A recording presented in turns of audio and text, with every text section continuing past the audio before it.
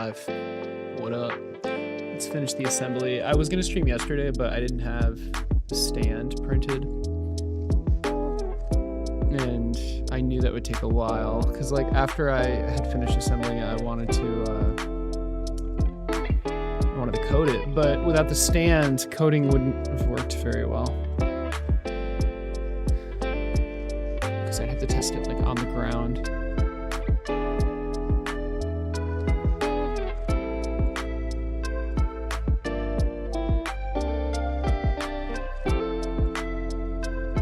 But we've got a stand now. Split it up into 3 separate parts. I haven't assembled it yet, but it's all printed out. So, hey, Bonju, Monkey Moon Man, what's up, guys?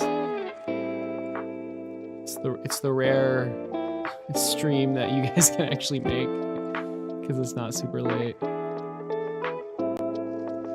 So what I'm gonna do first, though, is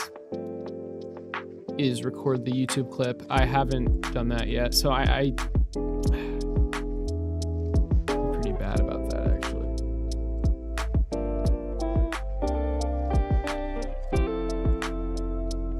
I'm trying to figure out what I have yet to do. The music's a little loud. I doubled the thickness. I added these this X to it. Which is 3D printable. Keep in mind it's 3D printed on this face. So this is completely 3D printable without supports. So this is me talking about the roll cage. I added some whole excited with the first one. This one. Okay, and I've already recorded. It's time to print it. I believe I've already recorded the actual roll cage in real life. Let me just make sure though.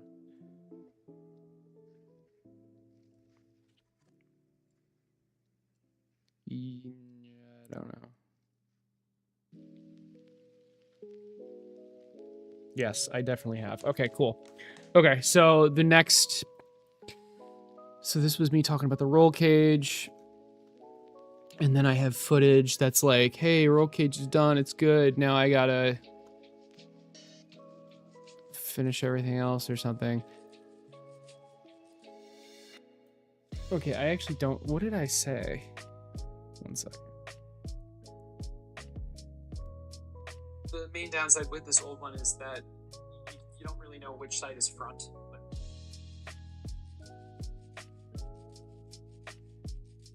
Okay, I'm showing off the old Hexapod and comparing it.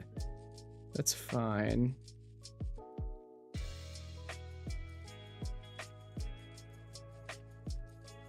Okay, now I just have close-up footage. Okay, what about? Okay. I'm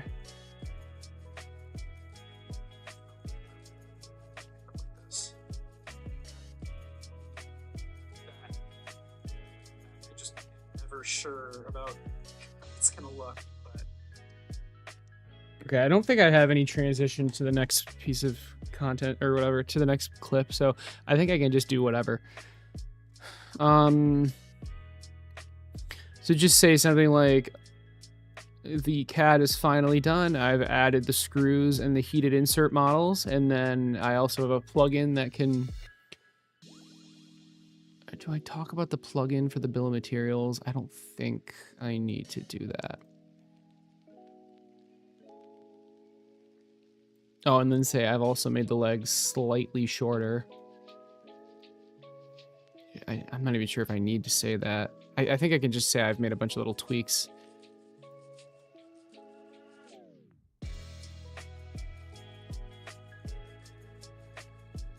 And then I just need to say let's get this printed and assembled. Yeah. Okay. Okay. Yeah, a lot of material. It's not. I don't think it's that bad. It was. I mean, it's just like beams. It's not like these are solid. I think it's 20 grams for each of these things. I just really don't want... I want it to be stable without needing to put like a weight under it, you know?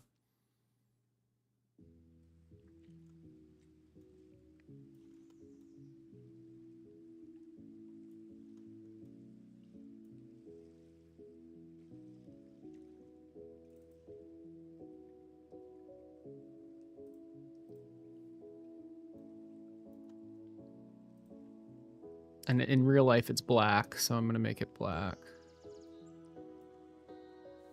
Can I do this? Can I, like, select all of this? No,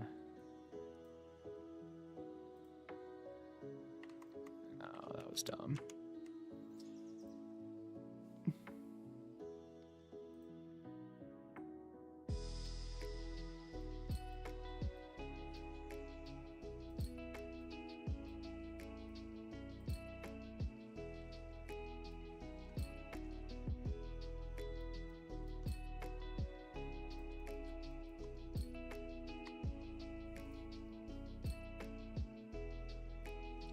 I don't think it's going to be easy to shift around. I thought about that, but these are inserted into each of the parts, so I think it'll be fine. And I also have it heated insert. I have heated inserts and screws, but I hear you.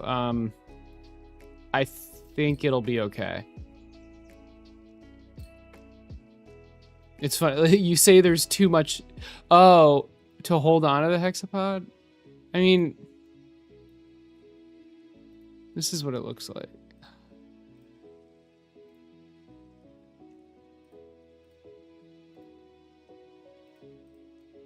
So it just, I wanted it to be easier to actually like put onto the stand, so it just like sits down. You can like kind of lift it off, but I'm hoping it's not going to be an issue. I guess we'll see. Although I'm not really sure what I'll do if this doesn't work. And the idea is you just set it on there. I don't know. We'll see. Hey, Q, what's up? We will see.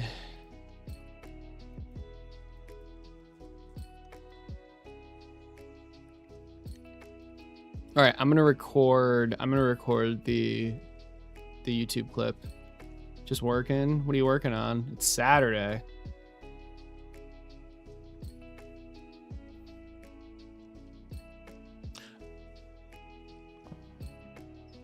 Okay, I don't want the stand to be in the background.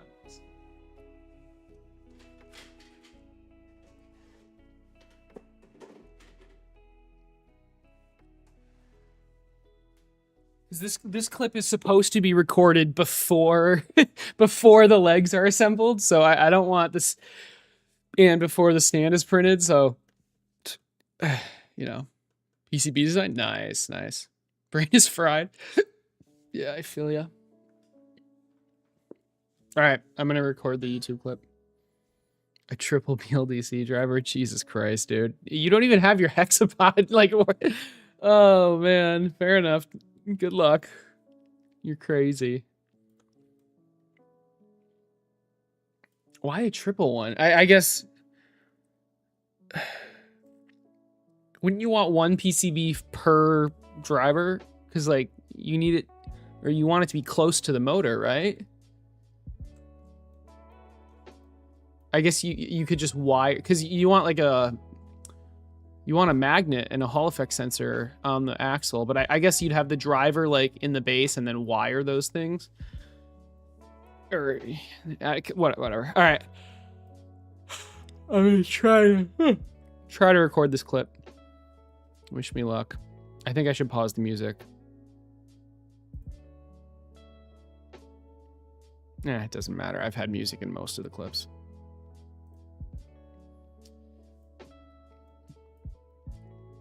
Wow, I pressed record and my mind went completely blank. This is why I need to like go over the what I'm about to say.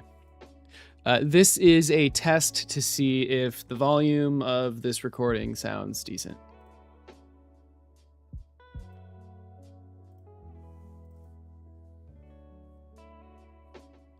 This is a test to see if the volume of this recording sounds decent. Beautiful.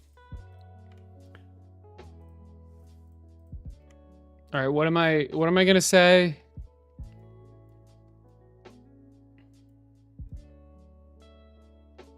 The CAD is done. The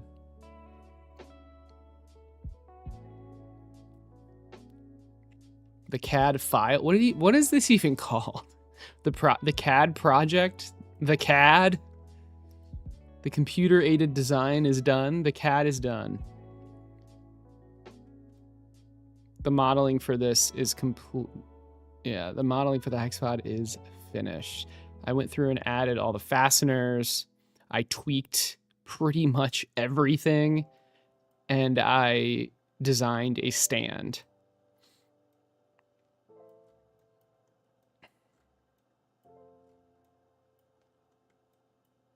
It's time to get this printed and assembled.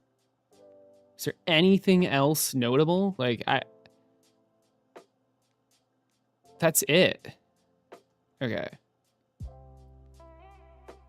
The sensors would be externally connected. Got you. Yeah, that would work. All right, the CAD is done. The CAD for the Hexapod is completely finished.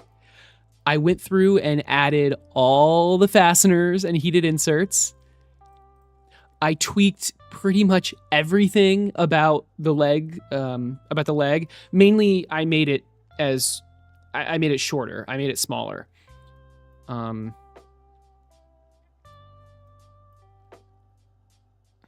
Because I'm using the red servos, the shorter leg is just better overall.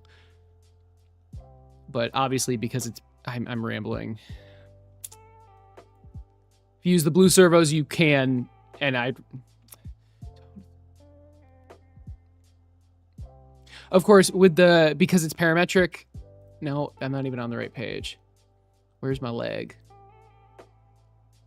Of course, because of how I've designed it, you can make the leg longer if you want to. Okay, that was fine. And as you can see, obviously, I've also designed a stand. It's now time to get this all 3D printed and assembled. Do I want to... I don't think I've looked at the camera at all when I've been doing these clips. Yeah. It's finally time to get this all 3D printed and assembled. All right, that's fine. There's not much to say, to be honest. I can do this in one take. I'm going to delete that. I can do this in one take.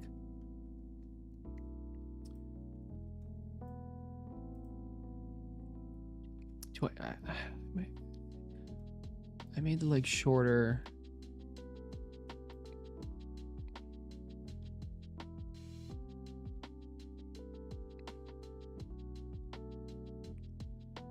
I do want to like briefly explain why I made the leg shorter, because I did. I tweaked the tibia, the femur, and the coccyx to be shorter. Because it's easier on the servos. That's literally the... Yeah, that's all I have to say. Okay, I'm going to try it one more time.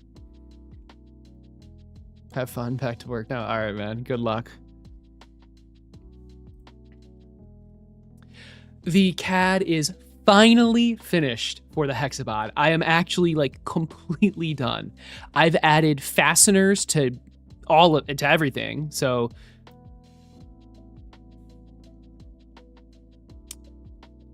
Damn it. I don't want to say fat. I want to say I've added the screws and heated inserts.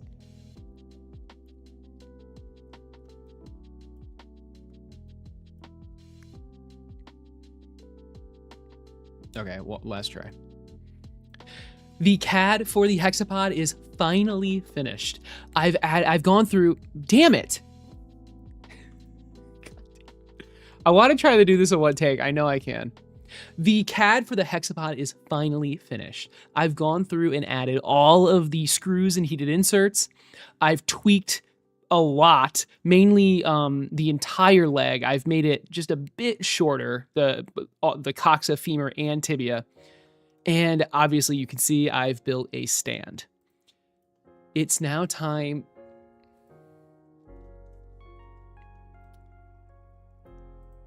It's now time to print everything, all of the legs and the stand, and then get this assembled. All right, that was good. That was good. There's just gonna be one cut in that clip, most likely. Cool. So let me get the camera moved, and then, as I said, let's freaking assemble the rest of this and assemble the stand. Okay.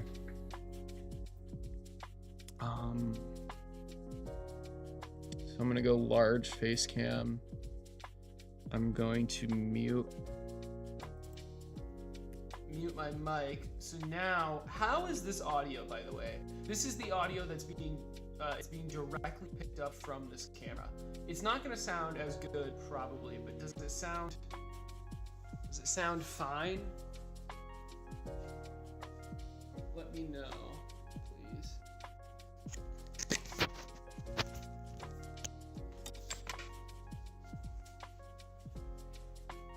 Oh no, we're still having rotation issues.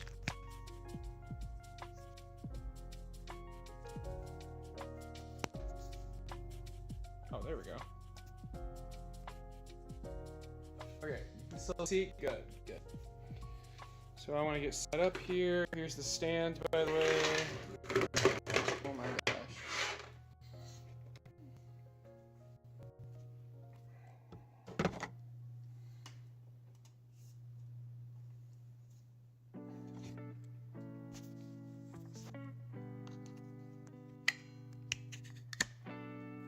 Oh, we're reversed.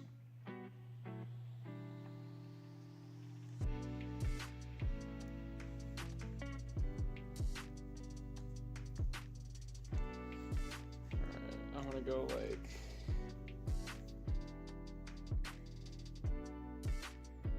something like that.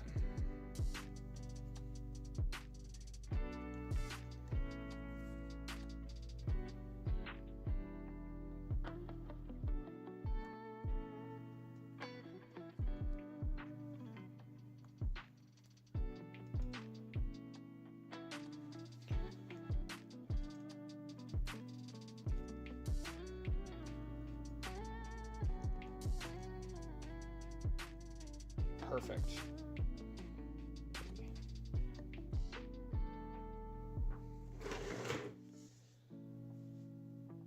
I feel like my head is gonna, hold on, I gotta move this. My head is gonna be, I gotta do like,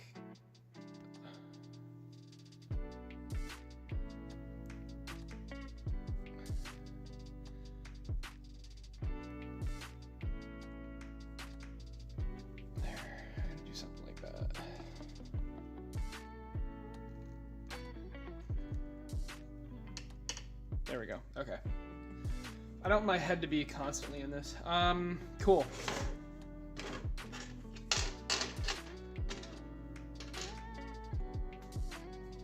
How's the audio?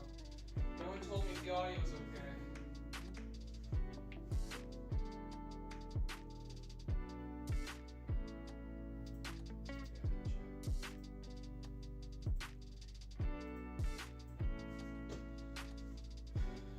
Alright, I should be able to hear myself. This is a test to see if the audio is okay, just directly from my phone. Test to see if the audio is okay. Test, I cannot hear myself on my phone.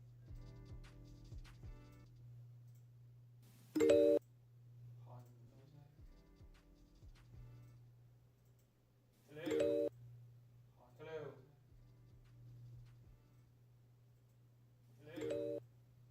Hello? Oh, now I can hear it. All right, this is a test to see if the audio mic, like, using the mic directly from my phone is okay. The audio mic. Oh, that's fine. That's fine. Sorry, using the mic directly from my phone. Oh my gosh. Okay. That's fine.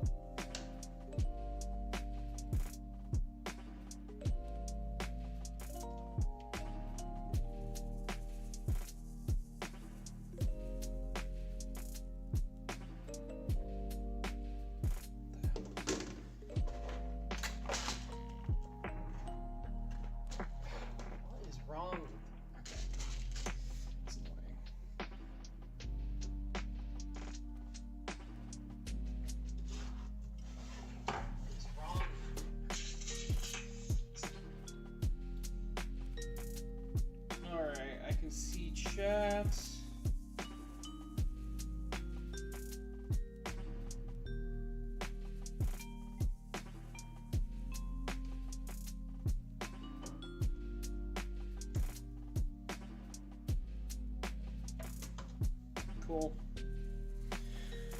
Okay, we're almost good to go, guys. Give me a second. Or give me a couple more seconds. All right, what am I missing? I need the charging cable for my phone.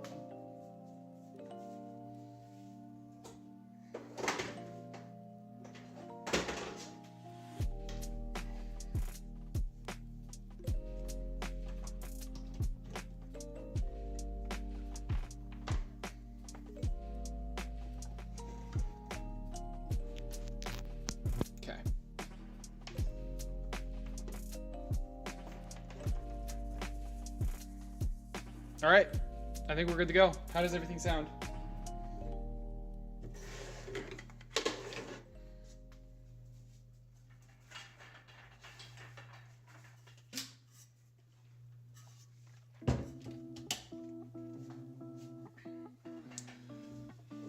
So, we've got the stand. I'm just go into here. Hopefully this works. I mean, I haven't tested it yet. But we've got each of these things need 2 heated inserts.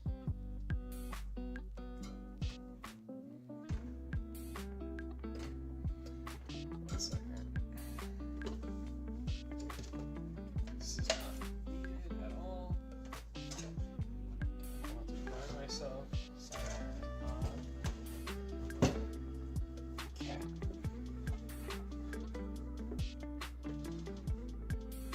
Yeah, you guys can hear me, right? Because I've asked like twice and no one has responded, so I'm slightly nervous. Bondrew, can you hear me? You can, right? It doesn't sound like it's not too quiet.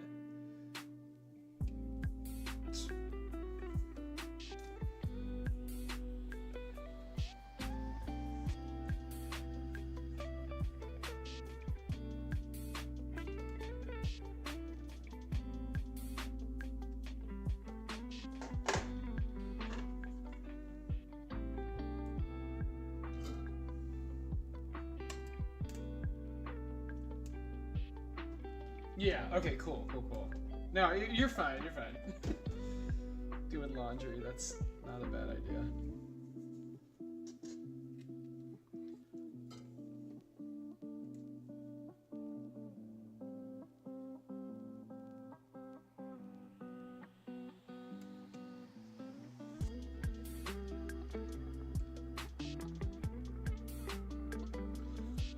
So today, the RC transmitter parts, they all arrived today, except the rest of the parts. I already had like 60% of them, except the freaking Arduino Megas. Those haven't even, apparently those only shipped like 2 days ago, even though I ordered them on the 16th. So it's kind of frustrating.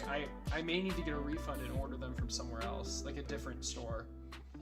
It's frustrating. I ordered 30 of them, cost like $300, and they're taking a super long time. But everything else came in, everything looks good. I'm just waiting on the freaking Arduino Megas, so.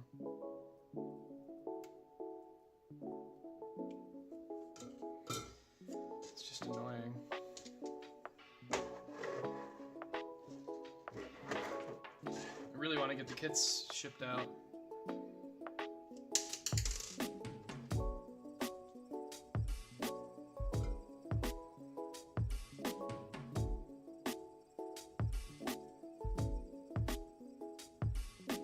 I had originally designed this stand to be 3D printable in one go.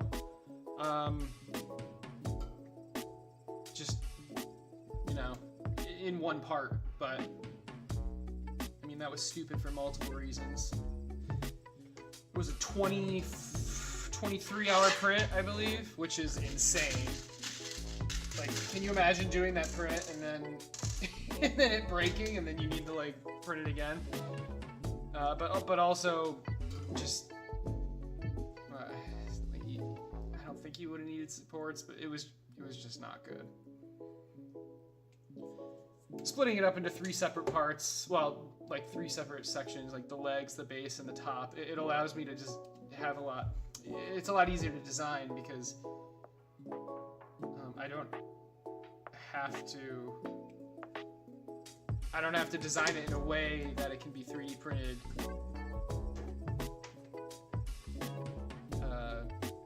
Like standing up.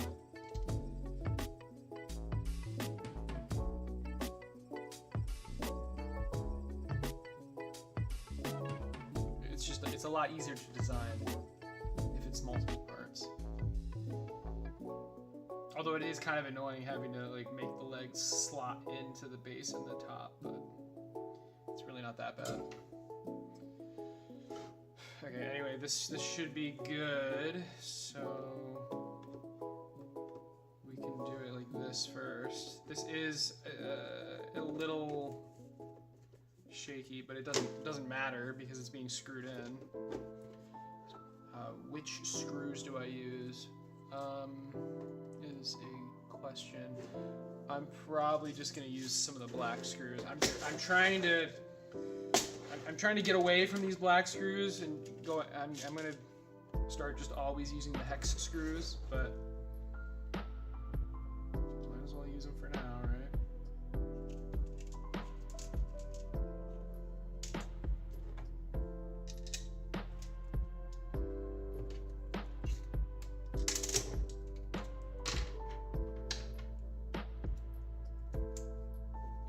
Hey, Reynold. Okay, make it louder. Okay.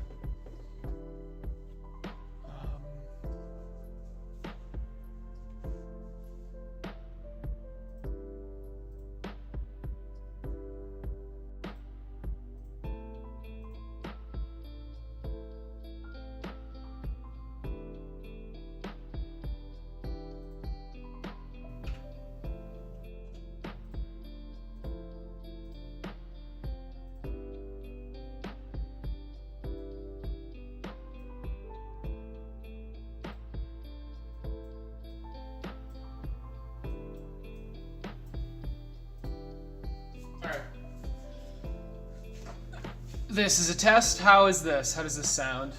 Is this good? I can go even louder if you want.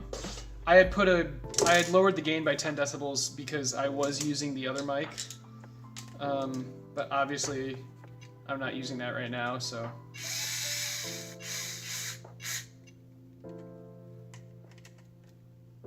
Okay. Yeah, notice how it barely moves now. And once we have 6 of these, it should be fine.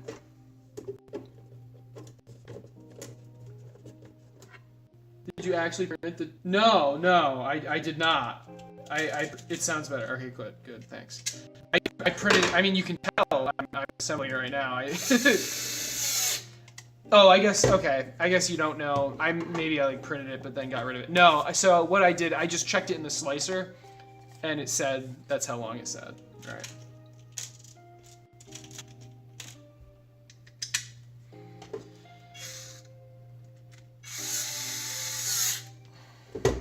Also, the bottom of this is dirty because my desk is a little dirty from I was installing the lights above me. The reason the lighting is so good, 2 days ago, on Thursday, I finally installed some lights, and obviously that required me drilling into the ceiling, and I clearly did not adequately clean the surface, but whatever.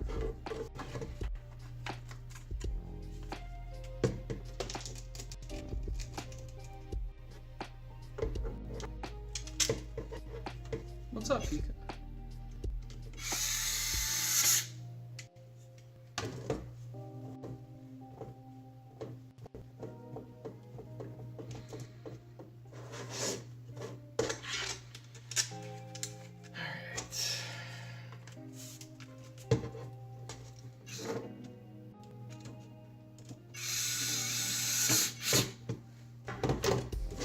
Okay. Now this goes on to this. Now these parts fit pretty tightly because I had to put supports on the ends, and yeah. Okay. which screws can I think I can use a shorter screw for this. Yeah.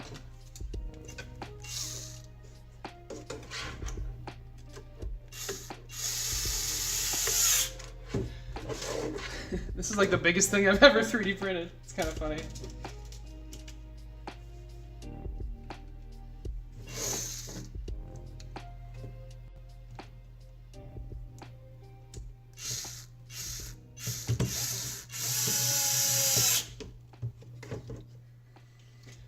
It's nice. The screws pull it together. This is. I like the design. I really hope this works.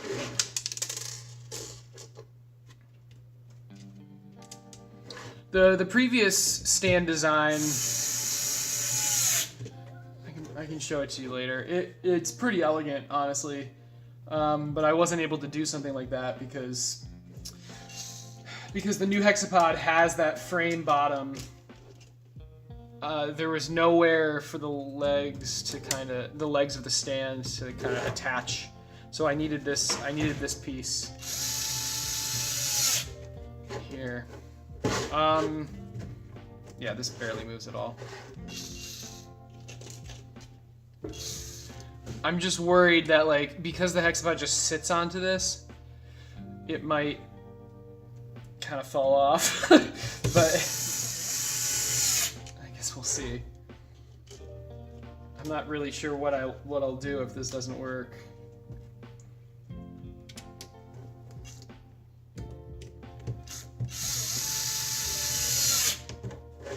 All right, that's everything.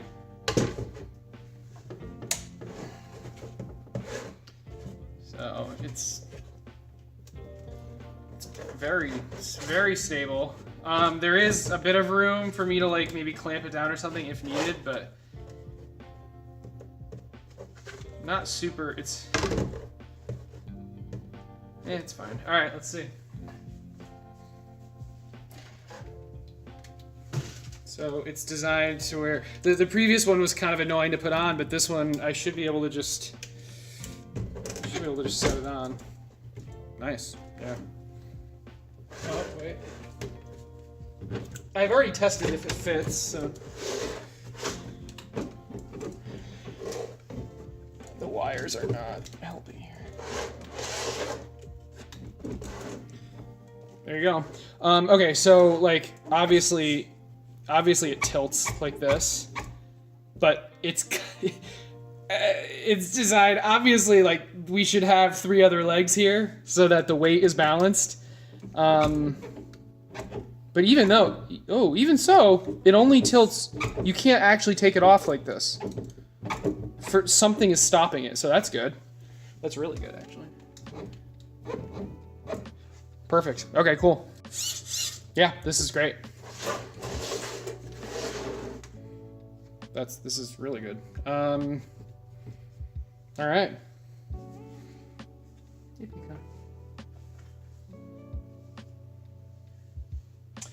Yep, this is a stand for the Hexapod, exactly. Okay, so yeah, well, that would require having screw holes. It's really important that I could just like place it, put it on, and take it off. I don't want to screw it on. Although I guess having the option would be nice. Not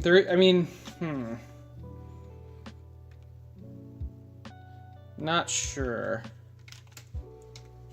If anything, it would be like a snap or a clamp or something. I mean, it could somehow attach to the bottom, but I think it's fine. I think it'll be fine. We'll see. It just kind of just sets here. Yeah. We'll see. Yeah, let's assemble the other 3 legs. Let's do this.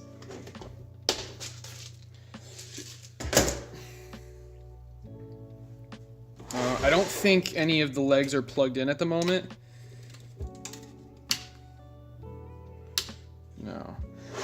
So yeah, with the other stand, it was really annoying to put on and take off, but with this one, it just sets there, which is super nice. Hopefully, it's not a double-edged sword though. So right now, I'm plugging the legs in. only leg 1 is coded right now, but this is the femur.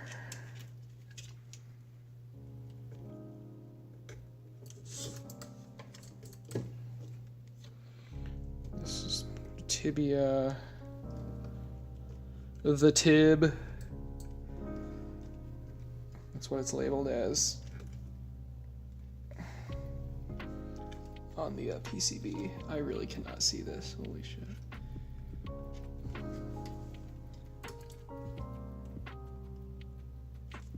Okay. And then the cox.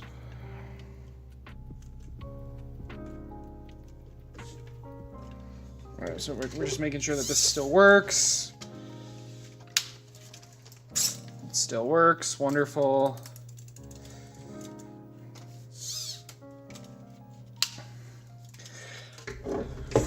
And now I'm going to unplug them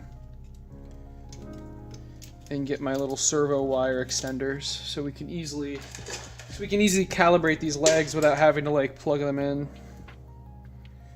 All right.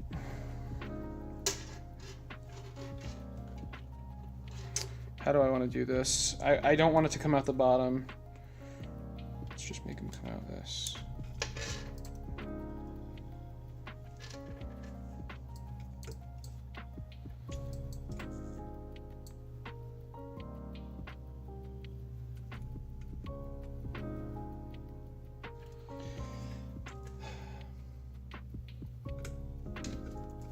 Oh, it's backwards. There we go. Okay, that's one. I should label these somehow. Okay.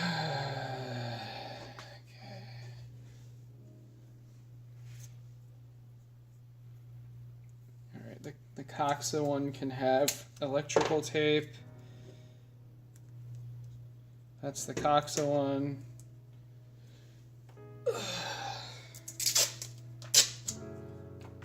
And the femur can have duct tape. Okay, that's the femur.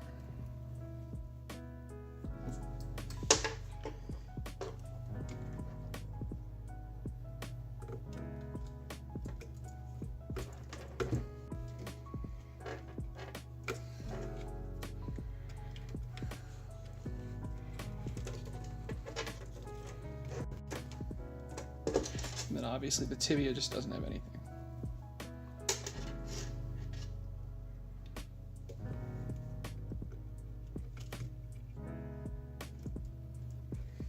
Okay.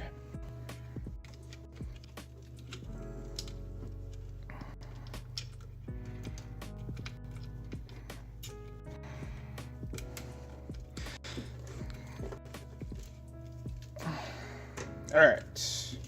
Shove these wires in.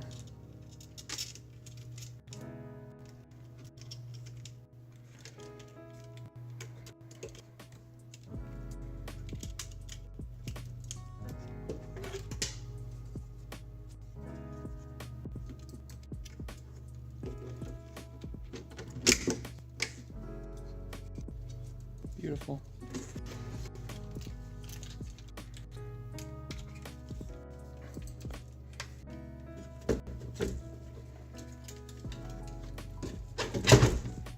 Yeah, I just set it there. Cool.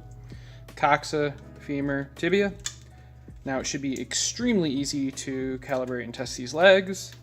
I'm not gonna have to like pull it off and, you know, plug it back in and stuff. This should not do anything, but for example, let's take the coxa, which is the duct tape, and plug it into this one. Yellow goes to white. Now, if we turn it on, the coxa only should move.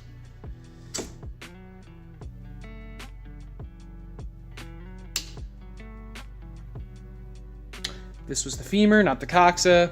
The coxa was the electrical tape. My bad. I wonder if anyone caught that. That is what I expected. It should be out. Okay. And you know what?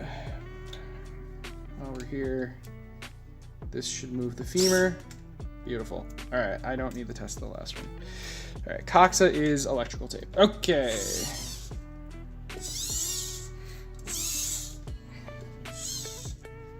Great. Let's do the rest of the legs.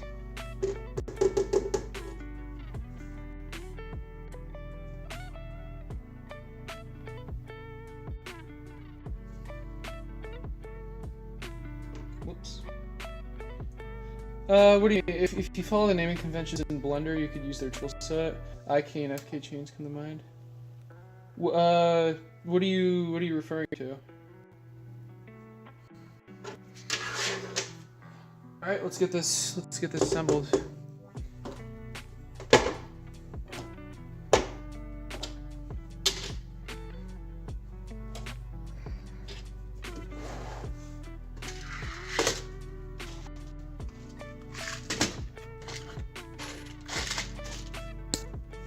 Sorry, I hit the camera with my head. Okay.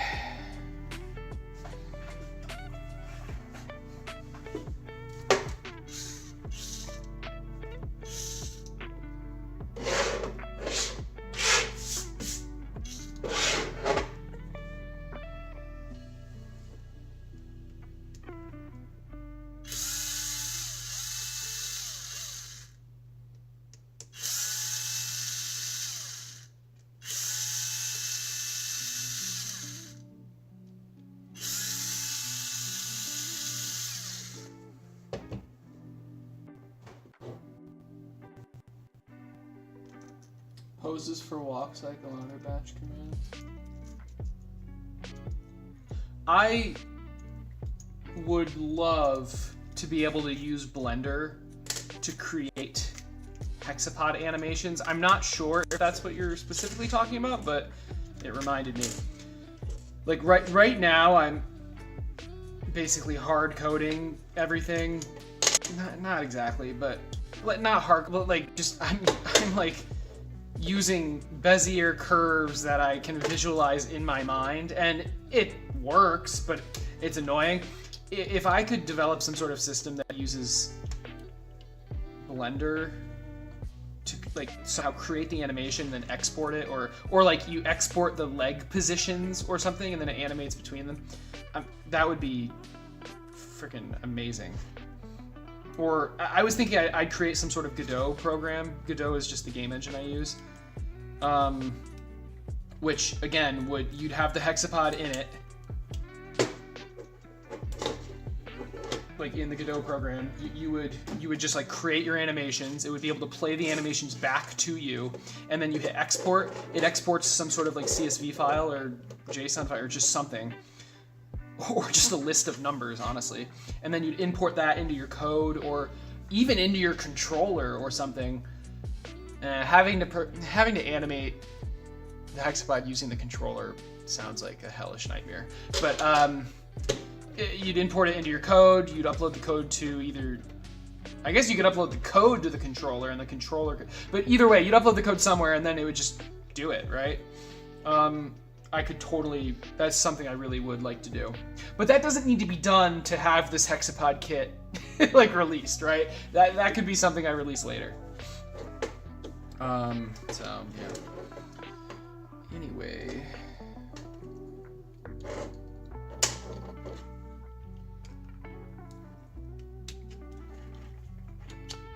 It's something I would like to do, and it's something I totally could do. And that doesn't even require physics at all. There would be no physics, simulations. It's just, it's basically just animating it, right? All right, so we're doing the coxa servo right now. It should come out of here.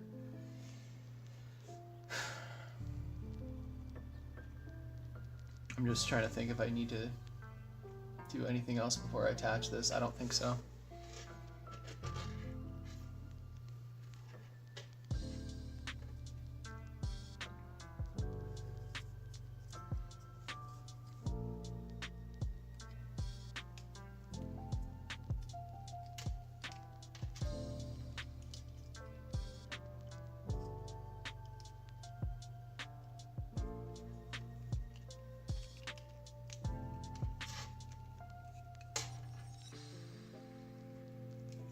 Making sure nothing's getting pinched. We're good to go. All right.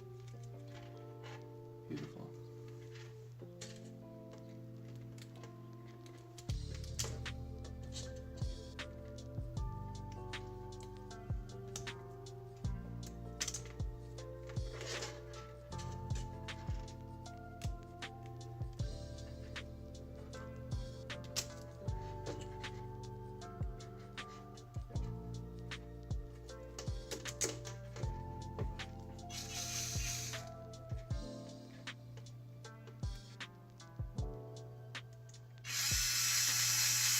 Yeah, map it to, yeah, so like you'd map it to a button on the controller, you hit that button, and then it plays the animation. Exactly, yes.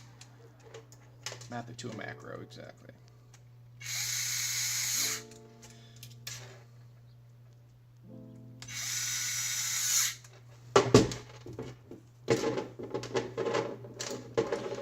Okay, we want the 4mm heated insert for this.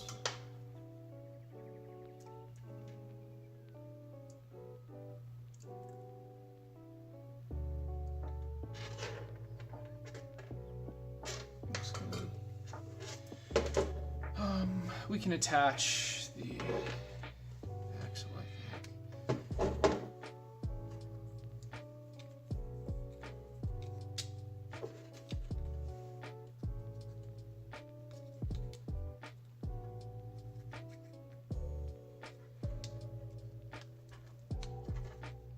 Oh, yeah. Let's screw on this first. Almost forgot. Well, I did forget, but then it started sliding around, which reminded me.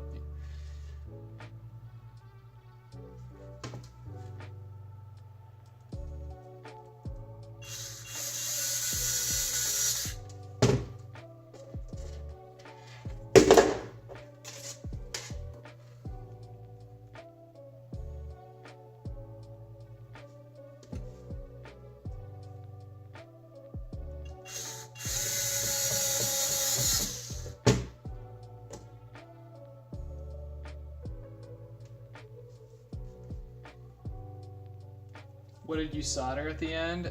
Literally just the rest of the servo headers, so that today I could just plug them in. It was just, I think I messed up one of the pins, and then, or two of the pins? I don't know, it just would not receive solder. Fortunately though, the pins on the other side of the board,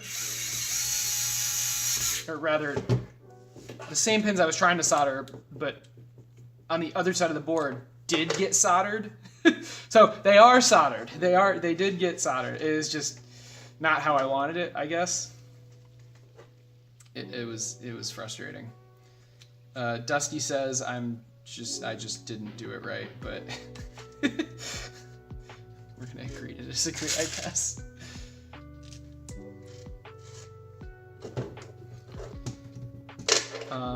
It doesn't help that the pads for the servo headers are really tiny. I already have a new PCB in that's coming that fixes that issue, but obviously I don't have that right now. All right, electrical tape is the Coxa motor servo, whatever. I'm gonna plug that in, turn it on. Oh, it was on. It was already on. That's awkward. Okay, this.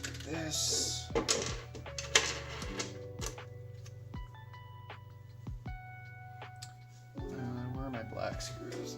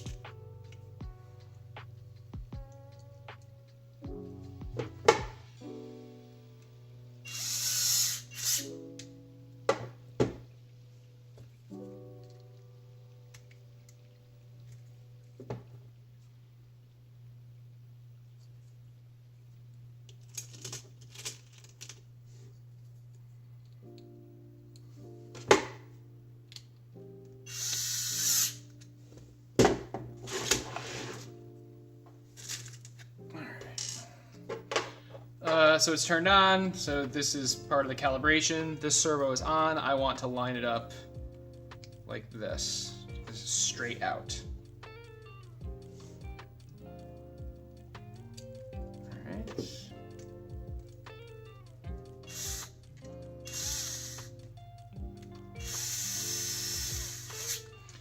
Ideally, it's not cross-threaded, but yeah, perfect.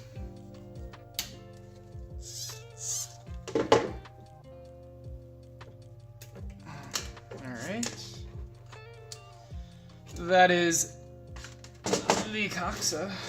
Let's do the femur and the tibia now.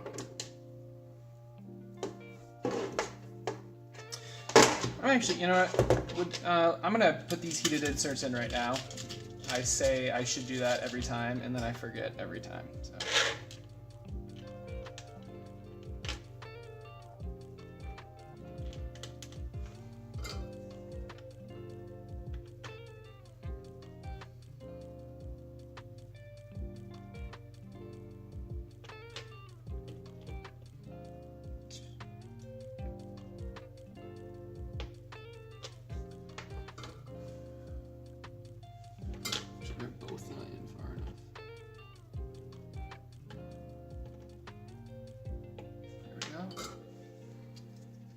Yeah, look, on the other side they poke out just a little bit, so like if a wire was there, it could melt, and that's not good.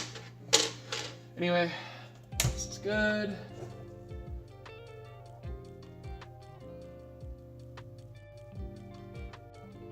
Yeah, label maker. I do have a label maker, but it is just easier to it's just easier to use the little pieces of tape.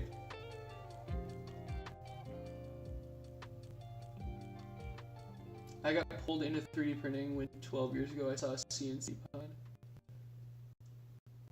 What's a CNC pod? Do I follow any game projects? We just got an update on Mega Man X Corrupted. Ooh. I don't follow that, but when you say game projects, do you just mean like anything at all? Because like I like the game. Well, I'm not really actively following anything. Although Thin Matrix and his little farming game, I like watching his devlogs. 2-Star and his jailbreak thing, that looks cool as well. And then I'm looking forward to the Jonathan Blows game, his block pusher thing. That's looking really cool.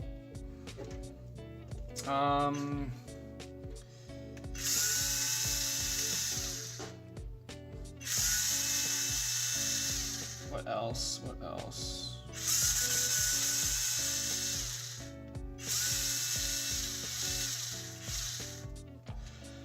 Thomas Brush's horror game thing looks really cool.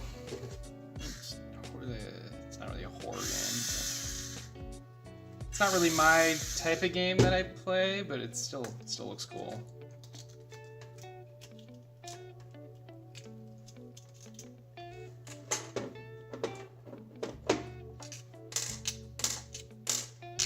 Slay the Spire 2.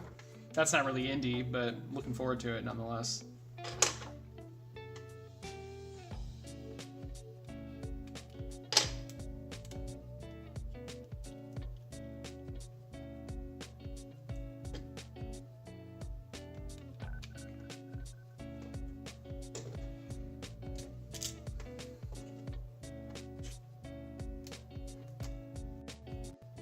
Warframe, nice. What games do I play regularly? I mean, it used to be... So, geez. I was playing League of Legends quite a bit. I like that game, but I also hate it. It's... I don't know. But, recently the Bazaar has been very fun. Although very recently, like the last week or so, 2 weeks-ish, 3 weeks-ish, I haven't been playing any games. You know, all my spare time, I've been working on the Hexapod stuff, or just really the Acer robotics stuff. Gosh darn it! Man, you guys are distracting me. I can't put this on. Shit. any mistake, just blame chat.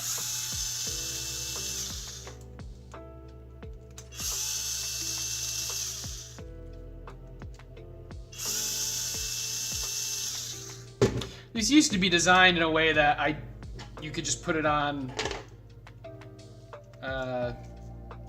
with the servo back on, but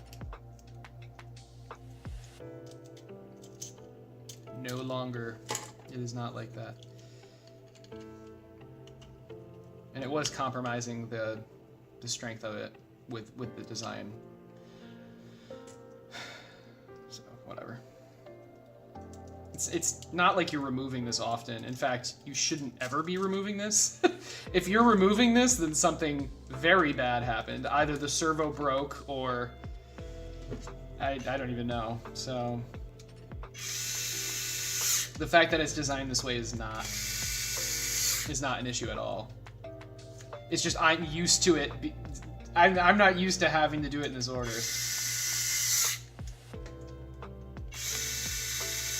Anyone building this from scratch isn't going to have this issue because they don't have the bad habit already ingrained in them. Like I do. Servo cover, indeed. There's the servo mount and then the servo back. I guess servo cover. Nothing's explicitly named that, but you know.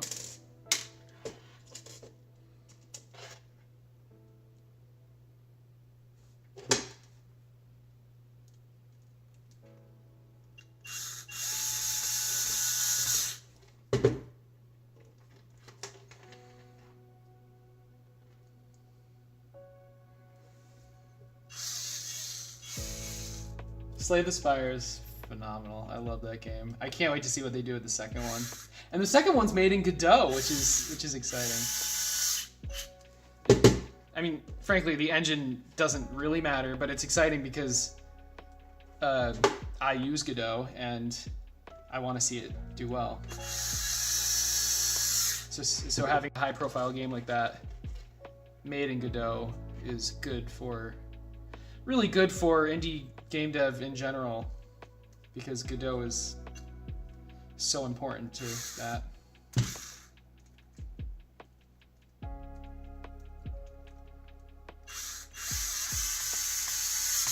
Without Godot, Unity could just do whatever the hell they want and they wouldn't have any competition. Unreal is not competition for Unity, by the way. Playing the defect, nice. Hey, Namar, what's up? You're currently trapped in Mexico. Jesus. Can you borrow the Hexapod? Jesus. Yeah, I mean, are you able to be shrunken down? Well, because the Hexapod can't really support your weight unless you're like a small lizard or something. But although if you're able to be shrunken down, you could probably just get smuggled into the US in like a freaking purse or something, so.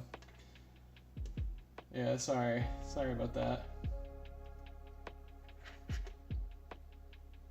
Yeah, no, that because of Unity being dumb, they went to Godot, and it's great. All right, femur looking good. Oh, well, this is the tibia, because the femur needed another piece, so this will be the tibia. All right. So the tibia attaches like this. This piece goes here. This piece goes here.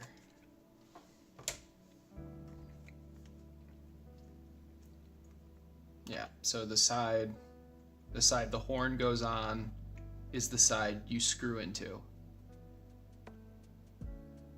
Is that right? No, that's not even right. Okay, let me just mimic the leg I'm looking at. So if it's like this, right? It's this.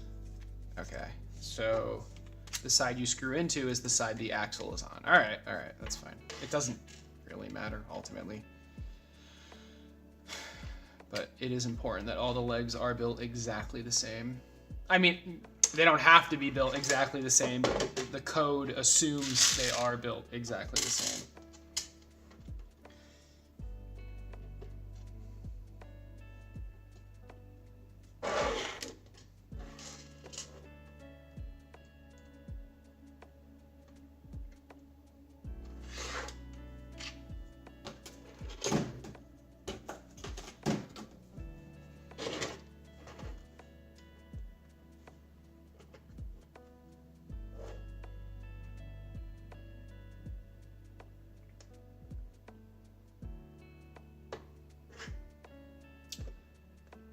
Reno, are you familiar with the Unbound game engine? It's relatively new. It's using similar tech that Dreams uses for the modeling. Except it's on PC and it already has exporting and stuff.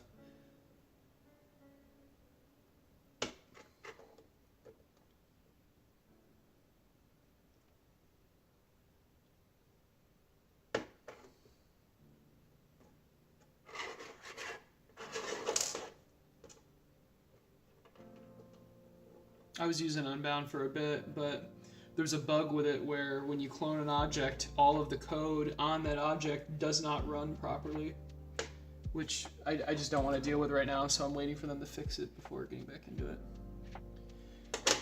Okay. Tibia is super easy to put together. Nice.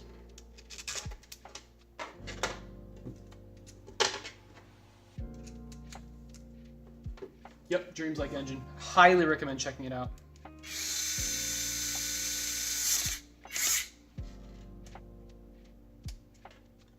Do I have the wrong size for this? Because it's twisting within the... Maybe this screw specifically is just slightly bigger. Because I haven't had that issue before. Yeah, I think this specific screw that I just screwed in is missized. No, no. Did my bit just like die on me?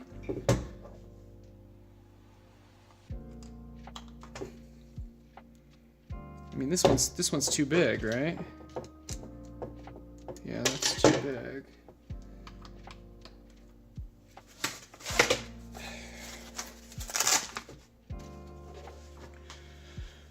What the heck? What the heck?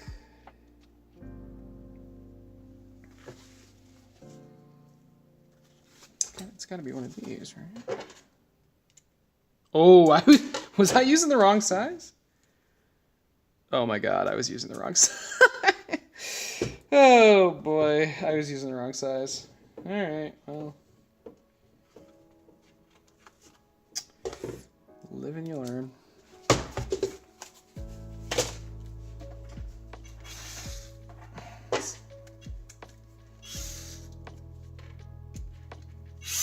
Yeah, there we go. Oh, maybe not, Jesus.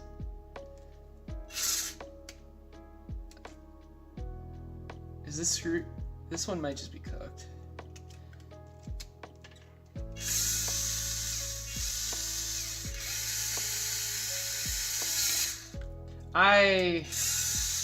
Before I strip this too hard, I'm just gonna throw this. I'm just gonna get rid of this screw.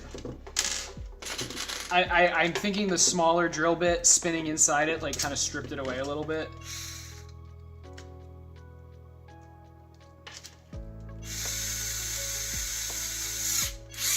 There we go. Yep. That's exactly what happened. Cool. All right. Anyway, let's do this.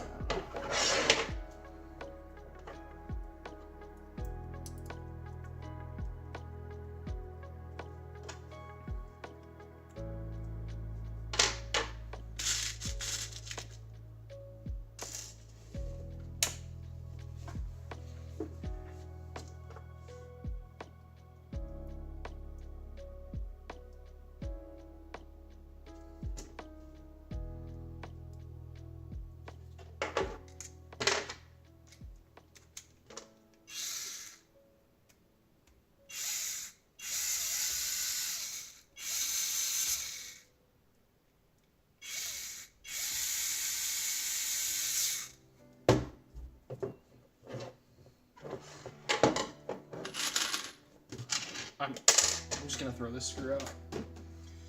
I don't want to use it at all.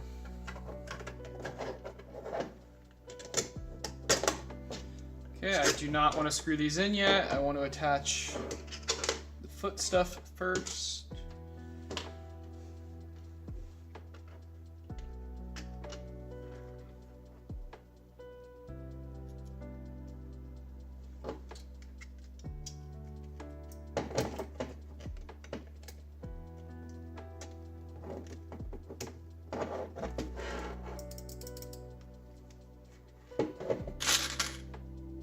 of screws, so probably. That's okay though. I'll just use some of the black ones in the meantime.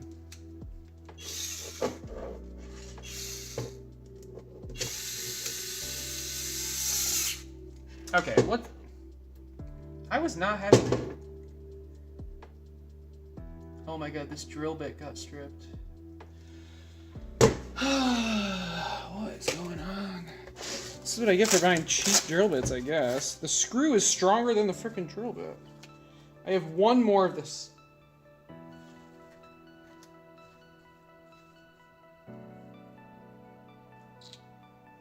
Oh, wait. What about this one? Nope, that's literally spinning inside of it. No,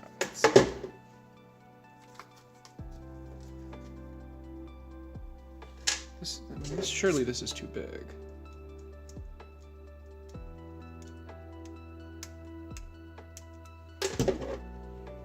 Oh, 3.5. Well, of course, the 3.5 one is missing. That's great.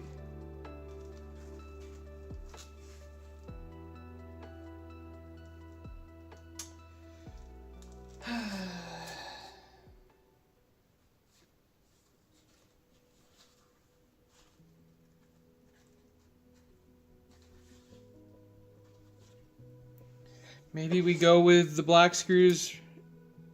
Okay. Well. This is really annoying.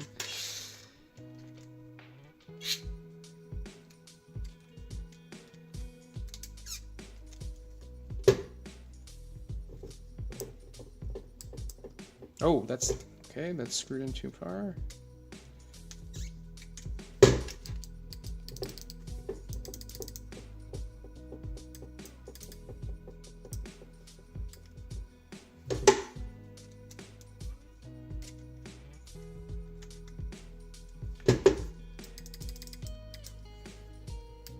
Actually getting stuck. I've never had this issue. There we go.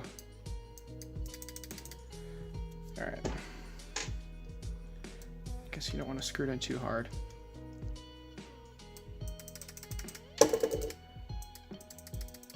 It getting stuck would be really, really bad.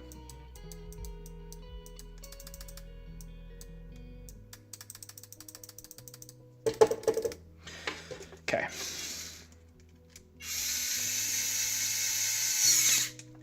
Dude, I don't know.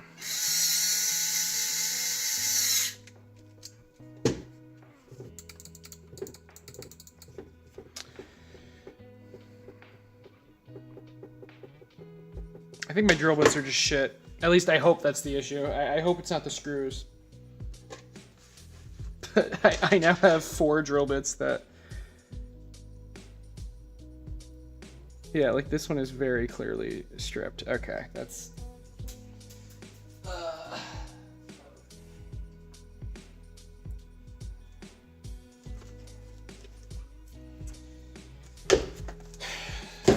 Whatever. All right. Anyway, that was the tibia. Let's do the femur now. So we've got this stuff.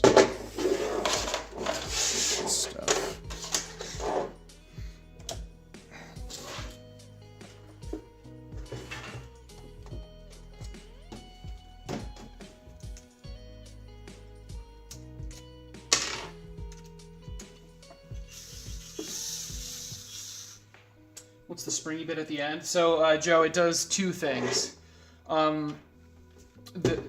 So in the beginning, for the first like millimeter or so, it pushes in this limit switch. It's this, and that'll let the hexapod know that the leg is touching the ground, and then the rest of the motion, this spring takes over, and it's basically shock absorption, so that the servo, mainly, you can't really see, the femur servo and I guess the tibia servo isn't like directly just like taking the brunt of the force when it hits the ground. There's some sort of force is spread out with the spring. And then you've also got the semi-squishy foot that also helps with that. So hopefully the combination of the spring and the foot makes it so the servo gears don't bend. Early on, I had that issue, but I was also using, with the blue servos, they're much stronger, and I really wasn't being careful with it at all. But this mechanism hopefully will work better. We'll see though. Obviously, I haven't tested it on an actual Hexapod yet, so it's a good question though.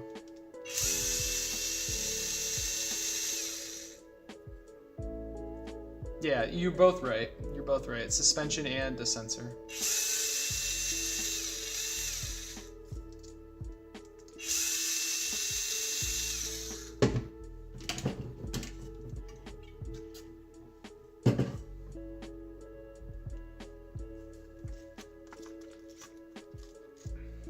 All right. Let's not forget to put this on.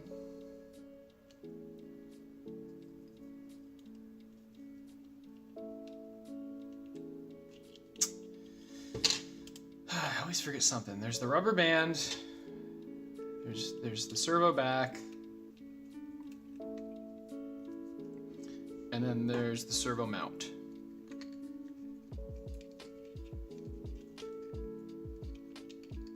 But the man, not in that order though. Okay.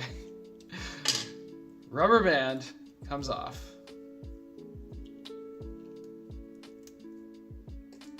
Servo mount goes on. Servo back goes on. And then we'll rearrange the wires so they don't get pinched.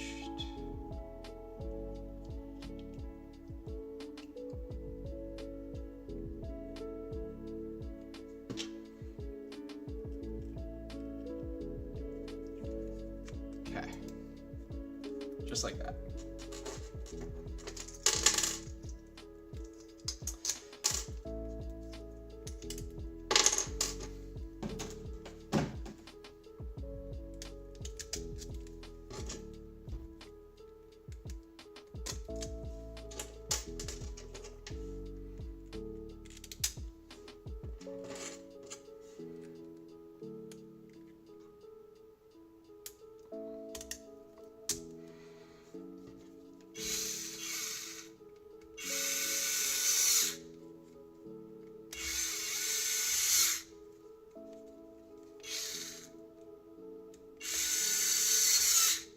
Don't know why my hex drill bit is just all of a sudden having problems. I mean, I literally have 3 different ones. I don't know, it's weird. I mean, I'm not screwing it in any tighter than I normally do. The torque is still on the minimum setting. 1 second, the music's not looping.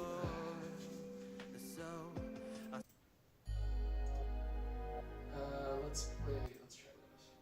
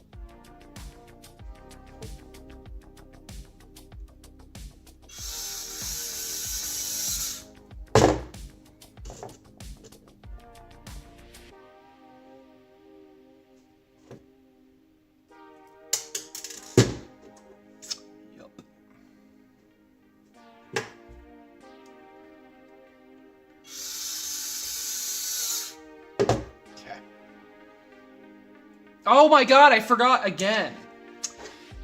This piece needs to go on, but I can't. Frick, man.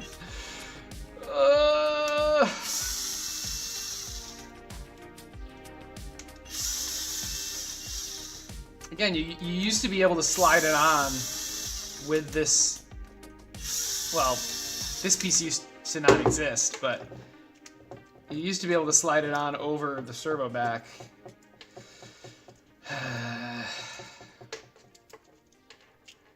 It's fine. Seriously.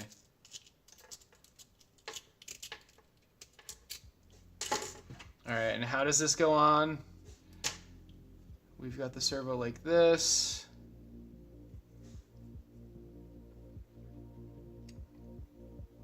So this piece would go like this.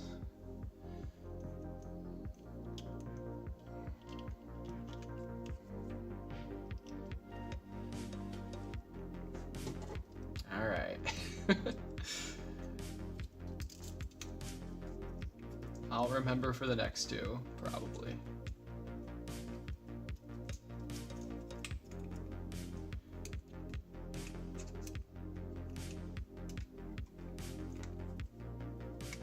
Something's getting caught. Ah, because I put it on backwards. Yeah, that's awesome. Or, you know, I guess backwards is the right word. Yeah.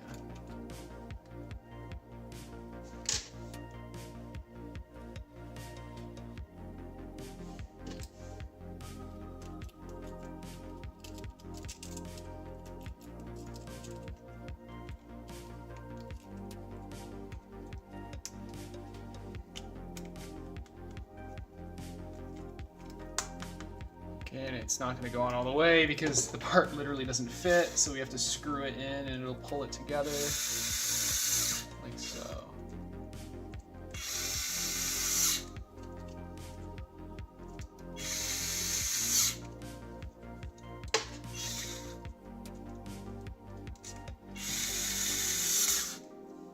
All right.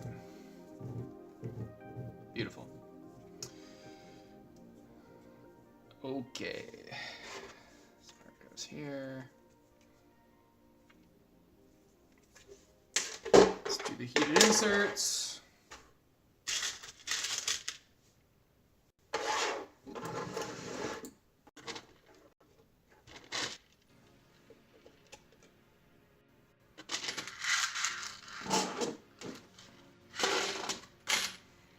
I'll move this over here so there's more room.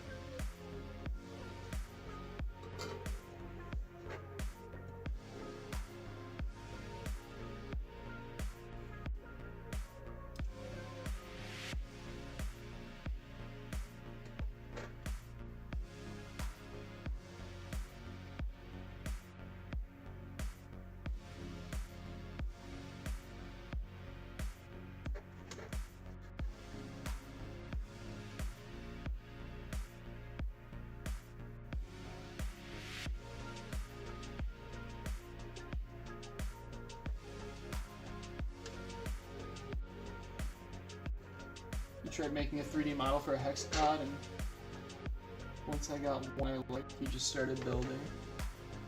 Okay.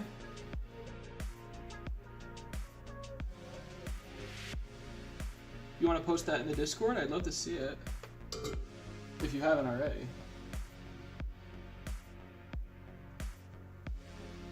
You're doing Arduino stuff with buzzers and LEDs and stuff? That's awesome. That's awesome.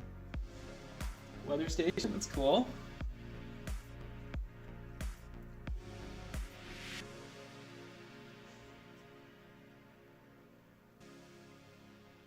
Alright, this should be good, hopefully.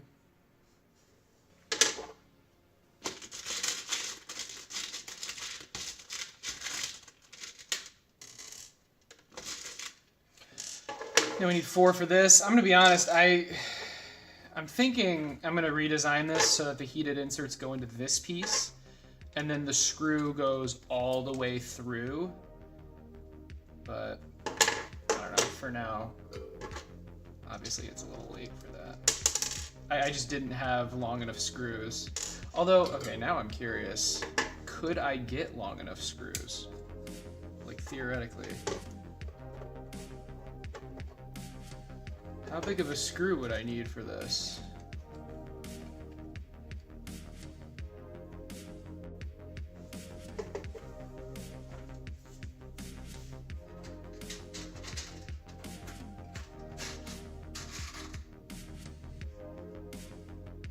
Yeah, I mean, even the longest screw I have, which is like 50 millimeters, it's not long enough. I need like a 60 millimeter one.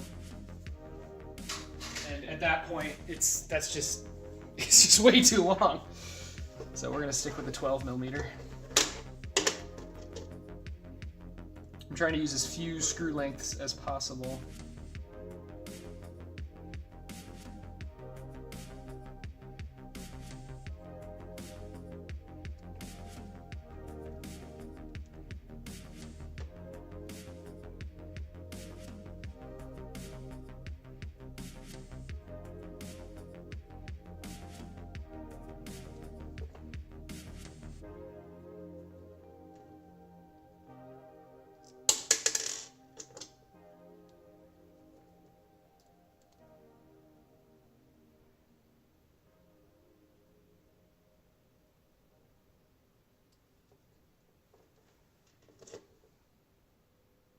Hey Dave, what's up?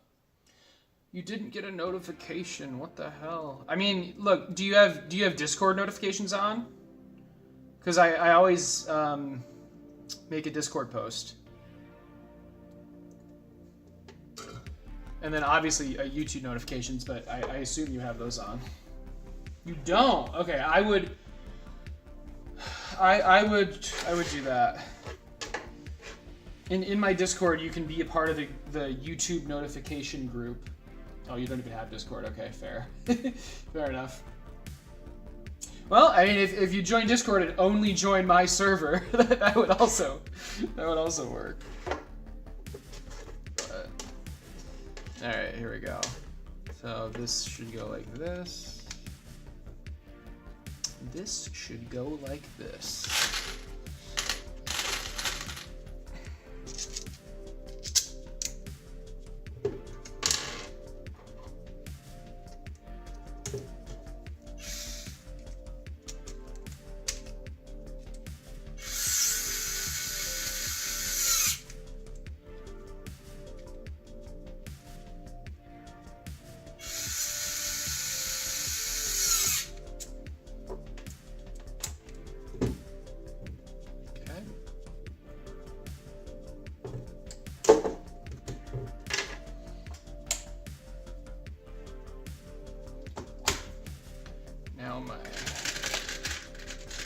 Favorite part, these freaking things. I do not like this part. Wish there was a different method for this, but there's not.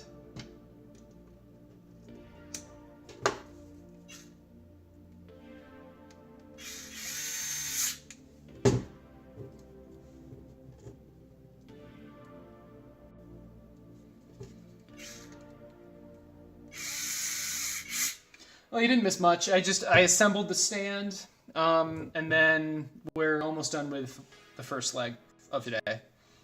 So.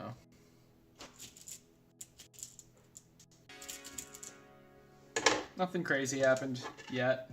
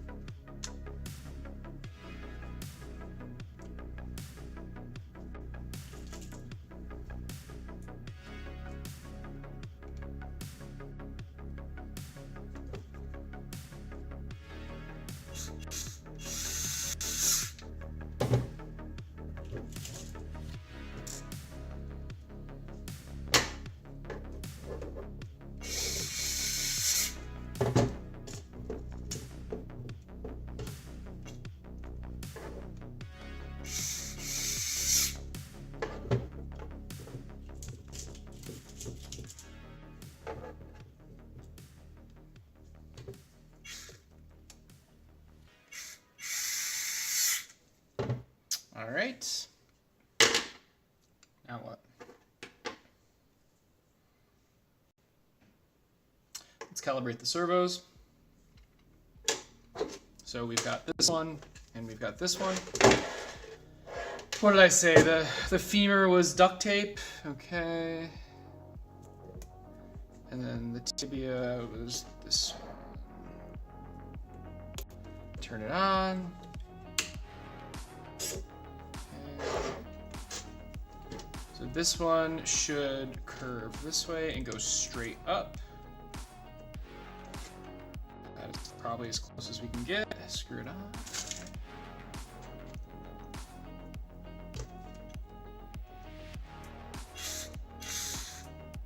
Don't cross-thread it.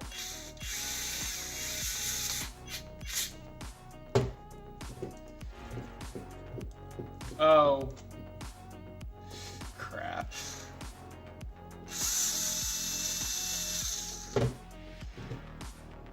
This one has, I almost forgot, the caps.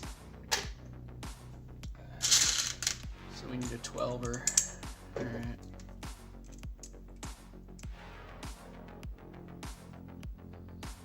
Actually, for these, I should probably use the 10, if I even have 10 millimeter, just so I don't run out of 12 millimeter screws.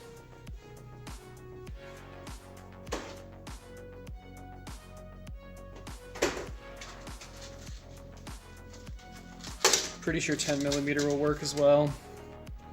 For you guys, you'd be using 12 millimeter, but I'm gonna run out. I'm gonna run out of screws.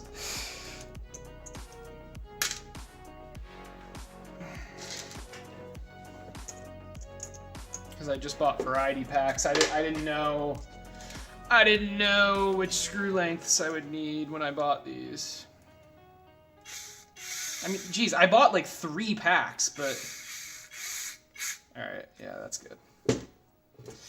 Apparently not enough. Alright, and this one needs to go straight across. Can this go down one gear? One tooth?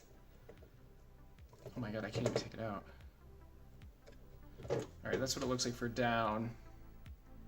I need a tool for this. That's better. That's better.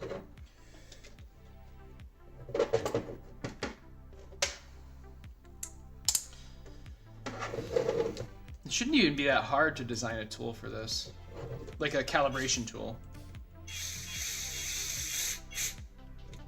There we go.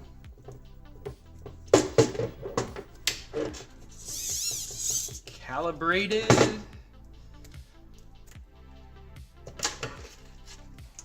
Let's finish attaching it.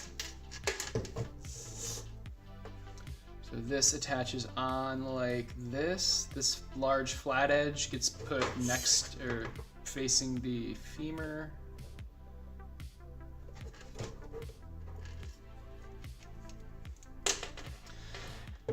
This would be another 12, but can I do 10? I think I can get away with 10.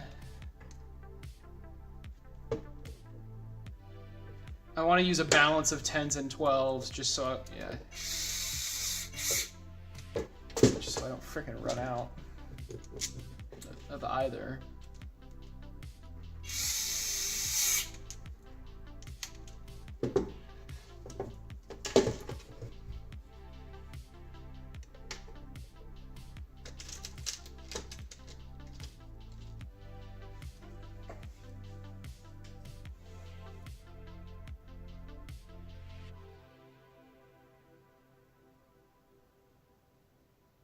How are the remote kits coming? That's a great question. I have every single part except the Arduino Megas. The rest of the parts that I was missing came today. The Arduino Megas have not come yet, which is really frustrating. I may need to just get a return and then order them from a different store from AliExpress. I don't know. I don't know what I'm gonna do. Apparently 2 days ago they shipped, which is like way behind schedule. I mean, these are probably gonna come eventually, but I'm definitely not ordering them from this store, from the store I ordered them from again. It'll be from a different store. So that's frustrating, but It is what it is. There's not much I can do about it.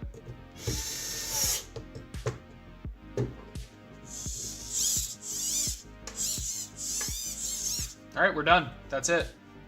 Oh, that's not true. We're not done yet. We gotta put it together like this now.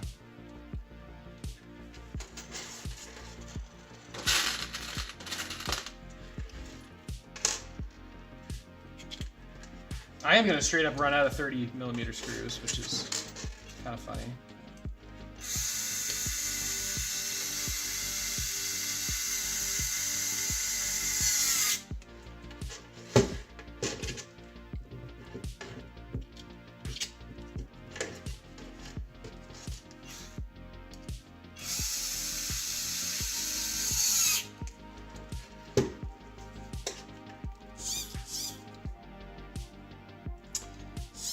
Beautiful.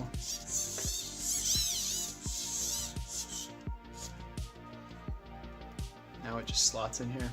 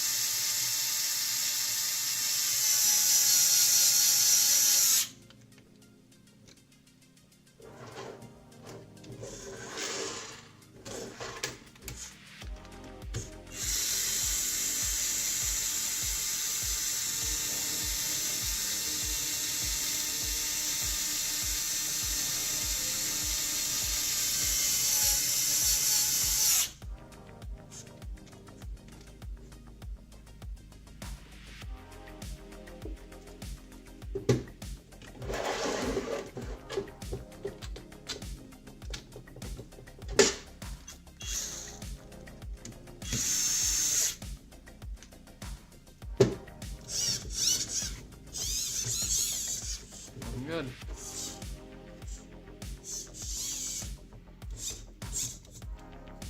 Two more left.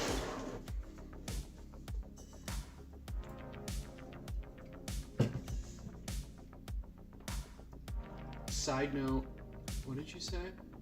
Side note, bought another printer. Nice. You got a 3D scanner? That's awesome.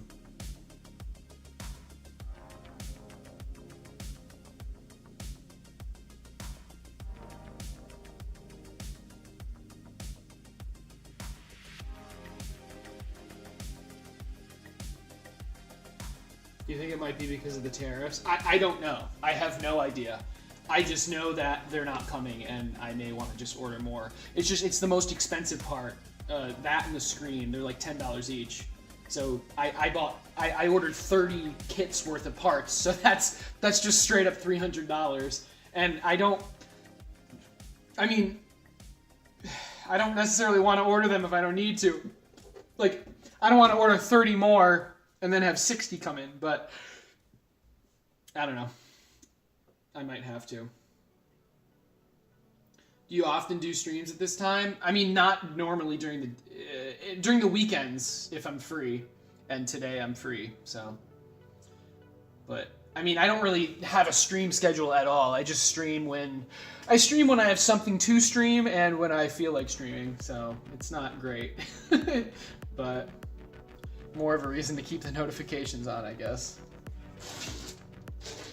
But yeah, during the weekends, I try to stream earlier because I know a lot of people aren't normally able to catch my streams on Thursdays and Fridays.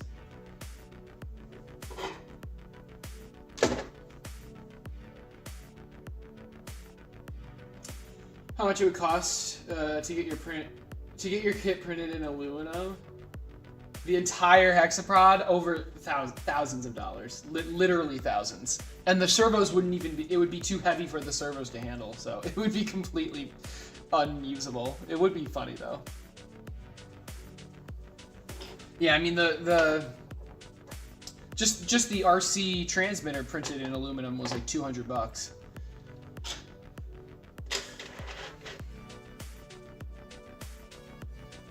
All right, I'm not gonna forget to put this piece on this time. In fact, let's just do it first.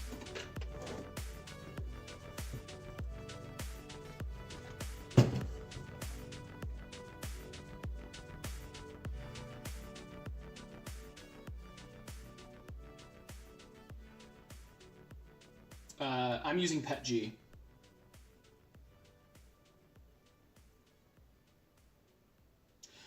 Well, Andrew, maybe, dude, but like I've gotten all of the other parts. All of the other parts for the kit except for the megas. So, I don't know. But this is going to probably delay it another 2 weeks, which is really frustrating. Oh no, I mean, the problem is PCB they only it's $200. They only do $200 per video, and this would literally cost thousands. And that, I mean, even if I got rid of some material, which I don't even know where I'd get rid of it, it would still be way too heavy. Guys, stop trying to make aluminum work. It's not it's not a good application for this specific bag.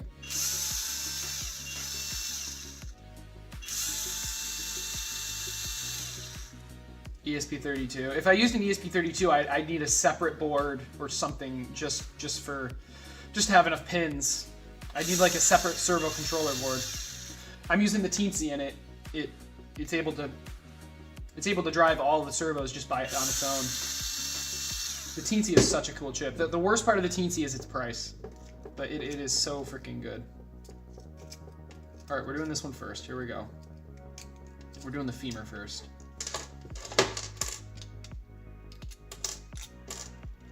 I know, yeah, I'd probably be the Servo 2040, but like, why do that when I can just use the Teensy? I mean, I guess for price, but do you know how much the Servo 2040 costs? Now the ESP32, it would come with like the Wi-Fi stuff or whatever, which is nice, but $40? The Servo 2040 is $40? Well, that just makes me feel even better about this. The Teensy is $30. So you could have an ESP32 plus the Servo 2040, or just the Teensy for 4.1. Well, I mean, now, can you convince me to use the Servo 2040 at all? Like,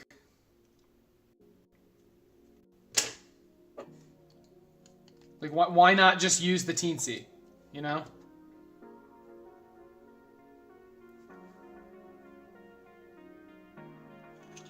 Okay, I'm actually doing it in the correct order this time, which is exciting.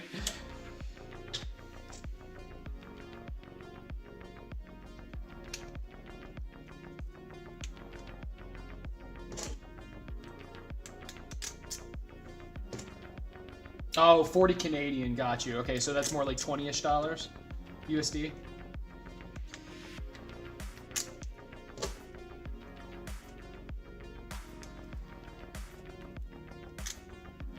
Also, guys, if you haven't yet, you should like this stream. Like, hit the like button. I think it'll push it out to more people. Although, frankly, I don't normally stream at this time, so a lot of the people that normally would watch probably aren't even. They're probably like doing something, but I mean, it's, what is it, like 2 o'clock on a Saturday? So.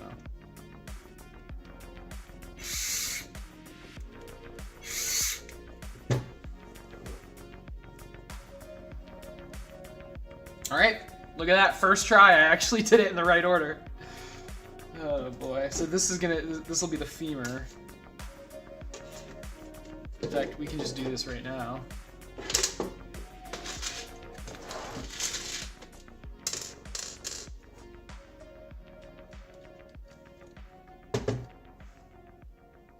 Time for a beer?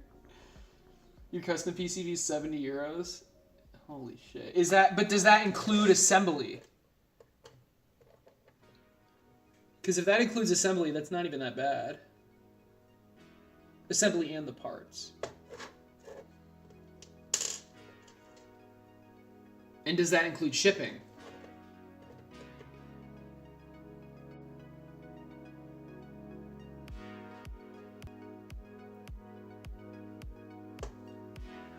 Sick Hexapod, thanks, Olaf. I appreciate it. You're making one yourself too? Nice. You have a problem that it's slipping on the floor, yeah. Of course I've experienced that problem.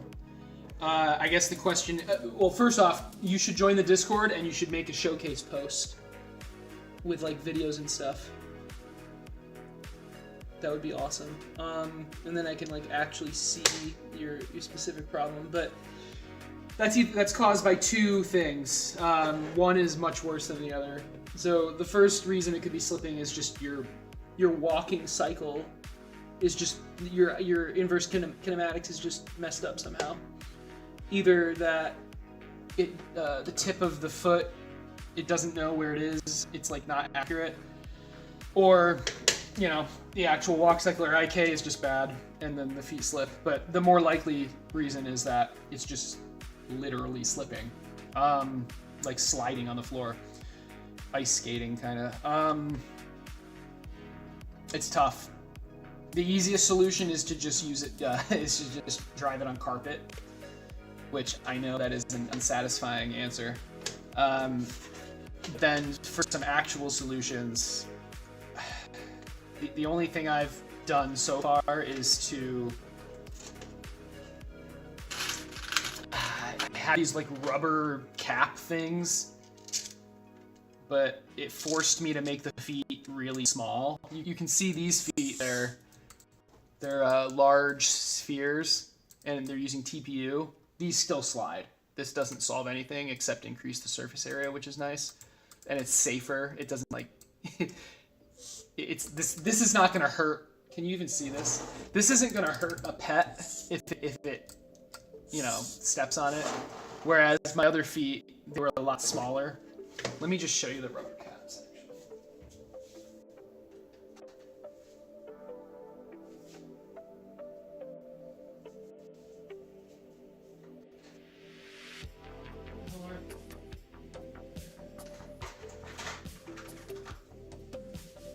All right, so I had these rubber caps. These gripped pretty well, honestly, but it forced me to make the feet really tiny, which was not ideal. I've tried putting hot glue at the bottom of this, which, not this one specifically, but that did work. But they got covered in hair relatively quickly to the point where it was sliding again.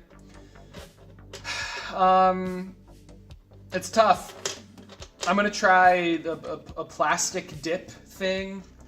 I don't know what it's called specifically, but there's a product that like, kind of like, you know how ice cream, you can dip it in chocolate and it hardens around it. It's kind of like that. You dip the foot in this and it would coat it and harden or whatever. And hopefully that's grippy enough on the floor, but doesn't pick up the hair. And the dust and stuff.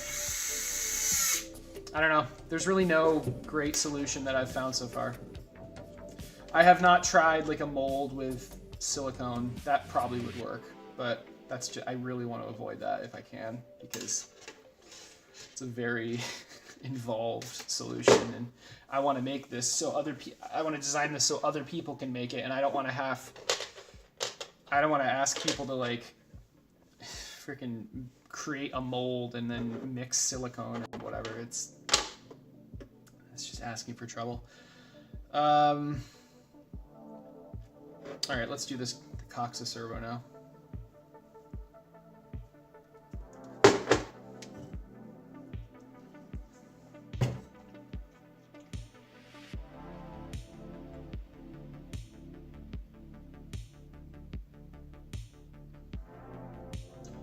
Are you saying in terms of parts, are you the 2040 should be 10 USD? Are you saying like if you build it from scratch? So like if you're buying the 2040, they're taking $10 worth of profit and it's $20, but really if you build it from scratch, it'll be 10. That makes sense.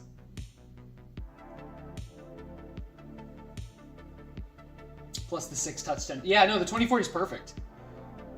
It's just another board you have to buy, and it adds complexity that I don't like, in my opinion. But no, there's nothing wrong with it.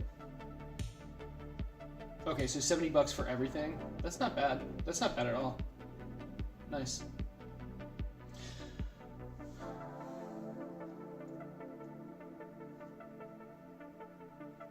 Yeah, the rubber hand finger things, dude.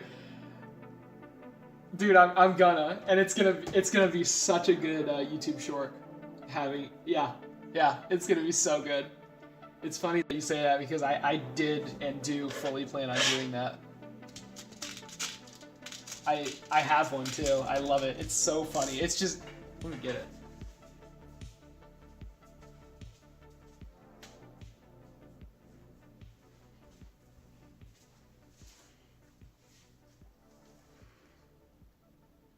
Can you imagine, dude?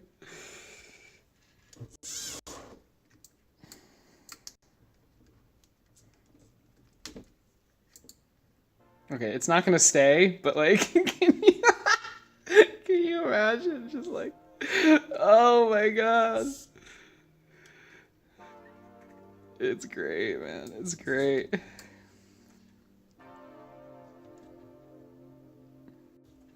I'm just gonna put this over here. Anyway, hey, if you want, if you guys want to design it, I'll start printing them. So design it so that it fits. These files are live. They're like, you can find them on my GitHub. Design it so it fits this, and I'll print them out of TPU or something. Now I don't have a skin-colored TPU yet, but yeah, that'll be so funny.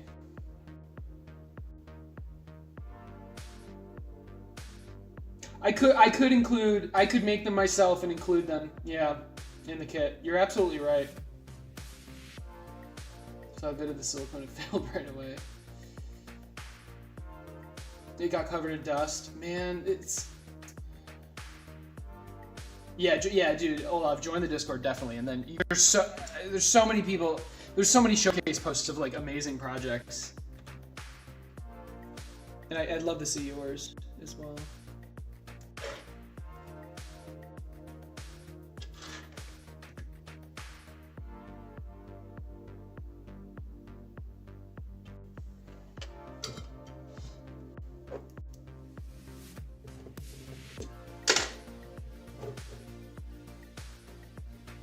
It's like 3 steps. I know it's 3 steps, but it's also just like a pain.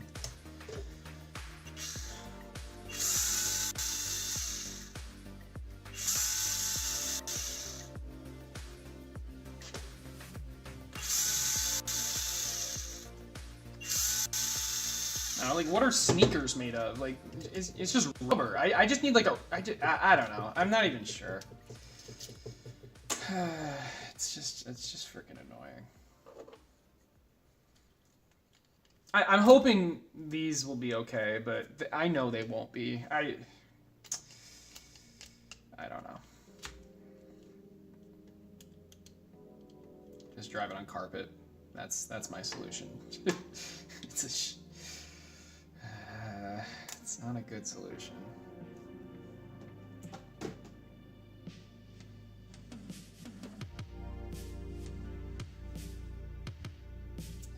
Let it wait. Oh boy. Alright, this will be the cock, so.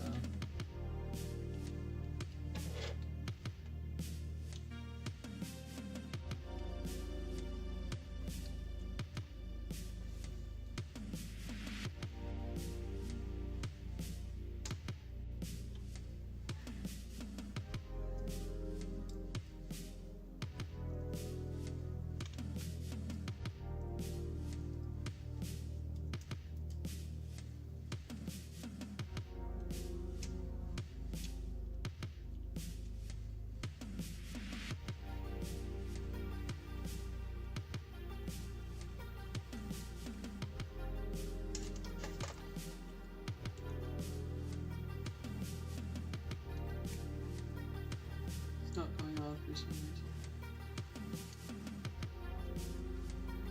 There we go. The PCB and the servo was getting caught on the edge.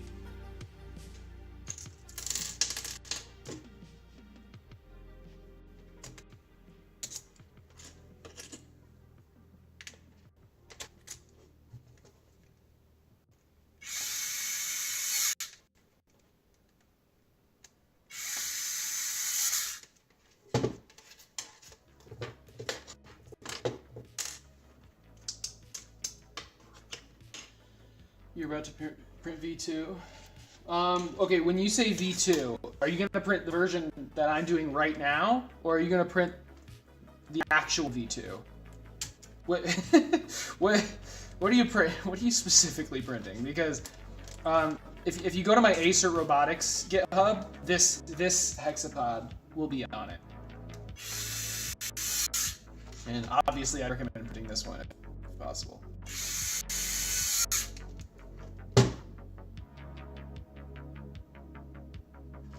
Are you saying hot glue, like, onto the servos? It's not a bad idea.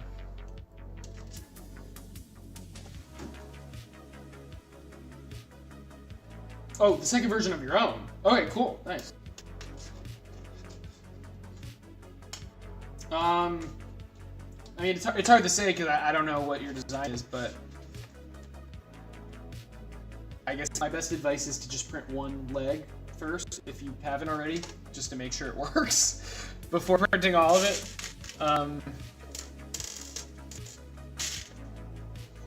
But for foot slipping, I mean, that's assuming your Hexapod foot is like a separate part. You can always edit that later. You can always change it later. Now, if it's not, if your tibia is like a single piece, frankly, you might want to redesign it. Because like a bigger surface area for the foot, that's definitely gonna help. Those rubber caps, like this rubber cap, it did work, and it didn't pick. It worked really well, but it's not the right shape.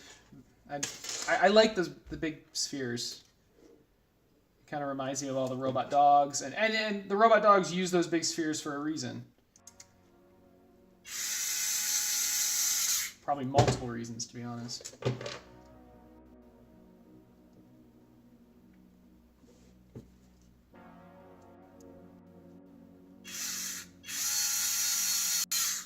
All right. All right.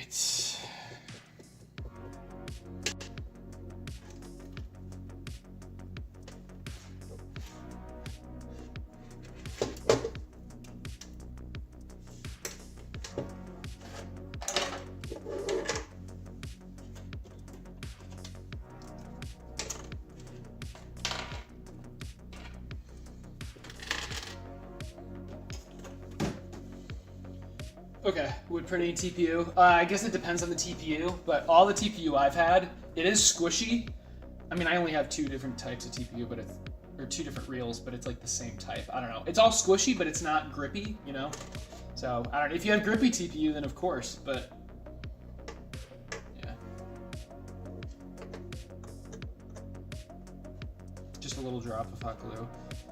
I mean, it would make a difference. It's screwed in pretty tight. I think it's fine. Okay, so this is the coxa. Let's get this on.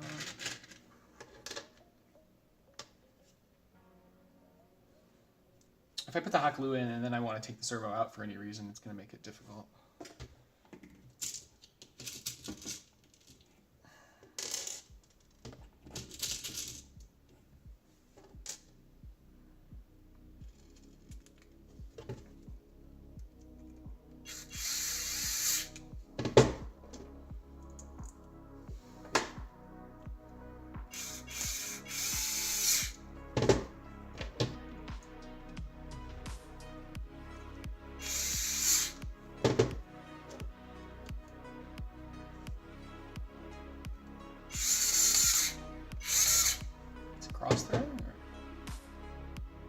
No, it's just being done. All right.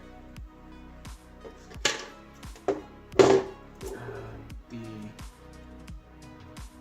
electrical tape is for the coxa, I believe.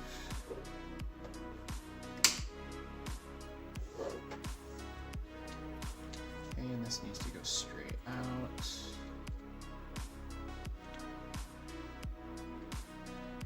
So it's either that or that. This is obviously closer. 2 straight out. and then we can adjust it later in code.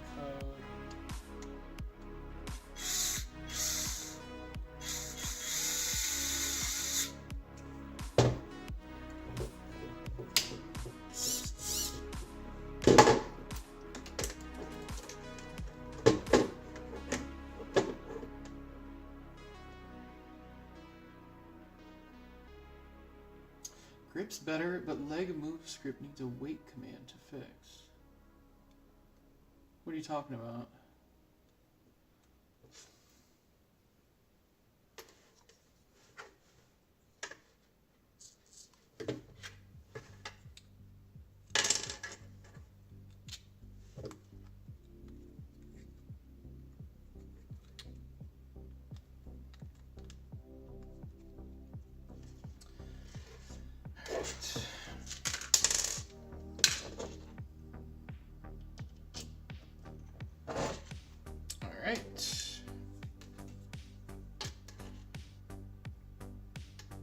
Well, I guess we can just connect it right now.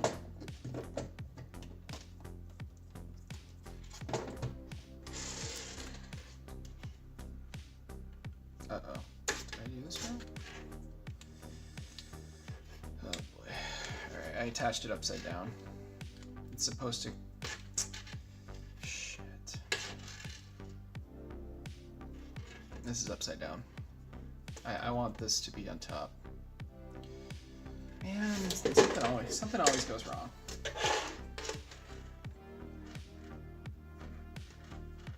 I need to rotate this entire servo, but I can't do that. I have to unscrew everything. And I didn't even do that heated insert. Right. Before I do this, let me just do the heated insert before I forget again.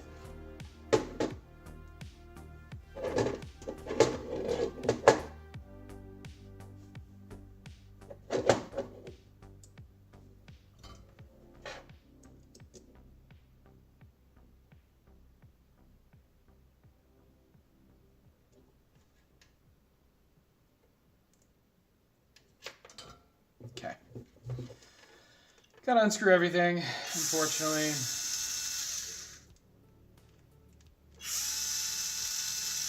Don't really know how I messed this up, but whatever.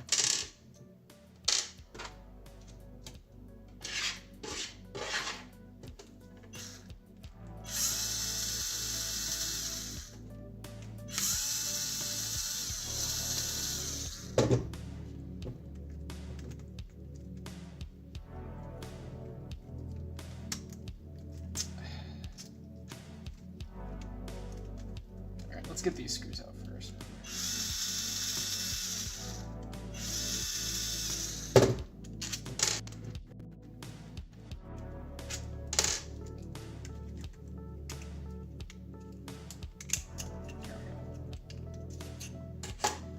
All right, how should it have been? Yeah, it should have been like this. All right, my bad.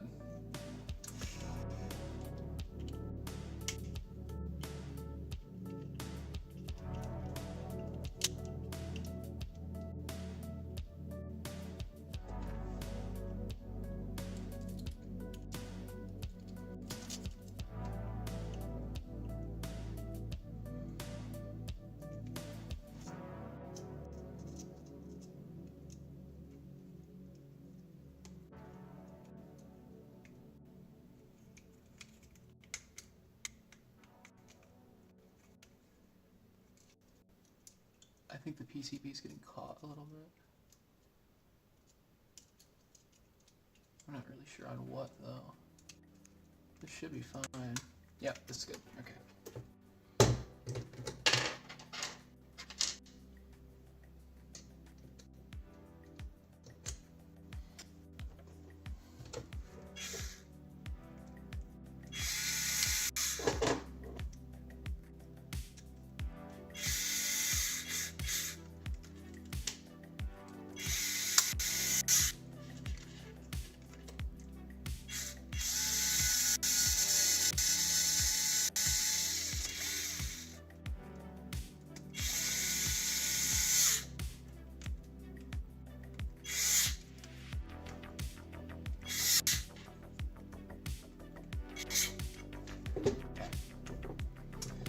Hopefully this is the correct way now. I'd be surprised if it wasn't.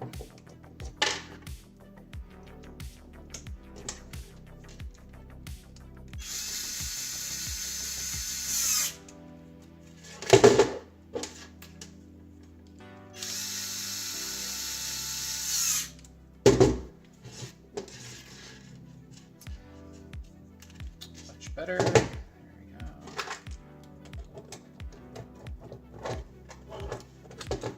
I don't want to screw this in yet. Because I always have to unscrew it anyway.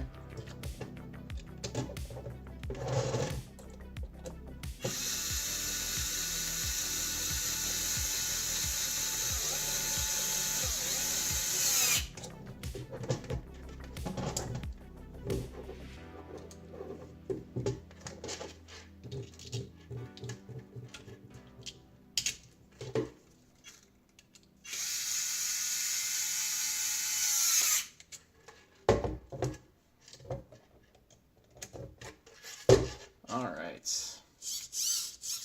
Beautiful. Let's do the tibia now. Do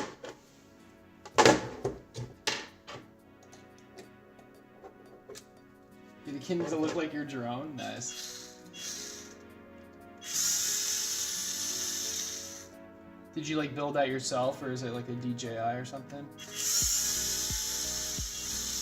I don't have much experience with drones at all, but when I was younger, I had some pretty cool RC helicopters. The tech for that stuff now must be like amazing.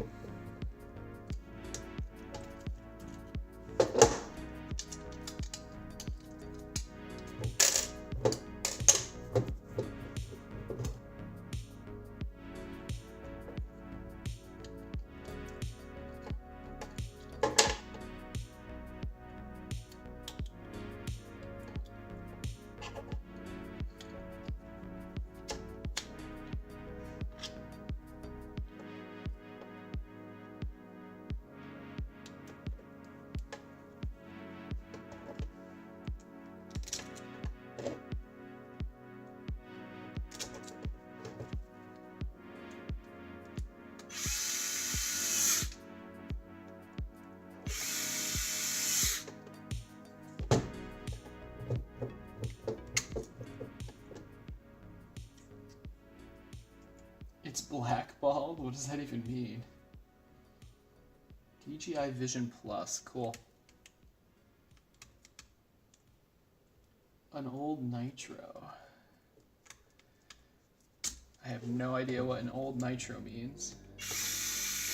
Oh, to be fair, I couldn't even tell you the brand of RC helicopter I had. I do know it was a pretty nice one, though. And I got decently good at controlling it, but... Man, I wish I had a 3D printer back then. I would have been able to repair it. I would have been able to print parts to fix it.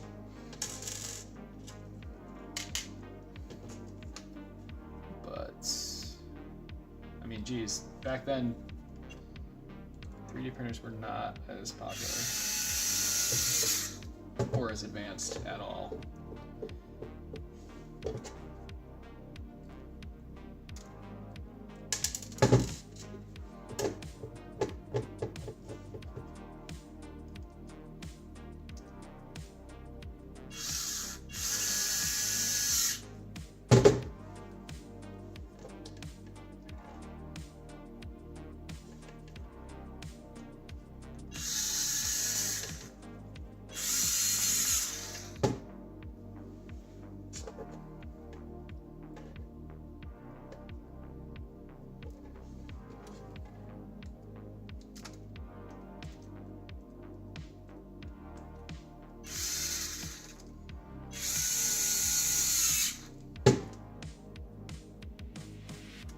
Awesome.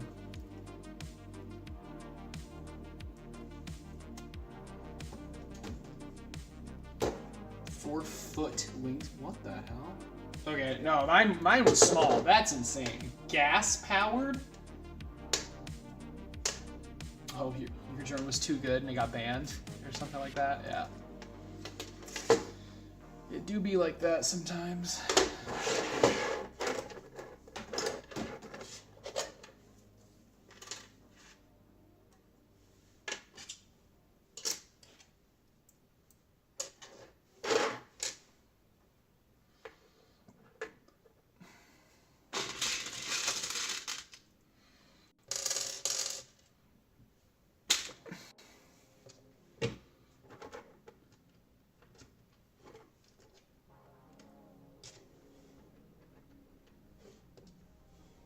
Ah, one heated insert too many.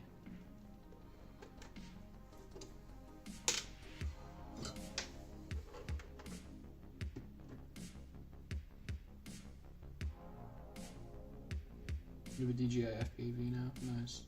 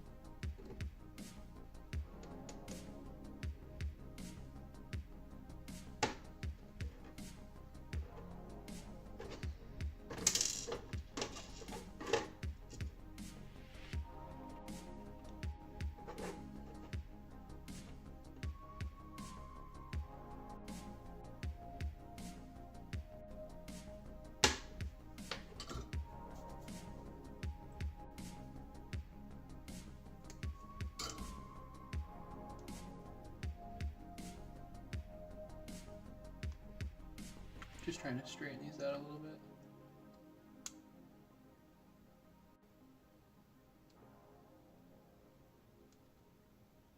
Not that it really makes a difference. Cool.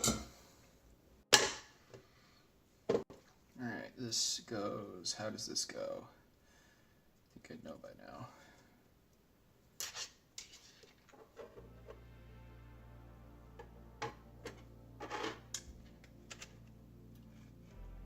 I believe it goes like this.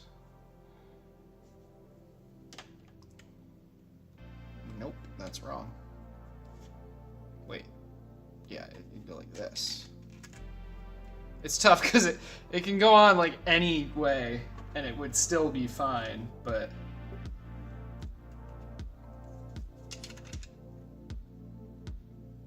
I didn't clean this off.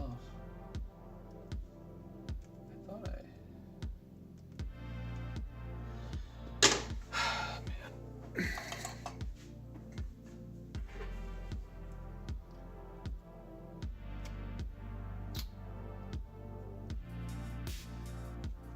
You put a brim just on these edges so they don't lift, and I thought I cleaned all these off, but I missed this one.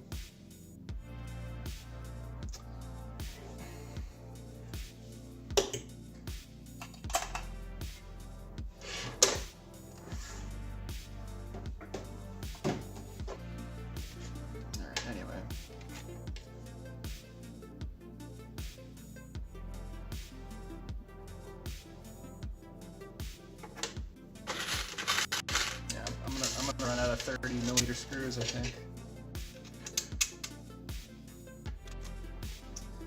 Not ideal.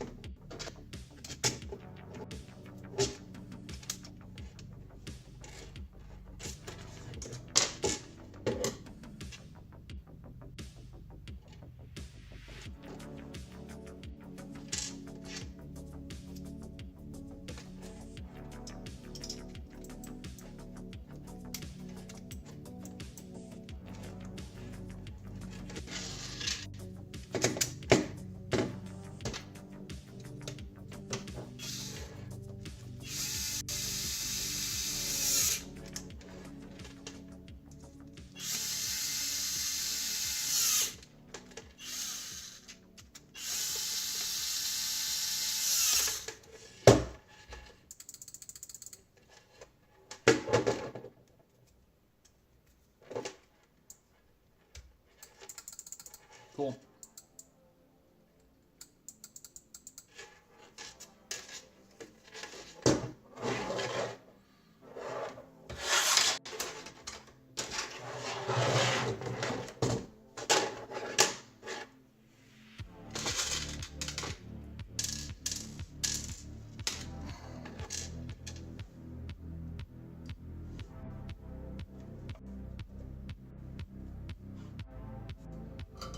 A wire bending machine.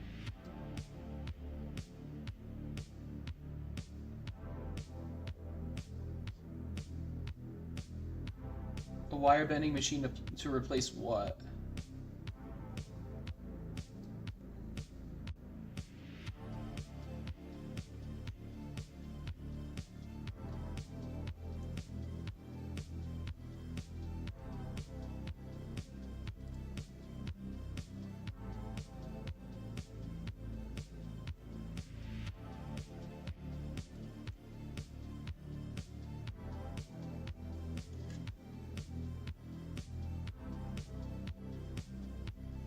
Ah.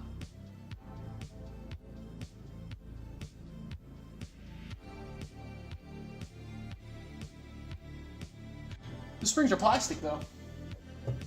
And yeah, they may break. I'm quite sure they won't, but they may. But you can always just reprint them, right?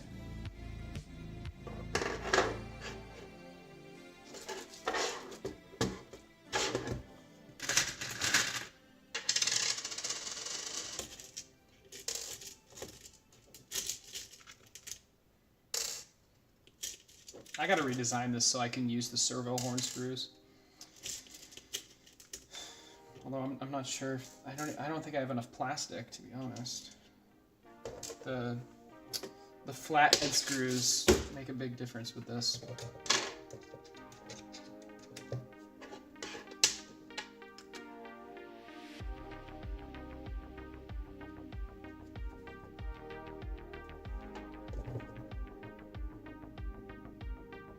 Although I should try.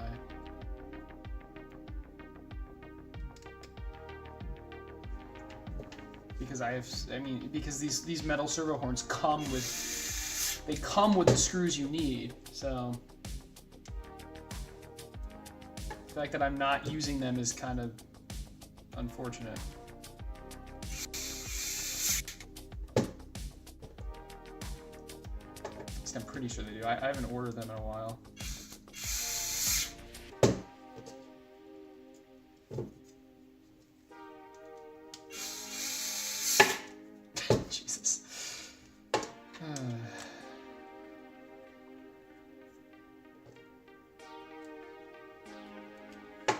Can someone check how long I've been streaming for? Because like all I did was I built the stand, or I assembled the stand, and then I've just been doing the legs.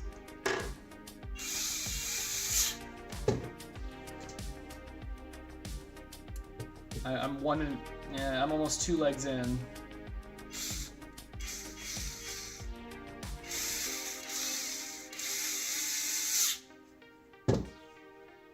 Two 2 hours and 20 minutes? Okay. Jesus. Oh, I did also record the YouTube clip. That took a decent amount of time. Everything takes time. And I set the camera up and yeah, fair enough. Alrighty, Cox is already calibrated. Femur is duct tape.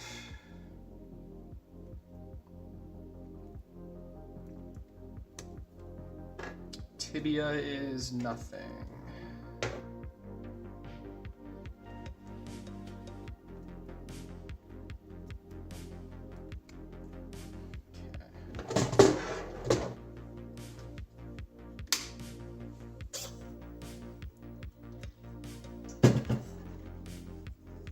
Thanks, Hans. Okay, we want to make this straight up. Wow. It's rare that it's like literally perfect, but that's like very, very close to perfect.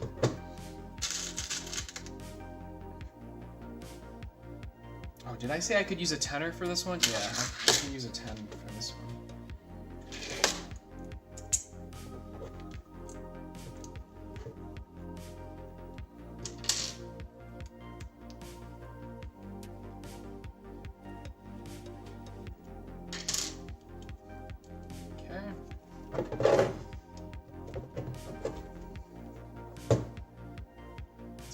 It's not getting closer than that.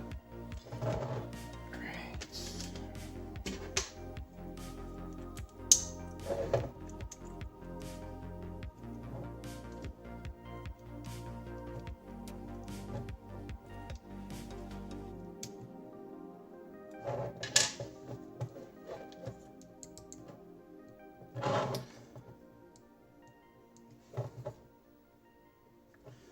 Nothing you can do about that. Cool. All right. Turn it back off. So that's calibrated. I don't even know if calibrated is the correct word. You're just attaching it in the correct spot, I guess. Alrighty. This attaches like this. I can use 10s again.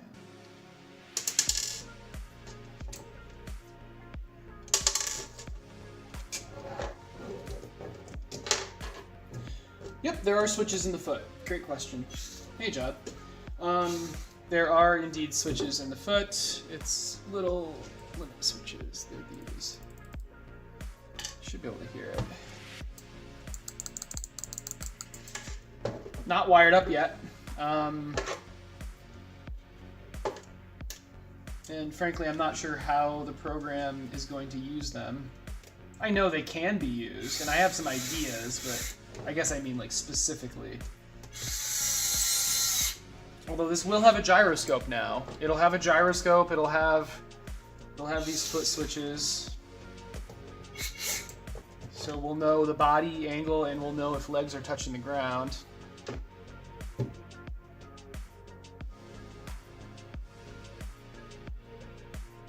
I guess it'll be good for like avoiding like if it like the front two legs, for example, it might be able to stop you from walking off a cliff, but I don't know. I'm not sure. Because like if the front leg doesn't hit the ground when it thinks it should should probably like shut off, right? But I don't know, that's not exactly the use case I had in mind. I was thinking more like if you're walking over uneven terrain and it's going down, like the ground is here, but it stops here, it would stop trying to go down. It would just stay here. But I don't know, that's pretty advanced and frankly not something that needs to be implemented immediately. Now the kit does need to include the wires and stuff to hook this up, but I mean it's just a geez, I mean it'd just be like a servo cable that's super long with only 2 wires. It's not a servo cable, it would be something else, but a JST connector or something. No, not JST. I don't know. I think you know what I mean though.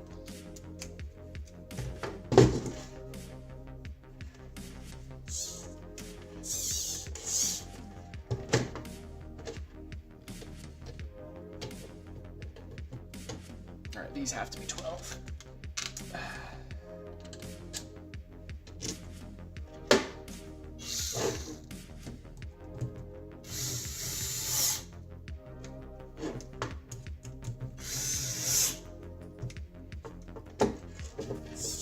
All right, another leg down.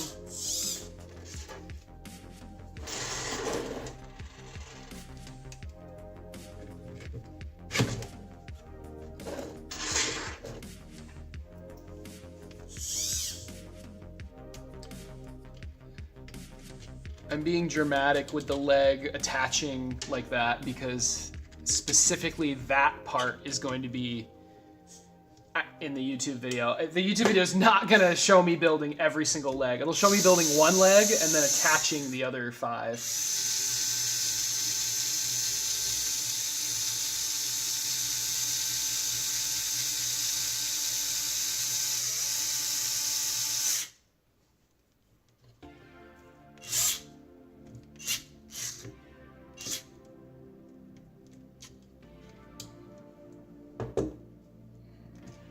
screws too tight?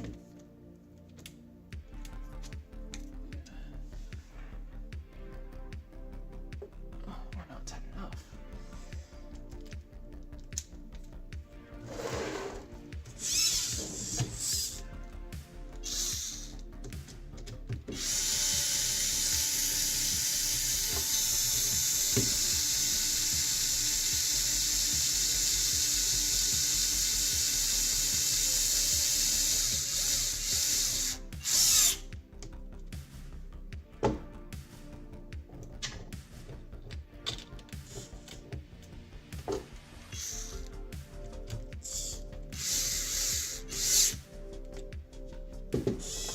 There we go.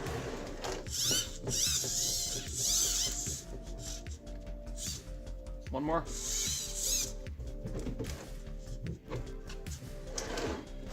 One more left. Hey, Coldy Cold. Are the servo frames updated? They don't. 4 holes on a side? What do you mean? Yeah, the stand is the stand's nice. I designed it last night and I printed it overnight. Works well so far. We'll see how it holds up. The base is a little shaky. I don't know how I can fix that though. Like obviously it's printed flat, but whatever. It's probably fine. What do you mean though? The servo mounts. I mean it has just 2 holes. What do you mean? Raven, how's it going? And yeah, Reynold, it's almost done.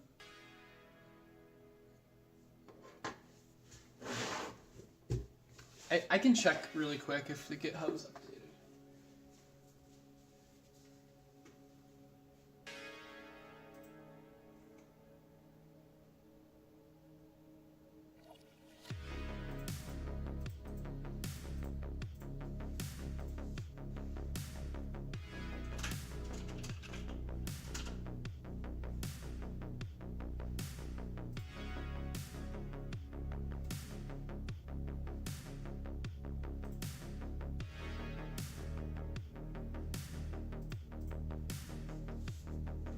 Alright, I just updated it with the stand, so now the stand should be in there now.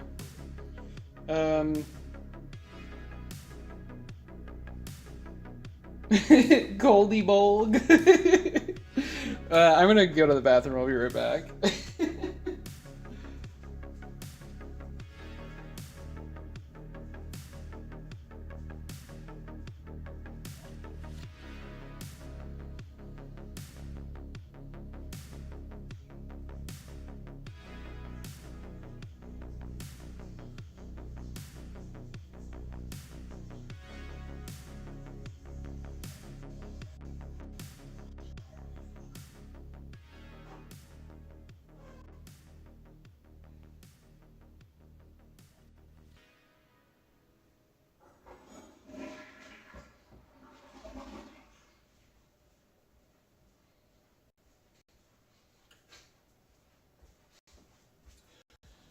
Alright, one more leg to go.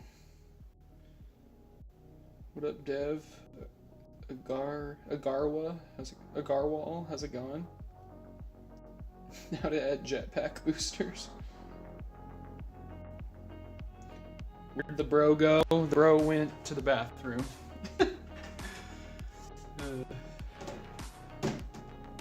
Nerf Blaster, yep, all awesome ideas.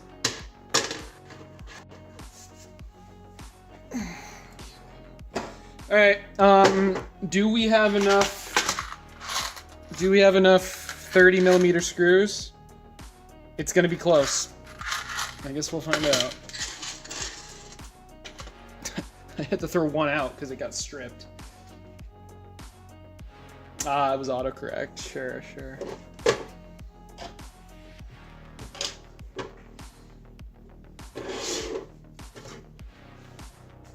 We're gonna put this one together a little bit differently. I'm I'm gonna do all the heated inserts at the same time. Then I'm gonna do all the servo horn screws. This is the quickest way to do it.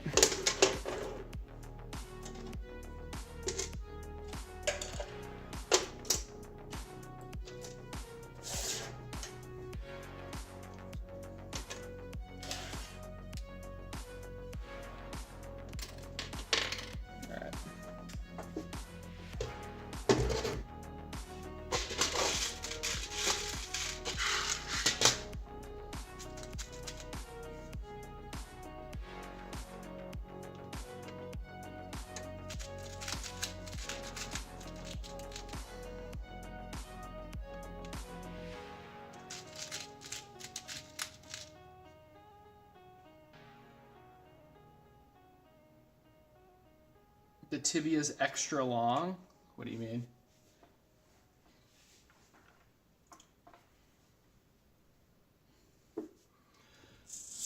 This tibia is shorter than the previous one by quite a bit. I'll show you the previous hexapod once I finish this one. This one is quite a bit smaller in almost every way. I mean, okay, I say quite a bit. It's not that much smaller, but it is smaller, and that will make it perform just better. Probably a bit slower, but there will be less times the servos just fail.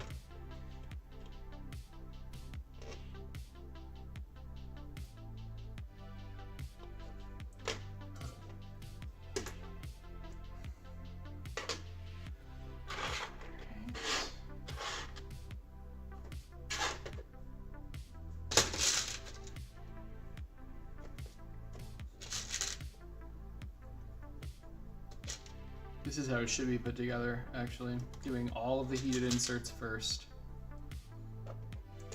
It's just quicker that way.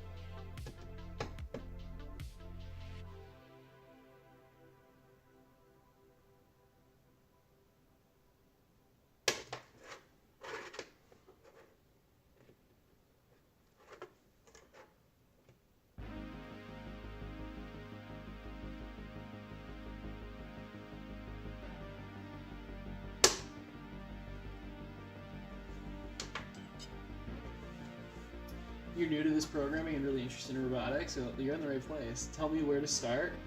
You can start right here, I guess. No, I'm joking, obviously.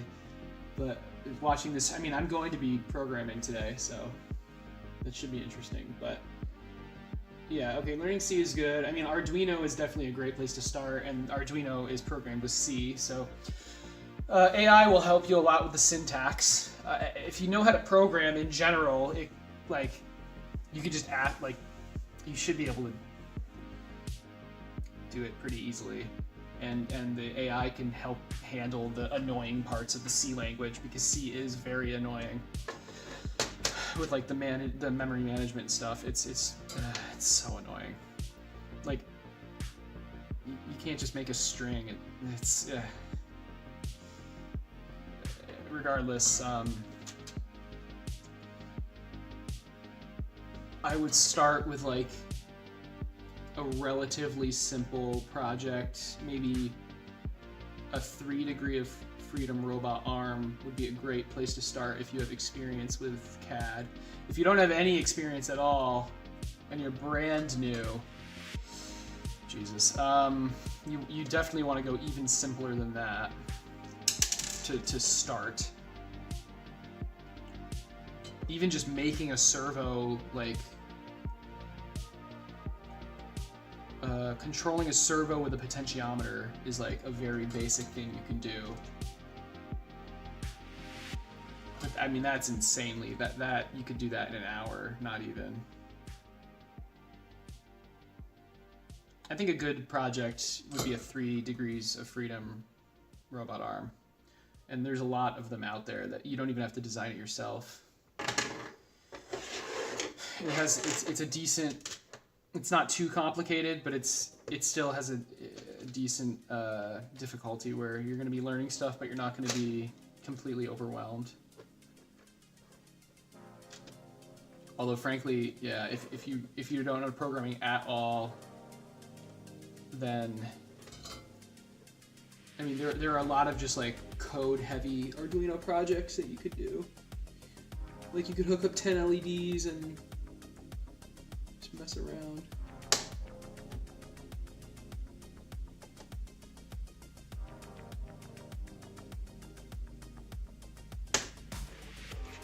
But you said you're more interested in, you want to get into robotics, so that's why I said you should mess with servos. Or even some motors with motor drivers would be interesting. Or stepper motors or something. I have very little experience in that, but I want to get more experience in it.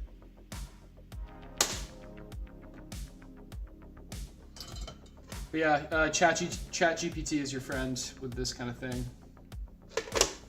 You're not going to be doing things that are like extremely novel, right? You're going to be doing projects that hundreds, maybe probably thousands of people have already done, and it'll definitely be able to guide you. All right, that is the heated inserts. Now what? Let's do the servo, the annoying freaking servo horns.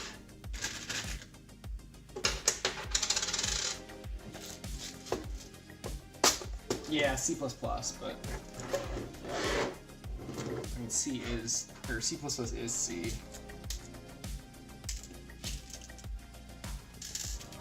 With more on top.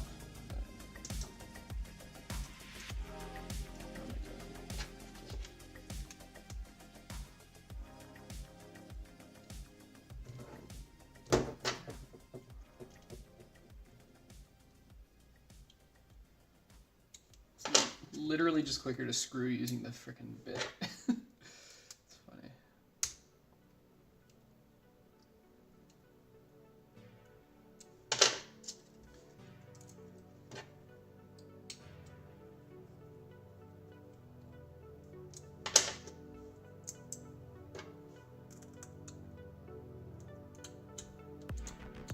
Did I cross-thread that?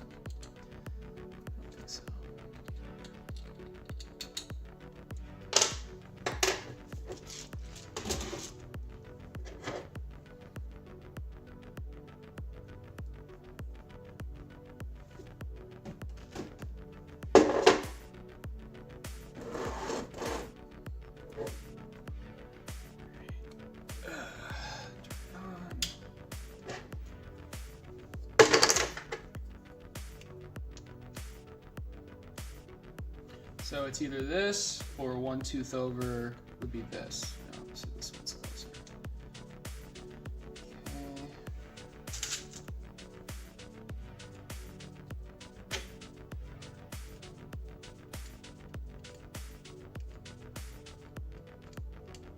Learn C, then C++.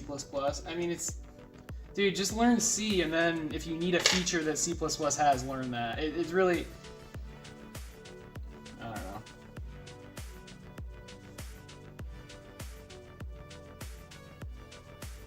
Yeah, like the pointer shit, and it's just annoying. It's just super annoying.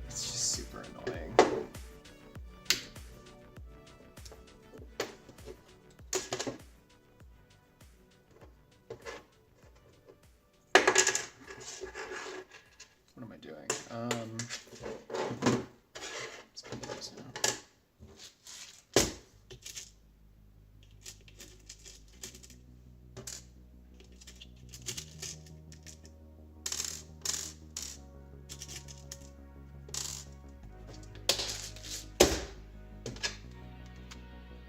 Oh, I can turn this off. I don't need the, I did all the heat inserts.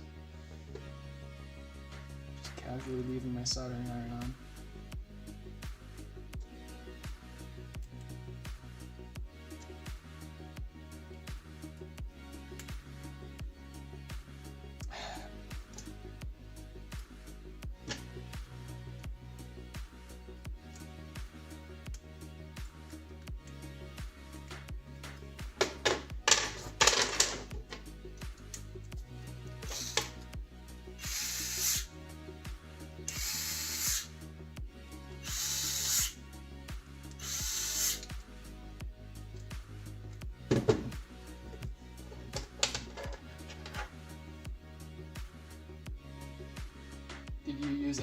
kind of dynamic study of the bot. I'm not sure what you mean by dynamic study. I can tell you the leg paths are dynamically recalculated on every loop based on the based on what the controller, based on like what you're telling it to do, right? But I'm not really sure what you mean by that. If you mean like some sort of physics simulation, I have not done that at all. Don't know how to do that. Although I'm now paying for Fusion 360, so maybe I can do something like that now. I don't know. While we have this, let's input this. I'm doing everything out of order now because I just don't care anymore.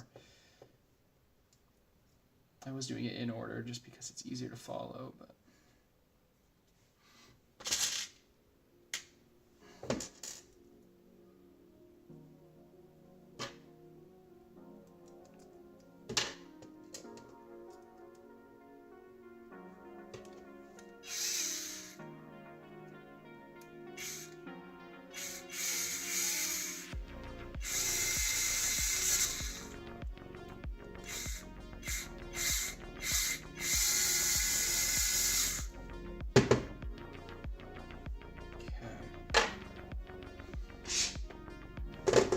it's time for the servos.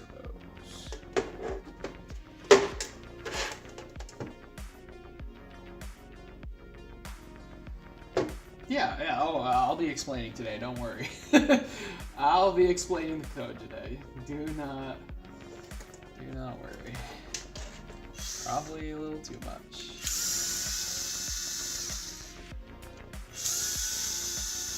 Yeah, and you can see my original Hexapod code. It's on my personal GitHub. But the new this Hexapod is on my Acer Robotics GitHub. But anyway, I wrote the original Hexapod code with fully intending to rewrite it with like, you know, neatly and with comments and stuff. And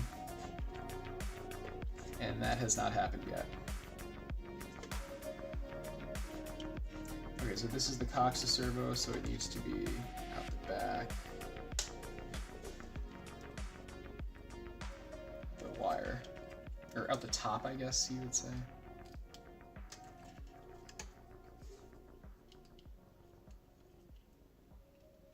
Gotta take the rubber band off. I always frickin' forget something.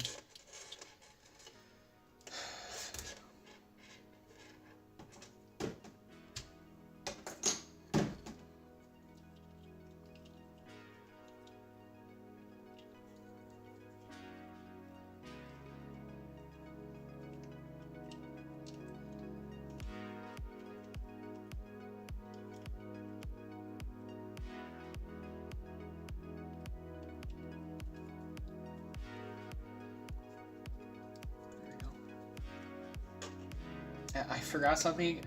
Oh, shit. Well, I almost forgot it. I guess I didn't forget it because I didn't screw it in yet.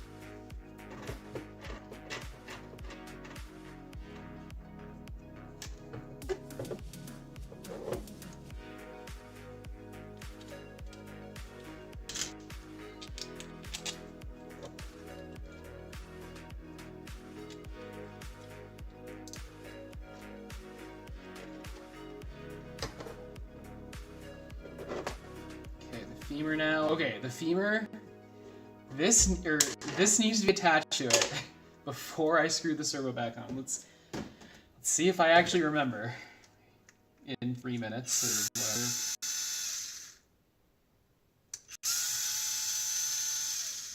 What is the main board we're using? This Hexapod, it's the Teensy 4.1, and then it's on a custom PCB to help with wiring.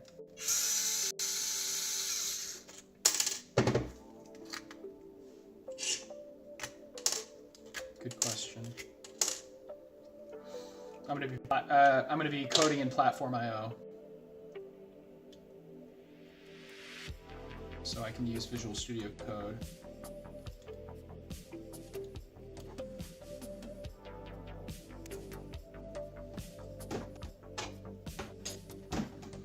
Okay, here we go. There's a very specific order for this. First, it's this. First, it's the servo mount.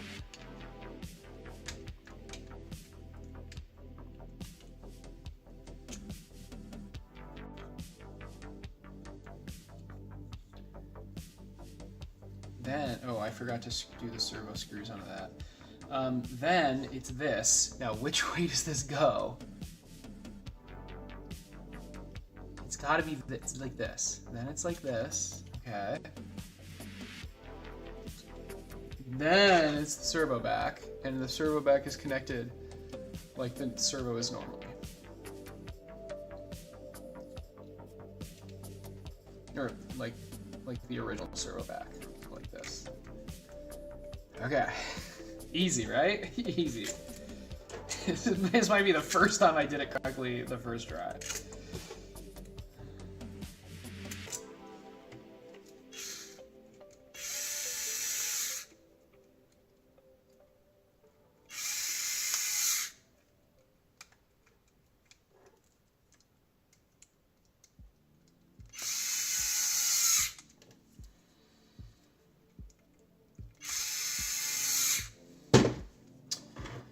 This goes here.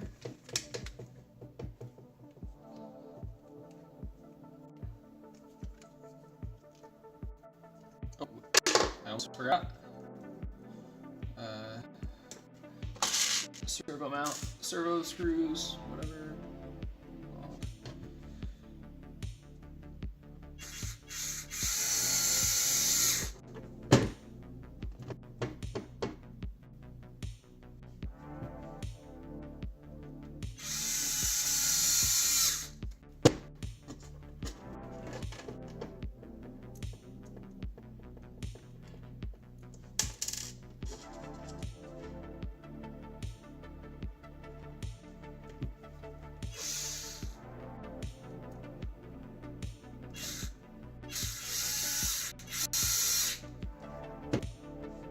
Oh, it's 1 a.m. for you?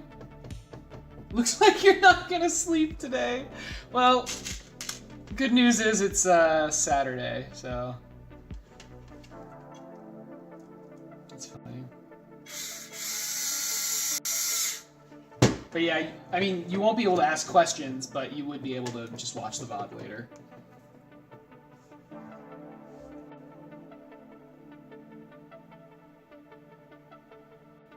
Yeah, Jack, the Teensy 4.1 is kind of expensive. I assume you're talking about the price, but I mean, for 30 bucks, it's worth it in my opinion.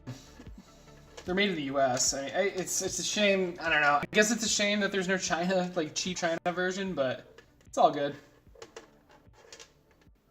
You get what you pay for, in my opinion.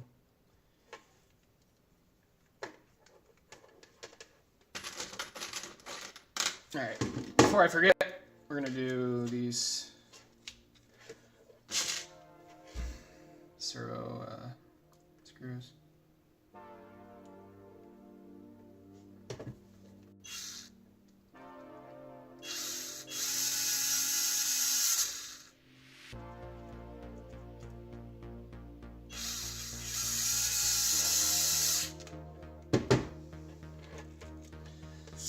Can I screw these on without removing this? I certainly hope so. massive shame if I can.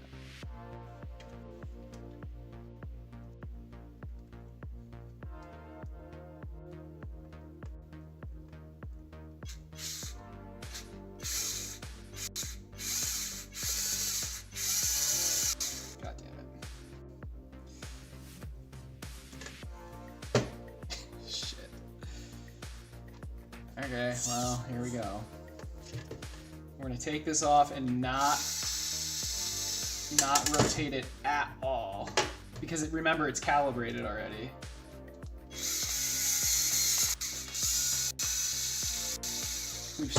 I've stripped this screw. I'm gonna throw it out. Get one that's not stripped.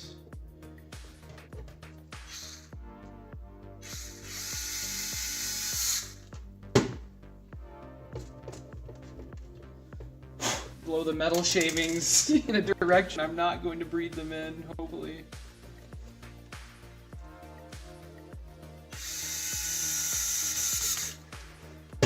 Okay, and then put this back exactly how we had it on. Beautiful. How we had it on before.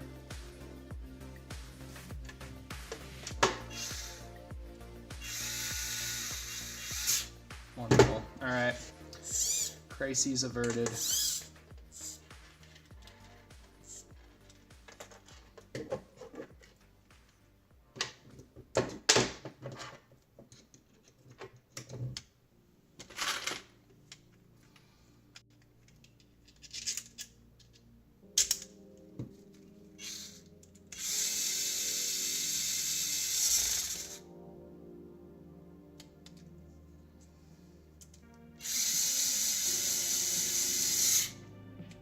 So, is this screw tolerance just a little messed up, where it just...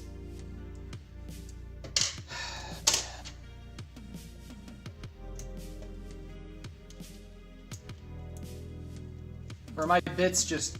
I mean, it's totally possible my bits are just absolute garbage. That is probable, but still.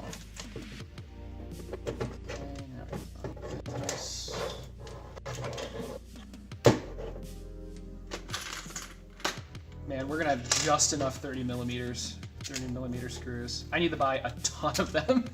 I'm gonna buy so many of them. Not even just for the kits. I mean, for the kits, yes, but just for myself. Because I'm definitely gonna be building another Hexapod.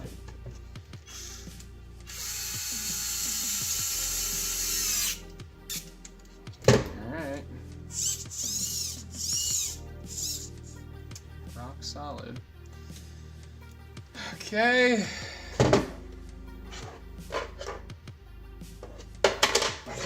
Let's do the tibia now.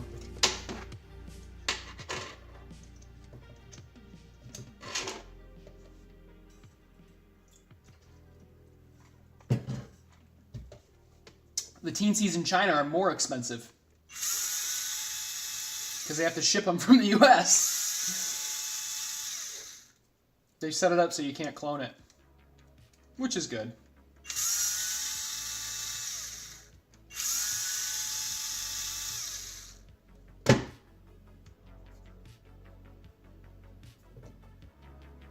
You've got a batch of legs that should be ready. Nice.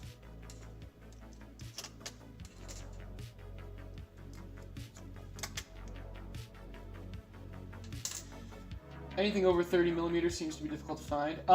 So I have a variety pack that came with up to 50 millimeter, but over 50 is hard. So like, for example, this is 40. This screw's 40 millimeters, and it's the screw that attaches the leg to the frame. And I guess I could have used a shorter screw, but I wanted to use a longer one so it's more secure. But yeah, I hear you there. I hear you there. I hope I don't have to change the design. I'm pretty sure. I mean, if the variety pack has a 40 millimeter, I'm pretty sure I can find 40 millimeter screws normally. But yeah, past 30, it does get a little sketchy. I agree.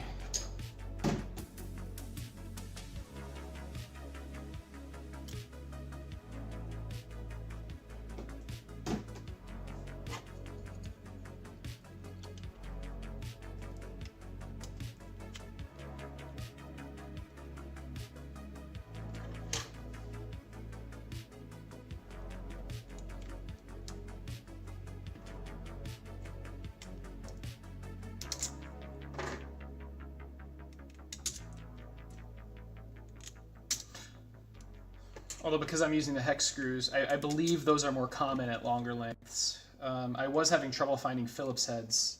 Oh no. I thought my screwdriver died for a second. I was having trouble finding Phillips head screws that were flat head that were longer than 30. And people were saying that hex are just better, so that's why I ended up going with them. And the variety pack that had the 50 millimeter, up to the 50 millimeter, were hex.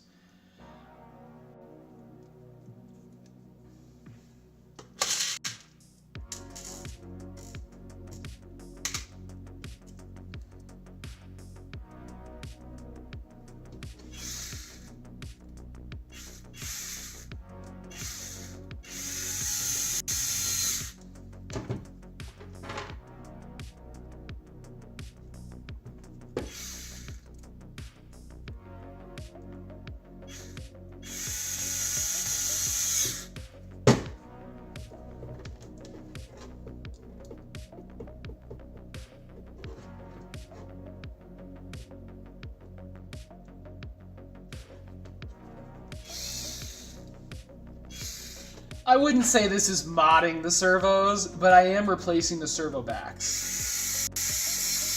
No, there's no extra soldering or anything.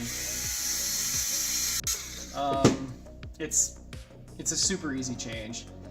But, I mean, I guess, technically, like, by definition, I am modifying the servos. All I'm doing, so replacing the servo back allows me to, one, it allows me to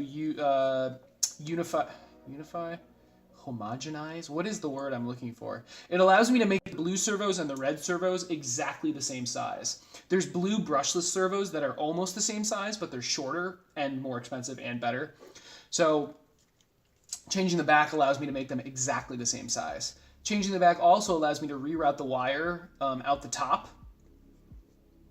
The femur and the tibia don't need to do that, but for the coxa, it is a lot more convenient to route it out this side.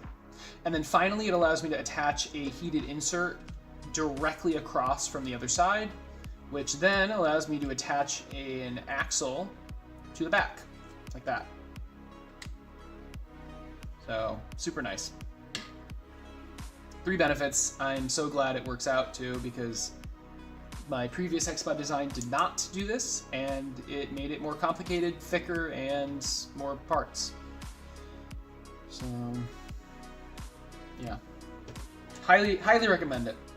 I know some people add, or like tap into the potentiometer that's in here so they can get feedback as to exactly where the servo is, but I don't do that. I don't feel like you need to do that, frankly.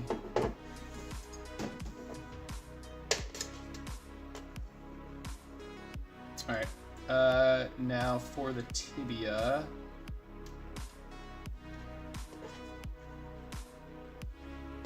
And I have an existing leg that I can copy, but can I figure out the way to do it myself? So the axle side. Is the axle side the side you screw things into? Yes. The axle side, but this is how you figure it out. The side with the axle is the side that you screw the screws in, which is this side. So now you can either attach it this way or this way.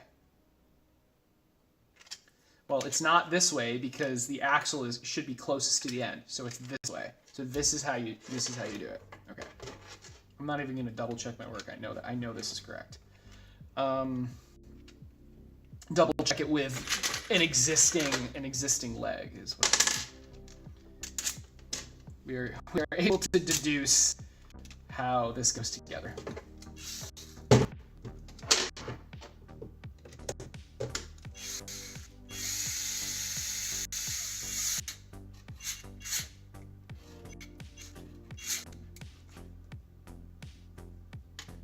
And of course, I didn't clean this one up either. Ugh.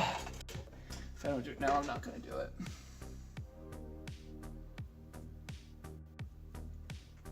I just didn't notice, I guess. I'm not really sure why.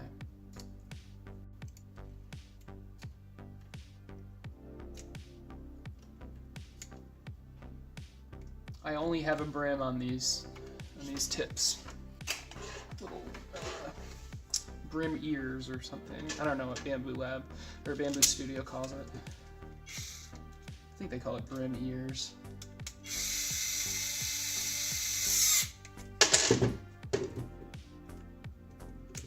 All right.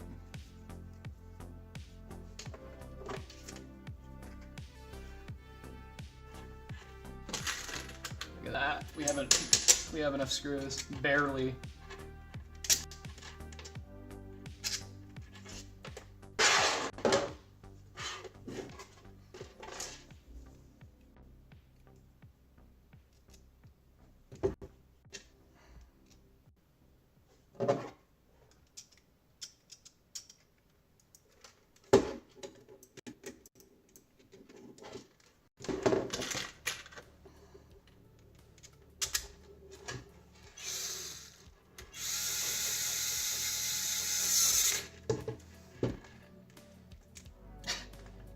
Even if I'm hand screwing it, it just, dude.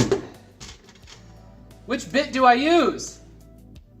Okay, let's change to this one, I guess. I need nicer bits.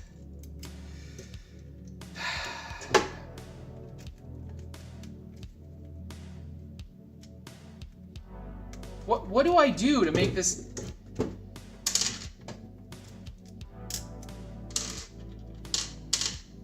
Well, I guess that's as tight as it gets. Fair enough.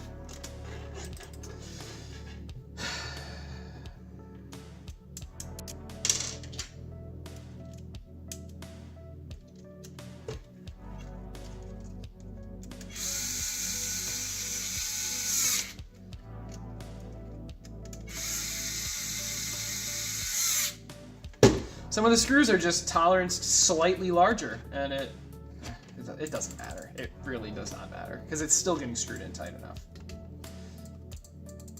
All right.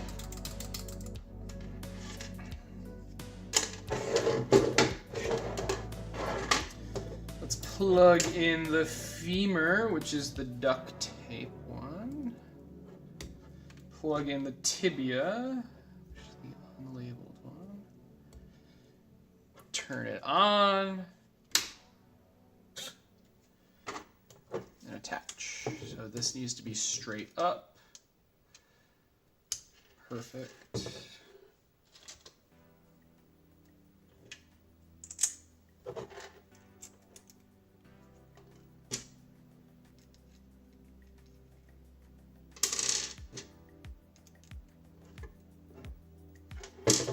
This needs to be straight across.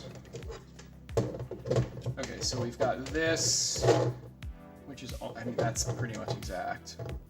Or if we go one tooth down, that's way too much, yeah. Yep, that's perfect.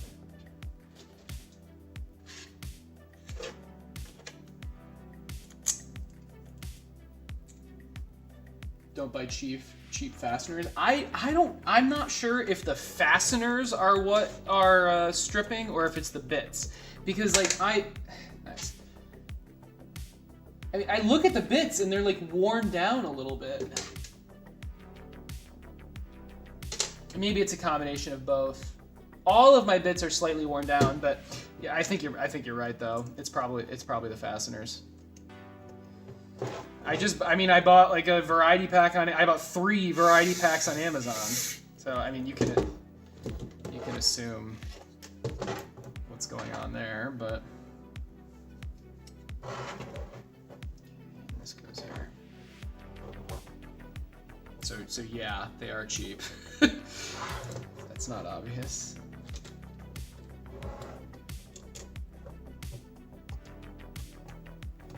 But I would like my bits to not visibly wear down, you know?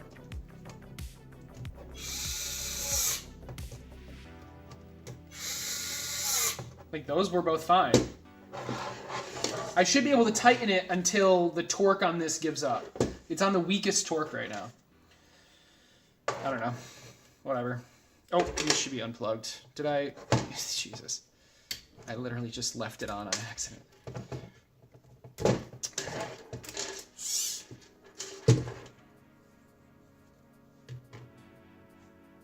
We're almost done.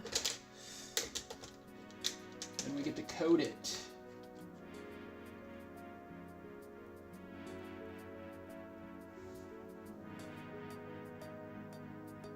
Trying to decide if you want to buy the new Bamboo Labs printer. You already have the X1C. I mean, first question is, can you afford it? Assuming you can. The second question is, what would you use it for? Like, if you routinely are printing multicolor prints, or if you use a lot of supports, and if you do either of those, then I think it's worth it, in my opinion. Because if you're using a lot of supports, you'd be able to easily use PLA supports with PETG main, or vice versa. Or if you're doing a lot of multicolor prints, then you're going to be saving time and money with the dual nozzles. If all you want it for is the bigger build plate, then I would not get it if I were you. It would be an insane waste of money. But most people do fall into one of those two categories, the multicolor prints or supports. Ironically, I don't fall into either of those two categories yet. Once I start doing projects that are like larger, maybe like a robot arm, for example, then it would be more of use to me. But like, I specifically designed my just everything to not use supports. And I don't do multicolor. I think multicolor is the biggest waste of... I mean, it's a waste of filament because of all the purging, but if I had the H2D, then I probably would consider it more. But I'm in a weird position where I want to make my designs as friendly as possible to build because I know a lot of people are building it. So it's not good for me to have a printer that most people don't have. With that said, I really do want it. I want it really bad. It's so cool. Oh my god. Like PLA supports with PETG with PETG main would be a dream. It would be a dream because then you wouldn't even need an interface. You wouldn't need like a gap. You could just print directly on top of the PLA. So yeah, if you can afford it and then you want to print more multicolor or what I said about the sports, then I'd go for it, yeah.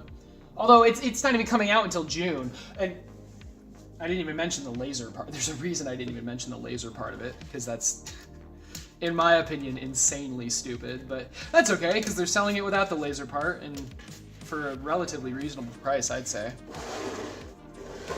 But it's not even out for like months, so I don't know.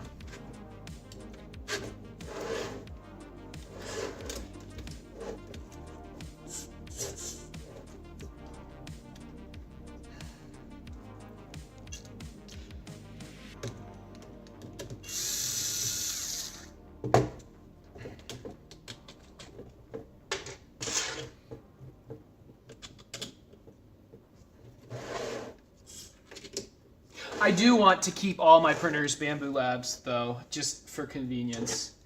It's really, really nice having all of the same brand of printer.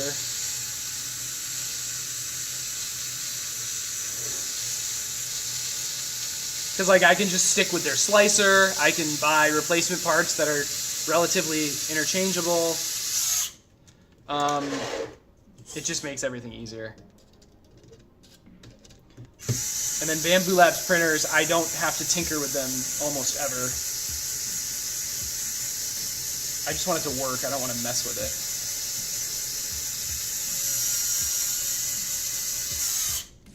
Like, building a Voron would be really cool, but I know that that'll be a very big project, and I'd rather build my own stuff than a 3D printer.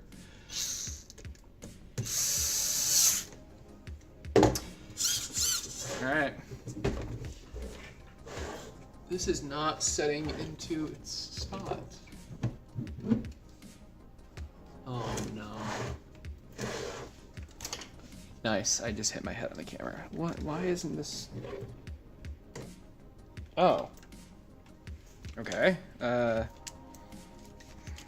Why Why isn't this closing? I'm sure it's an obvious.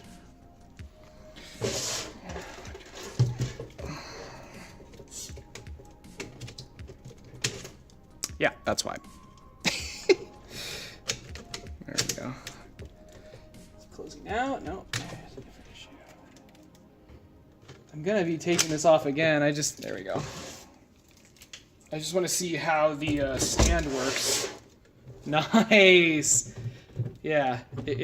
I mean, it moves a little bit, but that's understandable. It just fits really nicely. You just set it in here, and hopefully when this is moving, it's not gonna like fall out of its cage. But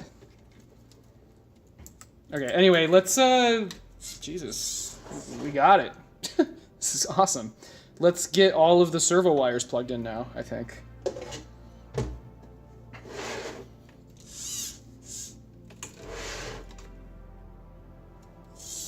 Maybe we can get some footage first.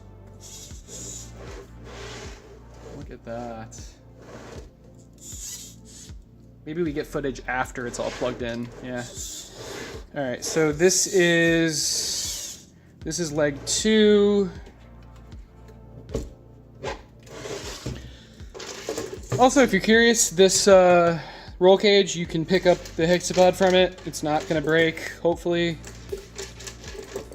It's very sturdy. Oh my goodness. All right, here we go.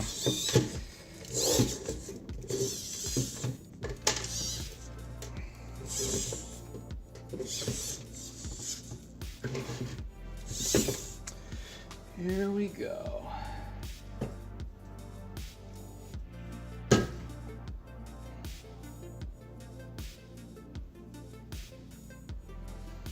Are there free files for this build? Yeah, so they're on my GitHub. I don't know if my GitHub is linked in the description, but these STLs are linked. The code is going to be linked. I'm going to be selling a kit for the electronics, and then with the kit will come the Fusion 360 files as well. Now, nothing is stopping you from just sourcing this yourself. And then obviously the files in the code are already up, but you're not going to have the Fusion 360 files if you want to, for example, modify the design or the files are set up in a way where you can change the leg lengths to more than just that, but change a bunch of different parameters however you want. Yeah, and then I'm also going to be making like, I don't want to like add-ons for this. I don't know, like I can't even think of like for example, like I do plan on making like a completely different design that's just a different design actually that you can download and then print for yourself. And so like that would be, I would be selling those. Or maybe I design like an arm attachment, like it doesn't have to be 3 degrees of freedom. It could just be like one degree of freedom. Because like the actual Hexapod can move to rearrange the arm. And so like I would make the arm, there'd be code with it, there'd be plans with it. This would be a completely, and then I'd sell that like plan, that build. You'd have to source it yourself, but the instructions like how to source it and which parts would also be a part of that. So like that's another thing. But like again, I mean you could buy that without ever having bought the kit. But I guess that's a long way to just say yes, the files are available for free. You do not have to buy anything from me.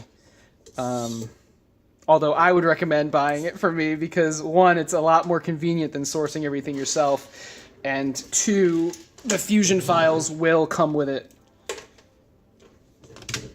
with the kit for free. So yeah. Anyway.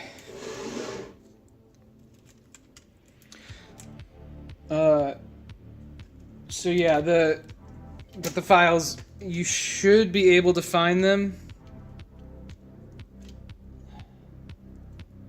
But I don't think they're linked in the description, unfortunately. If you just search Acer Robotics on GitHub, it might come up. Alternatively, if you go to my RC transmitter page and then find the GitHub files for that, that's my GitHub account that these Hexapod files are on. All right, this is the femur.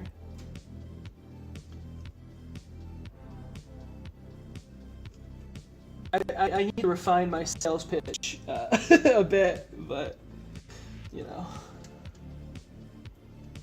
That's the tibia, this should be the coxa. This has to be the coxa. Okay.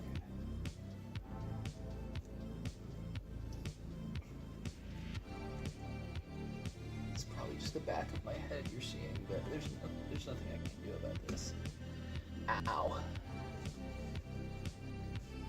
Okay. Let's get these servo things unplugged as well.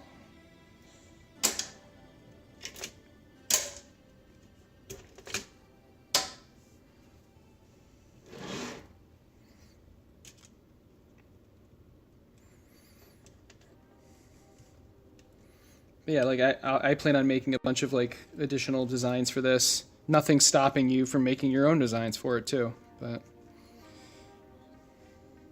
okay. I'm hoping this will be like a platform that people will build and then they'll want to make cool things for it.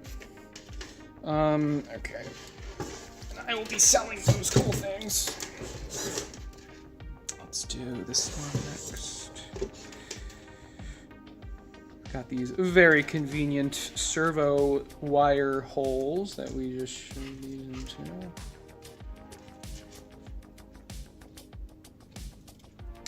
Let's just do it one at a time. So, well, now that's annoying.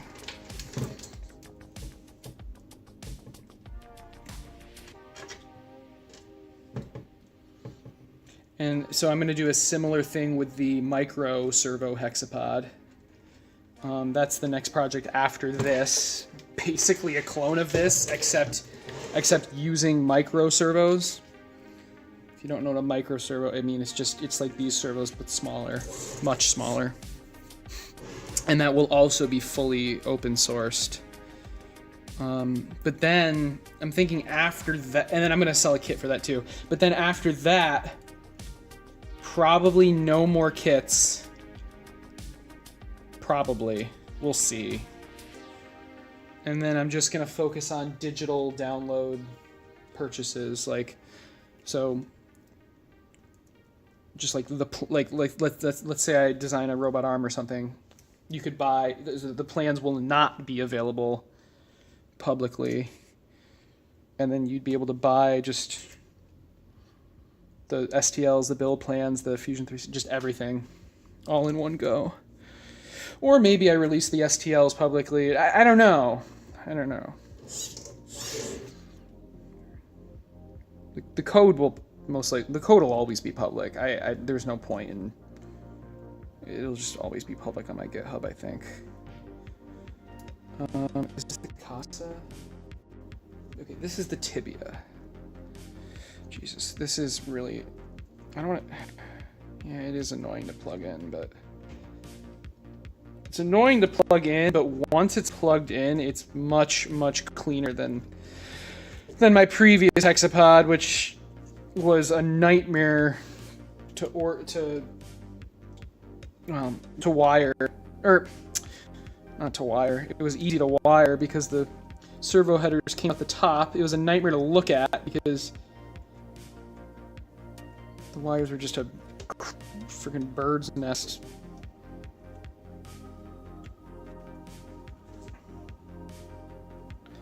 Maybe okay.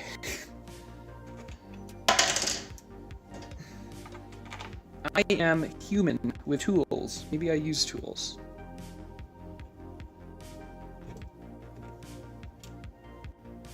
maybe tools break my servo header. Okay, there. Okay, and then we got this one.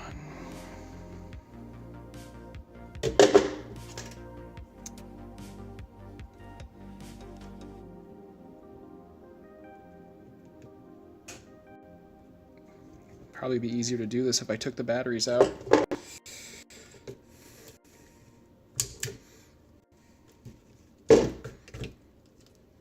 How much easier? Not really sure. Let's try. Oh yeah, okay. Yep.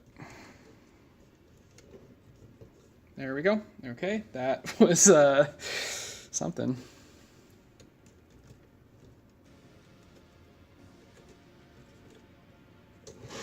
But yeah, I want to make money with this, obviously, but selling kits is not the way to do it, because every kit requires manual labor. Digital downloads is the way I see personally. So I do want to do some kits, like the RC controller kit is fantastic because, I mean, it lets you control all of these projects. I think the Hexapod kits are nice because I know they're going to be very popular. But in general, like, man, when I first thought about this, I thought I'd have like a bunch of, like, every project I do was a kit, but I'm realizing, even just after doing the RC controller kit, I'm realizing that it's not.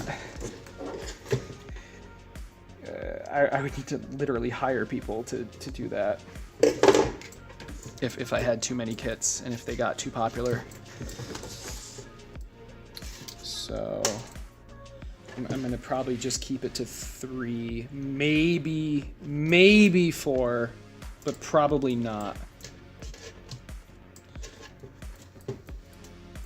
Probably just 3. The controller, the big Hexapod, and the small Hexapod. Frankly, I'm curious if maybe I don't even need to do any more projects after that. It's just these 2 Hexapods and the controller, and then I just keep making stuff for those 3 things, or for, yeah, 3 things. Oh, what the hell happened here? All the wires went through the battery.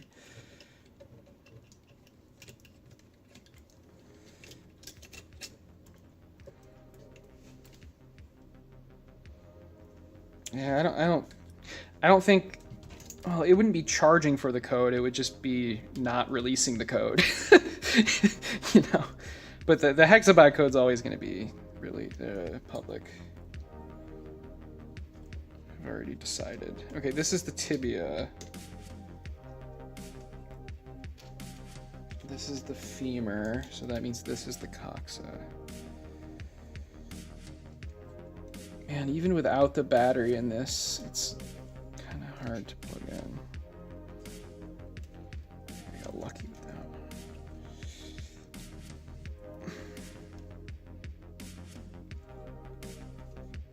But no, I guess that would be charging for code if I did not give you the code unless you bought something.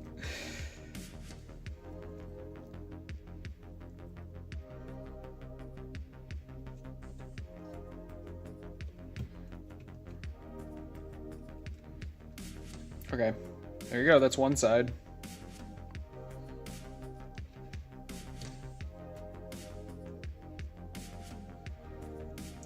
So what do I do? Just shove the, I've never done this yet, so I guess you just shove the wires in there. I don't really, yeah, okay, it works.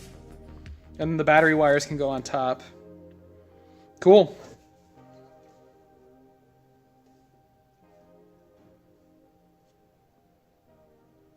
Yes, charge for the code. No, don't charge for the code.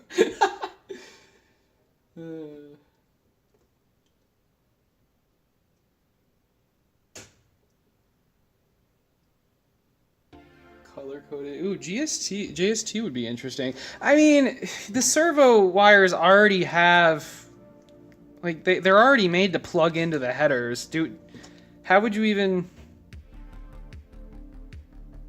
Are you saying like, are there connectors like this that I could solder on instead of the male headers? That would be interesting, but I don't know. I think the solution's fine. It's just a little bit difficult. It's not like you're plugging these in and unplugging them often though, so I don't mind that it's a bit difficult to do it. It's annoying, but I don't think it's an issue. Because the result is beautiful. It's gonna be like, the result is insanely clean wiring compared to my previous design. Speaking of which, this is triggering me. God.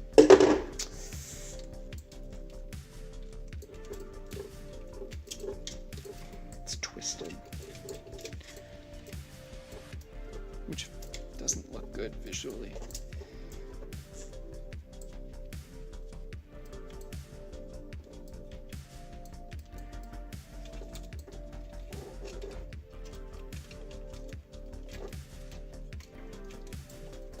Oh my god, are you kidding? How does it... Okay, there.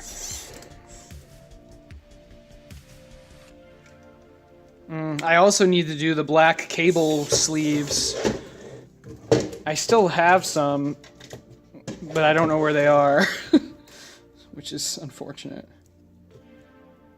All right, the tibia is this. We'll do the coxa first. This is the femur, so this is the coxa.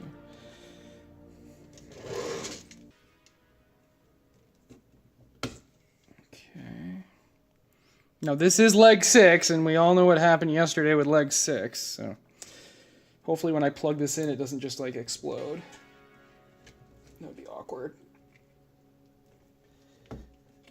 Okay, it does plug in, so that's good, I guess.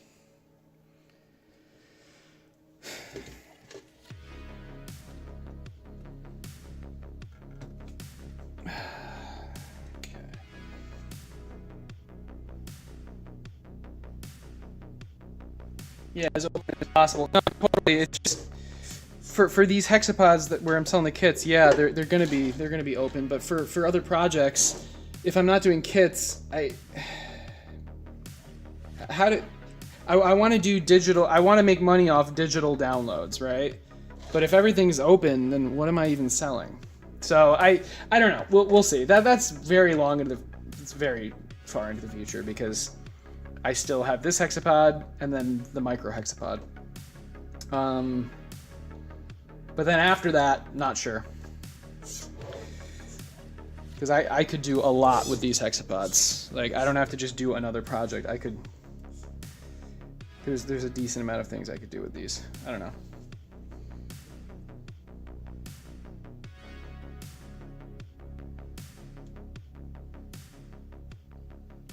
You volunteered for FIRST Robotics last year. Got to teach some high schoolers how to build a robot. Dude, that's awesome. The most popular robot design is some ex-NASA guy here in Houston. Dude, that's so cool. They're called DuPont headers. Interesting. You're talking about cutting off the plugs on the servo wires and crimping. Yeah, I want to avoid that if possible. Because that's just a ton of extra work prepping the servos and stuff. I really don't. Yeah, I want to avoid that. Bondry, what are you talking about? The new user prep? What are you talking about? Oh, you're talking about AliExpress. Gotcha.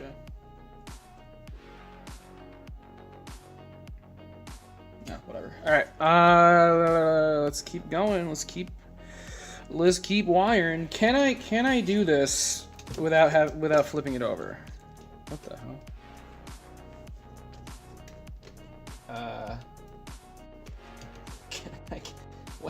What happened here? When did this... Seriously? Okay. That's... Shoot, what? How does that happen?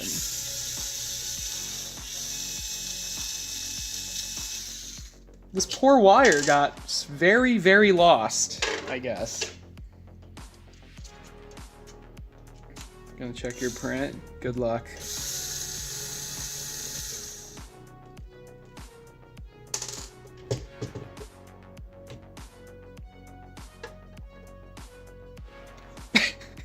That's hilarious, honestly.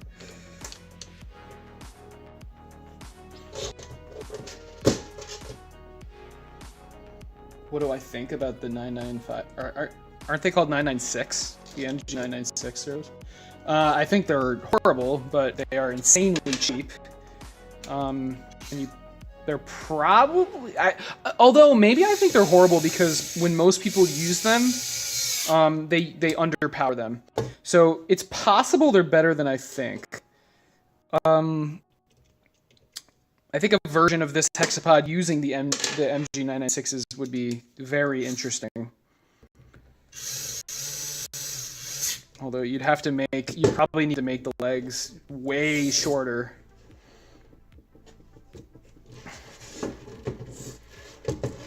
And even then it might not work. I don't know.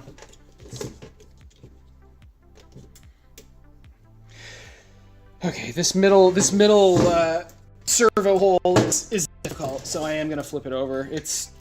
There's not much room here. I might have to take the roll cage off. We'll see. Although I shouldn't have to, but I might have to. Okay, I hope I don't have to. How about that?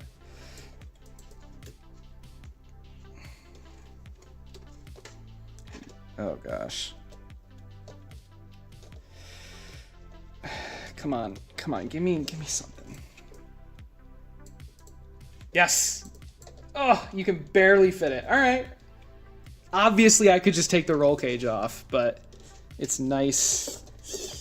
It is nice that I don't have to. And then, you know what, while we're here, let's do this one.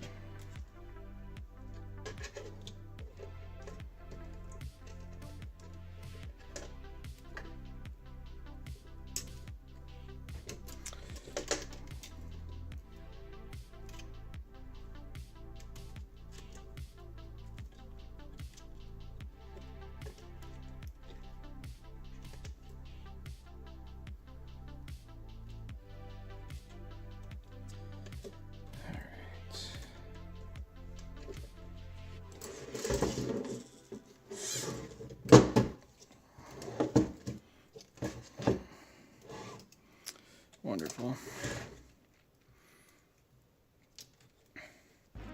This is the tibia. We'll do the coxa first. This should be the coxa. Yep, that's the coxa. Okay.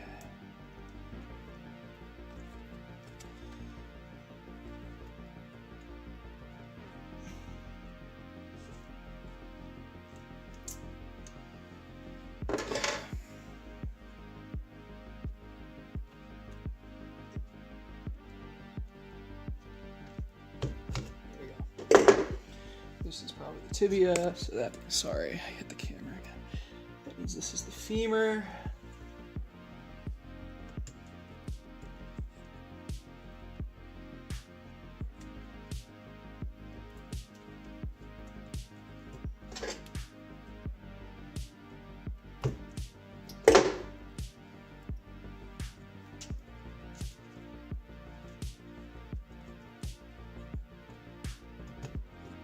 Okay.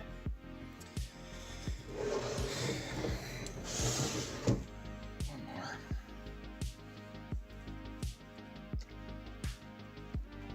Yeah, they're cheap and get the job done. Yep. It's just they are a bit weak.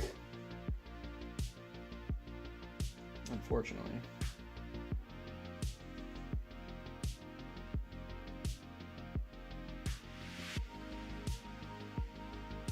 Wild if there was no top or bottom. I mean, how would you... Are you saying if it was just one part? How would you get to the insides then?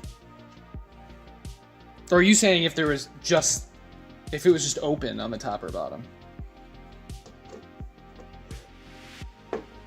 A turret or a railgun? Yeah, so, I mean, okay, not that, but if there was like a Nerf gun that you could control or something, that would be sick, right? That would be so freaking cool.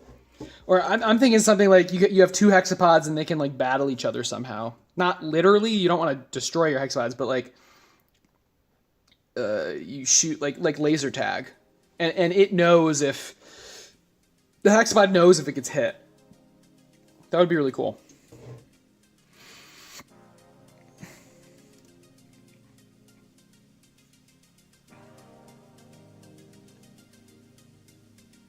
Alright, this is probably the coxa. Yeah, this is the coxa. Okay. Tibia. This is the femur.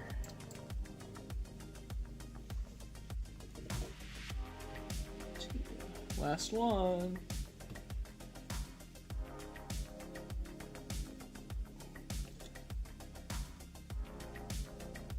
How do I? All right, there. All right.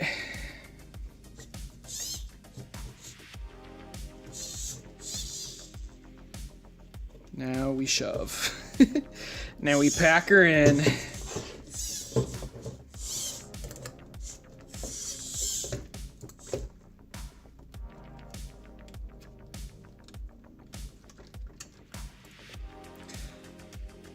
So like, let's say you need to replace a servo. Yes, this wiring is not is not conducive of that. You'd have to undo what I'm doing right now, but I mean, it is what it is, right? There's not much you can do about this. But anyway, all right, battery pack goes there. Ooh, which way did I do it this way or did I do it? Let's try it this way. I think I had it the other way before, but let's try the wires going in, see how that works. Battery pack here. They both lock in a little bit. It's pretty loose though. Doesn't matter because there's the top. And now somehow these wires just need to like chill here. Oh gosh, this is more of an art than a science.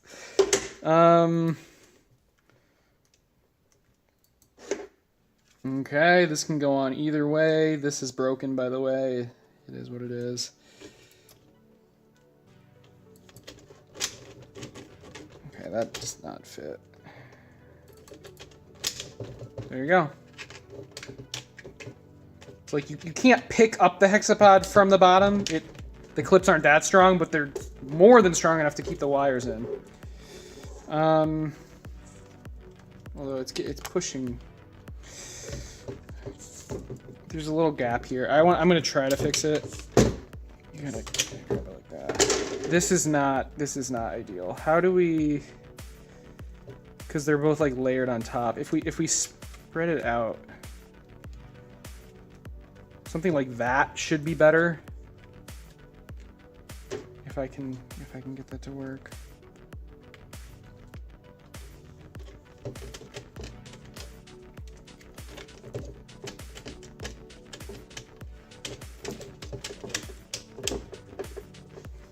That's a lot better. Yep, cool. There you go. Look at that wiring job. Look at that. You can't even freaking see the wires. Look at, oh, this is so good. Oh my gosh. Now, if we turn this on, only one leg is programmed. I don't know what'll happen. We'll find out. Yeah, okay. So these aren't even like, these don't even get power because they're not linked in the software, but I mean, that's what we're gonna do next, right? All right, but here it is. Yeah, it's completely built. I think, what do I want to do now? Do I want to record a YouTube clip for this now? I think so. I'll be right back though. I'm gonna go to I'm drinking a lot of water. I need to pee again. Yeah, we got legs on both sides.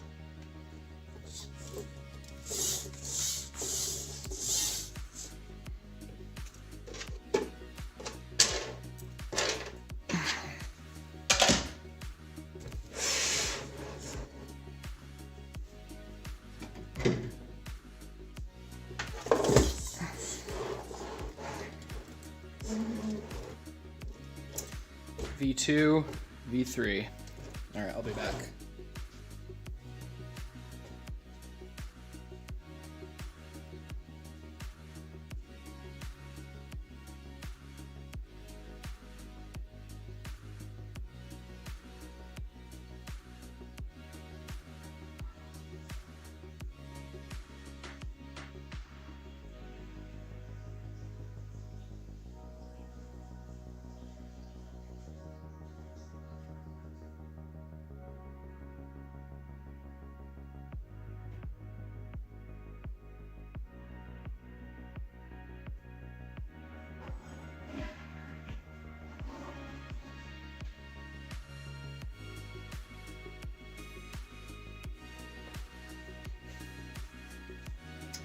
I'm back.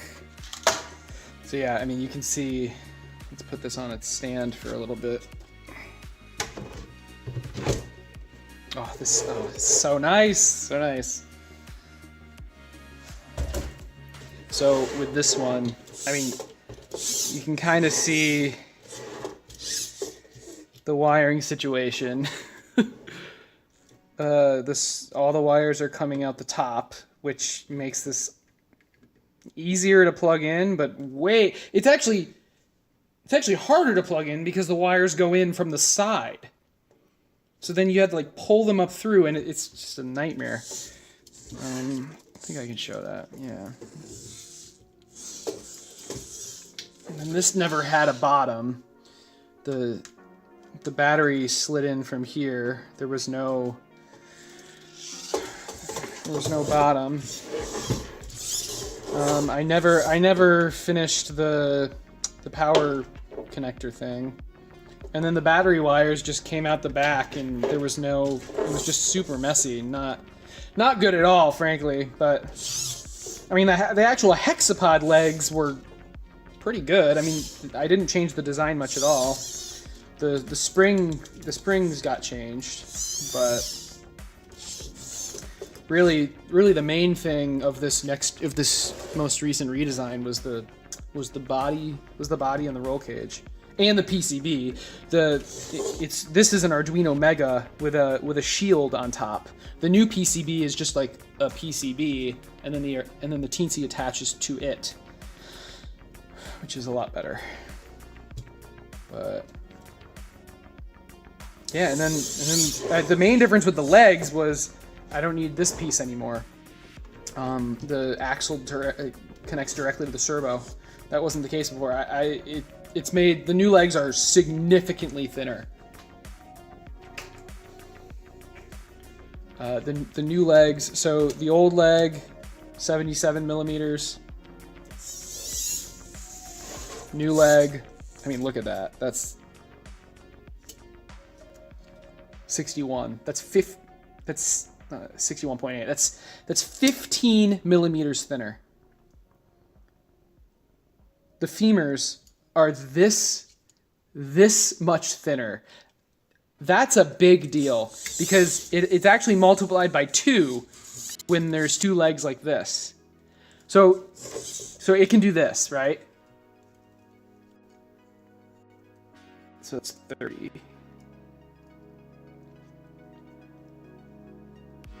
It used to be like, it's this much difference. That's crazy. That's so much movement. And then that gets multiplied by 2 because it's the same on this side. So really, it's 60 millimeters of difference for how much extra this leg can move. Right? So the custom servo backs were just such a big improvement. And then I'm curious about the weight of this. I do have a scale. I'm also curious about the overall size, but the overall size I can measure in Fusion 360. I mean, I guess I can measure it in here. Do I? I don't think. Whatever. Let's just get my scale. Well, I say my scale. This is definitely not my scale. I stole this from the kitchen. So we're in grams right now. I believe this is like 7 kilograms.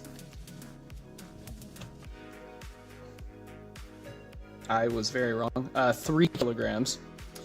This has no battery though. Geez. How do I make this comparison fair? I really don't want to open it up and take the battery out. I'll be right back.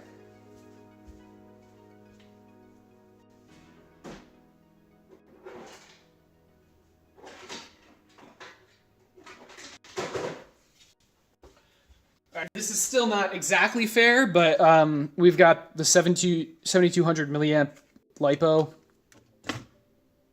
Okay, so 3500, 3490.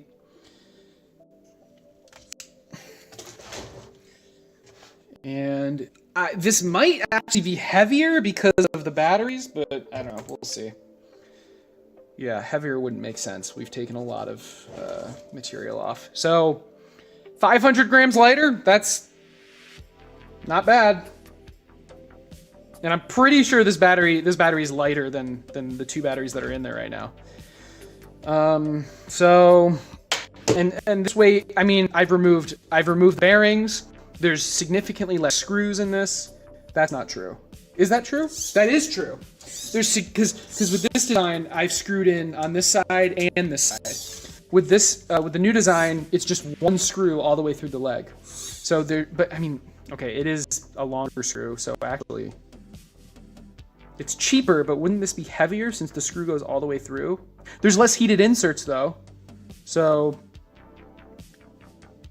I guess the weight evens out.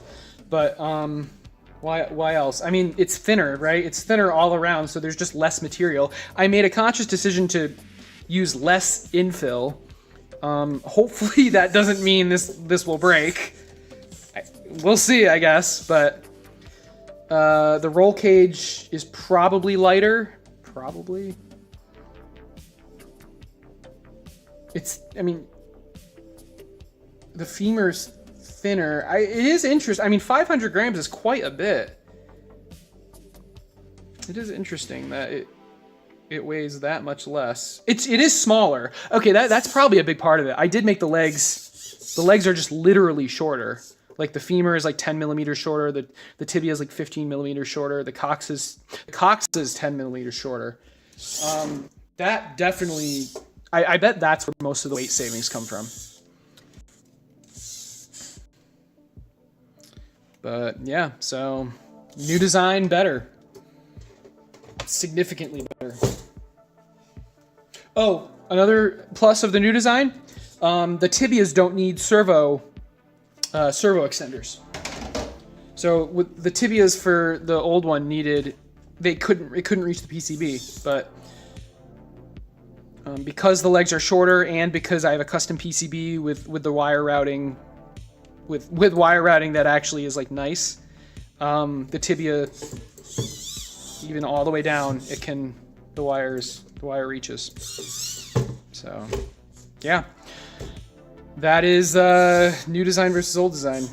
I'm going to bookmark that because I'm not going to repeat all that, but some of that rant should be in the YouTube video, I think.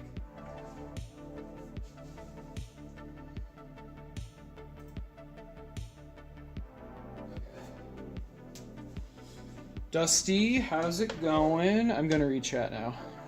I'm gonna try to read chat, Jesus. This is a bit early for me. It's Saturday, so. Wire management is night and day. Dude, I know. It's so nice. No axles. Yeah, there's no Mega anymore. That's a good point. It all adds up. I feel like, this is a gut feeling, I feel like the smaller legs is where most of the weight savings are coming from, though. Or is coming from. I don't know. I can take out the battery. I really don't want to. I guess we'll do it for science. I'm mostly just procrastinating the coding. Let's be honest.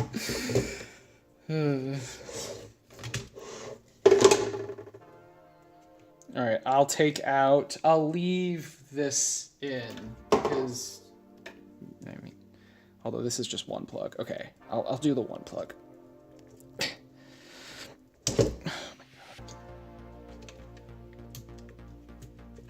It's funny, I spent so much time on these battery clips, and then I just shoved, and then this is really what's holding it in. But... All right, any guesses? What do you guys think this battery weighs? These two batteries weigh versus this. So this is 7,200 milliamps. This is 6,000 milliamps because there's two.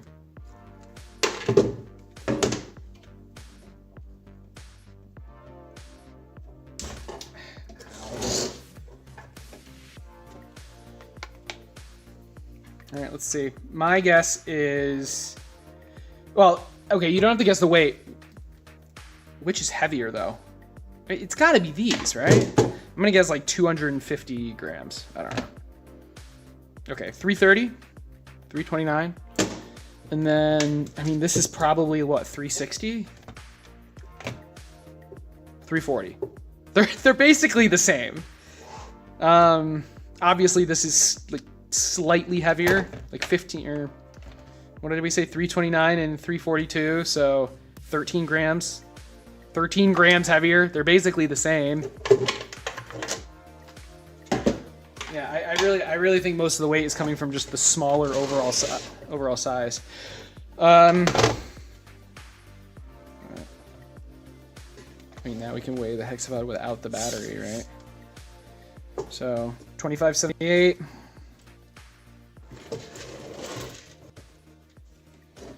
And didn't we already? Oh my God! Didn't we already weigh this without the battery? Oh no, we didn't. I said 2578. This is 3149. Can someone do that math? 2578. That's it's like 571. I think, or 81, something like that. 600. Let's just round it up. 600 grams lighter. All right. Anyway, enough of that. It's time to program this. I'm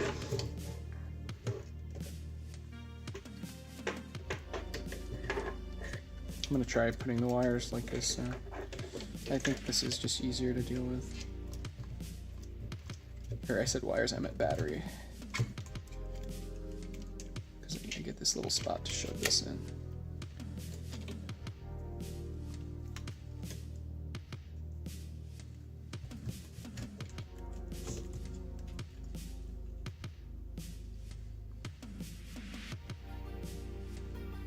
How the hell did this happen?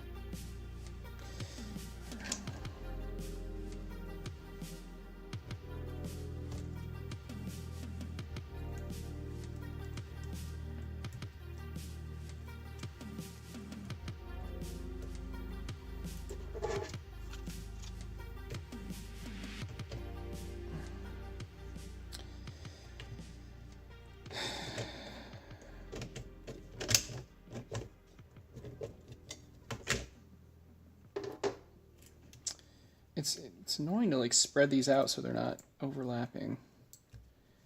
There we go. It's not that annoying, let's be honest.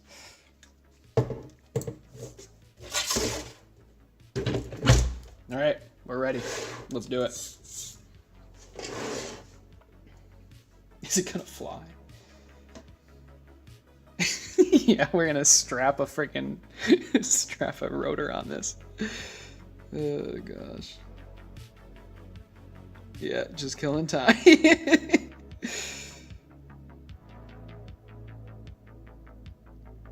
I weighed it for you. What's with the dual battery? So I couldn't find a life battery that was big enough. The biggest, or like high enough milliamps. This can run on one of them, but I think there was like a 4,000-ish milliamp one, but I wanted more, so I ran two of them in parallel instead. Like this, the 72 is great, but I can't run the LiPo unless I'm using the blue servos. So I mean, it weighs more, but it lasts quite a bit longer. Well,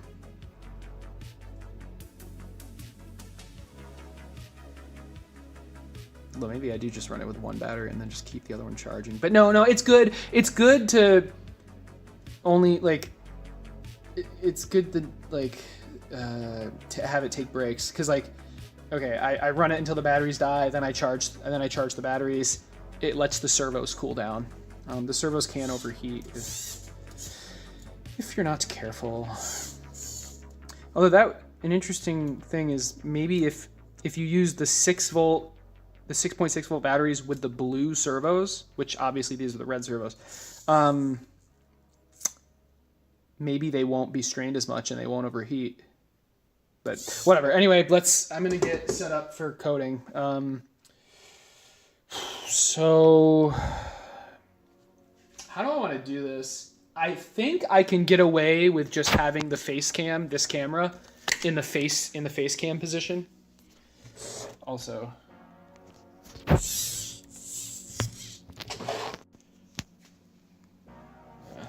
the servo wires are making this view look not as cool. It looks really cool in person though, I promise. Anyway, we're gonna put this here without turning it off, hopefully. And I'm gonna put the Hexapod here and you can see it. Yeah. I love this new stand. I can just grab the stand by the side. It's all screwed together. This was the previous stand. Not only was it difficult to put the Hexapod on it because I had to like slot into the bottom perfectly, it also just like, it falls apart. Okay, I did super glue it so it stopped falling apart, but it used to just fall apart. I don't know, it's not as sturdy, obviously, but anyway. You see me right now.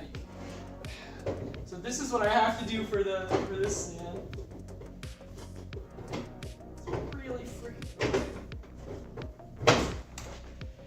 But it works well. It's very stable. More stable than this one actually. But whatever. Okay.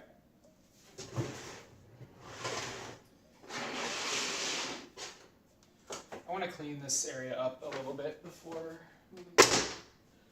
Because a lot of what's about to happen in the next 3 or 4 hours is going to be on the YouTube video.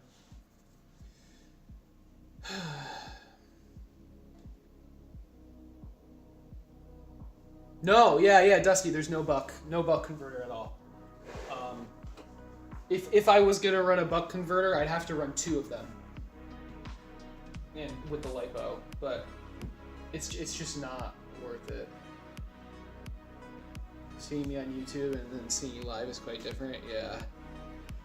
Yeah, I mean with YouTube, everything is just edited down and I try to keep it interesting.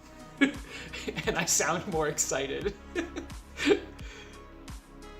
Try not to destroy the servos. We'll see. I mean, I've got it on the stand, right? So surely I'm not gonna. Yeah. It's all well. I'm sure I'm not gonna make any mistakes. I'm not gonna make any mistakes. Okay. I guess you guys can watch. I was gonna do this, but you can watch me clean up my desk.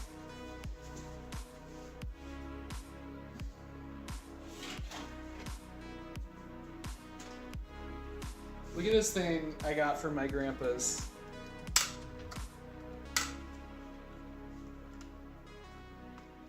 I'm not gonna. That's cool. Maybe this would have. Maybe if I used this yesterday or Friday. Oh my God, Thursday, I would have soldered better.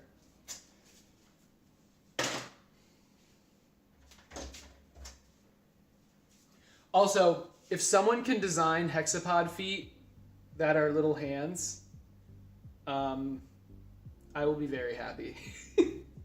And I will print it immediately.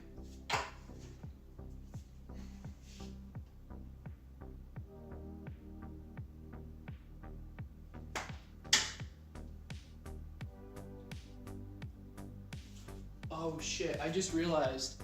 Can you guys can hear me, right? The mic is still this.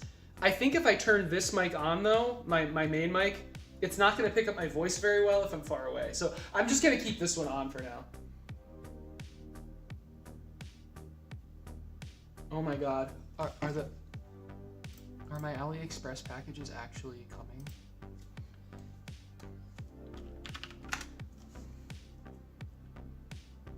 I'm pretty sure, is my address already doxed? I'm pretty sure it is. Although I just got some notifications.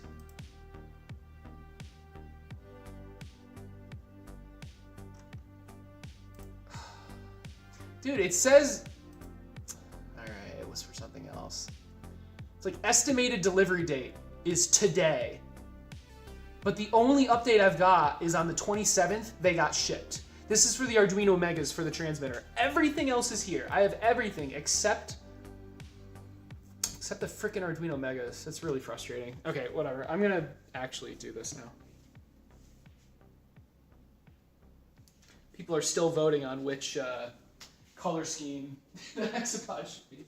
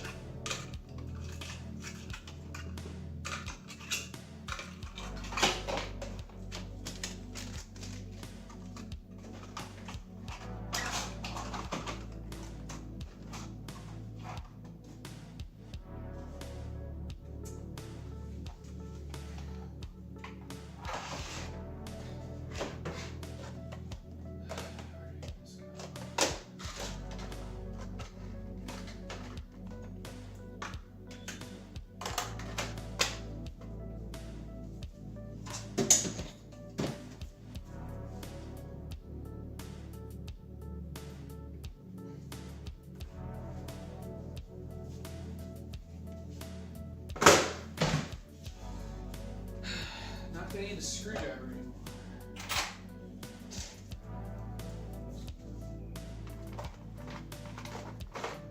I think I just throw these lights out. These lights aren't even bright. They're not even freaking bright. I'm just gonna throw them out.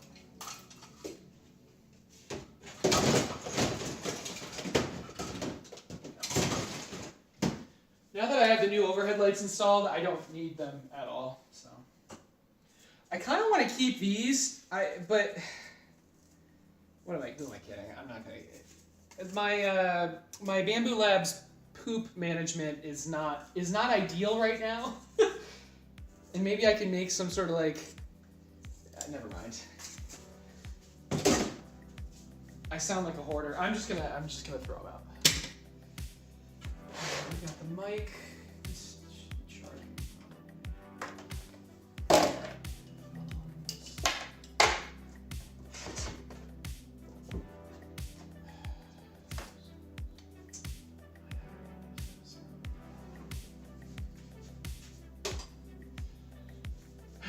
We got the little Hexapod legs. That's next project.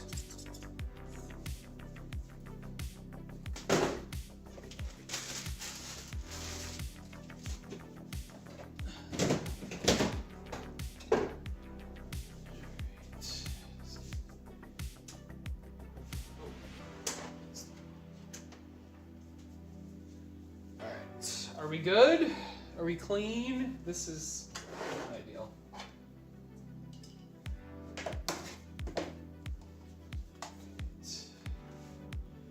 These can go in a drawer.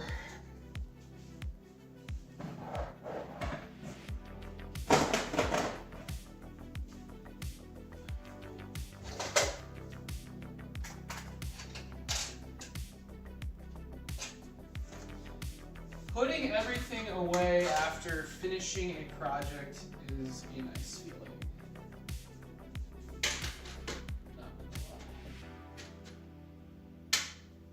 What size is this?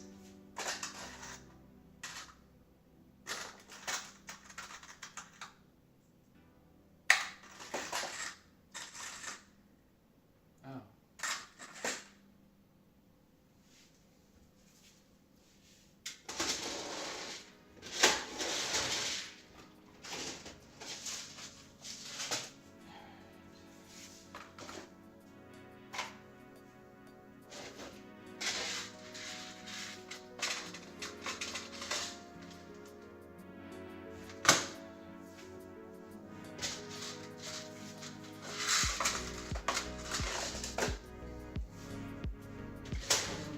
I gotta order more of those screws. I ran out almost.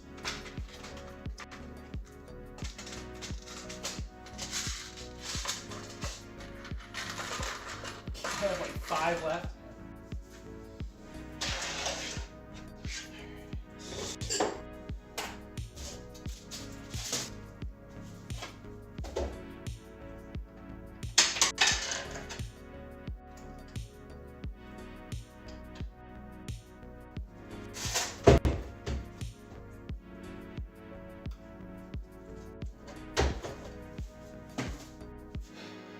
Alright. Are we all? No, we're still. Do I need these? They're extra parts for this. I guess it's good. We're gonna have some extra servo backs as well. I guess I'll keep 3 spares. I'll throw the rest out though. Here's the box of iteration. This was the box of iteration for just this recent Hexapod.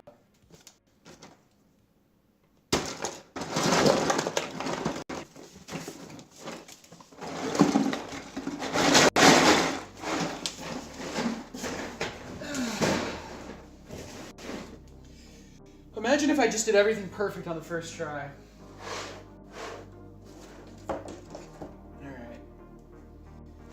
Oh, another issue with this design, or an issue with this design.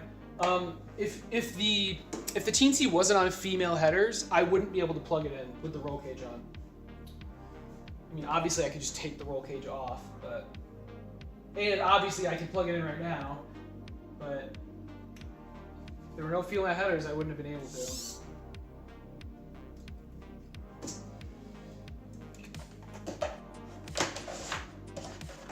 This can go on top of my desktop. This is not being used either. Will I need to... Am I gonna have to code the remote control? I probably will. This here. These don't need to be here. Are we almost done? I think it's clean. Holy shit.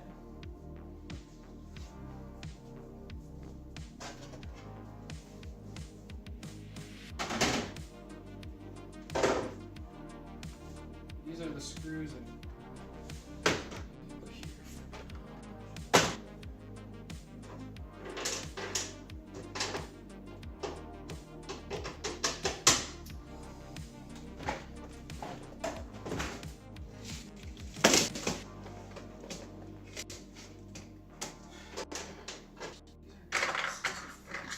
where do I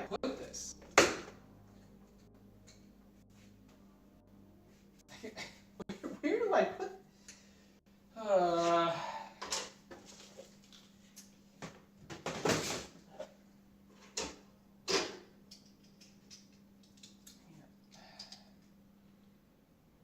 I don't know. I don't have a place. I don't have a place for these spare parts. These spare Hexapod parts. I guess I'll put it in a drawer. Oh no. A box. These filament boxes are so nice to like store things in. I need to label it.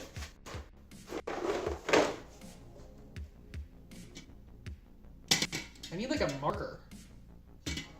Although if I mess this up, then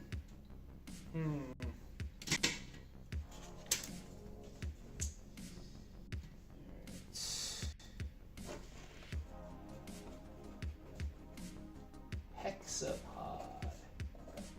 Spare parts. Beautiful. I have double-sided tape somewhere.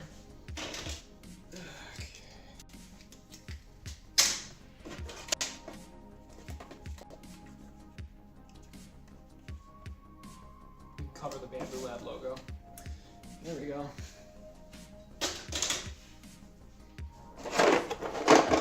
Beautiful. Now where do I put this box? I'll put my other boxes. Okay, and these are the Hexapod. These are the Hexapod electronics. And this is the Hexapod electronics. Okay.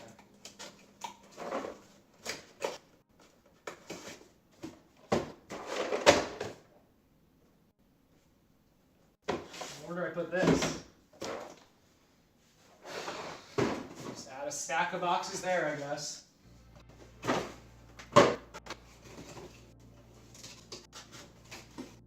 All right. Nice.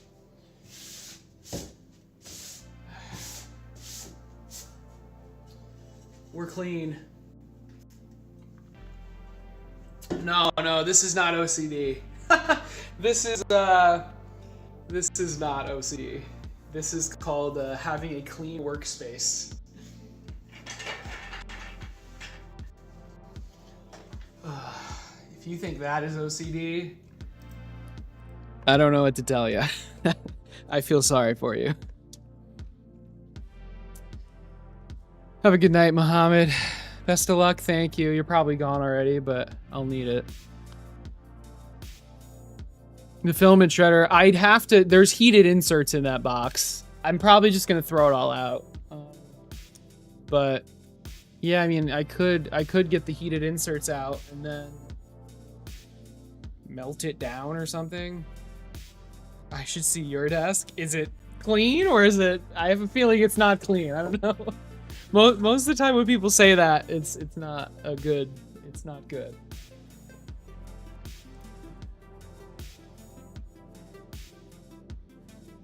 Yeah, we'll do this.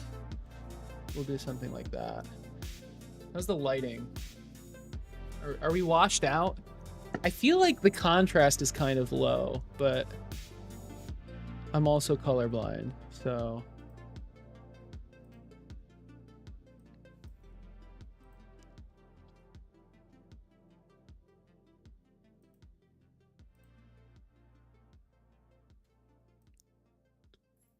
I misspoke. I did not mean contrast. I'm sorry.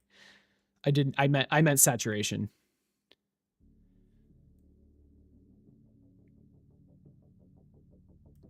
Yeah, it was actually kind of low.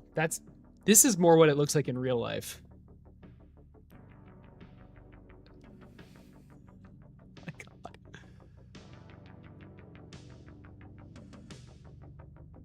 God. Where are we? Cool.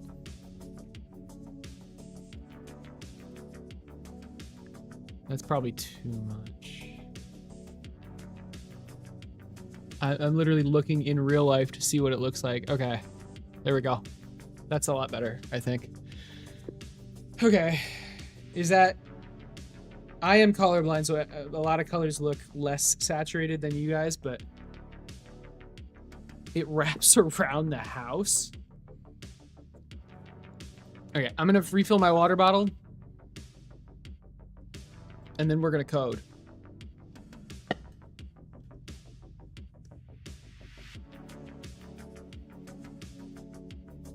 You think this is too much? I trust you. I trust pretty much anyone other than myself, to be completely honest.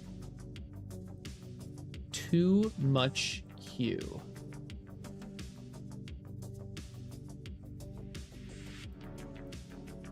All right, I cut it in half.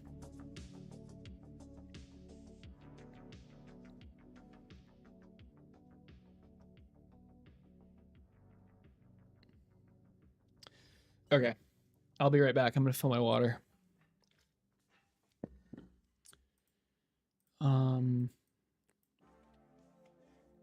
now, so this is the simple receiver example. God, I'm gonna want to just, I want like a brand new project for this, I think. You think it looks good? All right, cool. All right, I'll be right back. I'm gonna get more water. Just forgot to plug my phone in, my face.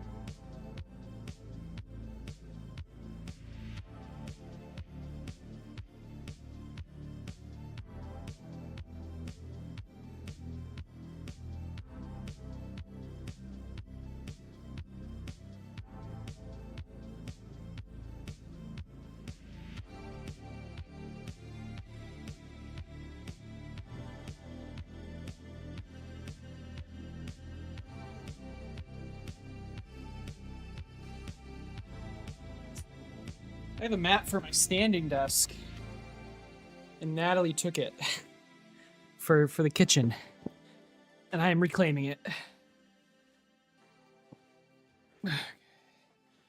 My feet get cold. Well, I am wearing socks. Okay, anyway, let's do it. Here we go. How are we even starting with this? I guess we should start with the old Hexapod code, right? There's so much freaking. So old Hexapod code is in Arduino Studio, IDE, whatever, and it's not ideal at all. I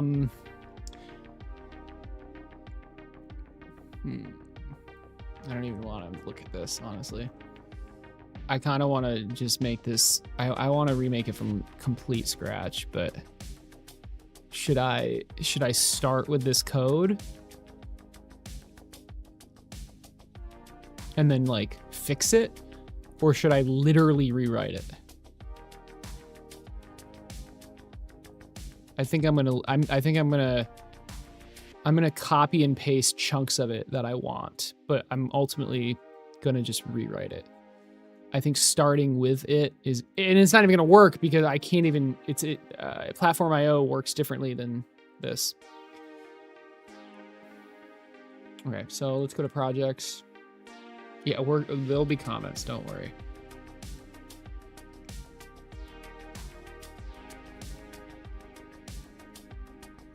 We've got the 4.1 servo test. We've got the simple receiver test. What's the 4.1 servo test?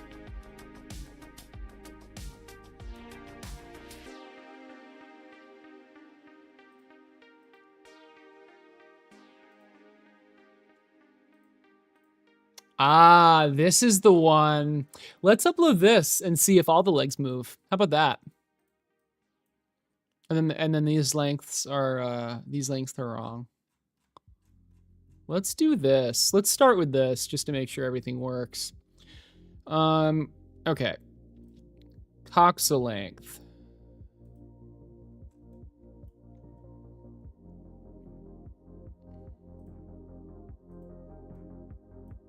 Is this line 45. Femur length, it says it's 100. I'm just making sure it's actually like we're measuring the right thing. 100. So like this, right? This is the tibia length. It says it's 160. This is not correct. This is not the tibia length, right? We want to measure to the tip of the foot. when it's pressed down, which is a little bit more difficult. And look, yeah, I made a new sketch just for that. So this 175. I know you can't see it. My camera's covering it. You know, I've said that so many times. Should I just like move my, okay, we're gonna, but that looks weird.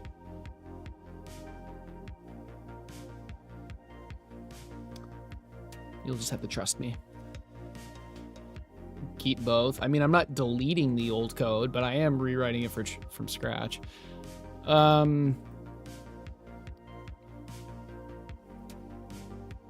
Right, so 175. Okay, so 45, 100, 175. 45, 100, 175. Those old values were for the micro server, for like the small. I'm pointing to nothing because it's not even there anymore, but for the micro servo hexapod leg. And then these pins are probably all wrong. Oh no, these pins are actually right, I think. No, these pins are wrong. Never mind. They're definitely wrong. These offsets are potentially wrong as well. Hold on. I changed the simple receiver example to be correct. So let's, okay. Yeah, 48, 105, 185. Remember how I said I made the leg smaller? Well, I did. Not by much, but by 3, 5, and 10 millimeters, respectively. Anyway, this probably needs to change, specifically this.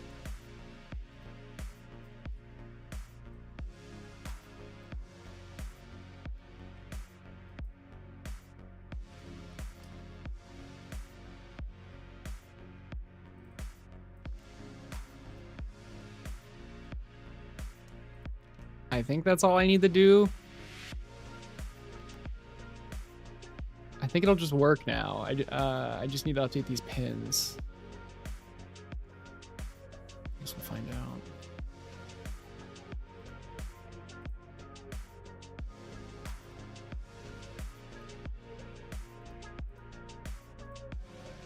I don't even, oh, the warning was all the way up there. Alrighty, here we go. So I'm pretty sure this course, like these numbers correspond to the pins I want. So I'm gonna have this open over here. All right, Coxa 1.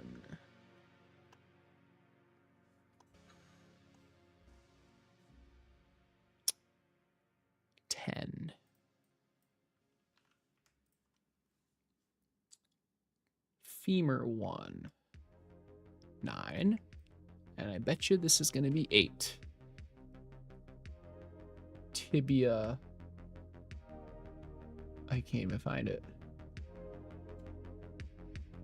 Tibia 1, 8, yep. All right.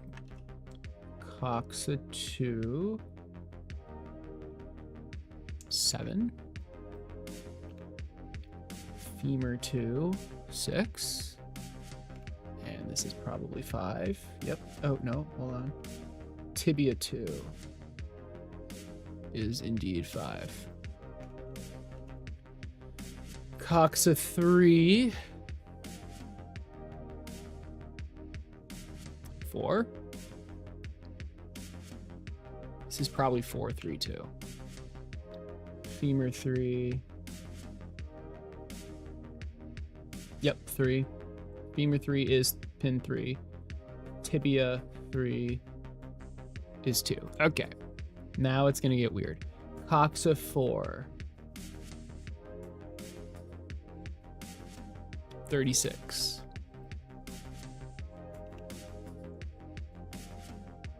Femur 4.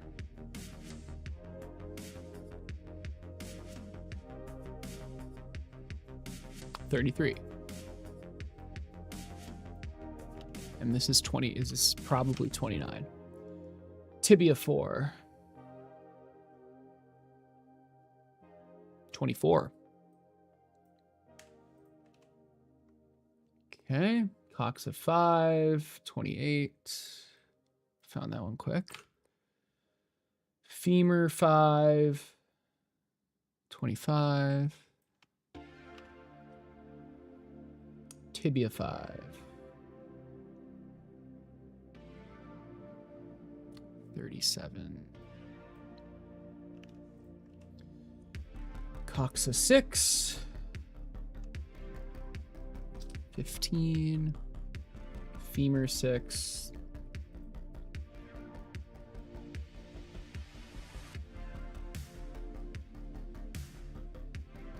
14. Tibia 6. 29.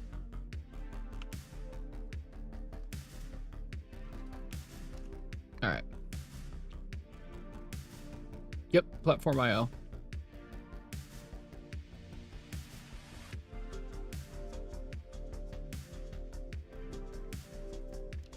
This should work. Let's see.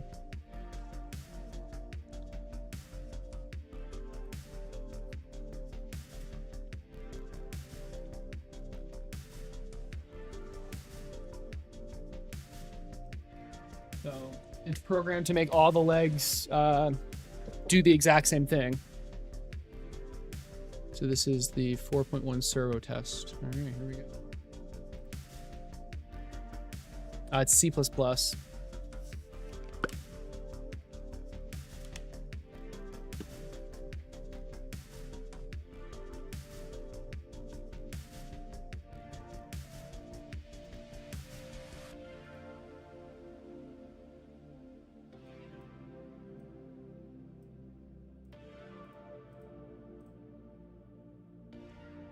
I think it's, I don't know if it's working. It's not powered on. I'm gonna re-upload it. I couldn't see the terminal.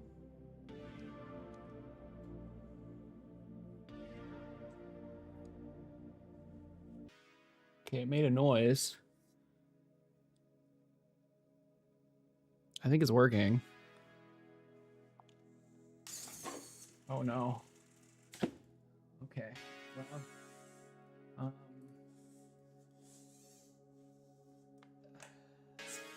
sometimes that happens when you try to leave it plugged in and then turn it on.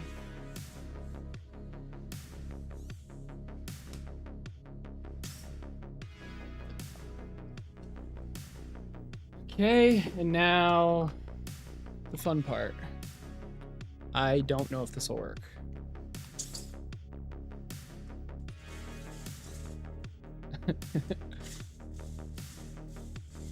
We dance.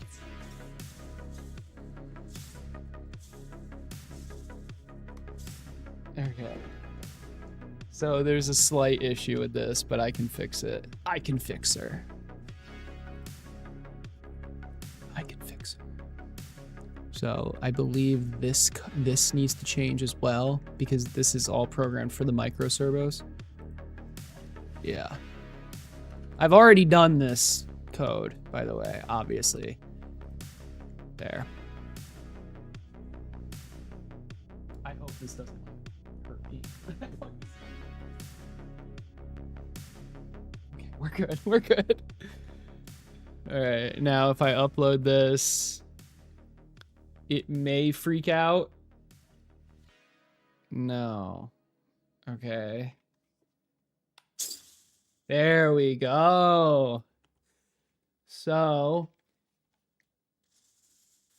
I am controlling the IK of every leg at the same time. So this makes it go in and out. I don't know why I'm looking at the screen. I can just look at it in real life. I'll try to make it closer for you guys. Okay, this makes it go in and out. This makes it go up and down in a straight line. And then this is left and right in a straight line.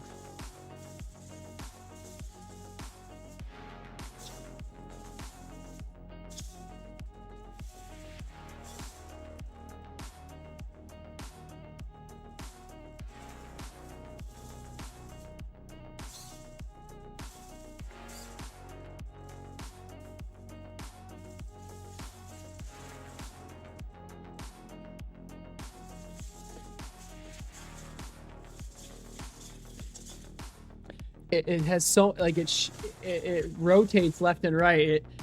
The stand, because there's so much like momentum.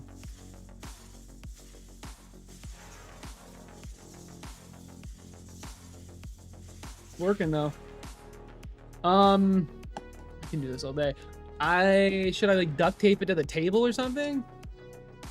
Do you have the record script?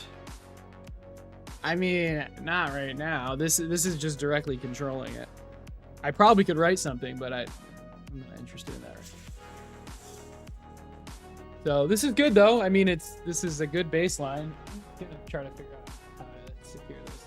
Although if I tape it to the table, I won't be able to like move it, which is obvious.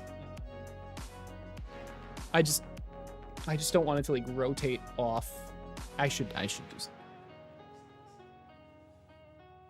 We have something better than tape though. We've got the clamp. This has got to be a better solution, right? Although, okay, if we clamp it this way.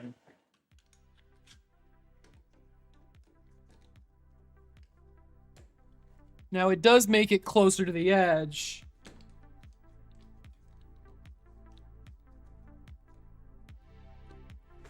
All right, surely this is not a bad idea.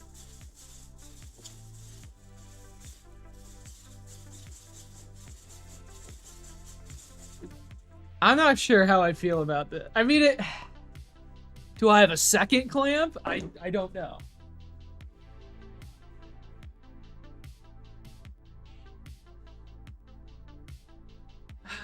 Like, is it gonna fall off? Oh gosh, I don't. Maybe we just put it here and not make it go off the table.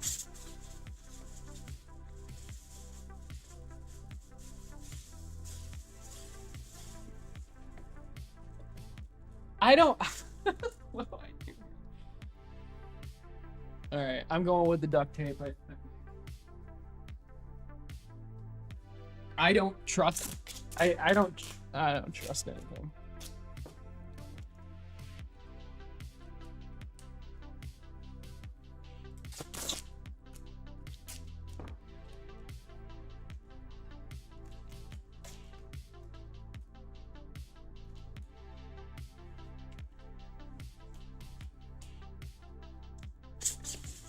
Already so much better. Now we make it symmetrical.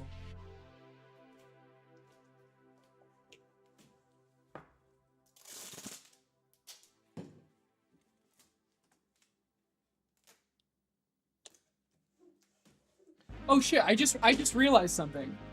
Did I just break the freaking controller? My freaking joystick. Stop.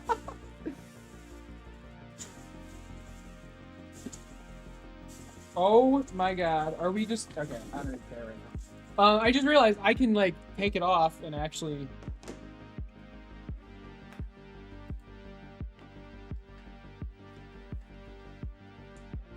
It's maiden voyage.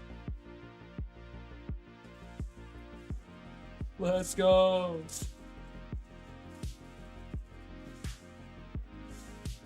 This is all it does, but it does it well.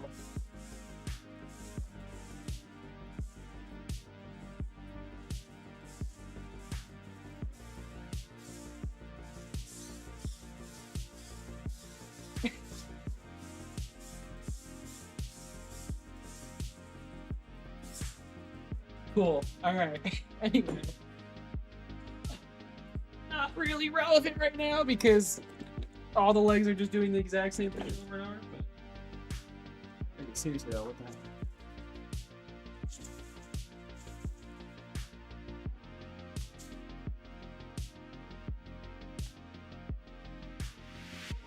Do I have a spare joystick cap? This is...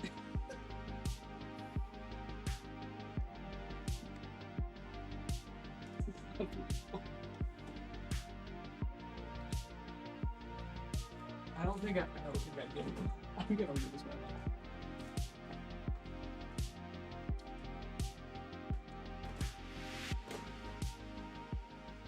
Dude, I'm gonna actually lose it. I dropped my controller. The joystick cap like broke / fell off, and now I can't put it back on.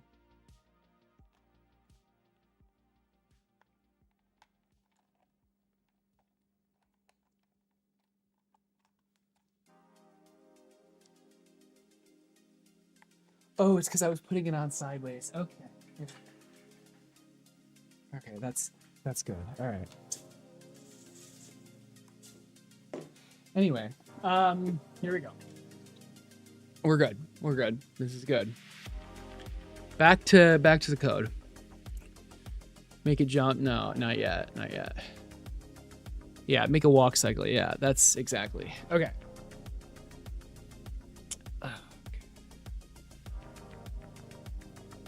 So.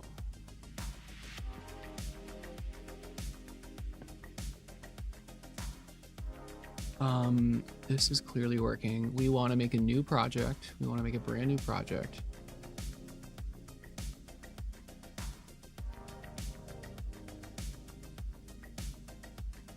And this is going to be called Hexapod code. Or I don't know, maybe just Hexapod. Sorry, give me a second. This freaking wire always gets on my keyboard. I'm gonna be doing a lot of typing. There we go. All right. Hexapod code, Hexapod. I can always rename it, I think. We're gonna name it Hexapod.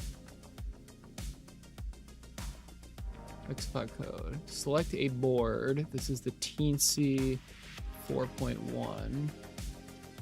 Framework is Arduino. Use default location.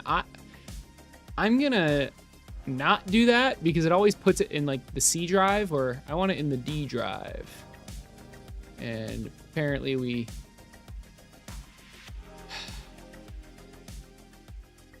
I'll give it a chance. I'll let it load. What about the USB?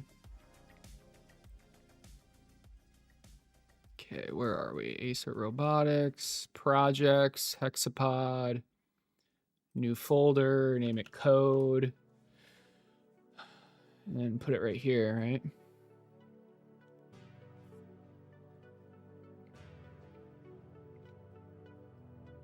All right.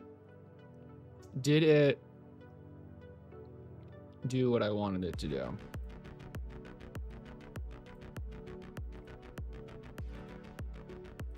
Yes, it made a folder called Hexapod code. Perfect. I'll rename this to something that makes more sense later, but like default or Hexapod main. I don't know. I don't know.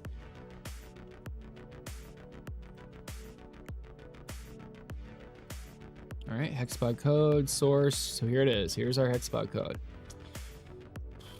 All right. All right, here we go. Brand new project.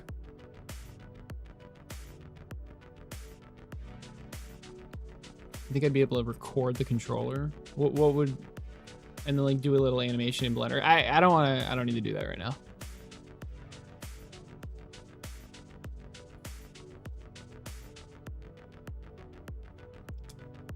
All right. I want to start with all my helper classes or functions or whatever. Mainly my vector 2 and vector 3 class.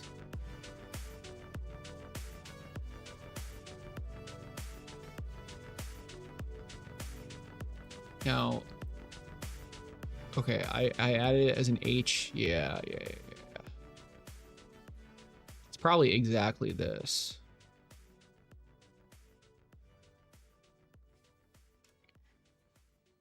And then what? Do I just add vectors to the top of every single? Yeah, I probably do. It's kind of annoying. It's fine. Now, is there any difference between this? I mean, I probably just pulled this directly from... Yeah, it's the same file. All right, so can I copy and paste this? Yes. Okay. I mean, I don't need to touch this. This is... It does everything I need it to do.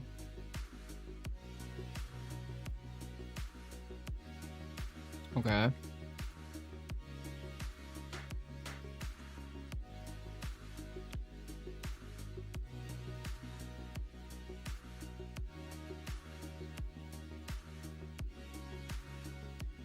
Sorry, I'm going slow. I want to make sure this is set up in a way that makes sense. Let's get the Bezier curve stuff. I don't think. Yeah, I don't have any of that stuff yet. This is in helpers. Shouldn't this lerp be in the vector folder? I mean, specifically lerping. Well, not necessarily. Where's my Bezier curves? Oh.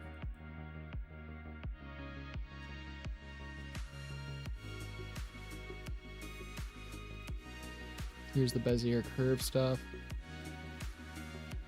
I mean, really, I should just put the vector stuff and the Bezier curve. Like, it should all just be... It should all just be in a file called math helpers, or even just helpers. Or like math or math utils. It should be in like utils.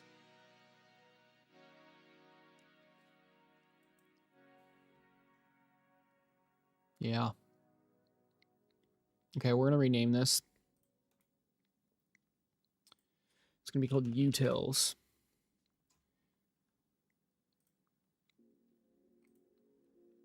Cool. Okay.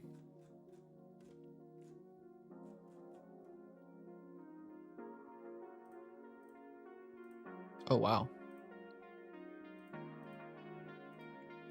Perfect.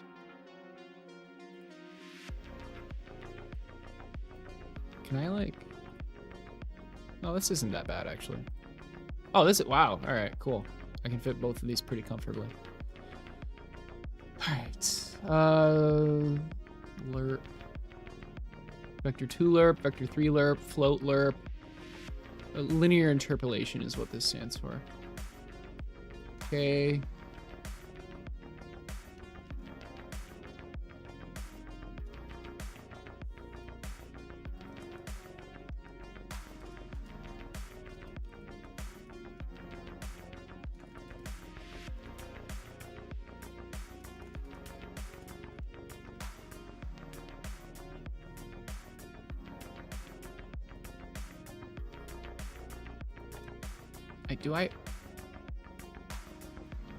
Does this even need a comment?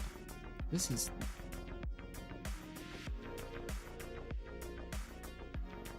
How do I want to, organize this?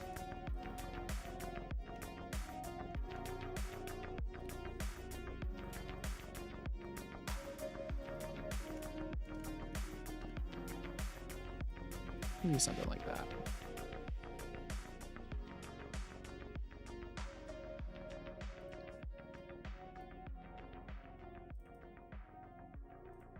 Oh, interesting. We have the every. This was kind of helpful, actually.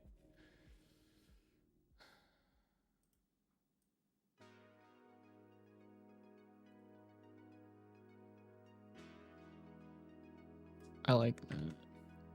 But this shouldn't go into the utils. This should be like a... I don't even know what this is called. It's not like a macro. It's... I guess I'll shove it in here, but...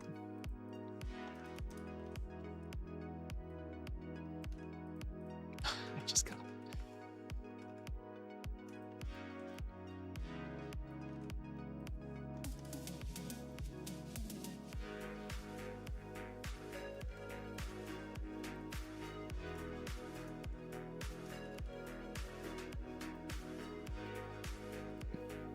I don't even, like, I don't know. All right, helpers we got. That's done.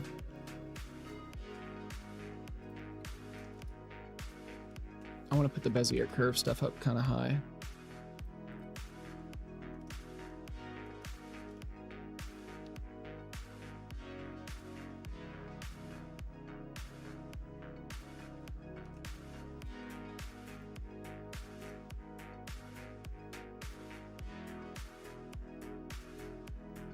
What does every do? That's a really good question. So I don't exactly know how this works, but all I know is that when you call this function, it'll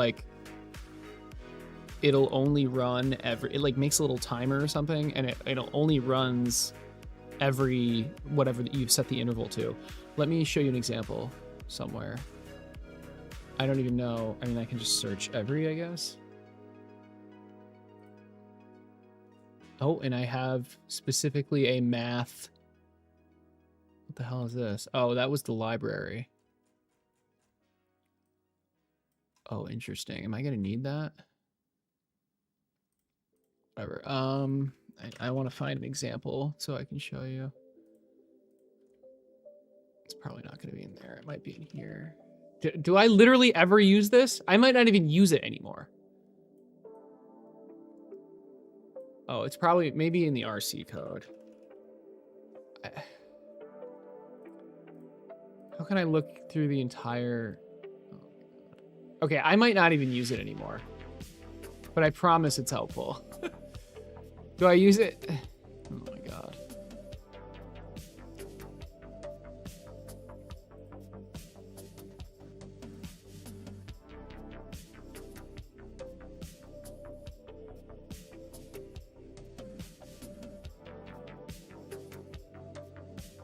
And this name is confusing too. This is the RC. This is for the RC code.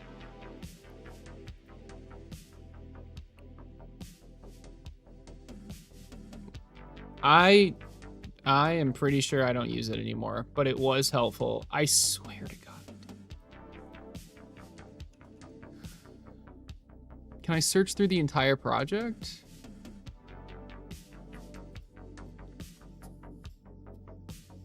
Wow, this completely copied Visual Studio Code. It like looks literally the same. What the hell?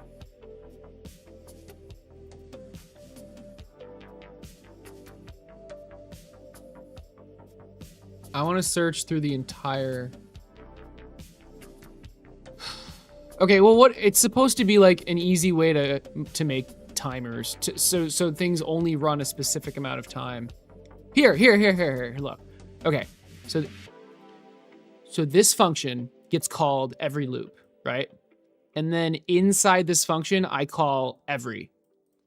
This function just sets up the timer for me automatically. So I call every and then this, and it will only run every RC send interval, which is like, yeah, every 50 milliseconds. Super easy instead of doing like a timer manually. Where the heck is it though? It's probably in include helpers. Here it is. Yeah, all right.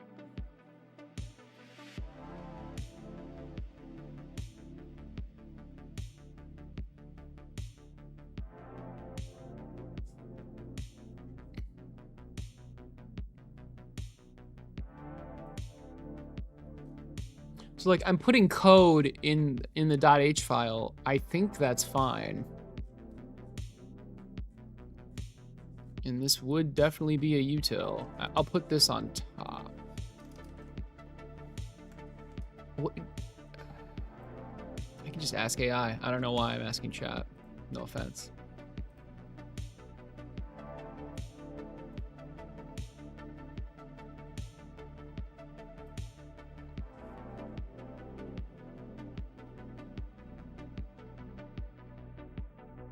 Do you want some meatballs with that spaghetti?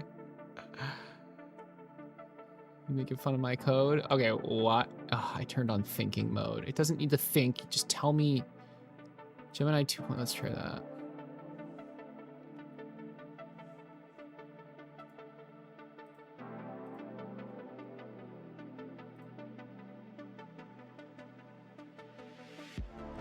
This code defines a macro. It's a macro, that's what it's called, named every, that takes one argument. This macro is designed to execute a block of code only once every interval milliseconds. It provides a simple way to create a time-based events. Yep, super easy. Macro. There you go. Like, I don't know what these slashes do. I have no idea. It doesn't really matter. I don't need to know. All I know is how this works, or like what it does. Okay, anyway, now what? So we got that, we got the vectors, we got the Bezier curve stuff. Am I missing anything?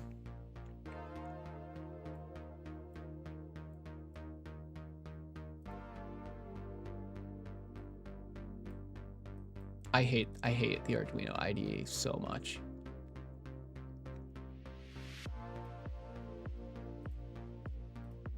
We got this. I think we should start with this folder or this file, initializing just everything. I mean, we already do have that kind of with this, right? Coxa pins, femur pins.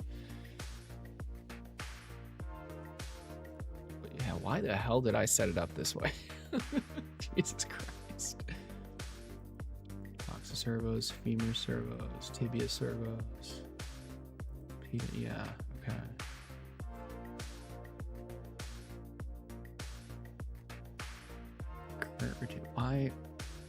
Why are these stored in the initialization?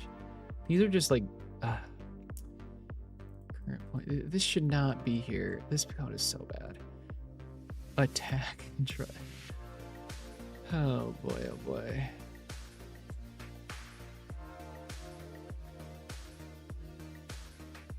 I have this function is completely useless. The idea behind detaching the servos was to like power them off. It doesn't work though. It doesn't work. But this function's good. Although literally this is replaced with this. It's just this. In fact, I have in my Teensy 4.1 servo test, I have a lot of the code I already need, which is nice.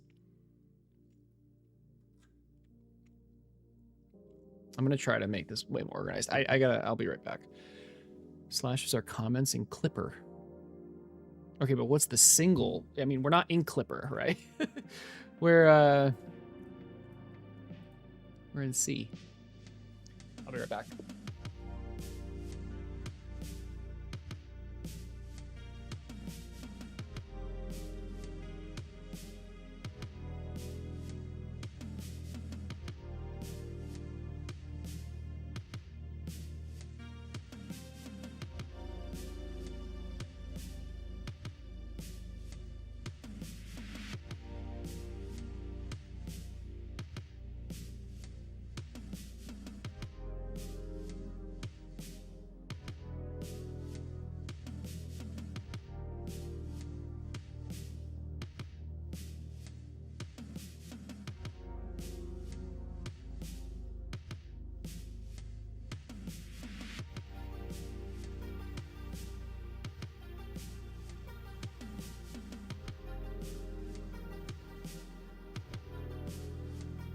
I am back. Okay.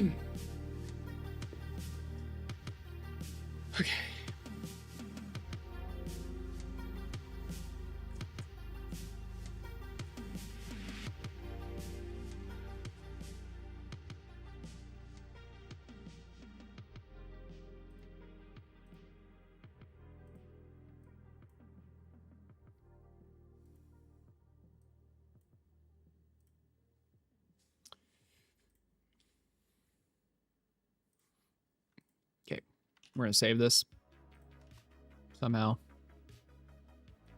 I guess we can save this one. It doesn't really matter. I want to save this one though. Okay. Oh my god. Okay, hold on. RC train. No. I don't even know what this is. This one. Hexapod. Where am I committing this to? Like which?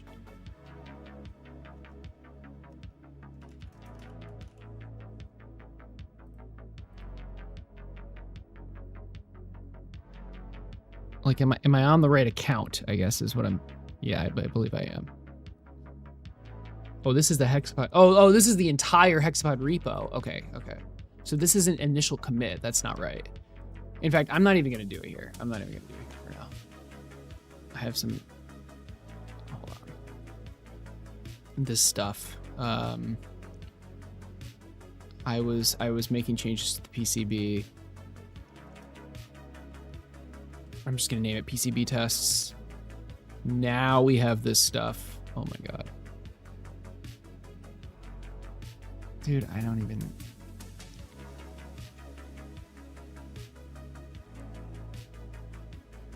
And this is initial commit of code project. New code project. Okay.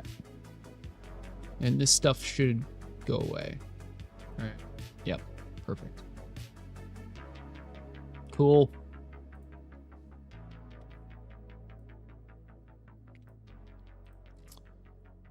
All right. Back to Hexapod code. Utils. Okay, utils. I'm happy with utils. We don't even need to look at this stuff. We know how it works. Probably. Yeah, lerp, lerp, lerp. Hypotenuse. Float or mapping for floats.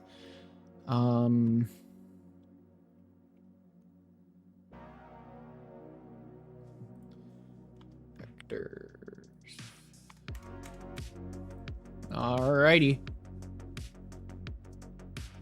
I can't even minimize this. Alright. Now I want a new file for what? Not in the initial, it's like all of the variables that are like the constants, not this, what I put them all in the top of my main file, which is stupid, but like all this, like the settings and like the enums and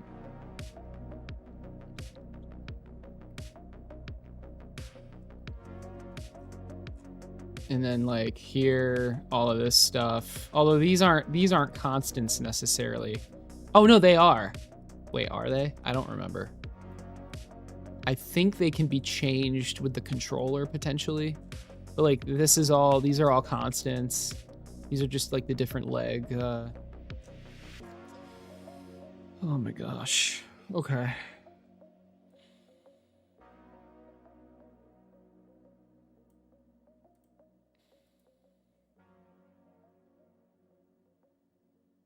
Yeah, they're all the walk cycles.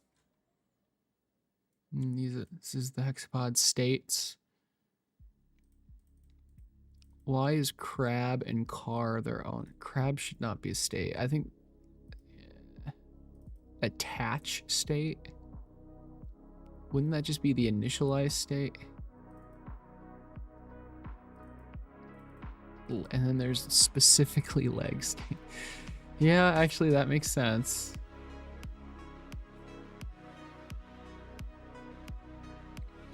Maybe.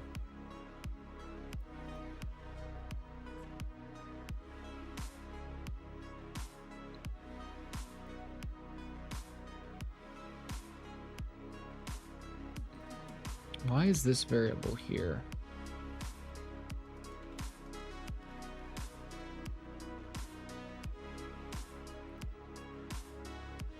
Yeah, this variable is not even used here. It's used here in the car state. Yeah.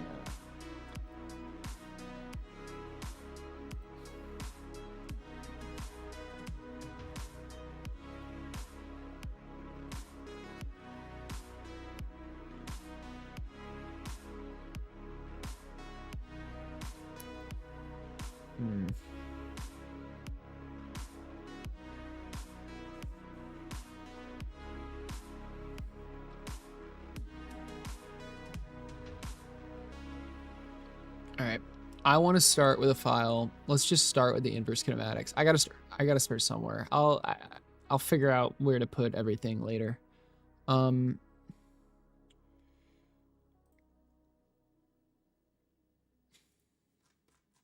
This isn't even the right freaking program.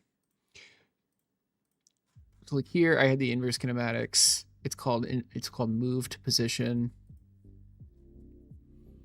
You input a position, it outputs what? Okay, it doesn't output anything. That is not good.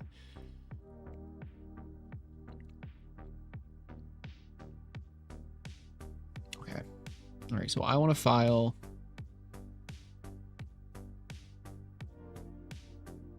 I never know, like, should it be...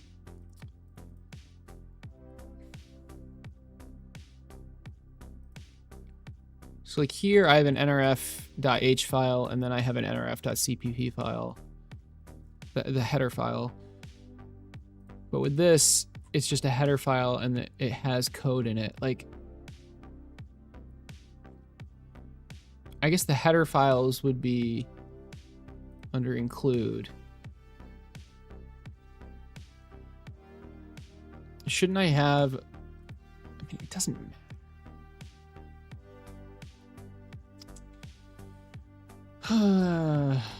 I don't like C++. It's super confusing.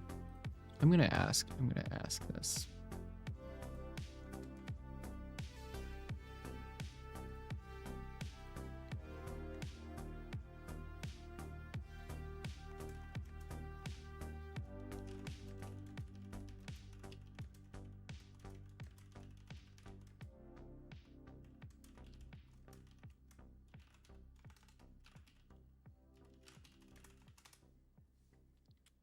Teach me how to do C++.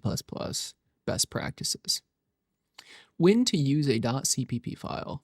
Implementation of functions. Okay, so maybe this should have that.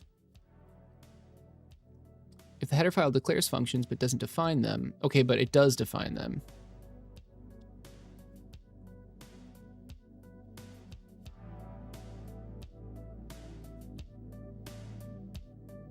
Okay, header files are commonly used to define macros.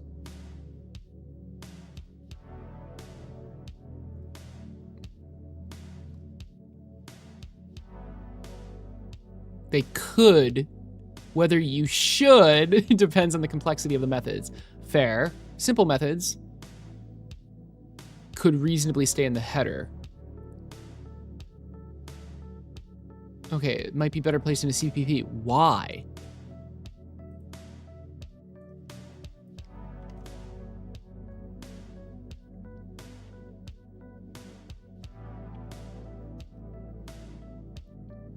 Okay, for your utils H, I would recommend creating a, okay. Can you implement your recommendation for me?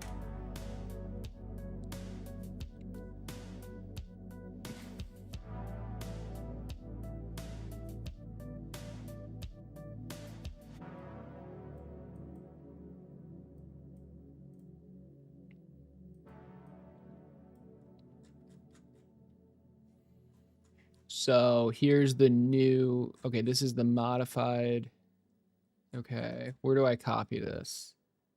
Apply to Hexapod code, insert at cursor, copy. Can I apply to Hexapod code? Oh my God, I love coding. It's so easy.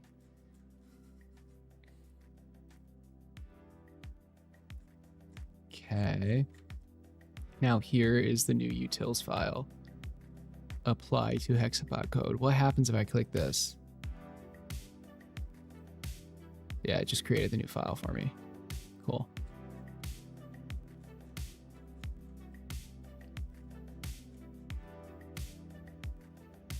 Okay, now where do I put this file? Like, where do you think the utils.cpp file should be in the file structure? I know how to code, I promise. I'm just not super experienced with C++. So I'm actually learning a lot from this.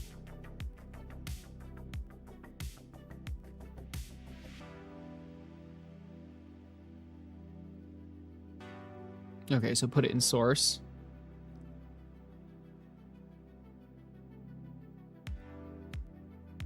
I think it's a little bit confused. I'm gonna put it in source. Okay. So then we have the include. Is that not going to work? Dot include? Yeah.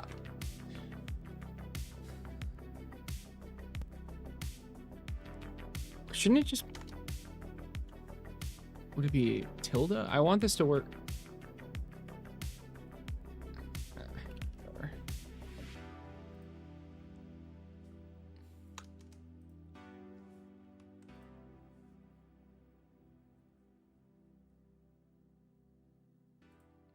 So the include has the header. In the source, we have utils. Okay, that makes sense. Cool. All right. What's next? I want the IK to have the inverse kinematics to have its own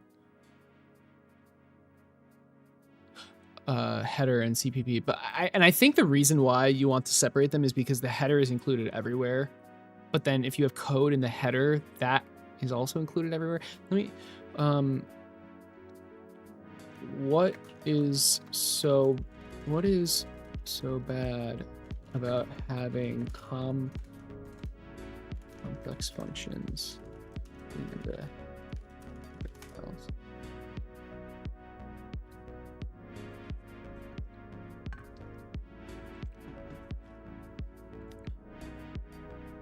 It can lead to several It can lead to several problems. Increased compilation time, yeah. Code bloat. It leads to code duplication, that's why. Okay, that makes sense. That makes sense. Because like your header, like this header file, this is being included wherever you write include. Ironically, we're not including the utils. Yeah, there you go. So because I typed this, that means this entire, all of this is literally just written here.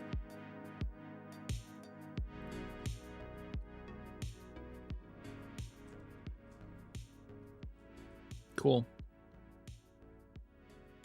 Okay. Okay.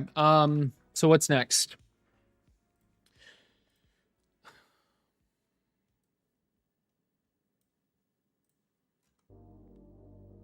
Oh, the IK code, that's right. I want a file for the inverse kinematics. So we're going to right click, new file, and it's going to be ik.h. That's a little bit confusing. Inverse kinematics. I think this deserves its own. I think this deserves its own file.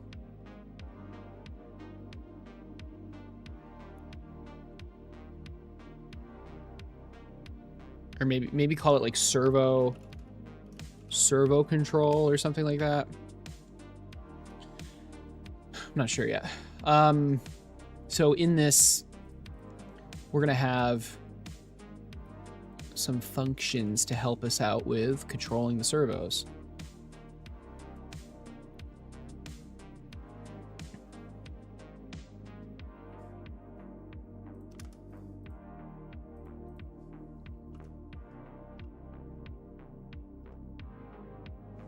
I don't know.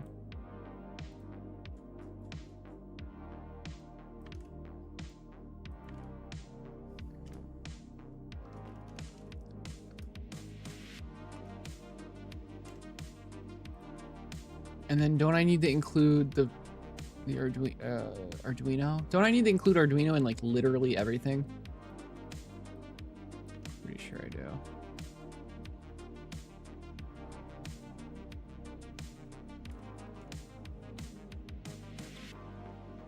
Okay, so I want a function that's void get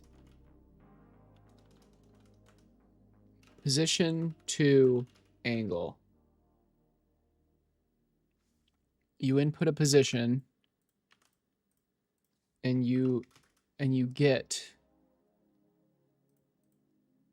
well, it wouldn't be void, right? It would be would it be a vector 3 of you get the 3 angles.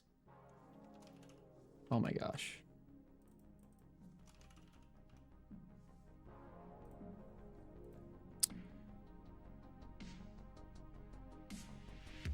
Okay, and this is where we need the constants of, yeah, and then the offsets. And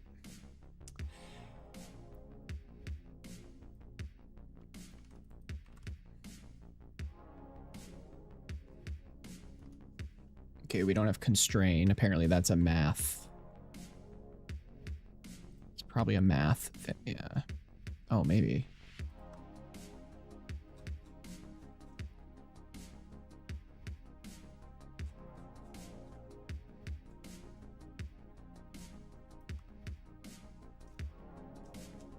What is this?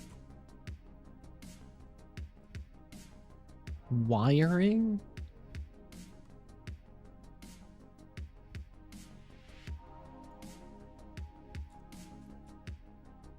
What is the wiring? Enter.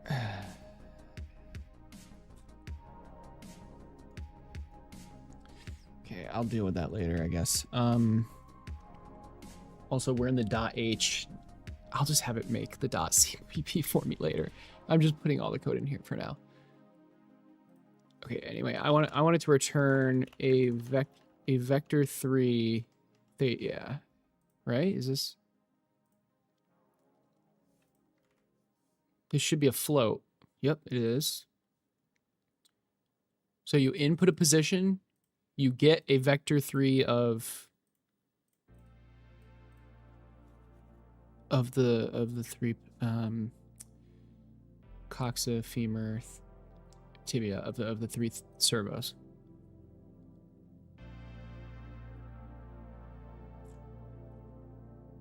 Yeah, about the servo pins, we're not there yet. I'm trying to split this up into simpler functions.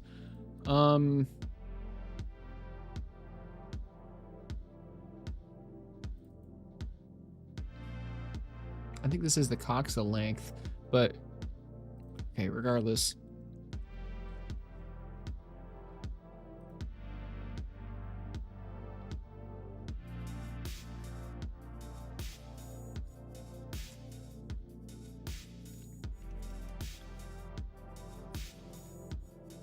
Set, I want a function called set servo angles. Vector 3 angles. Nope, this is not right.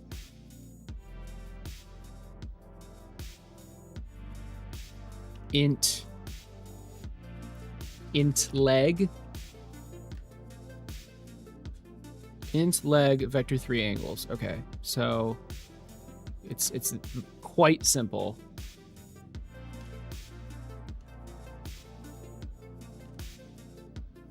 Now, do I want to do leg 1, 2, 3, 4, 5, 6? I think I do.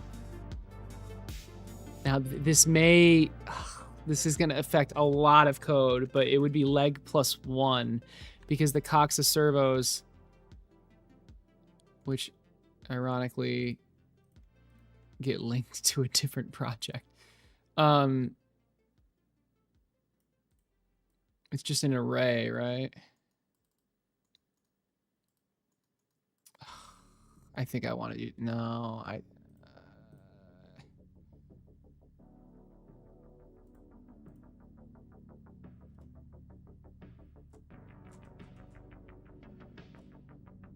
think it's just got to be 0 to 5. It's got to be 0 to 5. It gets way too confusing otherwise. It's got to be 0 to 5. Okay, so set servo angles. Or maybe, wouldn't this be set leg angles? Set leg angles.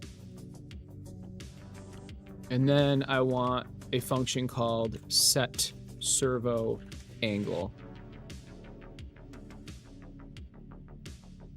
Because I'm separating this out because do I want to have fine like control over each of the servos? Is there ever a situation? I don't actually think so. Set the leg angles is fine. Position 2 angle.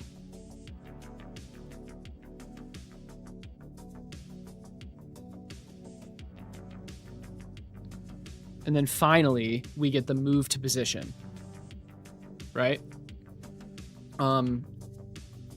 You input a leg, you input a position. And then all it does, I mean, it's super simple. It just uses, yeah, it's literally this, I think. You get the angles, and then you set the leg angle. It's literally this. So now I've split up my move to position function into 3 separate functions. Why did I do that? Because I want the ability to call this individually. I predict I will want that eventually.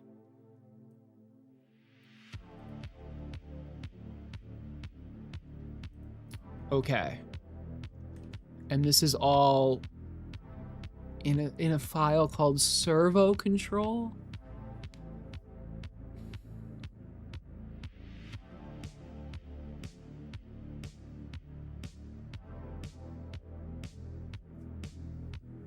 Does that make sense?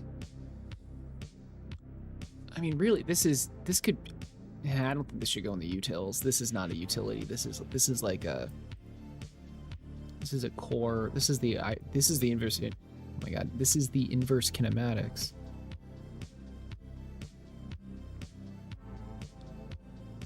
I feel like I'm missing something though. Where did shouldn't it be 180 minus 180 minus for the rights?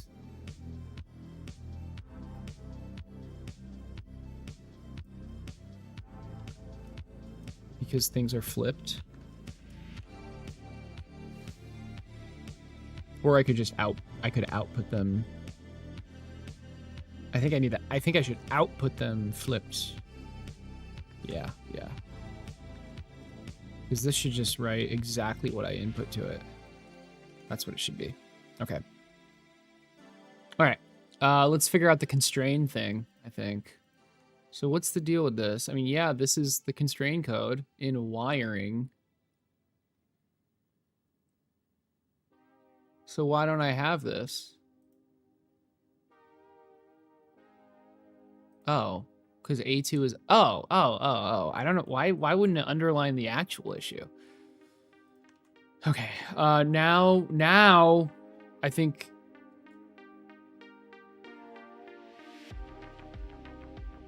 Shouldn't... Oh god, I'm gonna have so many freaking files.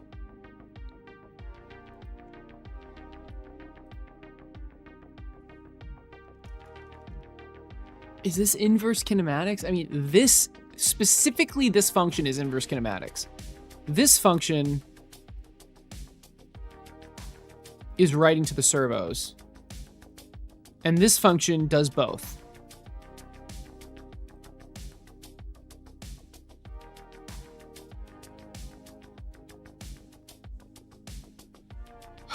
I mean, I want one file that just has all the servo stuff. Do I shove it?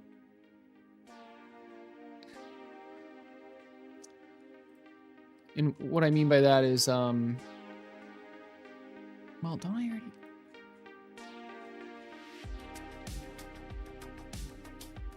Isn't this the servo stuff? Just, yeah, it goes through and attaches them all.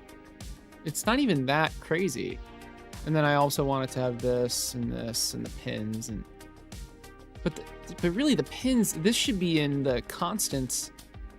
Okay, let's make that. Let's make that. So I want I want a new file called settings. Maybe something like that.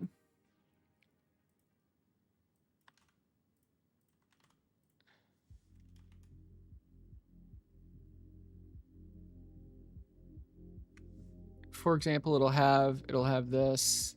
I don't know.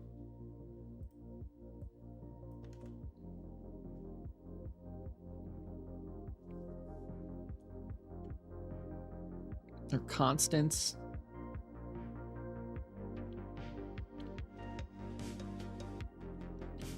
Oh my goodness. Like it has the pins, it'll have the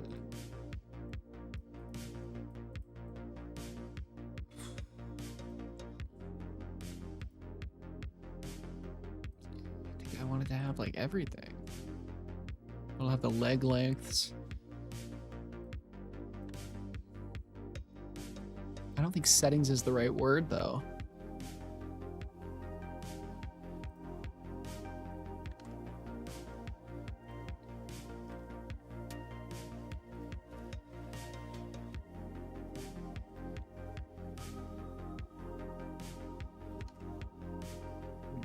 Those variables should not.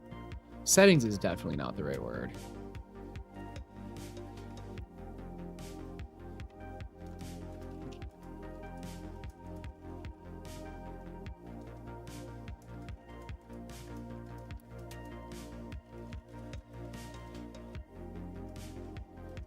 I mean, do I name it constants?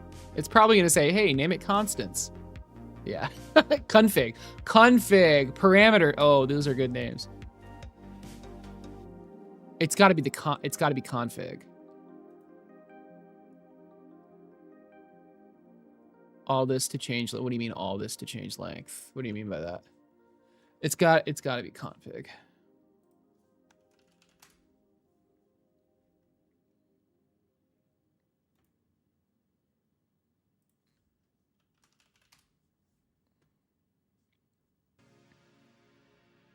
What's it? Should these be lowercase? I know it doesn't matter. I'm gonna make them lowercase.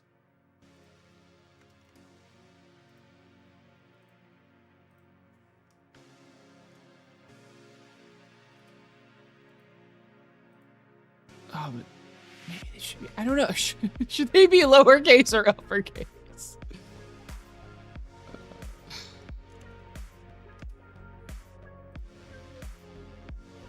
All right, I like config. So like you got, and then okay, coxa length.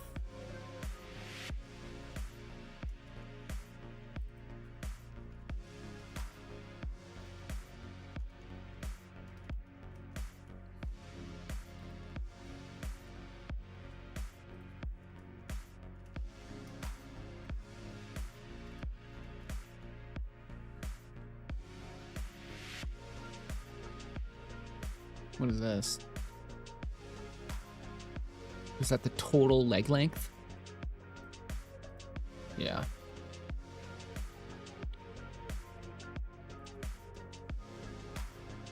Does this need to be a float? It should be a float. Not for this math, but for the IK math. Probably.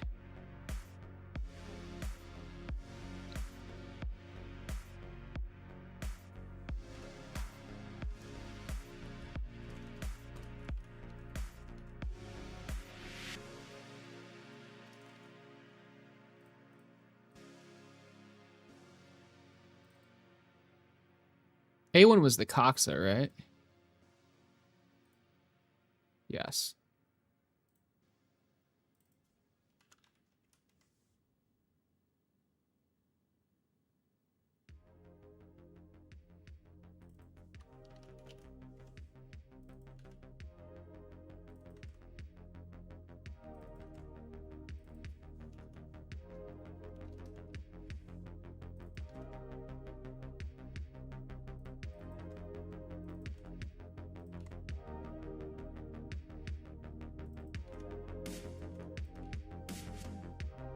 Cool.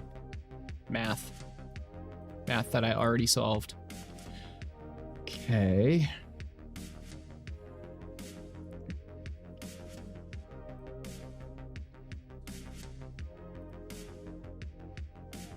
Config. You got the servo pins.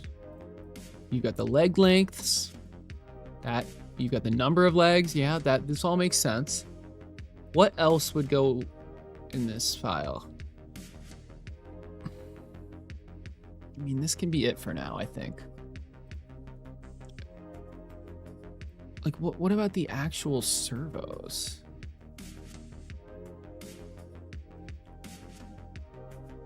Does it make sense to store the servo objects? I don't think so.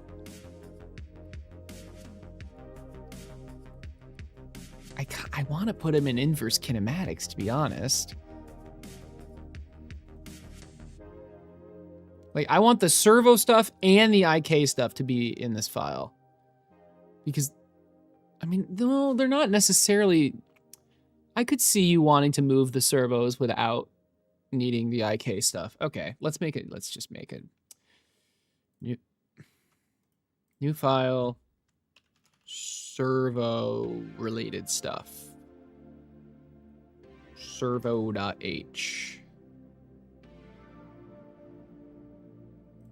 And, for example, set leg angles. I mean, is that not IK related?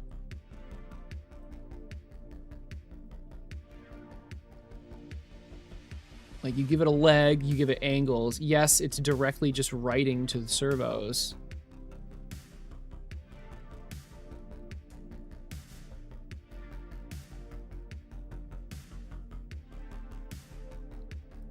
Move to position.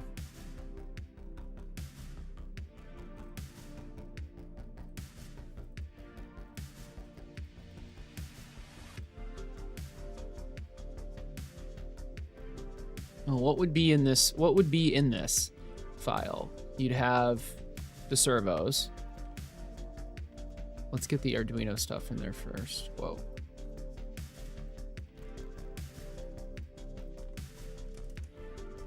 What would be in this file? You have the servos. You have the servo attaching. Whoops.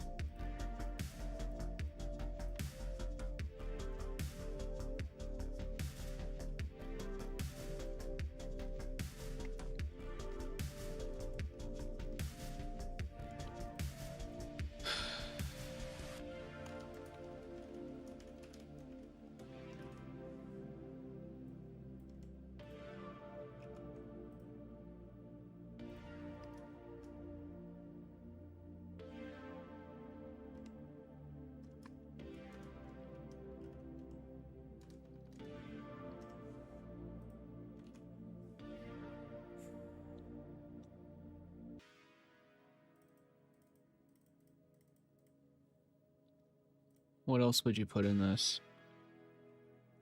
And then I just want some functions that like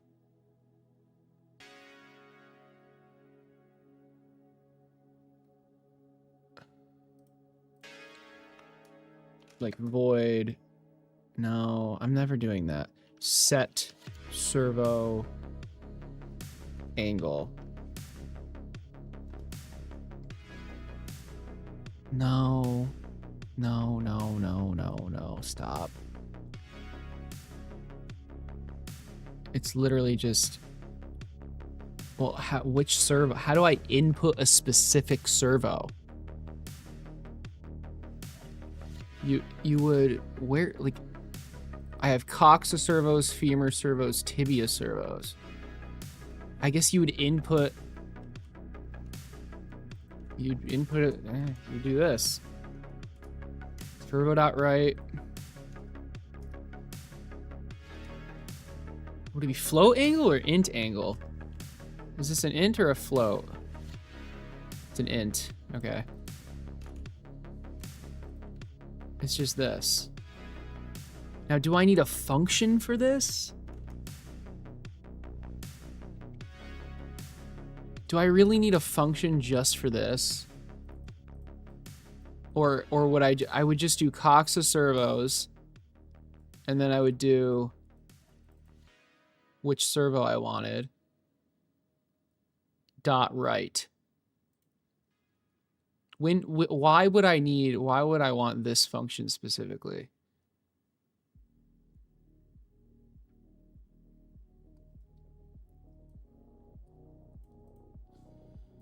I don't think I want that. I don't think it's useful.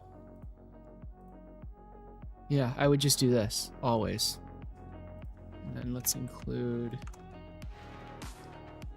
my servo. Servo.h file. Yeah, it's good. Okay, in the config, would we have the offsets? Config, not config, it's configuration. Would we have the offsets in the config file? That's not really, that would be like a parameter. That's not really a configuration. The config file should have like the pins, the leg lengths. Well, like if leg length is in the config file, wouldn't the offsets, which are completely, they're not arbitrary, but they're, I don't really want to explain them right now. I mean, this is just kind of setting where the center point is. Sort of. I'm not even, am I even sure what this is? It's set here. It just takes whatever the output is and offsets it. That's literally, it's just, that's all it does. I mean, they might as well be here. The offset should be here. Not, it's confusing for it to be here.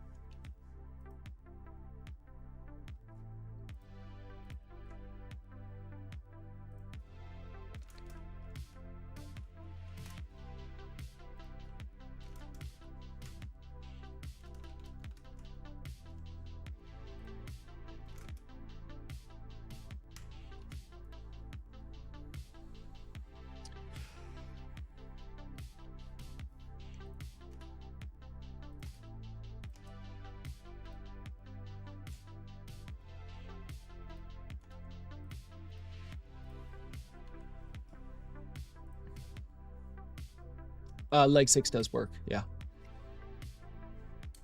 Oh my god, I left the Hexapod on. Well, here you go. I accidentally left the Hexapod on this entire time. Leg 6 does indeed work. Which leg is leg 6? This is leg 6.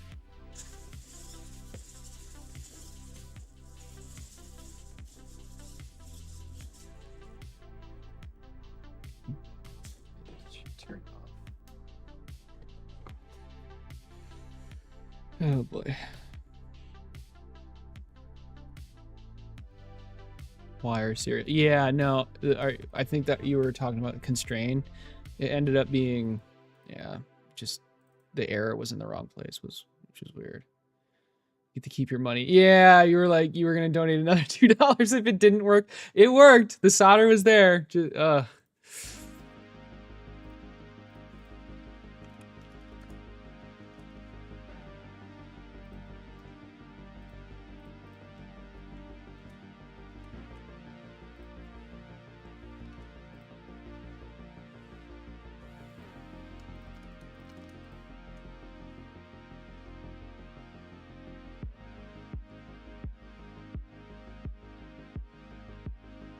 okay.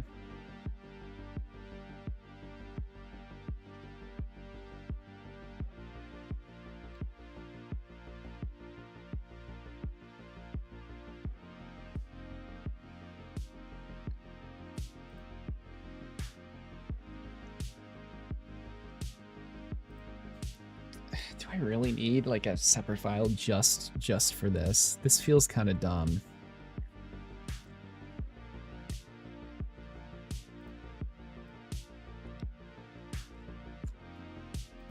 I'm seeing if anything else would make sense in like a servo related file.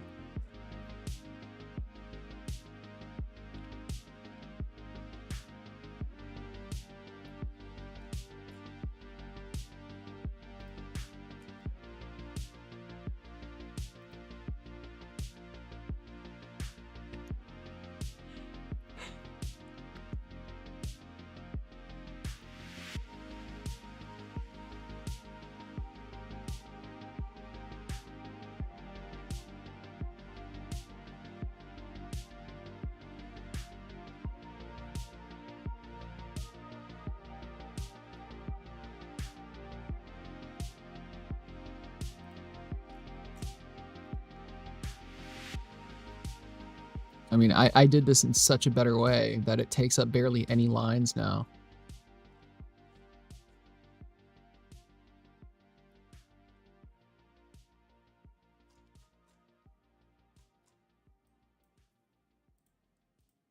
I mean, these are all the servos. I guess in servo I can put the pins, but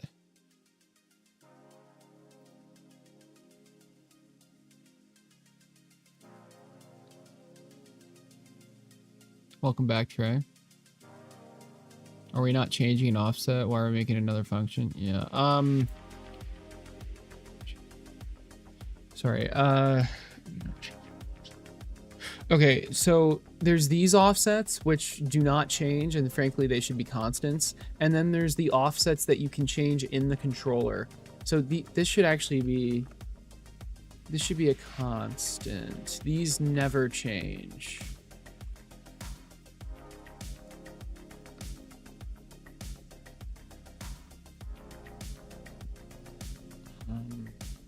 But doesn't that mean, shouldn't this be in all caps so it's more clear?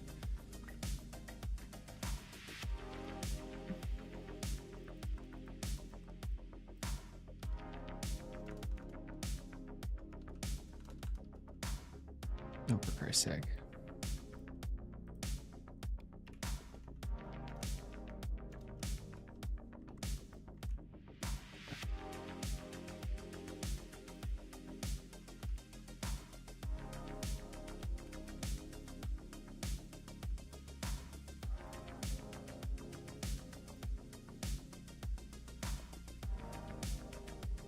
Yeah, wait a second.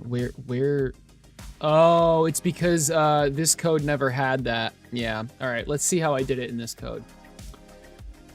I remember now. Like angle the micro.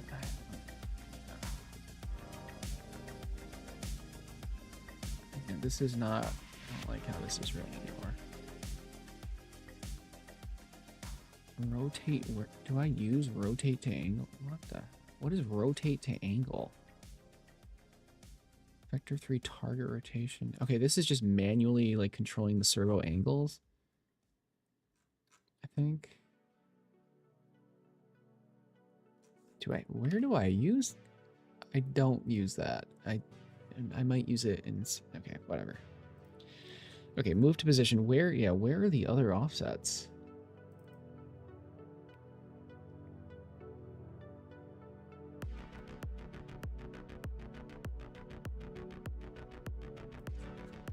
Because I know for a fact I had these.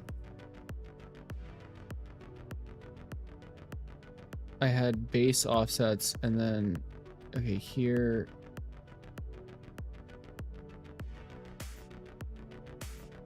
Oh my God. You know, I did say I was looking forward. Yeah. I have the base offsets and okay, so the raw offsets are what you change. The base offsets are, you know, the base. Where are these? Where's this used? Update offset variables. Offsets. You have the base. Okay. All right. I see.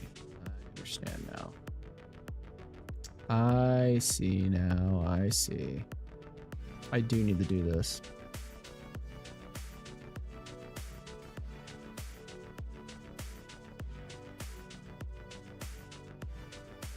Yeah. Okay. I definitely. Yeah. So where does something like that get stored? Like that offsets variable, which gets actively changed multiple times, or not just that gets actively changed. Period. Like so and this too. This is a constant. But these like these get changed. I mean, I guess shouldn't I just put them where they belong? They shouldn't all just be in like the same. Okay, so yeah, base offset.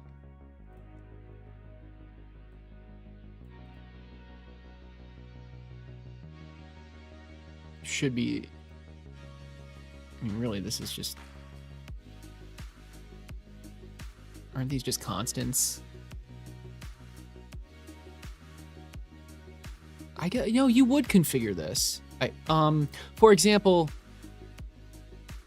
if you decide that you want your servo to be upside, if like for the femur servo, if you decide you want it to be flipped, you would have to change this and you would update your configuration file. I guess.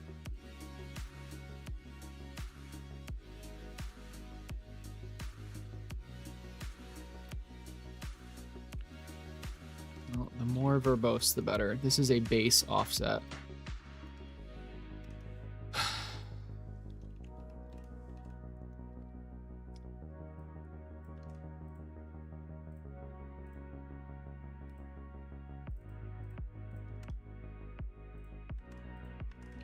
And then we have to add what the user set offset, the saved offset or something. Saved offset, that makes sense. Where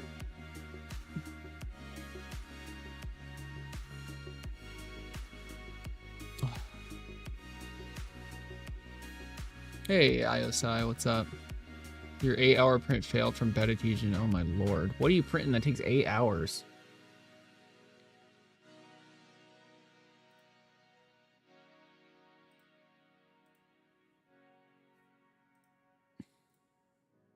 I haven't looked at this code in such a long time. Is someone just spamming the heart button? Thank you. Oh man.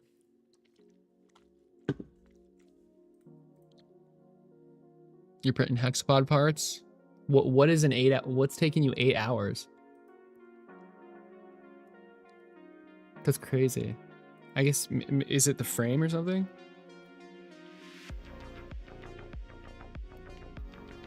Okay, so raw offset. I mean, I'm gonna name the saved offsets.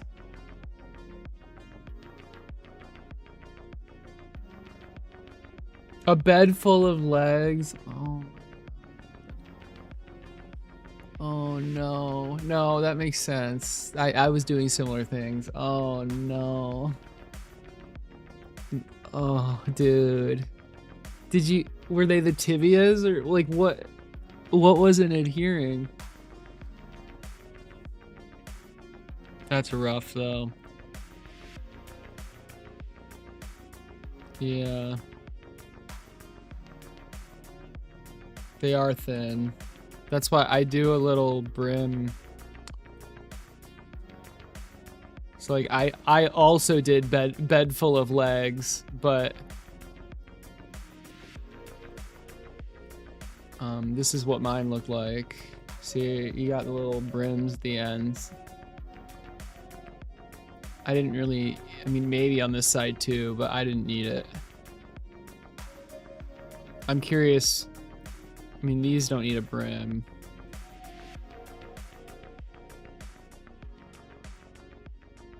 Oh my god, trail. Oh no. That's not good. Oh, ABS. Yeah, no, I use PEG. ABS is a nightmare from what I've seen. I've never even tried it, but if it's not hot enough, it just curls up. Okay, so we have the base offset, and then we have plus the saved offset. Would this be in servo? Potentially? I kind of just... I want to put all the servo stuff just in this IK folder file. I don't...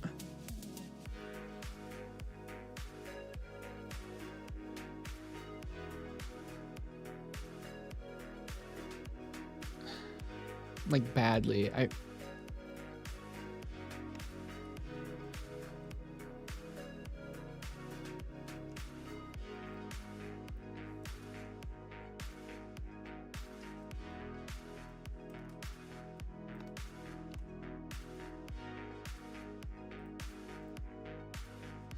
Okay, and then in this we have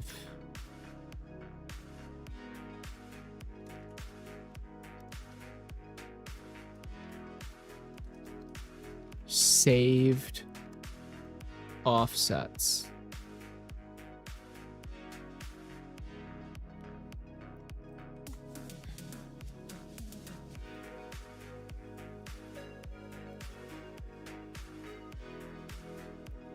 I don't think we ever need, I don't think this needs to be separate.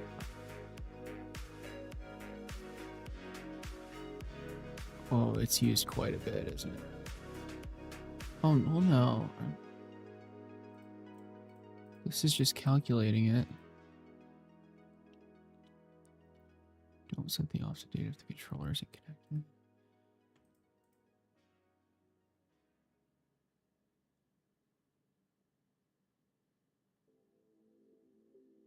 I mean, a lot of this,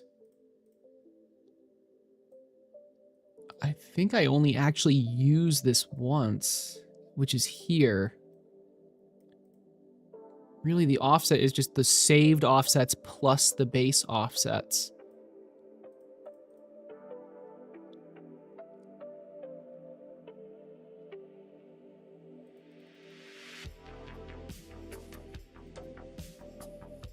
Saved offsets. Defaults to 0.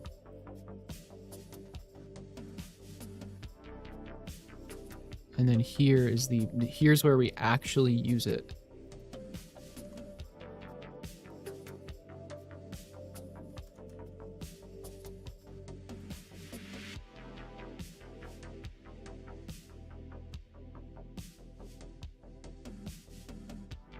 Okay, here's a slight issue. I don't know which leg I'm working with. So for position, but shit.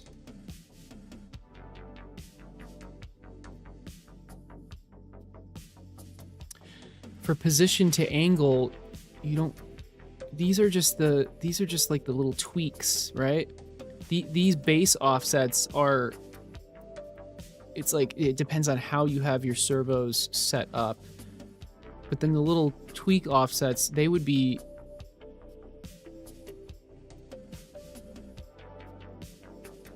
They would be done here. So position to angle, you input a position, you're getting out. This isn't the right name. You input a position, you get 3 angles out. What would this be called? Position to leg angles? Like...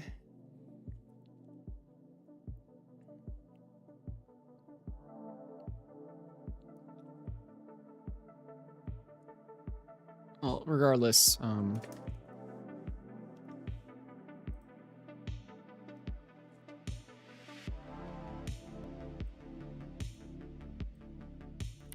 this is where the offsets are going to be applied.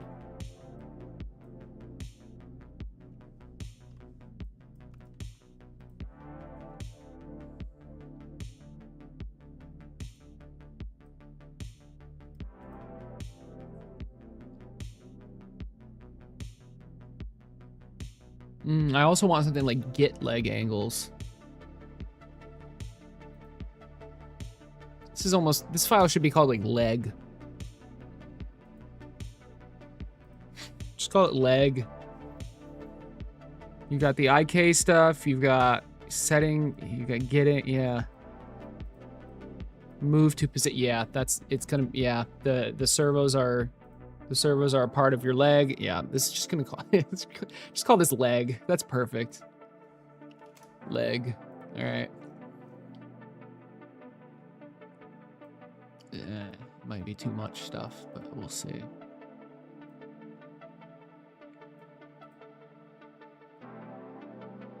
Controller, yeah.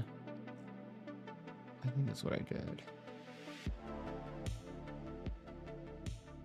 Okay. What are we doing? And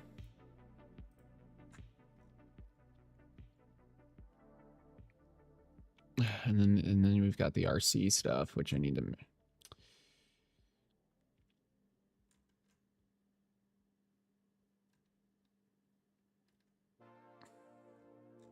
Oh, I don't know. Does EEPROM work the same way? We'll have to figure that out.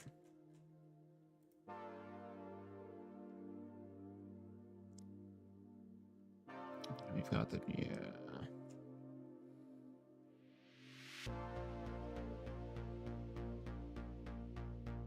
Do I save like the previous leg positions? I think I do somewhere.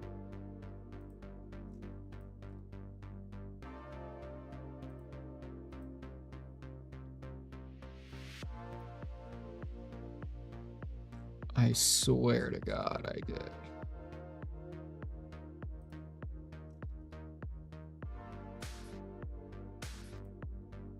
Current, I saved the current. No, that's not it.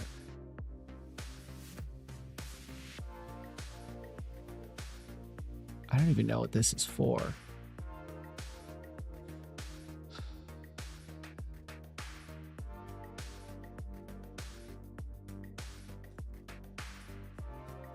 I thought I saved like where the leg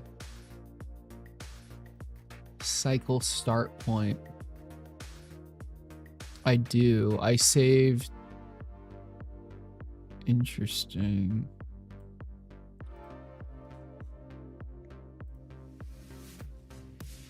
Where even is that? Where is cycle start point? What the hell?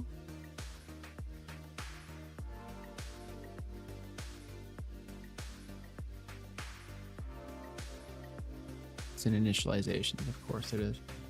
Cycle start point. This basically, I'm saving. This has the leg position of the previous cycle.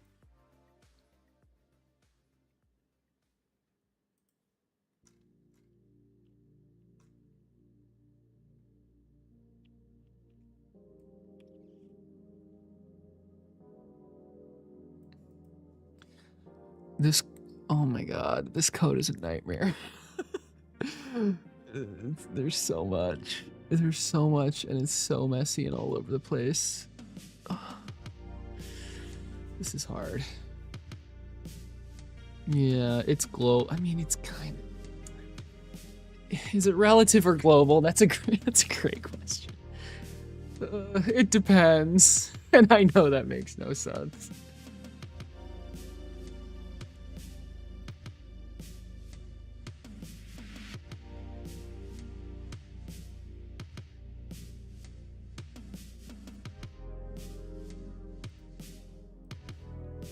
I'm just gonna keep renaming files.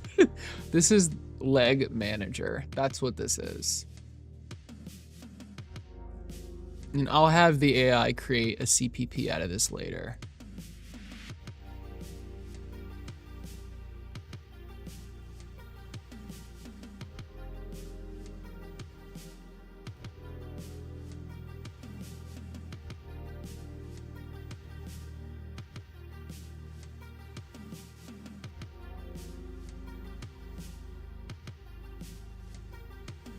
Why is this an array of size 10?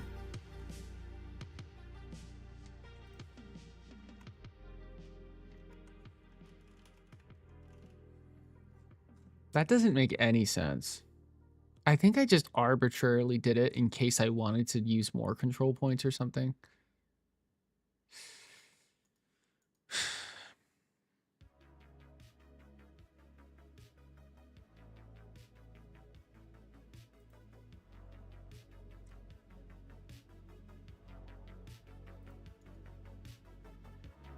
A lot of these variables are for like car state, which shouldn't be called that anymore.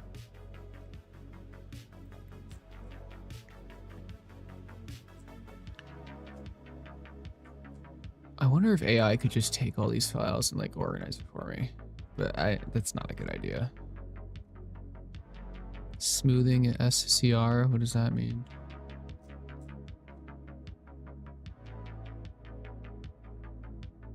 Oh, you think each move should have like 10?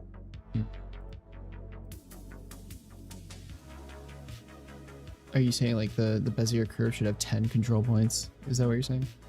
I mean, the teensy is more powerful. It can probably handle that math now.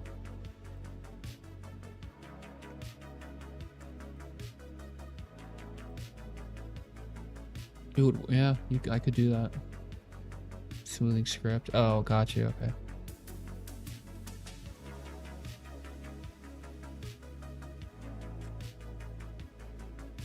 I'd love to have like a Bezier curve visualizer or something.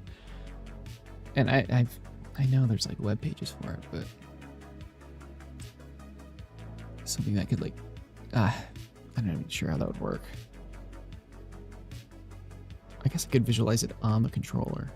I don't know, but it doesn't matter. Okay, where do I want to?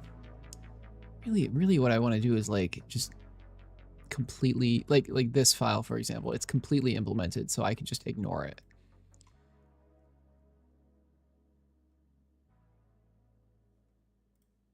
Okay, let's do this.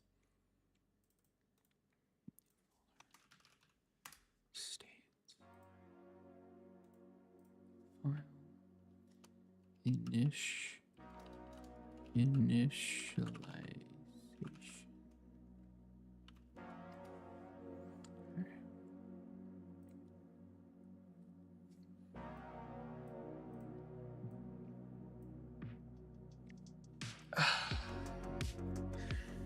I need a state class. I want a state class.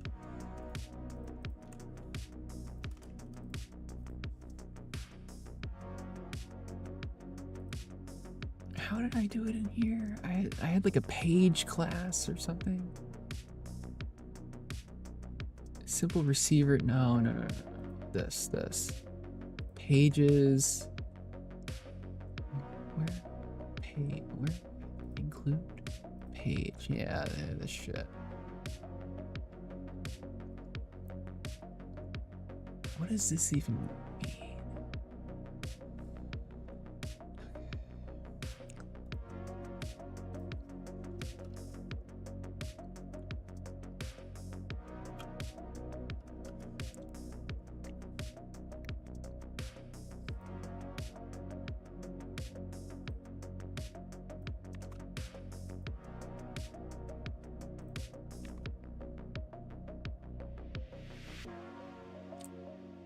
I don't think I need this.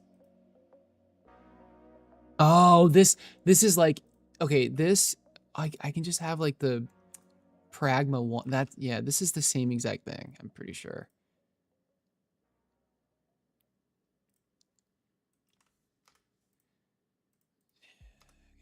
Okay, anyway, define, what is this doing?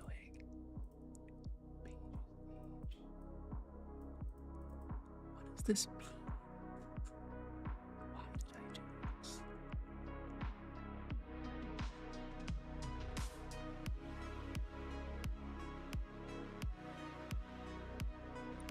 I don't think I need either of these. I just need this.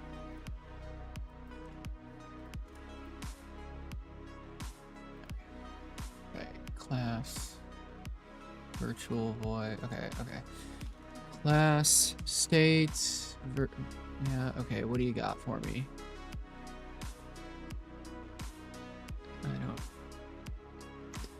I don't think this makes, oh yeah, public, and then, yeah.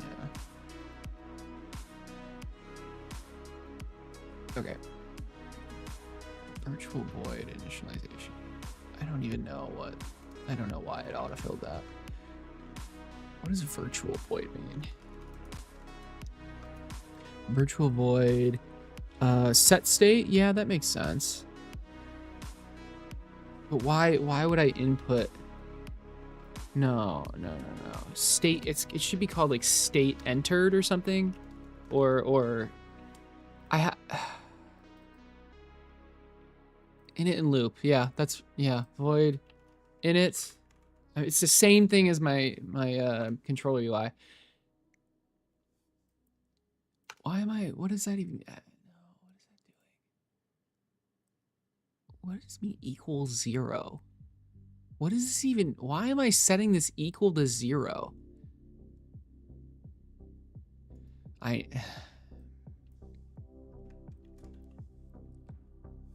Yes, this is, yes.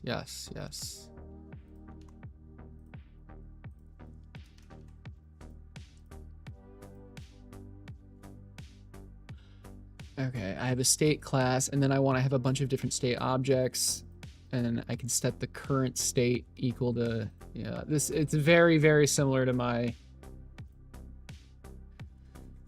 RC code where I have different pages, and then in main, all I'm doing is setting the current page, and then over and over, I'm just calling the current pages loop. It's a very similar thing.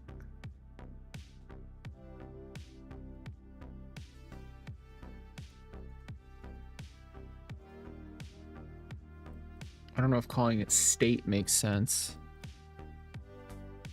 but anyway, this would be, what do I need to do here? Dude, I don't remember. Sure, I need to include this.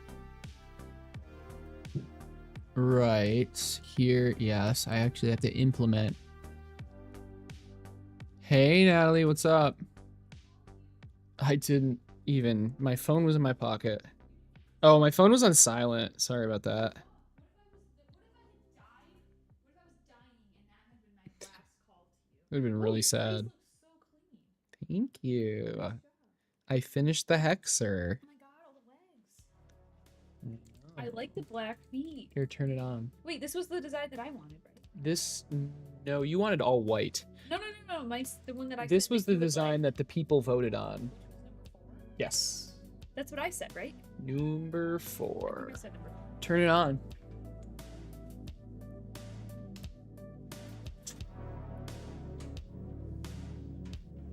And then use the controller. Okay. You gotta flip the toggle down. The toggle? Yeah. Jesus Oh Christ. my god.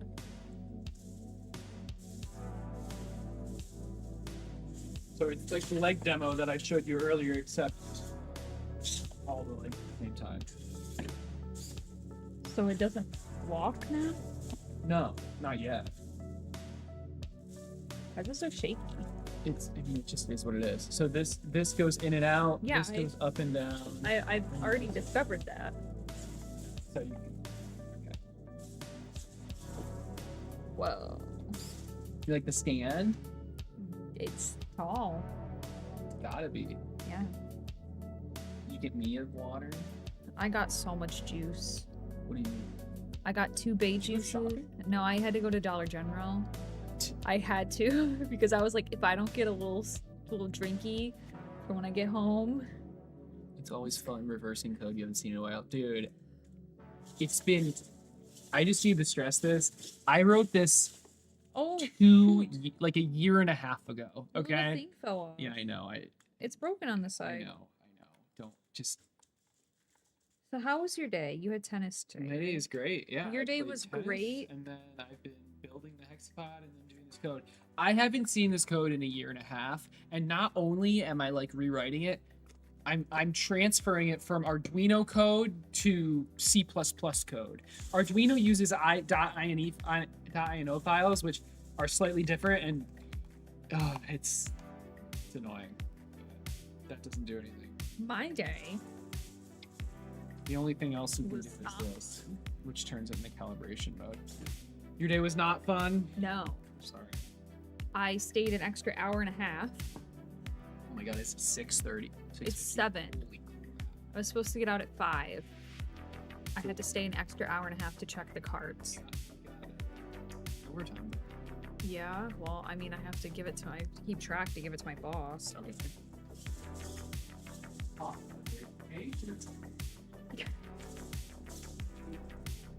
Oh, there's the old pack. Sorry, Ryan left me in charge of the chat. I don't know what I'm supposed to do.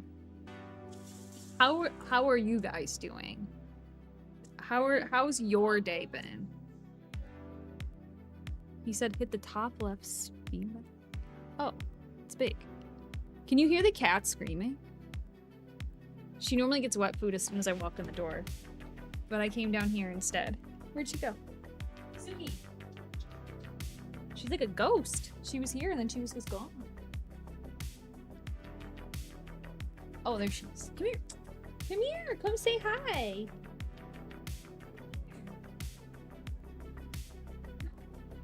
She thinks you're feeding her. Okay.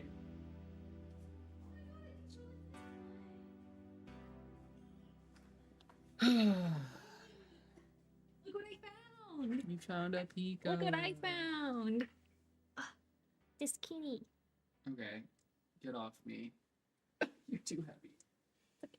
Isn't he so good?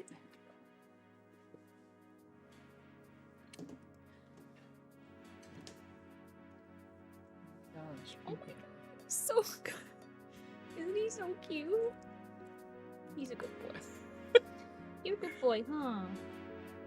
little scratches. Oh my god, you're Suki! She's so good. She's screaming so loud. Bye, Pika. Oh, he got me all hairy. So, Trey Dempsey, enjoying my Saturday printing Hexapod parts. That's good. I'm glad. I think he's being sarcastic because his 8-hour print just failed. That sucks, buddy. No, that actually sucks, though. It's okay. I wanted to eat a bag of glass at work today, so... That's you know, disgusting. that's- Can I try to work on this code while you trauma dump to my stream? No, I need to go take a shower. Okay. And then make a mocktail. Oh, A stop. mocktail! Oh, yeah. Can you make me one? Yeah, I got pineapple juice. Did you get food? I brought, like, a little thing for my lunch tomorrow, but that's it. Okay. Gotta go. I Have gotta fun. get back to the grind. What? Get back to the grind.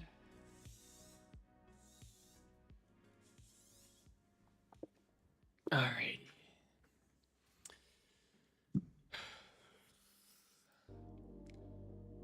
So yeah, I know it looks like I have no idea what this code does, but that's not true. I do know what the code does. I just haven't seen it in a very long time, and having to rewrite it in a better way is not easy.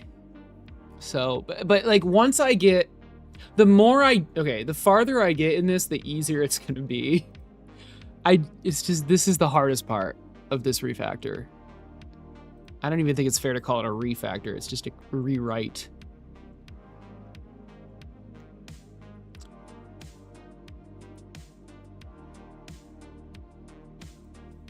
Okay, I really want to keep everything this, so lowercase s state.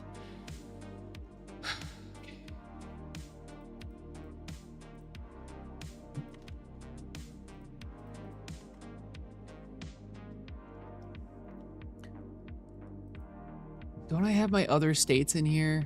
Isn't that... Natalie distracted me very hard, which is okay.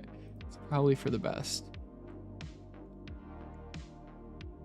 So I want oh, wait. I want page. So I have the base class, and then I have all the different... Yes, this is good. Yes, I want to do the same thing. I keep forgetting what I'm going to do. Okay, state...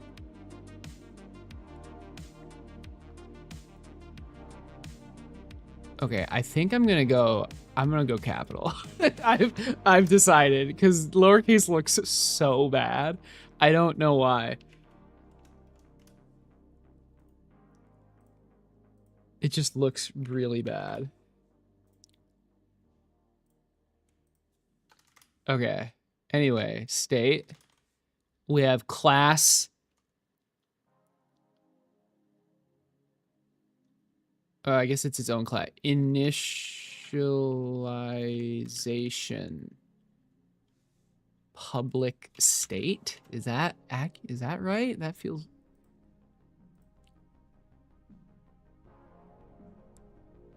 So they're their own classes and they inherit this. I think this is inheritance.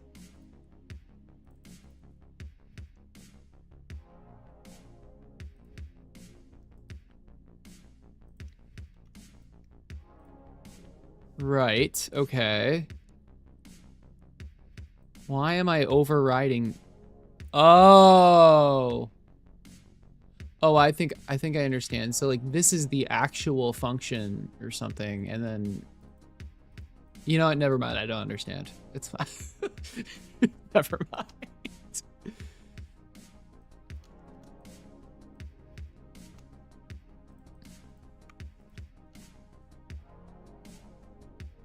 Okay, we have the initialization state. Here it is. Great.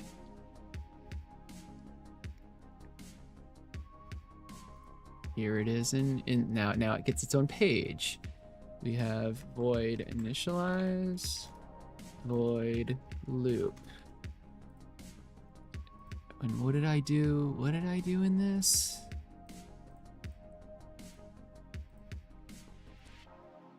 Void and then main menu. Okay, is this like linking it back to the class? I guess. I hate C++.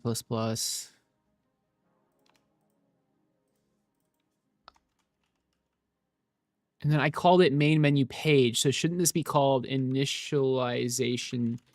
Shouldn't this be called initialization state? Why didn't... Oh, home page. Main menu page. Yeah, okay.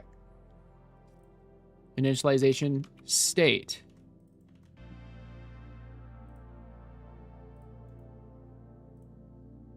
Why is main lowercase but everything...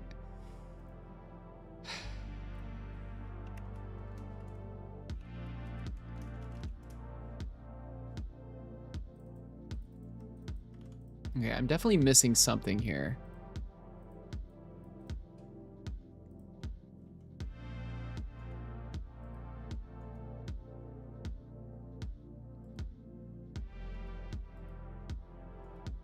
This is what I'm missing. I need to include it. Okay, and what else? I need to include the leg manager. And, well, do we need utils for this? Probably not. Okay, all right, we've got our initialization state. Cool. Now, what are we doing in the initialization state? We might as well figure this out. Well, when you enter the initialization state, I just immediately make it move to these positions. I would like to do something nicer, but for now, this does work. And then we loop. I mean, we don't want anything to, we just want it to chill. So the loop, nothing happens in the loop. We send it to these positions and then we just do nothing. Okay, that's fine. Probably. All right, cool.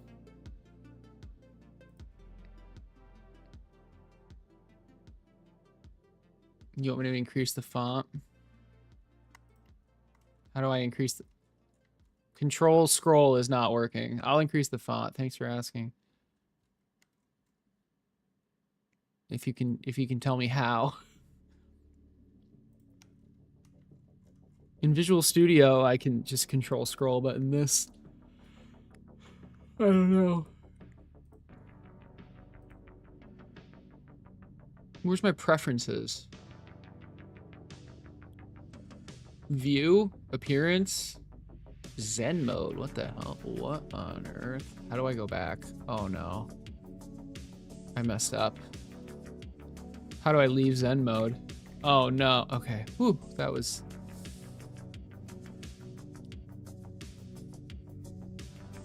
Editor layout? No. It's gotta be appearance.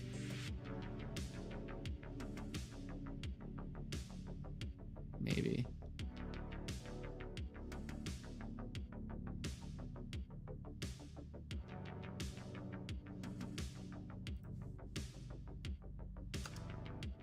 Whoa. Okay, I'll give you 1+ for now. 2 pluses is too much. Oh, that definitely is easier on my eyes. Now I can lean back. All right.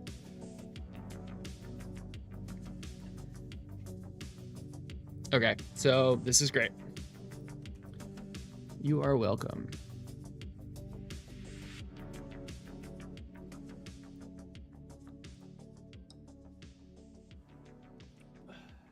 It's good to keep my phone on silent.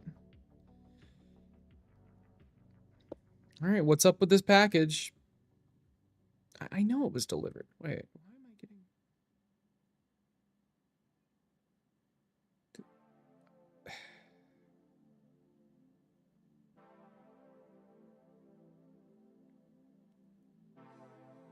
Useless emails.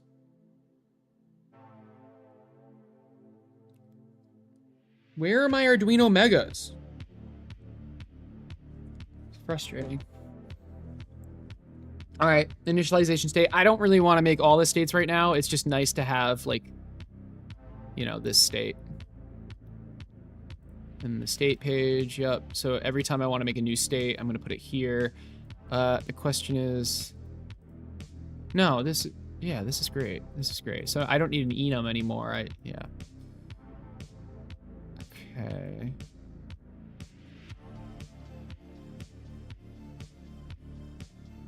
Okay, this is probably fine.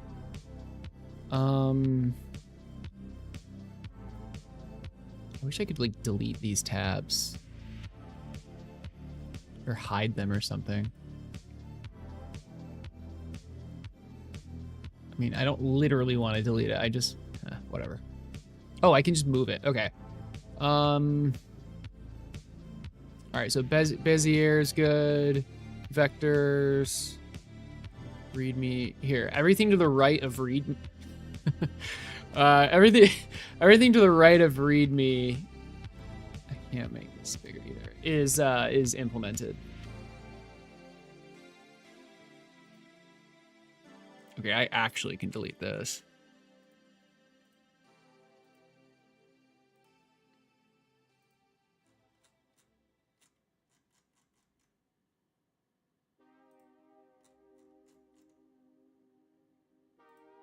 What the hell is this? Attach servo state.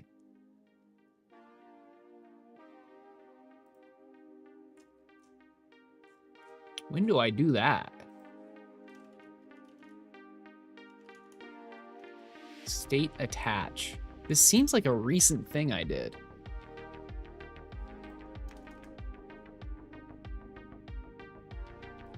But I can't tell where I even go into this state.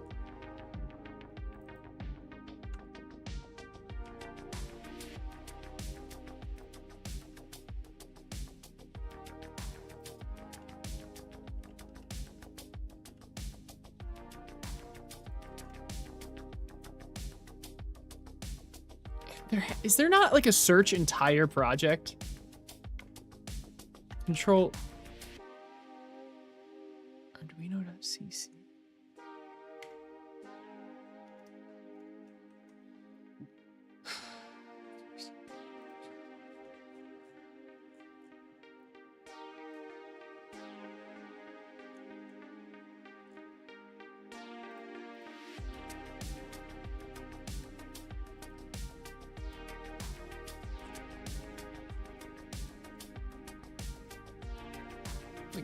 Nowhere am I entering that.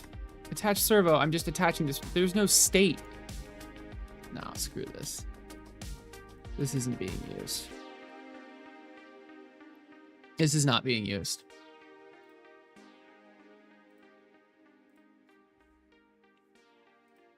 Okay, what about here? What about initializations? Can I... Printing, I don't care.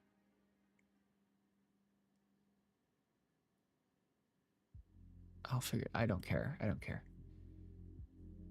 Standing C. Okay, RC. This is an important one. Hexapod. This one is. Oh my god. The attack. Yes, my attack. I'll implement this later. It's just an animation. Yeah, ChatGPT would be able to. I don't think it. Well, I have Copilot in this, but I don't know. I think it's too much to refactor this entire... I don't even know what I want. So how am I going to explain it to AI? I don't...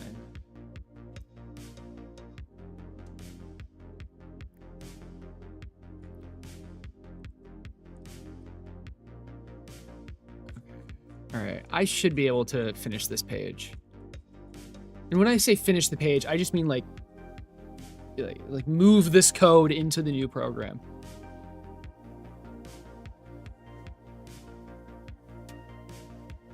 So like I have the initializations.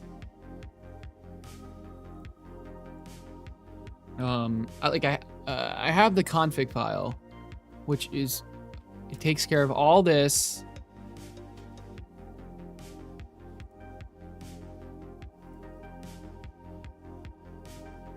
But then in the leg manager is where I have the servos and the offsets, and the leg manager is gonna have a lot of stuff in it, but I think it's okay.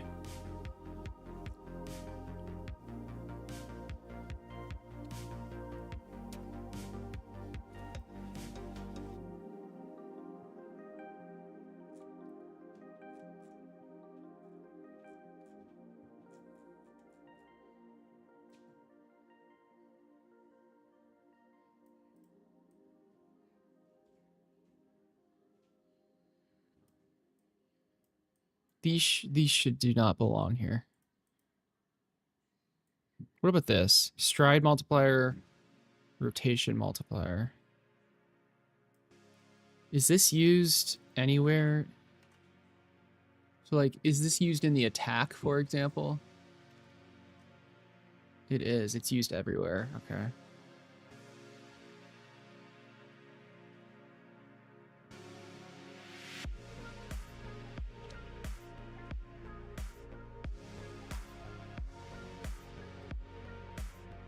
This is so confusing.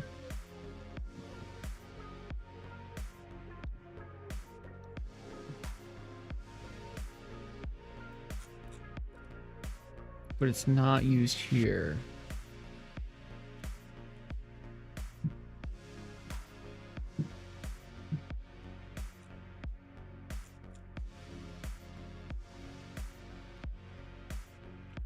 So the whole point of the stride multiplier and the rotation multiplier is that like some of the legs are on opposite sides of the hexapod, so everything needs to be like flipped.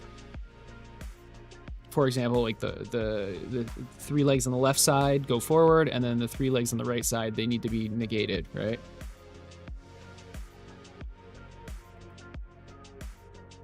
Although the rotation multiplier, I'm not sure I understand fully. Oh, I understand, yeah. So like for this, the legs that are in the corners need to be rotated so they all go the same direction.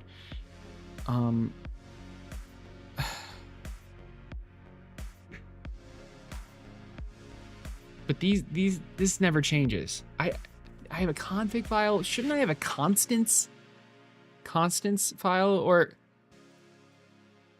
globals? Does that make sense? What do I put in globals? Oh God. So this lets me access all of the states or all of the pages. This is for the RC controller. And then I put saving and loading in here, even though it probably doesn't belong in here. I have the different names of the gates. I don't think globals is well named.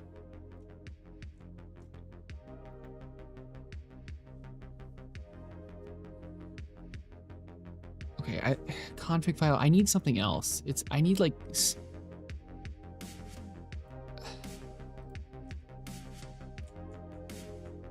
I asked it what I should name these. What I should name it somewhere. How far up do I have to scroll? Jesus.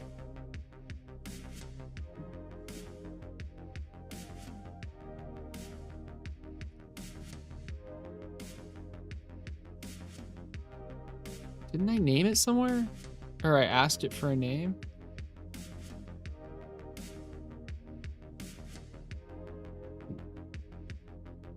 Where did I... Oh my gosh.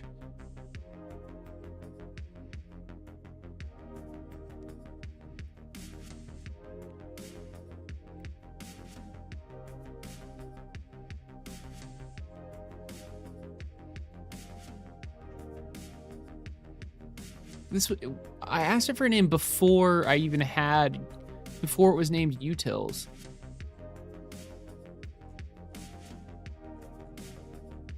Whatever. Whatever. Okay. Wait, it's right here. What? Did it like listen to what I just... Okay, whatever. Constants, config, parameters, settings. Jesus, whatever.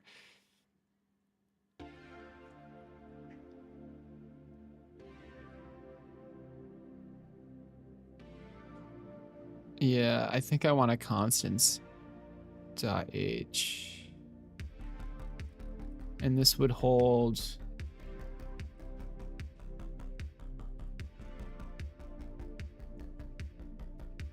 oops.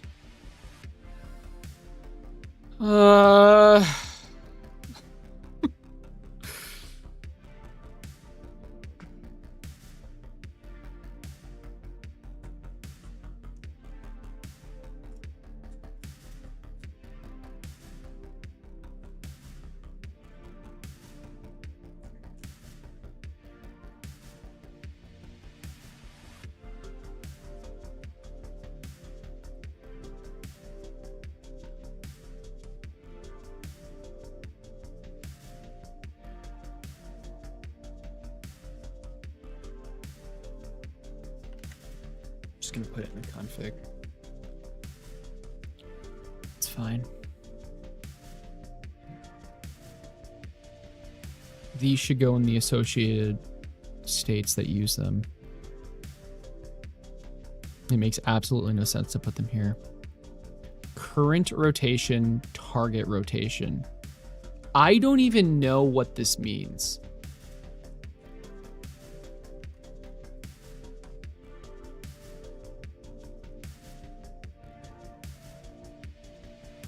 $180, 0, 180. Is this like, why is it a vector 3?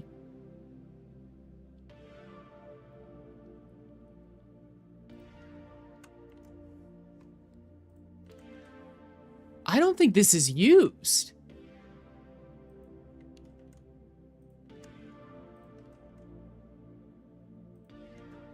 It's not used. No wonder I didn't know what it meant. And now I can't scroll. Okay.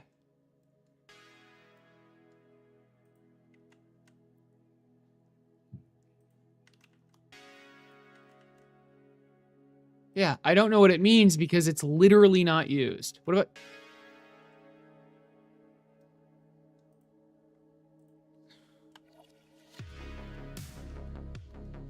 Oh, wait a second. Hold on. It might be used. Hold on. Sorry, I had this clicked. Hold on, hold on.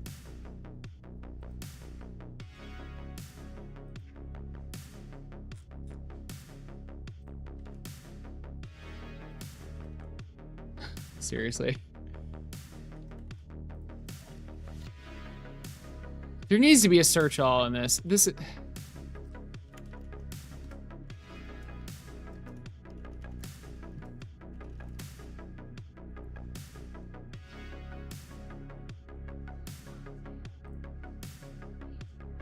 I don't even know what you're saying. Edit find. Yeah, there. Oh, okay. Oh my god. Thank you. Whoa. It's pretty good. What is this?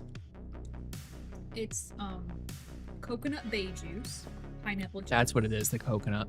And then lemon lime. It's literally not used. Fizzy drink. I knew it. I freaking knew it. And then Yeah. Blue curacao. Oh, this is used. And then a pineapple slice for garnish. Wow. It's good. In a fancy glass. This is what I made. It's a mocktail. Thank you. This is what I needed. It's so yummy. It is. Hey, bye. Bye.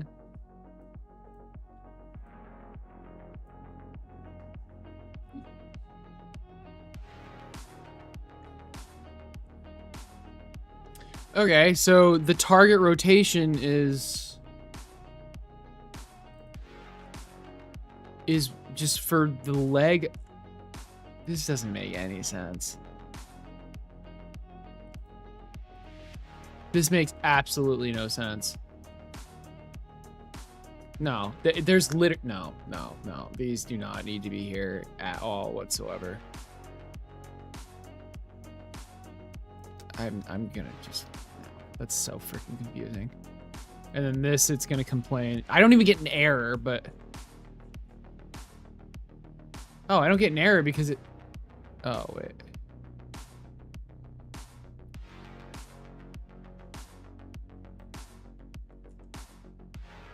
This code is so freaking. There.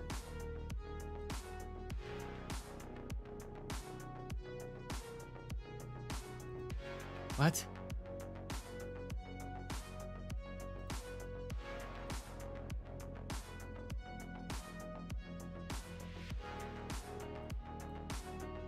Can I like research? Yeah, refresh there. Okay, well that clears that up. What else we got?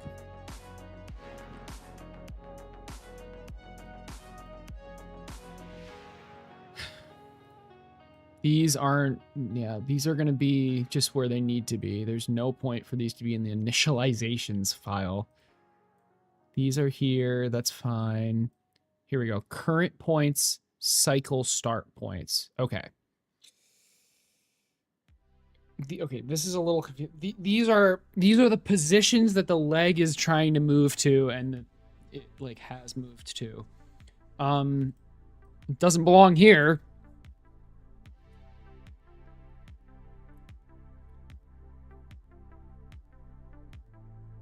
Honestly, these go in the leg manager.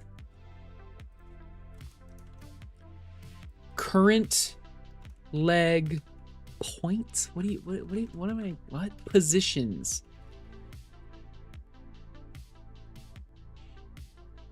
I mean, the cycle start point, it's just the previous leg positions. So current is what it has literally just been set to, and then previous is what it was the last cycle. Previous leg, but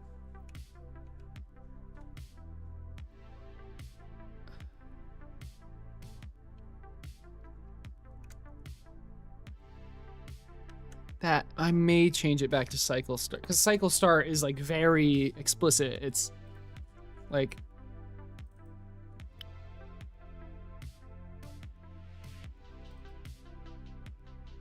wait. Oh, see, like it's so freaking okay. It is cycle start. So a cycle is, what is a cycle? What is a cycle? Cycle progress. The cycle is a single Bezier line. It's not, a cycle isn't like a loop of the code. A cycle is like an entire path. That is what, all right.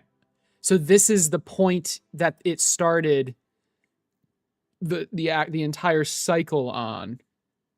And I'm regenerating the Bezier curve every time. Yeah, that's smart, actually. That's pretty smart. Okay. Cycle start position. Yeah. Clever. It's how it gets it. It's how it's so smooth. Yeah. Okay. It's coming back. Is it coming back, or am I just understanding it? Well, it doesn't really matter.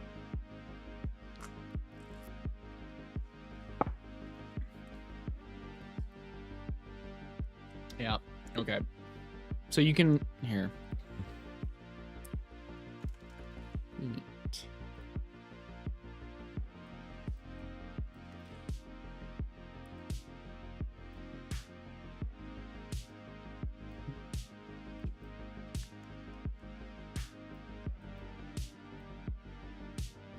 So this is cycle 1. This is cycle 2. Cycle 1, for example, the cycle start position is this. This is the cycle start position. And then each loop of code is the current position. Each of these dots is a current position. Each time the code loops, It sends the foot to this position, then this one, then this one, then this one. This is the current one. The cycle start position is this position, which is used to generate the Bezier curve. Now the thing is, as we're in the cycle, this cycle Bezier curve can change. It can change depending on the joystick. If I draw a joystick, it's gonna look like something. It can change depending on how hard you're pressing the joystick. Okay, so like joystick, you're not pressing it. Now you're pressing it. Okay.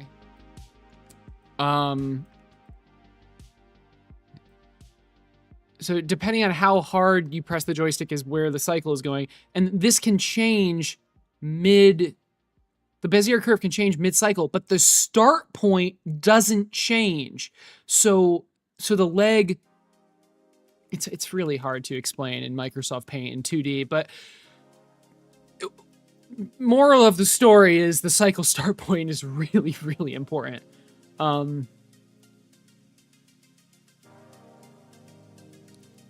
Now the question is, why does it need to be in the leg manager? Isn't this specific to the car state?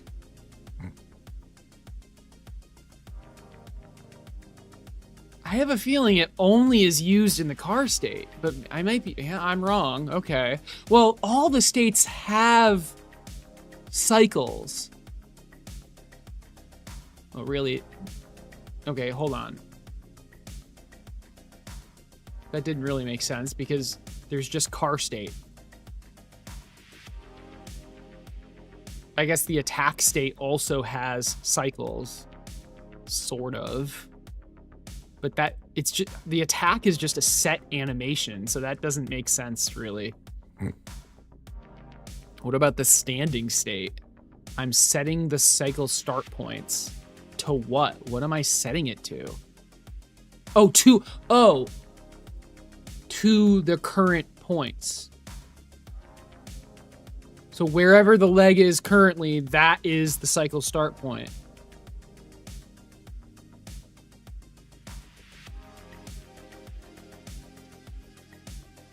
But I literally don't use... That doesn't even... Why do I do that? I don't even use the cycle start points at all in this.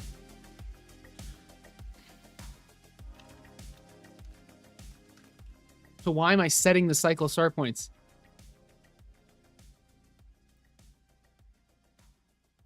That doesn't really make any sense at all. I'm just using the current points. Because like when I enter standing state, I start from the current points and the end point is a hard-coded thing.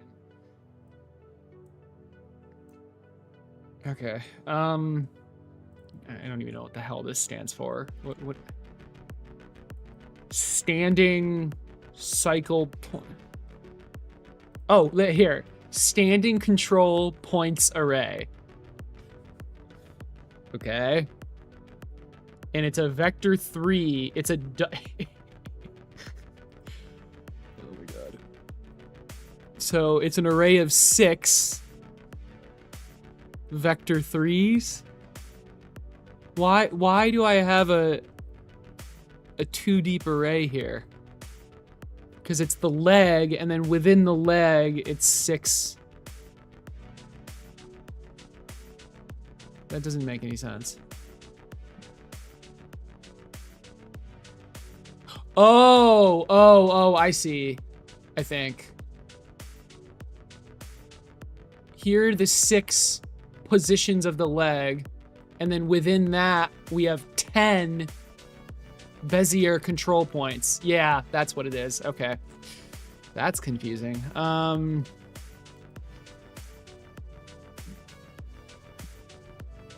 don't even remember. What is this kind of array called? It's like a 2-deep array or whatever. I don't even... whatever. It doesn't matter. Okay, well, anyway, so it seems like the cycle start points are specific to the state you're in. Right? If you're changing states,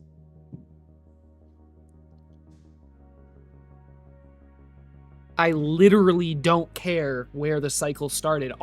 The cycle, the other states shouldn't even know about the cycles. The current leg positions, that everything should know. The cycle start positions, that's specific to the state you're in. So goodbye. I'll leave it here for now, but it's not gonna stay here. It's gonna, this is state specific. But the leg, yeah. So, yeah, okay. Oh man. Okay.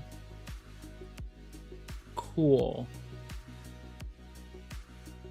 Where was I? I am in the leg manager.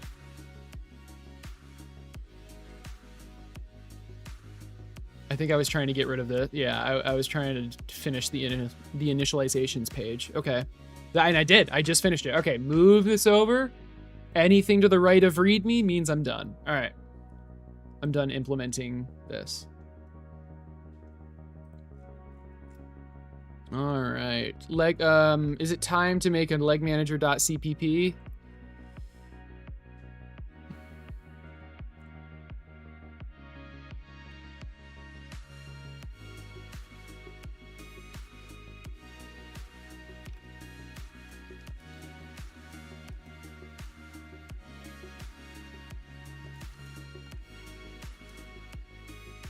It's time.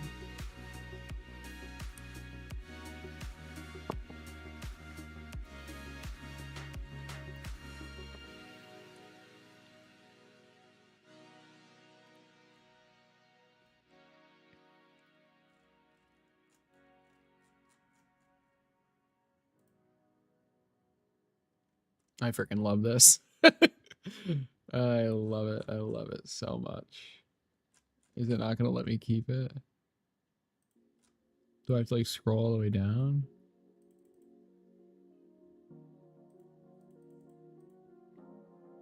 I can't press, it's not letting me press keep.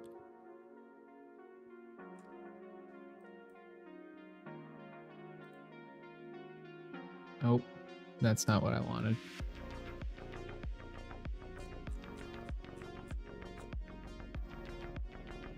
This is kind of weird. What, did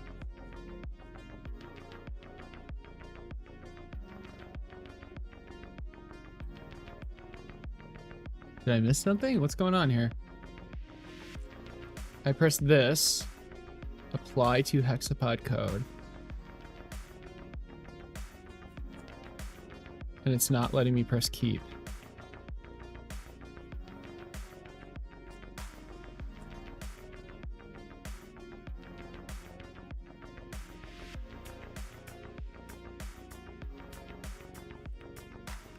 I guess I'll undo it. That's kind of weird though.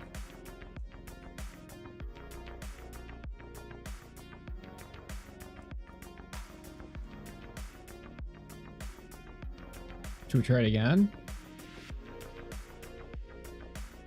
Maybe I need to save for, I think I needed to save it first and now I well, maybe.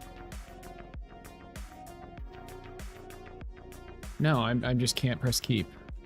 That's super weird.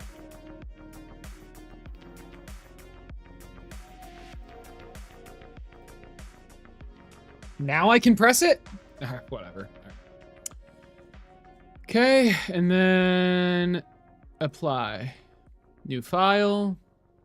Keep. Okay, that was super weird, but whatever.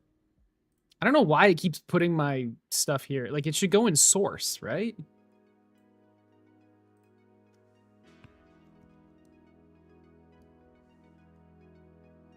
Right.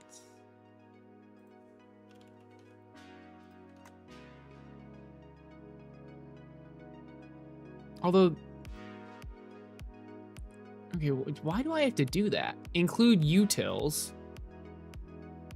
That works fine. Why do I? Isn't it just this? Dude, what? Jesus. What is wrong with it? Okay. All right. Yeah, there you go. All right, so this is the leg manager. It has the IK. It has the saved. Yes, it has the offsets. Yes, that the controller that you edit manually. You can find. You enter a position. You get the angle. You enter a leg. You enter an angle. It moves the servos.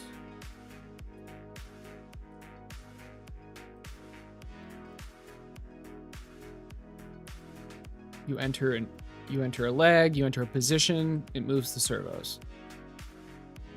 We attach the servos, yes. And here we are saving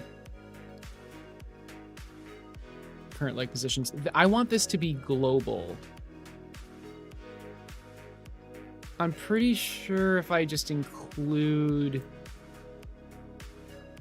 No. I need to, in the leg manager.h, this needs to be... Oh, it made it external. It's so...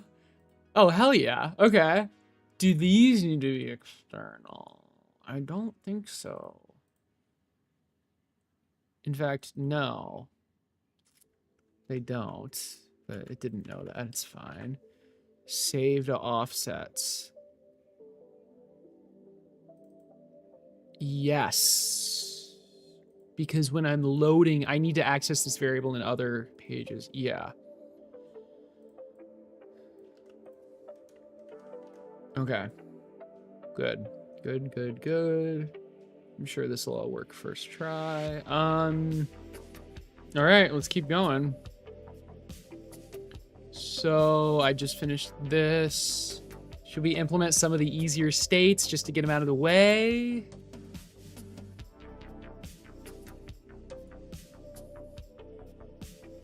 I don't see why not. Sleep state, standing state. Let's do that.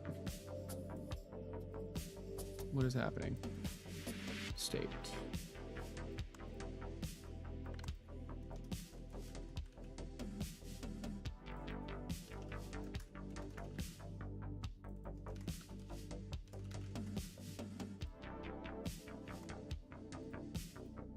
Can I just like copy and paste? Yeah.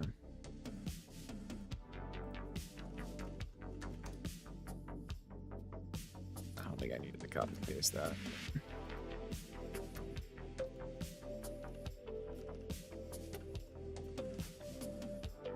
And don't I need to do this as well? Yeah.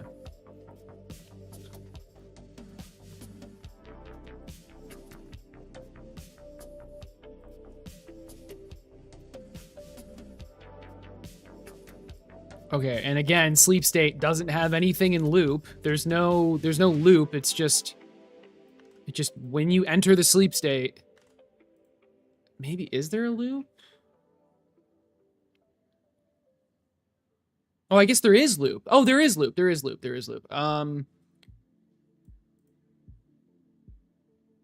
Yes, okay.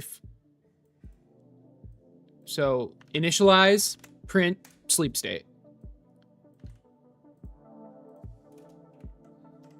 Initialize, print. Initialize is such a hard word to spell. If current state does not equal... What?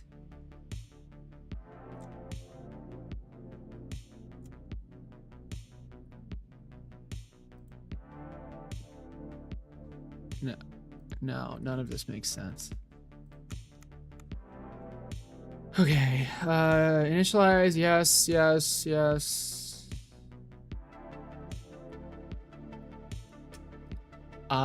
Sleep I misread that. It's sleep state. It is the state of sleep state. Jesus Christ. Okay, I understand now. We're setting sleep state to 1. And if sleep state is 1, we move the legs. If sleep state is 2, we chill. We don't touch the legs. this was detached servo just doesn't work, to be clear. Holy shit. Okay.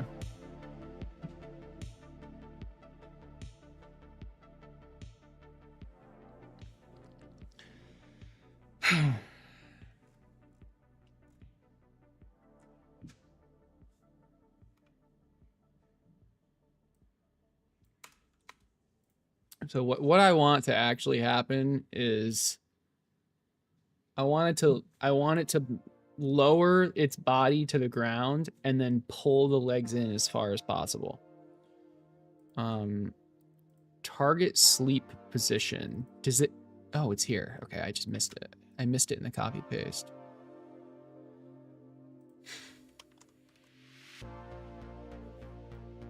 This can just go here. Target sleep position.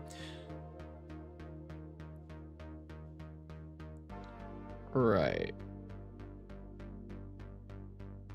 Where am I raising? Don't I raise the legs? Oh, but I got rid of that and I just made it. I simplified it to make it. I just made the legs go straight to the target sleep position. Why did I need sleep state? Can't I just in the sleep state loop? Can't I just go?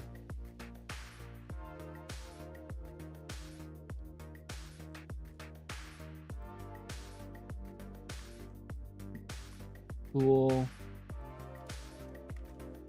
Target reached equals false. When you initial target reach equals false. And then in the loop, we just have a for loop. If target reached is true, return. What? How? Oh my god. Sorry. I literally just I was just typing Godot code. Oh my god. Sorry. Holy crap. You need the parentheses. I think. Is that? I'm literally I'm going crazy. Okay. So in the loop, if target reached is true, just don't do anything, right? Otherwise, we go through each of the legs. Does that make sense? Let's go to the leg manager. Position to angle, set leg angles, move to position. I think we just want to do move to position. So, and that's what we do. We go through each of the legs, move the legs to, yeah, okay. And then this math is kind of bad, but it's fine, I guess. If current point, yeah. The weird part about this is lerp isn't like,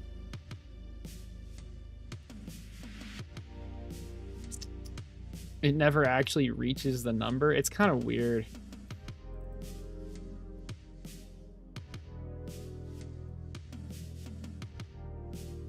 So I'm looking from the current point to the target sleep position. Yes, this all makes sense. It's not called current points anymore. It's called current leg positions.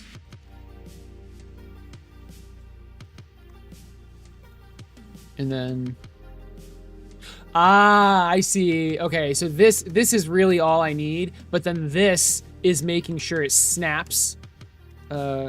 Snap to the target if it's close, yeah. And then if this shouldn't be here, this should be here. If current points, no, if current leg positions, it does not equal, what? That's completely backwards. If current leg positions, oh, never mind. I see what's happening. So for each of these, if current leg positions does not, yeah, I see. Okay, so basically target reached equals true, and then if any of the... No, this doesn't make sense. It needs to be here. If target reached is true, return. Set target reach to true. And then here, if any of the legs haven't reached the target yet, target reached equals false. And then it loops back around. Okay.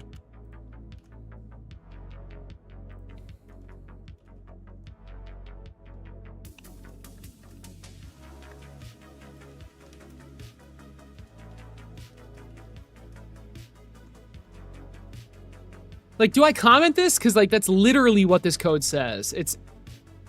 I guess it allows you to read this and ignore this.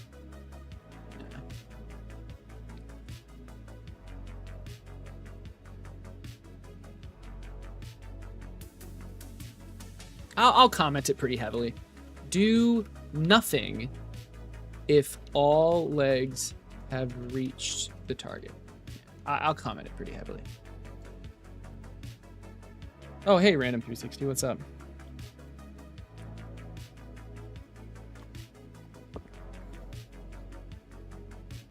All right. Sleep state done. Now the question is... Okay. So I have this, like in my RC code, for example, I have these private variables. And I think, like, what's the difference between putting the variable here versus in the actual page? I need to ask.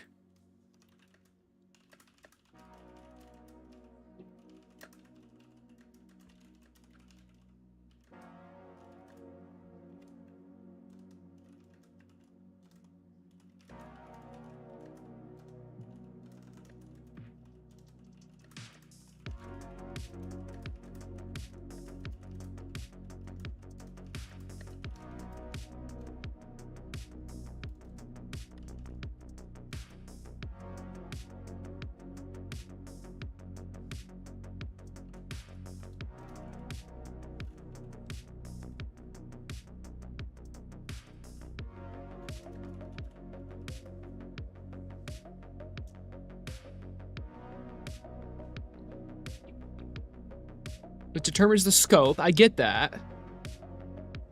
It's a class member variable. The variable is only accessible within the class. Okay.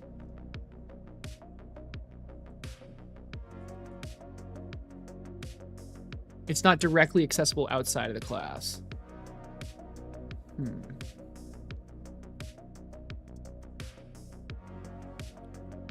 Okay. What about this? Any code within the same .cpp. I get that.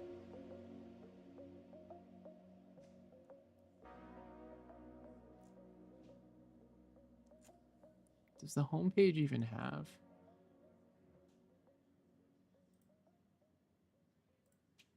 So, like, we've got these variables versus these variables.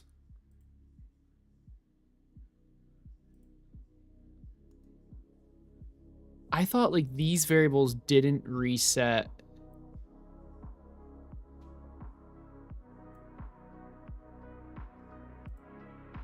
But these are, like, recreated every time. I don't even know.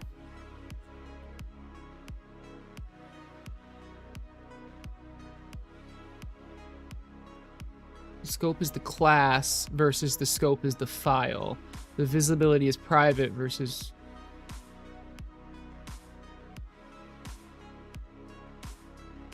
okay, here we go. Object specific. I think that's... Use these when the data is specific to each object. Use these and only when you truly... Yeah.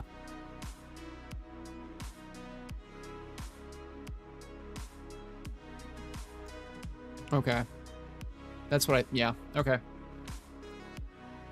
So these are object specific.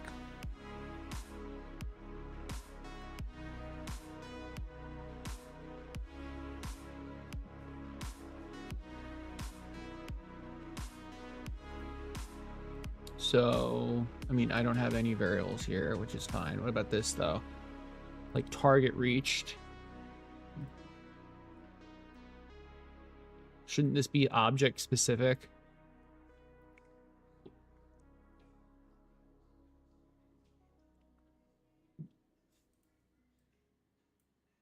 Right? Both of these should be object specific, in my opinion.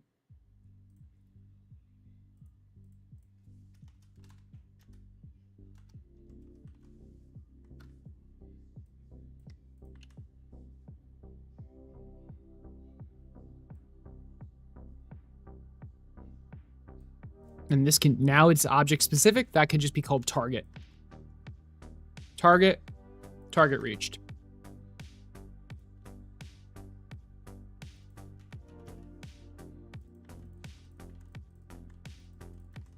Before it was, yeah. Yep. This is much better.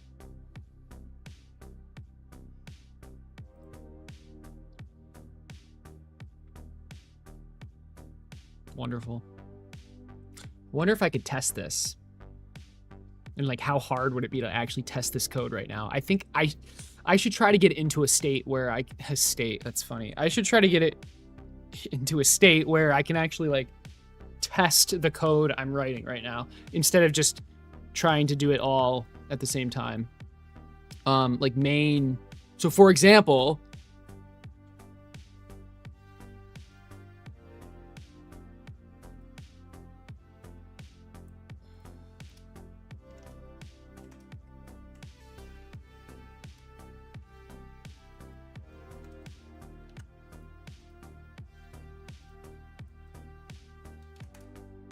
second.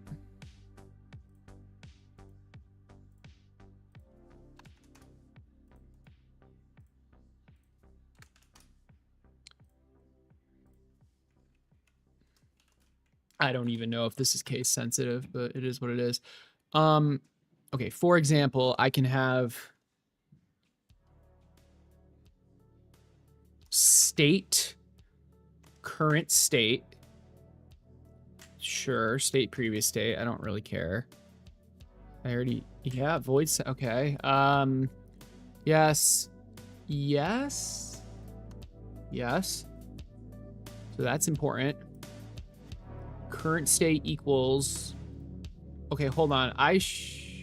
Does this make, why is this an object? I mean, I guess it's a class. I guess it makes sense that it's an object, but don't I want to just have these already? What did I do for my pages? I'm pretty sure. Yeah. I just created them.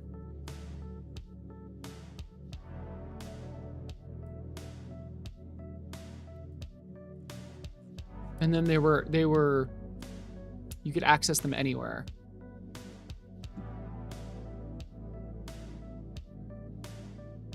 Interesting. Yeah, I want to see if it compiles, but let me finish this first.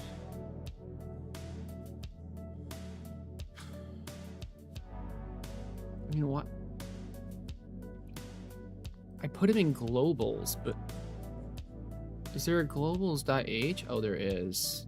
That's probably, and I probably have the external. Yeah. So that's, yeah.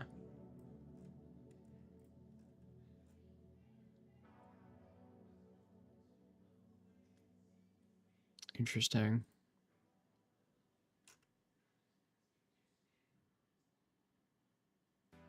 I kind of want to put him here. I don't know. Would that be?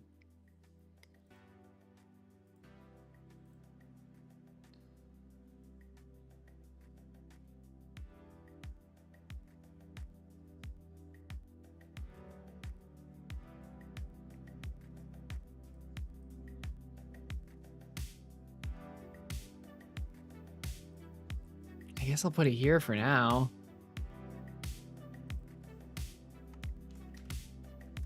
Just because I don't know where else to put it for now. Okay, so what's? Oh, wouldn't it be? Sorry, wouldn't it be this? Yeah, it would be that.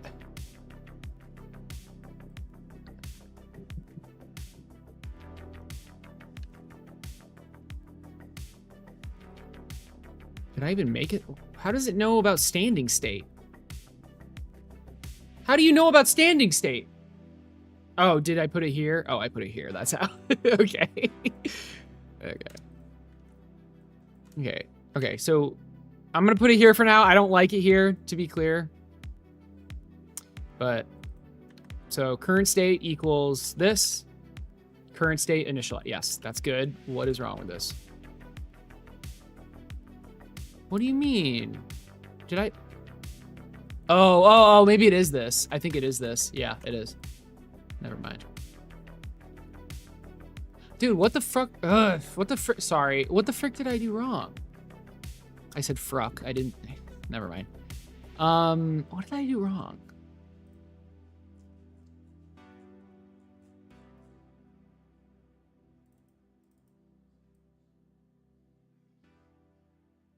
Oh. So the variable, it is that. And it's a pointer. Dude, what the frick did I do?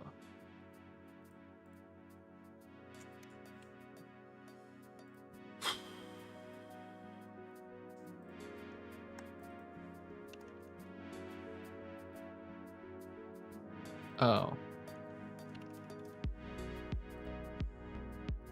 Okay, but what's wrong with this?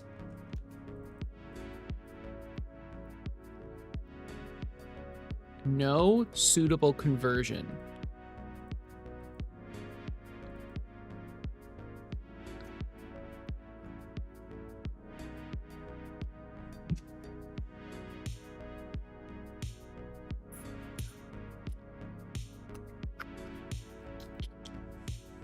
Just try stuff until it works.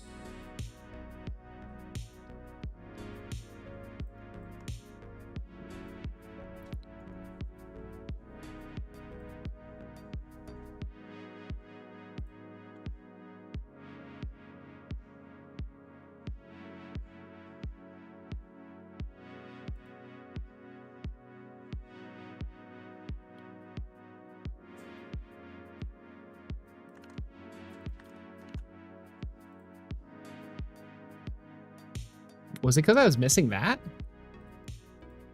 No, I don't think so.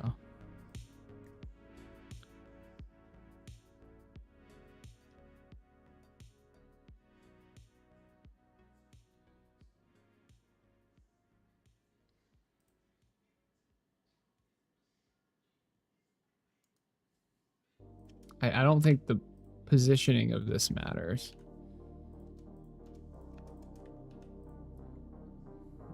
I mean, I know I'm missing this, but I don't even know what forward declarations. I guess I can try adding it.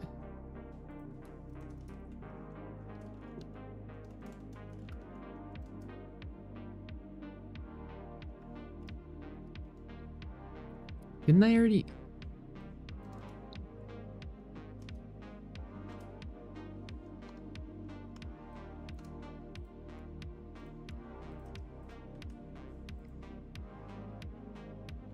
It would help if I understood what I was doing.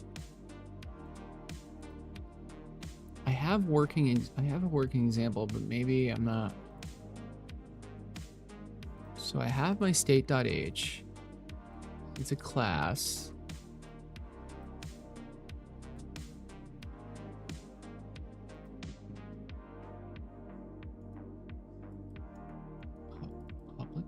Public page, class main page, class main page.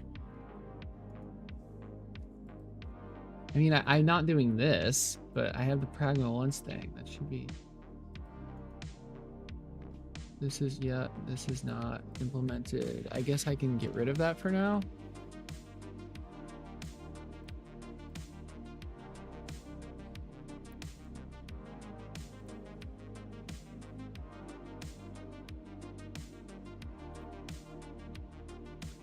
I don't even know what changed. Are you kidding me? I didn't have the new keyword. Oh my god. Okay. Yeah. Okay, cool. Do I need this? No. I don't even know what that was for.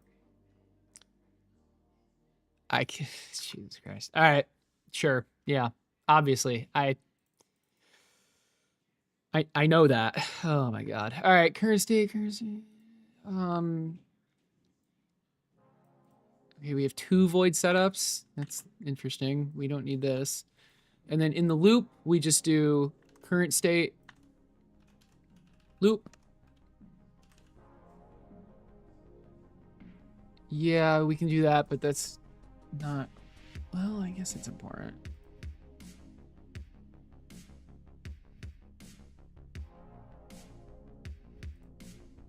I want to run the initialization state, and then, I mean, I'm gonna be honest, I just want to immediately, yeah, if current state does not equal previous state equals current state initializes. That's good. That's good. Okay.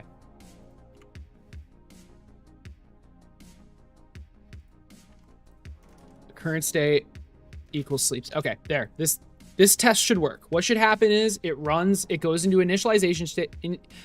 It goes into initialization state, and then it runs the initialization states initialization function, which is the whole state, and then it immediately sets the state to sleep state. Then loop runs. Sleep state would be the current state. The previous state would be a null pointer. So current state does not equal previous state. It runs sleep state's initialize function, and then it loops sleep state. Okay. Wonderful. The best you can do is really basic G code. I'm not even sure if that's code. No offense. Yeah, no, coding's fun. It's just what I'm currently doing is less fun, which is taking a program I wrote a year and a half ago and rewriting it in a different IDE. But anyway, I mean, let's try to compile this, I guess. Success. Okay. I mean, if this works first try, I'm going to be a little scared. Because nothing ever works first try.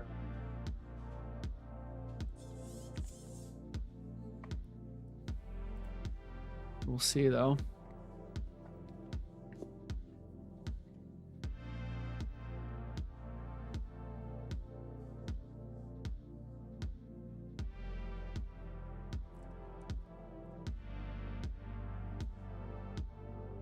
Okay, it's stuck uploading for some reason.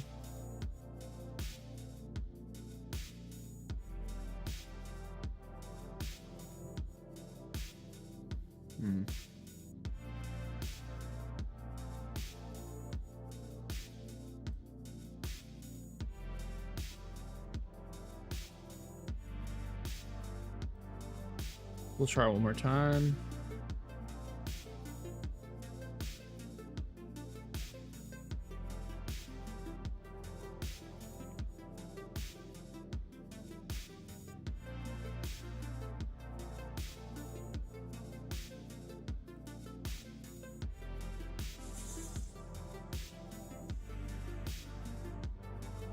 I do not know what's happening.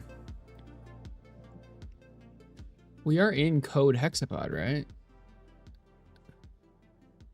Teensy. Oh, I think we were in the wrong. Yeah. Okay. Teensy 4.1 code. Yeah, we were. Okay. Sorry. I was in the wrong environment or something. Yeah, it did not. Yeah. All right. This is more like it. This is more like it.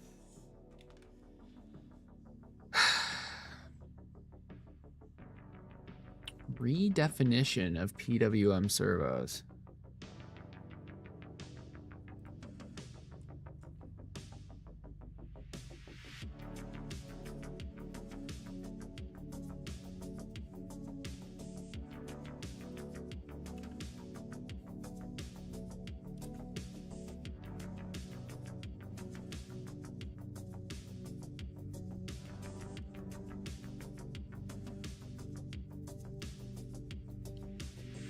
What?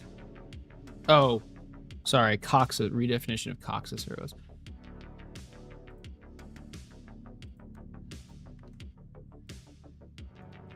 Was it because I'm... Oh. I think it's because this was extern, but now it's not. So because it's not external...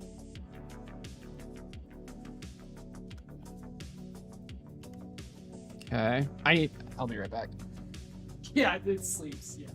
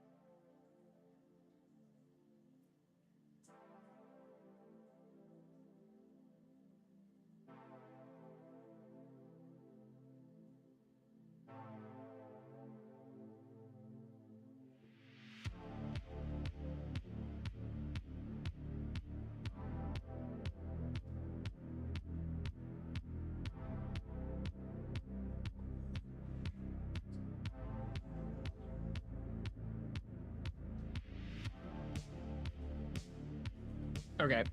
Anyway, I'm drinking so much fluid.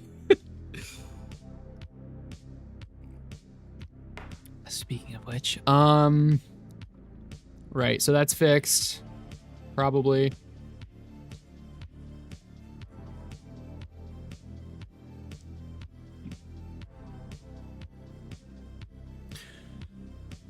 It's a lot of just redefinitions of whatever. I need to add pragma. Oh Lord, what the hell?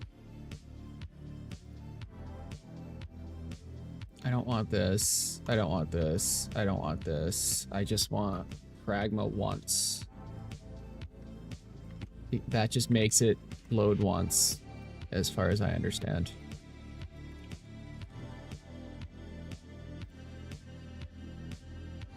Woohoo! Getting closer. Vector 3 does not name a type in state. I wonder how to fix that.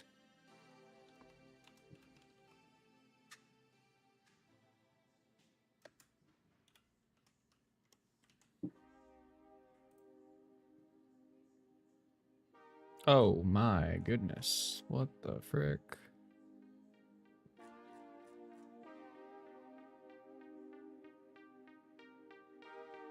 I don't know what that means.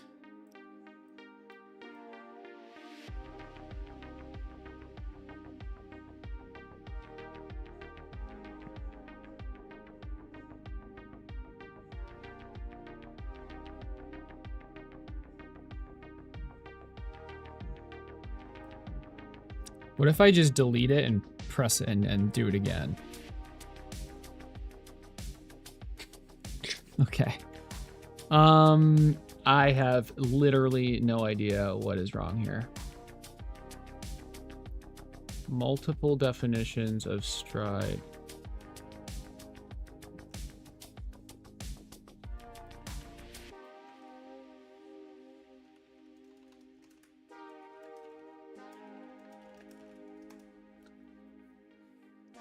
I can't even read this.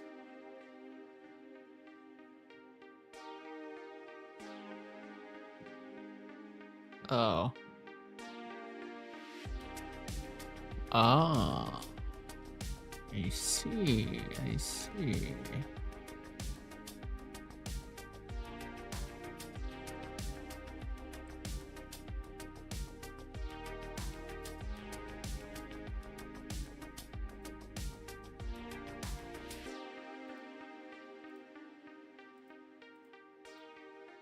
I've got my pragma once and everything.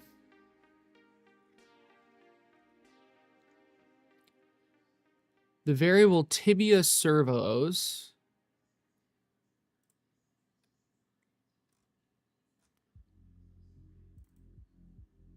is defined in both main and leg manager. So in leg manager, it is here. In main,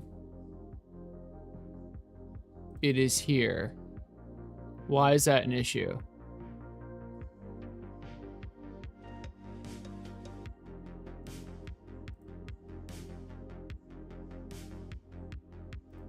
Wait, what? Does it matter that this is a lowercase l? I thought Pragma once fixed this. Yeah, it might be because it was a lowercase l. I don't know though. I don't know. Okay, so maybe it should be extern then?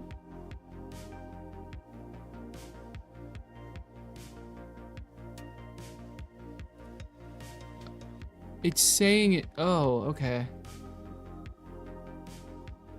Oh, I think I understand. These variables should not be declared here. If it's not an external variable, then it needs to be declared in the CPP file. That makes a lot of sense. I'm learning. I hate C++. Okay, so now I'm gonna go through the H's and so these are okay, so like this, shouldn't this be external then?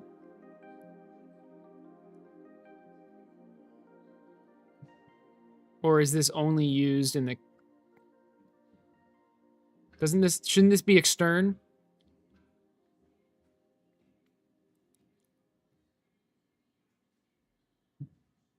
Right? Yeah, it's just telling me to make them all extern. Or define it in ones. Yeah. This is very helpful.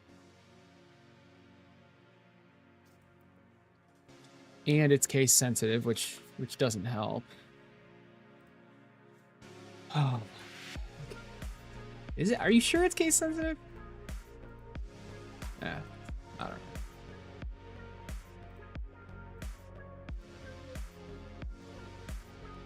You're probably right. It probably is case sensitive.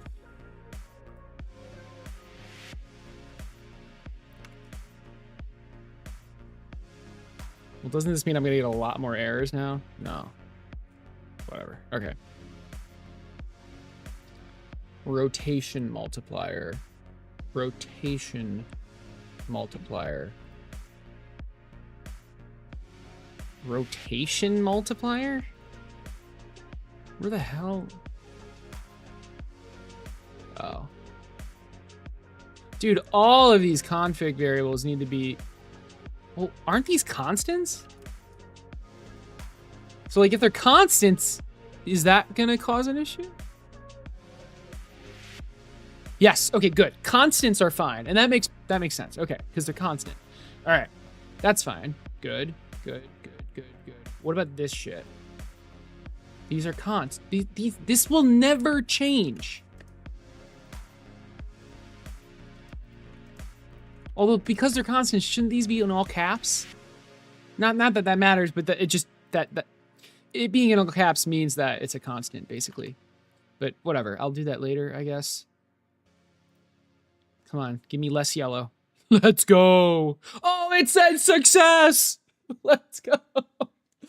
I got the word.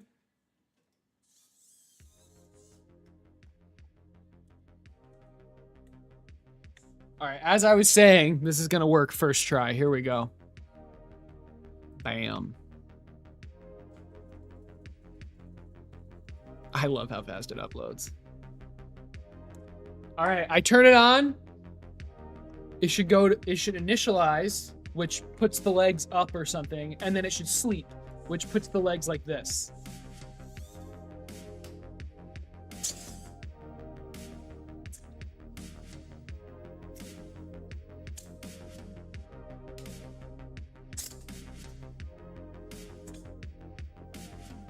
I don't think it worked. Okay. Why didn't it? What the hell just happened?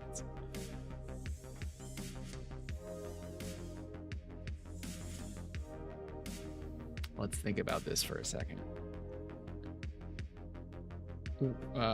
Okay, let's go to sleep state. Well, hold on. Configs. This is correct. This is correct. I mean, they're all moving. So it goes to initialization state. It moves to this position. Sure. And yeah, okay. Okay, let's make sure it's actually going to the different states.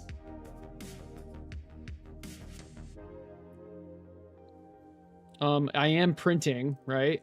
I'm printing this. I'm printing this.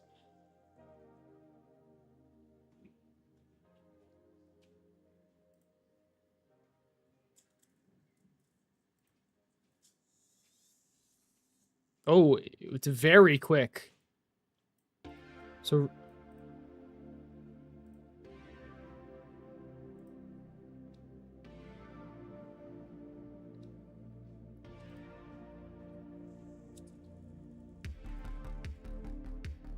yeah, it's like,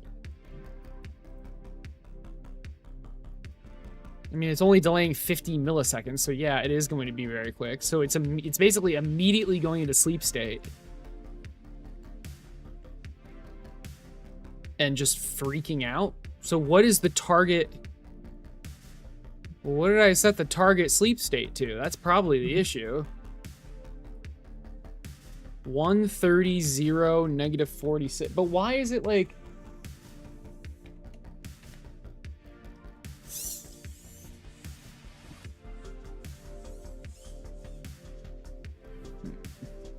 Something's wrong.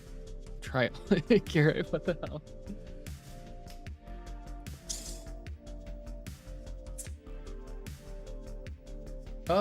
Oh, no, this is actually working. I swear it's working. Notice how each leg is actually going to the same spot. It just can't reach the sleep state. Okay, so if I plug this back in.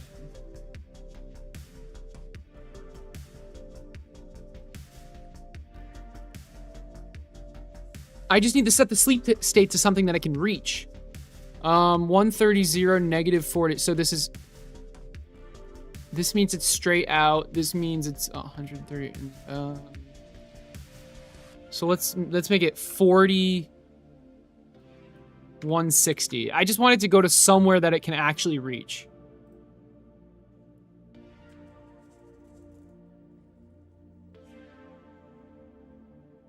I think I need to unplug it. Oh, we're so close. Why is it?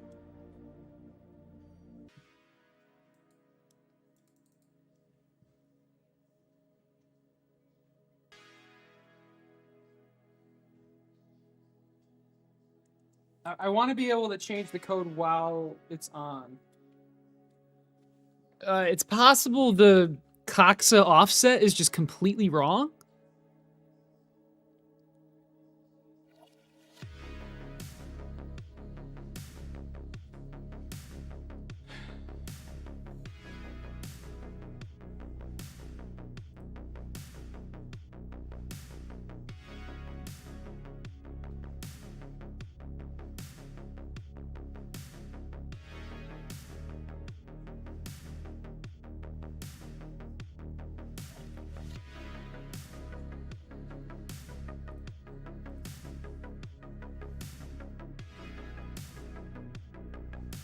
I mean, okay, move to position.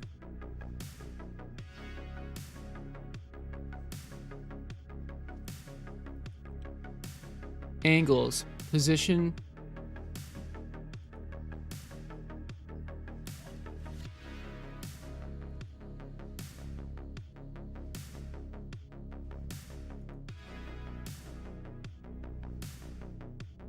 I don't know, they're calibrated. I know they're calibrated. That's not the issue.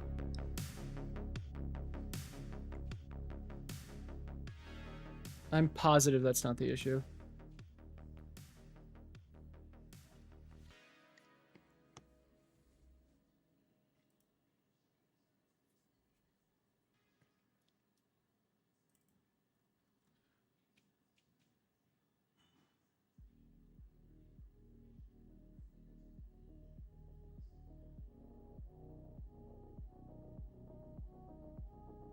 I thought this was supposed to be 90.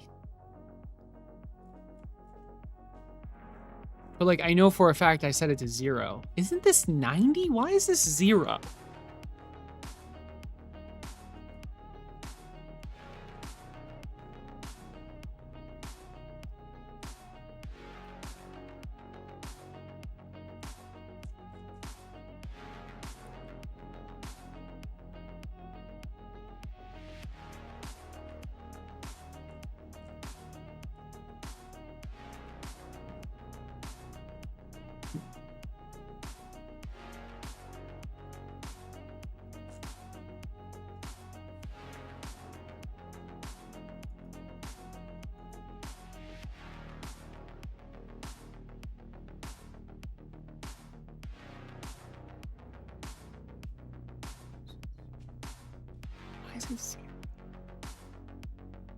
Because like, why is it 0? Why did I do that?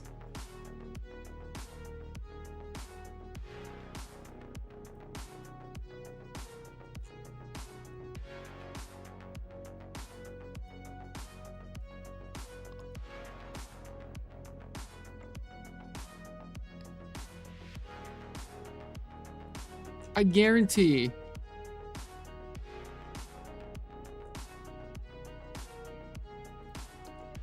Where the hell?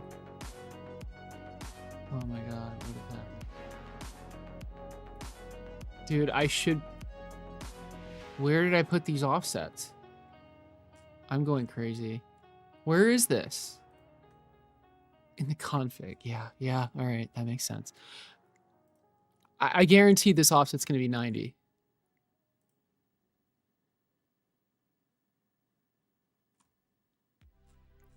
If I can freaking find it.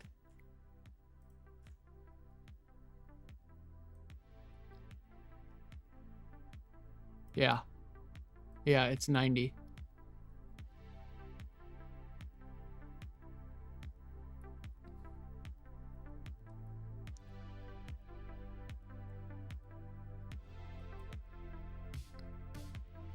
I am so confused. Why is this new one not 90? I literally had it working with that one, with that test, with this servo test.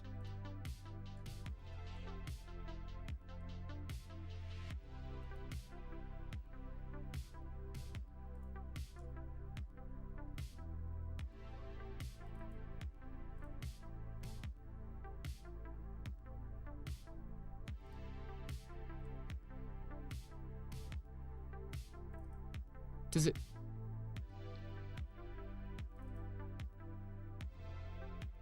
Oh my god, I just realized.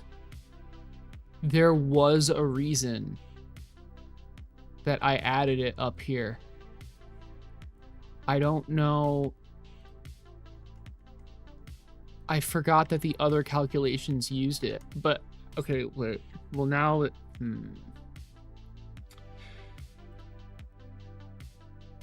Okay, so 01 was here. 02 is there. Okay. No, I was wrong. The other calculations don't use it. Never mind. Never mind. What I had was fine.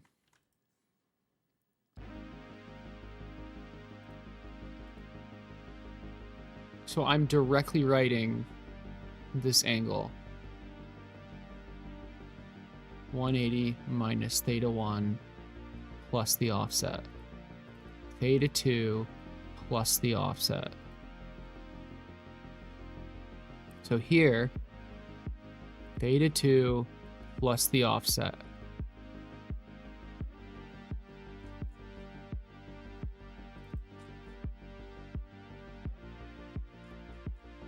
It should just be adding.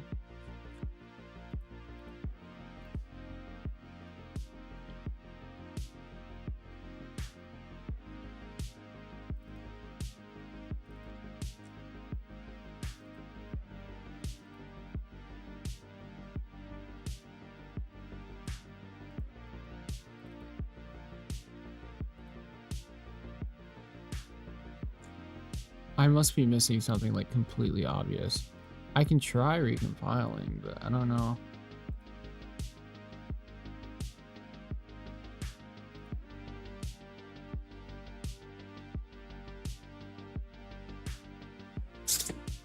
It just goes to the same place.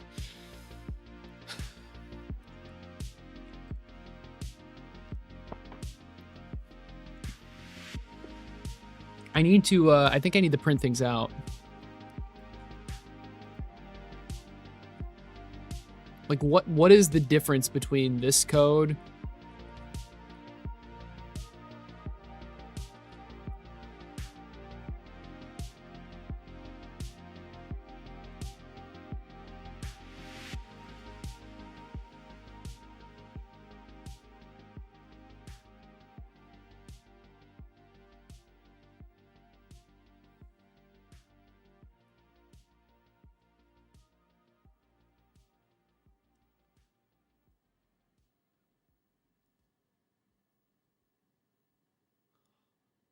Oh.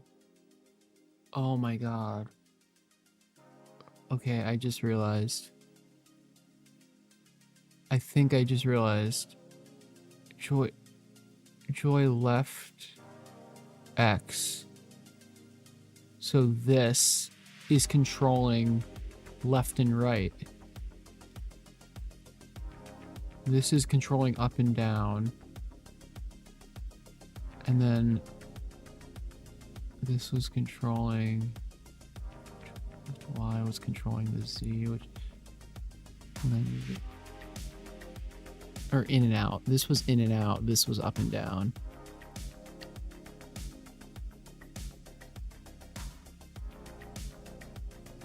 This is supposed to be the left and right. How did that?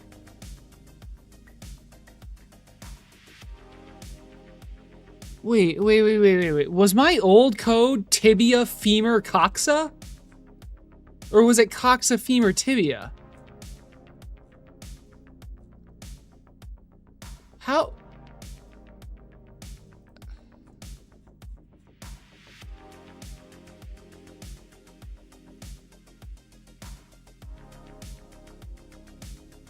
Coxa, femur, tibia. But these are the actual angles. Where's the moving? Move to position. Fatal.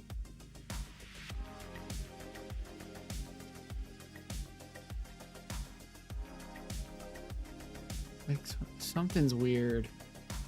Something's weird.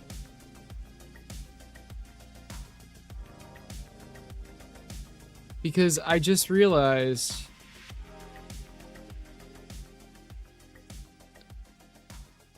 that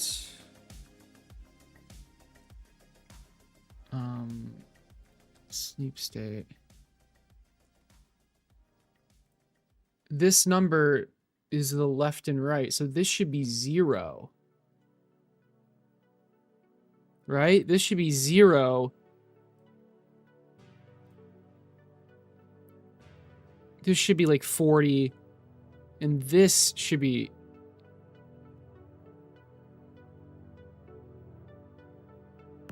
And this should be 160. Wow, how did it get... Why is it so different?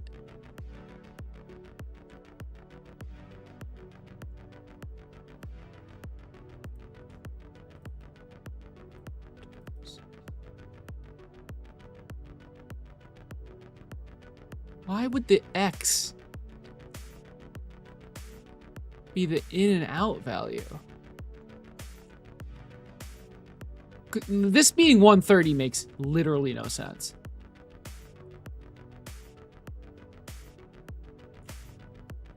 Cause like I'm thinking in and out, right? Like it's freaking on. In and out. That's Y. Left and right is X. Up and down is Z. Or at the very least, up and down is Z, in and out. Or up and down is Y, in and out is Z. But X is always like left to right, I thought.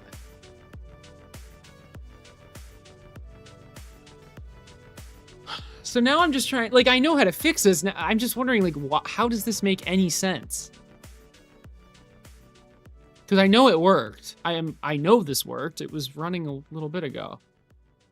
I mean, the last time I ran the old Hexapod. But yeah, the controller, like, for example, the controller code, this is how I realized it. So, like, this X joystick, like, the left joystick moving left and right was making it move left and right. So now I'm just trying to understand, like, what the hell's going on.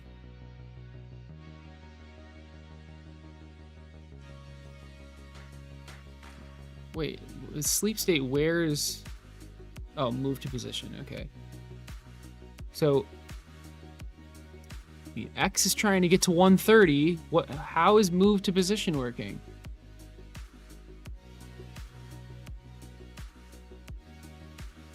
Okay, here in, yeah, I need to do this. Current points. XYZ.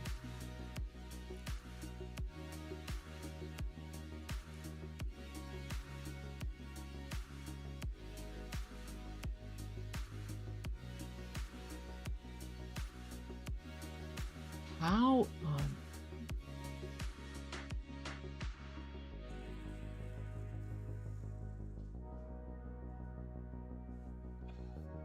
One second.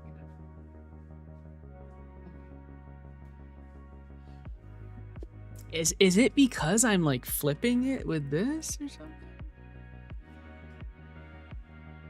Alright, well, I'm not really... Where am I because, like, remember I had the rotation multipliers. It's very possible that this is wrong, but I'm not using the rotation multipliers in this. And in the sleeping state, I'm also not using them. I'm just using current points.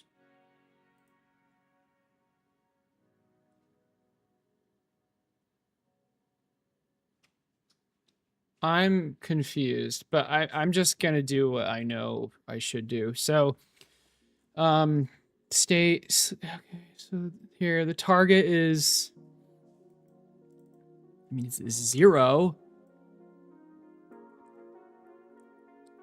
In and out is 160, up and down is 40. I don't know how that happened, but let's try it. Yeah, that's great. Thank you so much for that. Dude, how...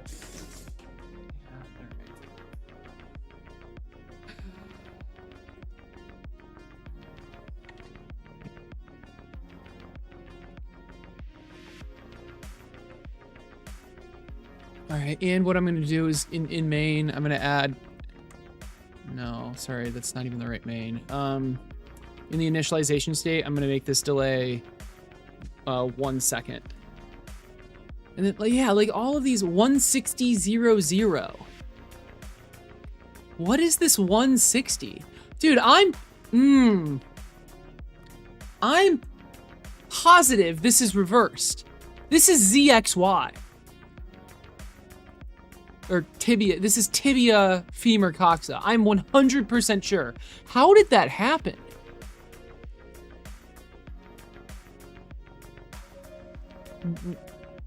Why is tibia first?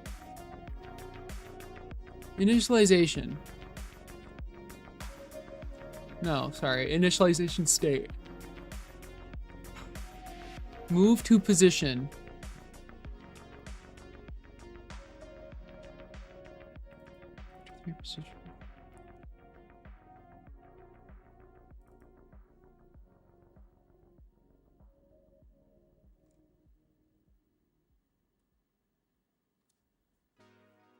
I don't...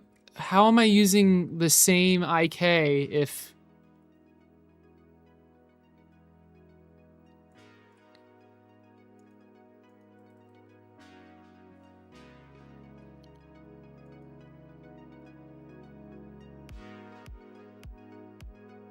I have No idea. Okay. 0. I mean, it was supposed to go straight up. So 0, 0, 160.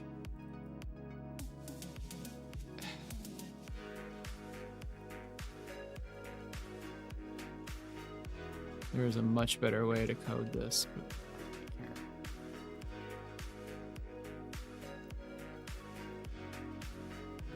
And then it's supposed to go out, I think.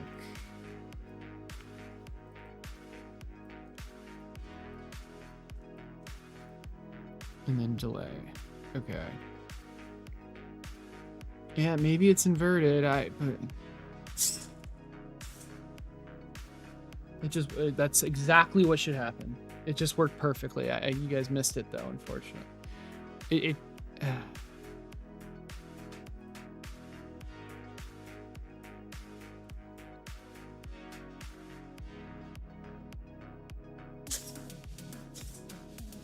That's sleep mode.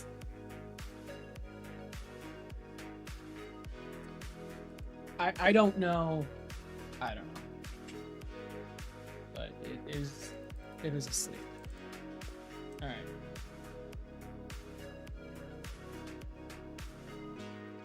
All right, well, can I make sleep mode go a little bit higher?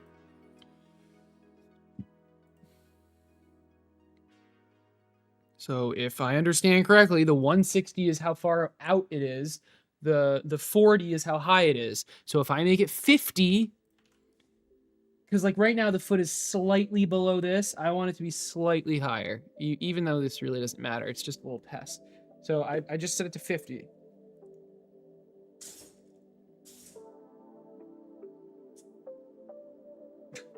That little move at the end, Jesus. I can't tell any difference, honestly. Let's make it 180, 70. I just want to notice. I just want to notice something. Yes. No. This looks identical.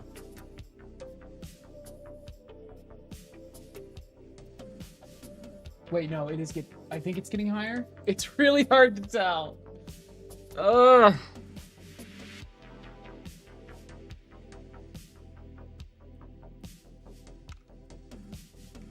I mean, like 250, 100? I just want to notice some sort of change. Nothing is changing. It's staying exactly the same. All right. What's going on here? It's like is it plugged in? Like, it's definitely plugged in.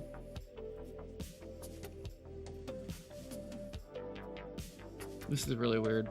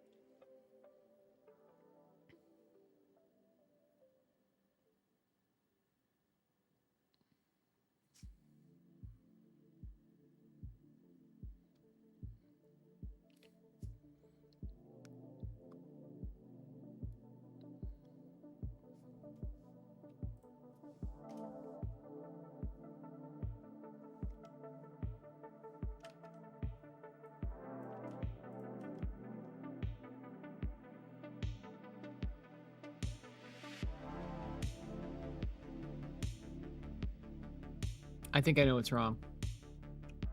I'm not actually setting the current leg positions, ever. In Leg Manager, I need to be doing that. And because it's using the current leg positions, it's actually not working correctly.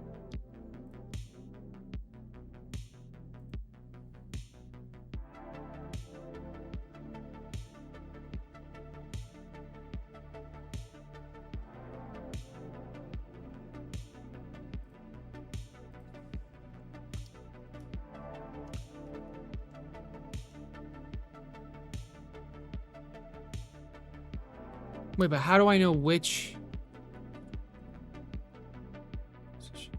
No, no, it wouldn't be set here. That doesn't make any sense. It wouldn't be set here. It would be set here. Set leg angles. No, it wouldn't be set there either. It would be set here. Move to position. The leg is this. The position is that. Yeah. This is the only way.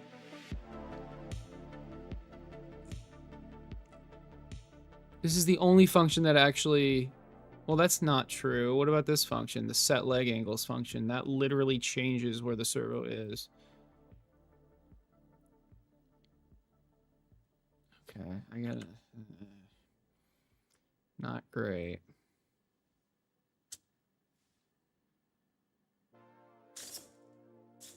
There we go. Now it's actually, yeah, all right. All right, so now that things make sense again, I think if I go into state,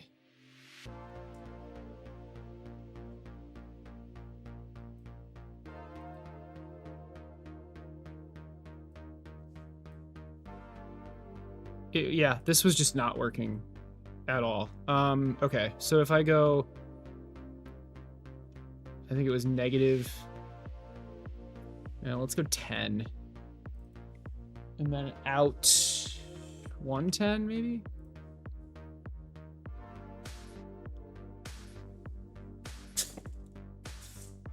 We're getting much closer. Okay, so the height is good, but let's just raise it just for a test. So instead of 110, or instead of 10, we're gonna go 30. 130 and 30. Let's see if there should be a visible difference from this. Thank you. Finally. Yes, that, okay. So now ideally somewhere in the middle. So if this is 130, 30, and this was 110, 10, I want it to be like 12, 115. I mean, this is where minor adjustments with the remote control would be awesome, but I don't have the remote control connected right now, so we're just manually doing this.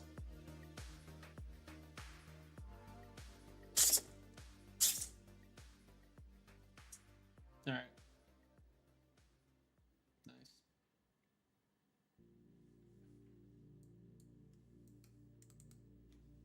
Cool. All right. So that's good.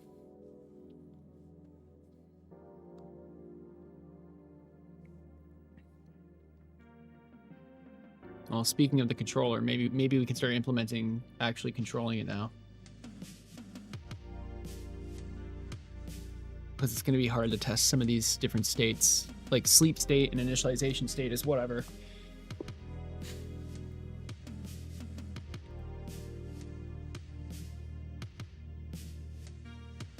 Also, wait, 0, 0. Oh, it's immediately going to 0, 225, 115. Okay.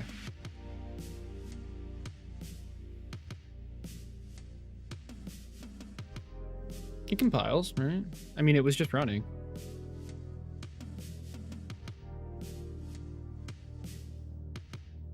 Oh yeah, saving's a good call. So, or specifically with like on Git.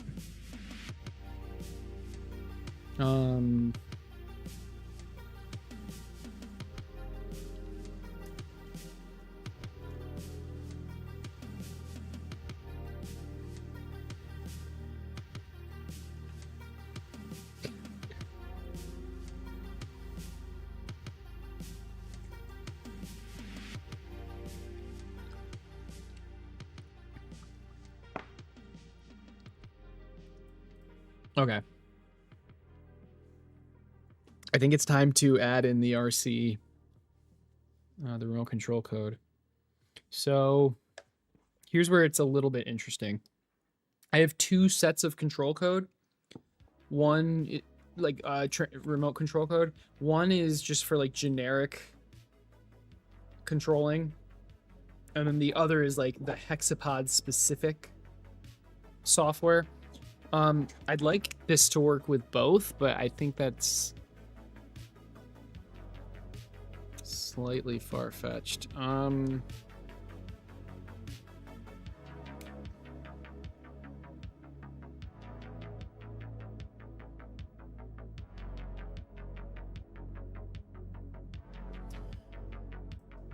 Just the RC code with the old one was frankly very complicated. Well, not very, it's just like more complicated than I wanted it to be.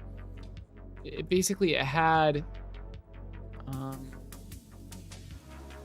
like multiple different packages depending on which controller state you were in. So like if you were in a certain settings page, it was, I mean, and then I like sensed what kind of data was coming in from the controller and then did certain things depending on that. Like receiving control, receiving settings.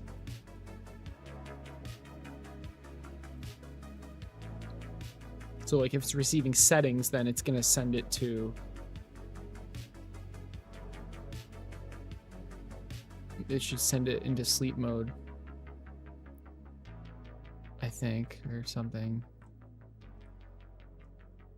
Yeah, you can't just make AI simplify it.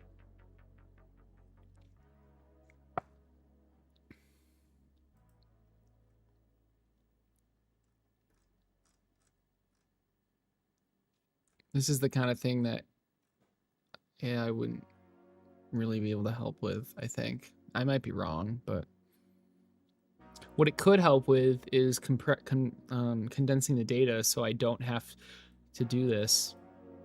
Like, it would be really nice if I could just have one data package type. The problem with that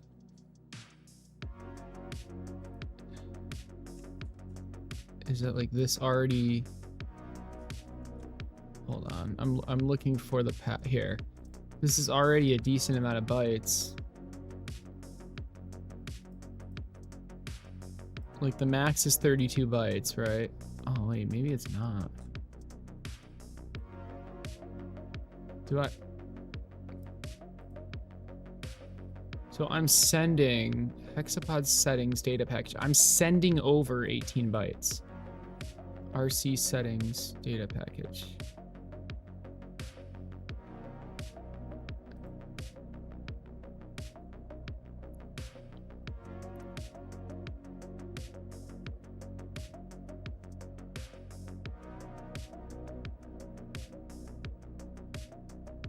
This is 18.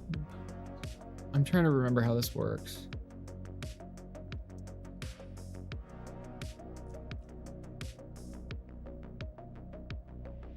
Where's the settings data? Okay, where's the sensor data? Oh, here it is.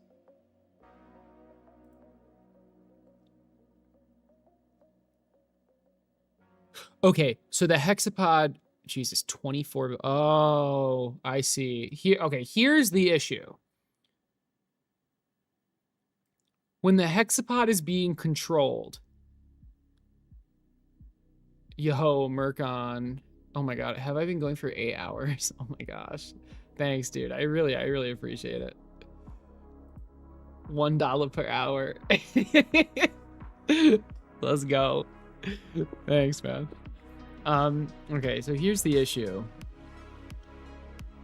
When the Hexapod is being controlled, right? When the Hexapod's moving, it's sending its foot positions to the controller.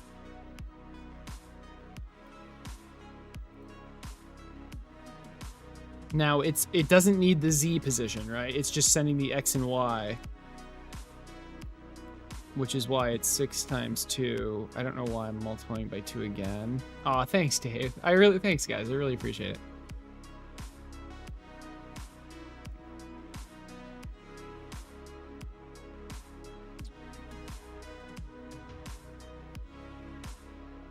But for some reason, oh, okay, 6 times 2. So there's 12 pieces of data, and then each piece of data takes 2 bytes for some reason, and that's 24 bytes. And then when you're not controlling the hexapod, when you're in settings mode, it's sending back the settings data, which is the offsets, which is the servo offsets. Remember, the servo offsets are saved on the hexapod. And that's apparently 18 bytes, which, yeah, 1 byte per offset. I don't think we can avoid. I think it has to be that. So that's definitely more than 32 bytes. Although this...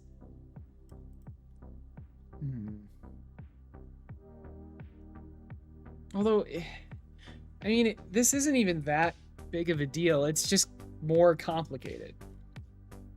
Like, having different data packages isn't necessarily a problem. But anyway, and then we have this. So now, the remote control, if it's in the settings mode, it's sending the offsets, right? Which is 18 bytes, plus some other stuff. Or, if you're controlling, it's sending the control data, which is 1, 2, 3, 4, 5, 6, 7, 8, like 9 bytes or something. Which is less than 32.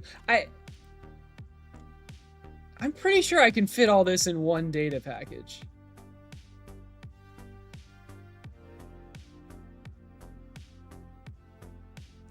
But, like, I don't even need to. This is fine.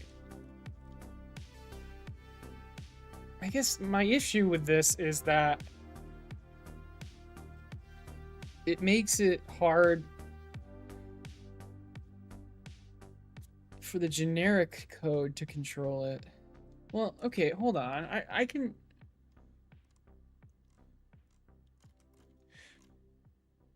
If the RC controller has the generic code installed onto it,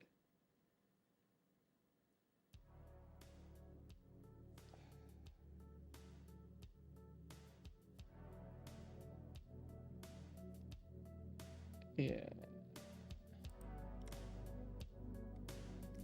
Isn't it just constantly sending this always?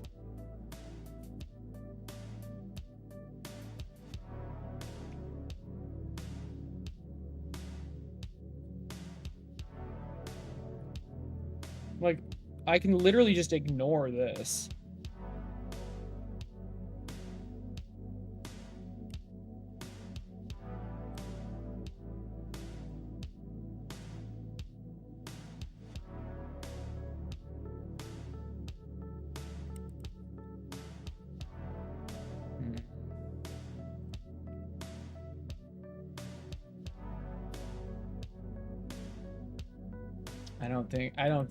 I think I should just install the RC controller code on this and just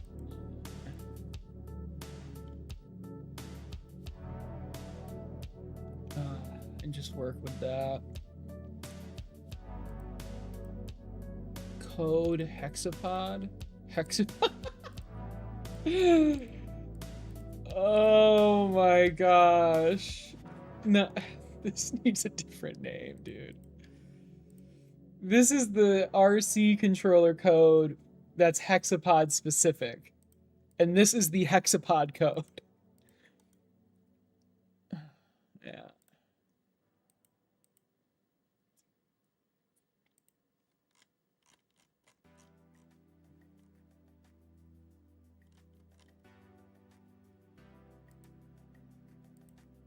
And yeah, and here's the exact same. Yeah.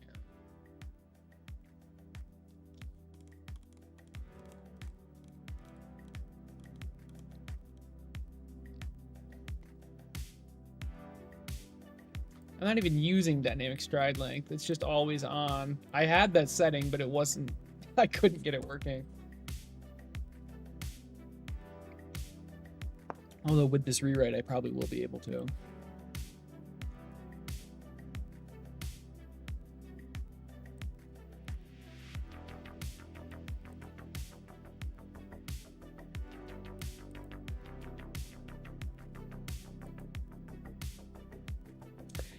I think I'm going to implement this last. Because I should get all the states in first. I can pretty easily test the states. Oh, but I wanted the controller to like test things.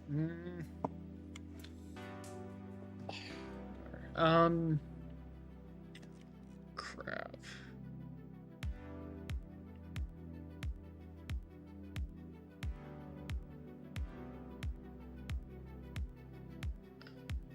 Ask it for me to write the lookup table. Dude, I don't need it to write the lookup table for me.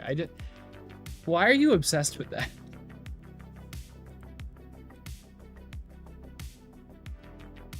Like, this code runs so unbelievably fast, it does not need the lookup table.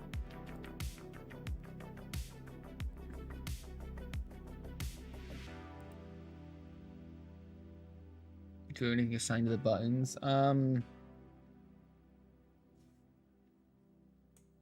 So with the current software that's installed, it's just no.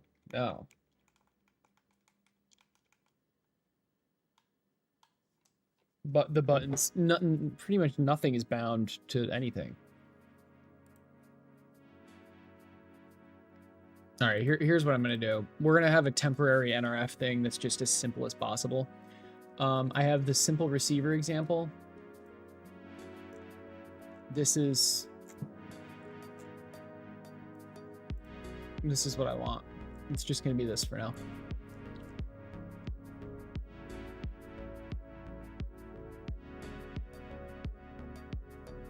Yep, it's just gonna be this.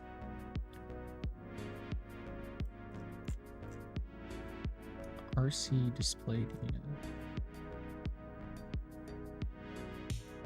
Oh.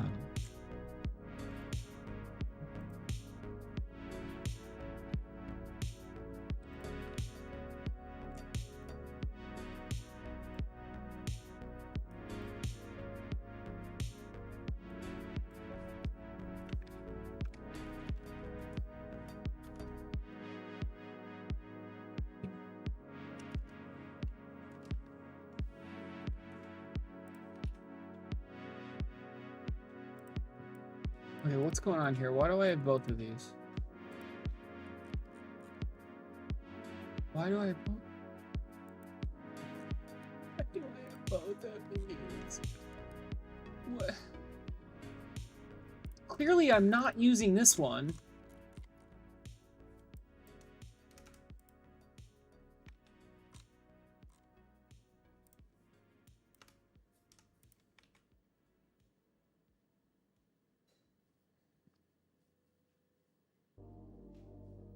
Where's my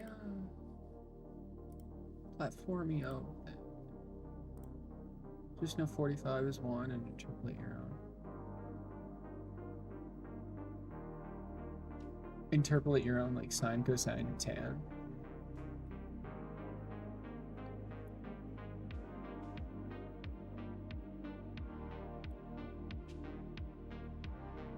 I don't think I get back that much performance. Because I'm not using I'm using it twice, maybe? I don't know. I mean, I guess it definitely would help, but I just don't care. How about you, like, my code is on GitHub. How about you take the code and implement it and then send it to me and then I'll run it for you. What was I even doing? Where did it go? I was installing a library. That's what I was doing.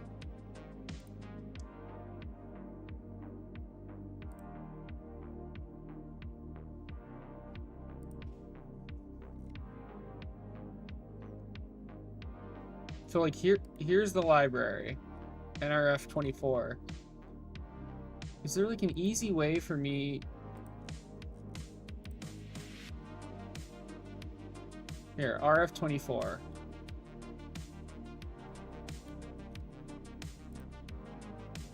How do I How do I install this on a specific project? Without like having to research it. So like here. And where's my Hexapod?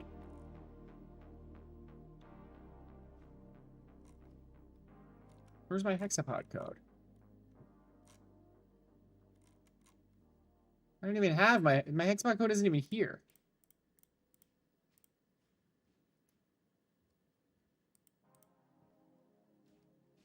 Hexapod code. Damn it. I clicked the wrong thing. Hexapod code. Configure. Library. Okay, whatever. I'll just RF24. Okay. Add to project. Select a project. Add. Alright, I guess that wasn't that hard. What I wanted to do was take a library that was already on another project and just like add it to an existing one, but I guess that's not possible.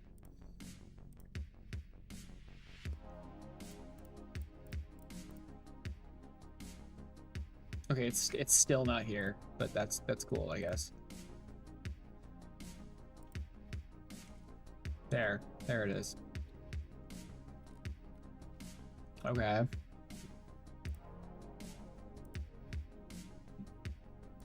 There, no more error. Okay, here's the simple receiver code. I think I need to run these functions. Oh, and don't I need the nrf.cpp file as well? I'm literally like following my own tutorial here. Yeah, I probably need this.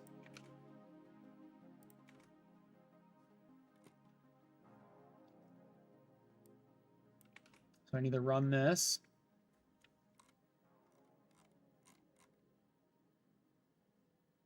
And I need to constantly run this. So in main, set up the NRF. And we are constantly receiving the NRF.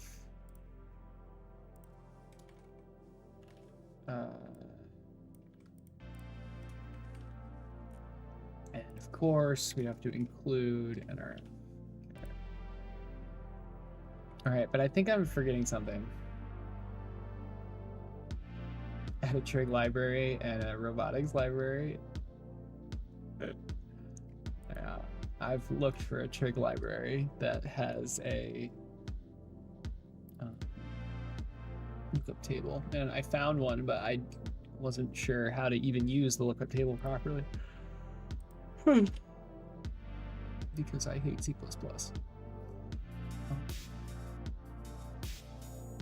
Okay, this is good. This is all fine. I'm missing something though, I think.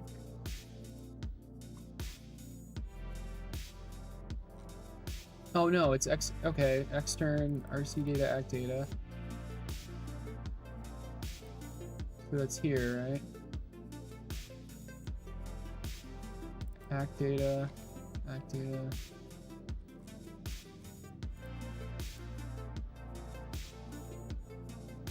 Okay, so I should be able to just use, as long as I'm not forgetting anything, I should be able to use the RC data. Okay, it actually worked. So for example, in the sleep state, can I just take the target Y?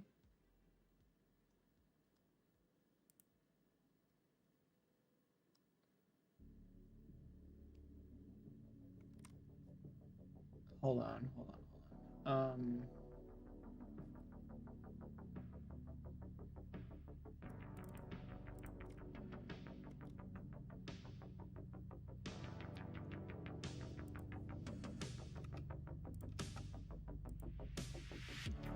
We're just gonna keep target reached equal false.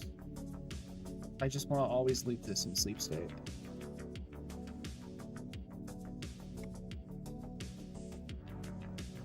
And I want the target dot y. Yeah, sure. Equal RC. Okay, so why don't I have access to RC data? Do I need to include NRF? I think I need to include NRF wherever I want to use it. Yeah, okay. Hot left, minus 127. Can't I just map this? Why is this commented out?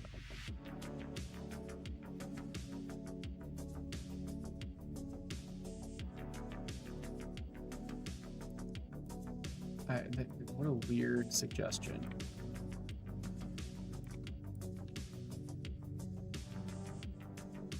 Okay, so now this target, which was in state, which was here.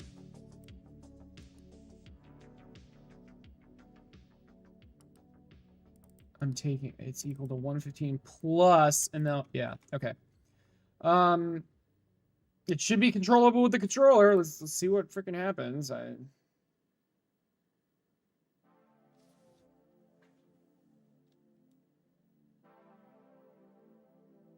it's not even resetting right now. I don't know.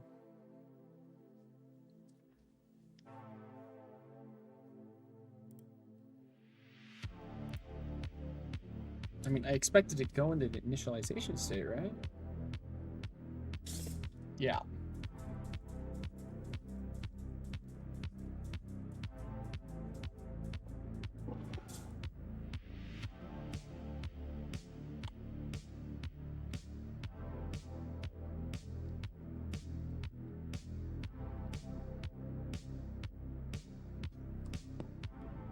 Oh, pot left. Oh.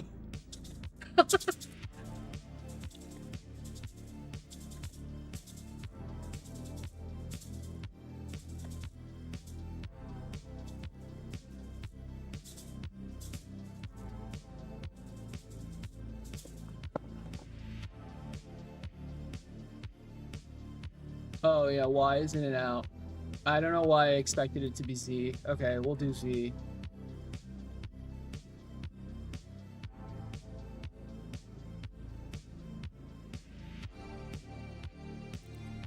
And Joy left Y.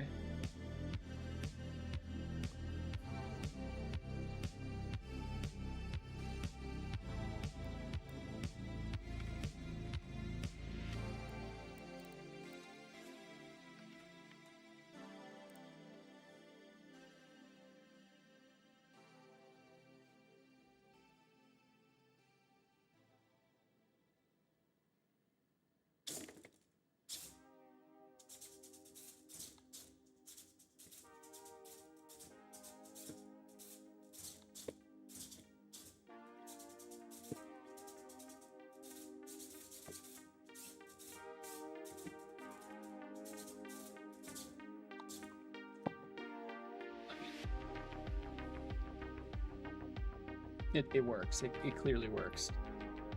Now, obviously, this is not.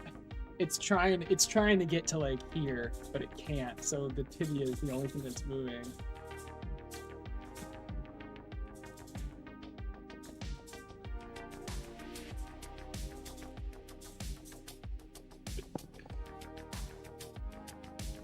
Let me make this a little less janky.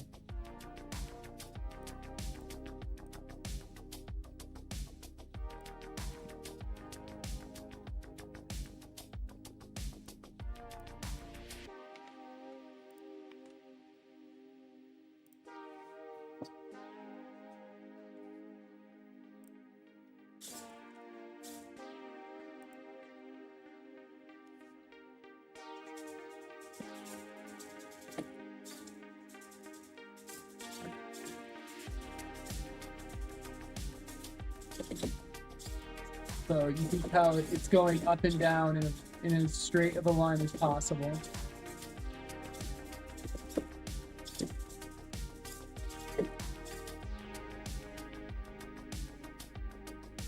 ESP32 takes like 30 seconds. the duct tape you have going on. Wait, what? Oh. Have I broken anything yet? No. Yeah. Actually, my joystick, my left joystick, broke, but that's not related to the Hexapod. So like, it's very jerky, but that's not. I don't care right now. It doesn't matter.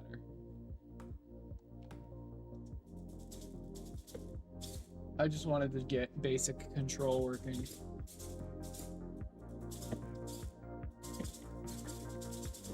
Yeah, but how do I have stuff building so quick? I mean, the teensy is freaking awesome. I love it so much. Oh, you like the duct tape holding you down. Yeah, I was gonna use this, but it was not working properly. It was still moving, and I had to have it really close to the edge of the table, so that was scary. But all right, so that was a demo to make sure the controller actually controls, and it does.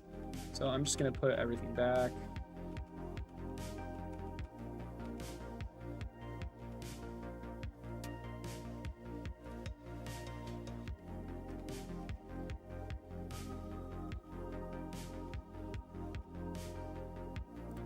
Okay. Cool. All right, now I'll be able, now I can implement the other states and actually test them, hopefully.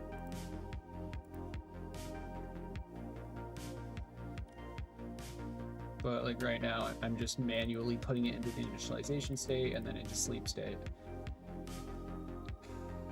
So for example, I can like check if I don't. Oh, I mean basically the state machine is going in main, right? Which it is. This is currently a state machine, which the state machine is go to sleep state. That's what the state machine is doing.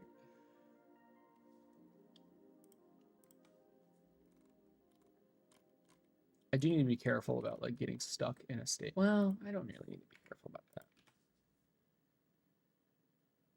Walking by the end of the stream, or oh. Walking by the end of the stream. I mean, we could try to get it to walk right now. It's probably going to be next stream just because I mean, I can do it right now pretty relatively easily. I would just copy and paste this code directly, but I hate it so much. It's so messy for multiple different reasons. So I kind of want to like take my time and go through it, but I mean, but I do want it to walk. That would be exciting.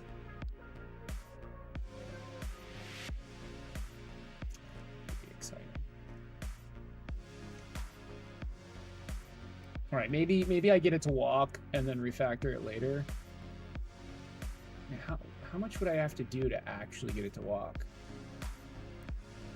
Because like, I just send it to car state if the joystick is moving. And then send it to standing state if the joystick's not moving. That's literally the entire state machine. If you're pushing joystick, go to standing state. If you're not if you're pushing joystick, go to car state. If you're not pushing joystick, go to standing state after like 5 seconds. All right, I'll be right back. We're gonna check.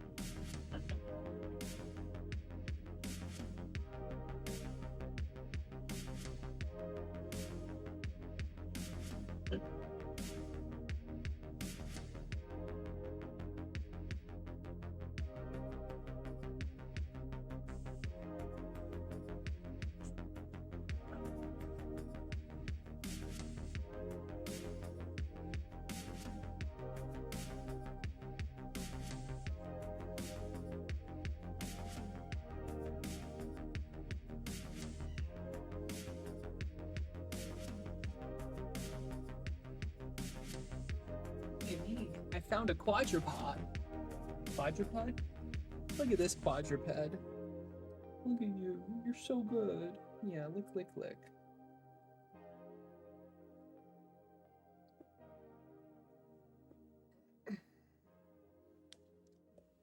All right.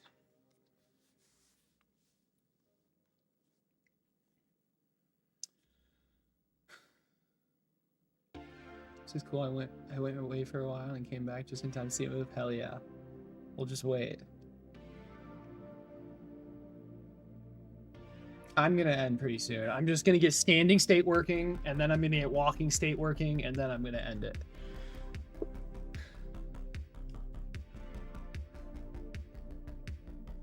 All right.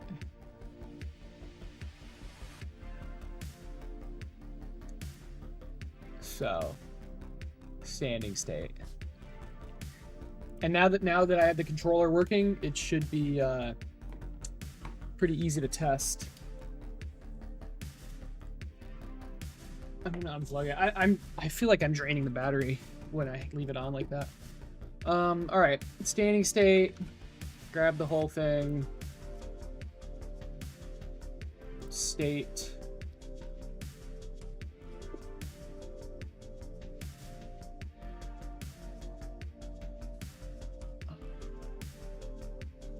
I used to stream on Twitch. I mean, I have a Twitch account, but it was for game dev, and all my followers followed me for game dev. Maybe I should do a Twitch account as well. Is the music in infinite loop? Yeah. Or I'll change it. Jiggly jellyfish.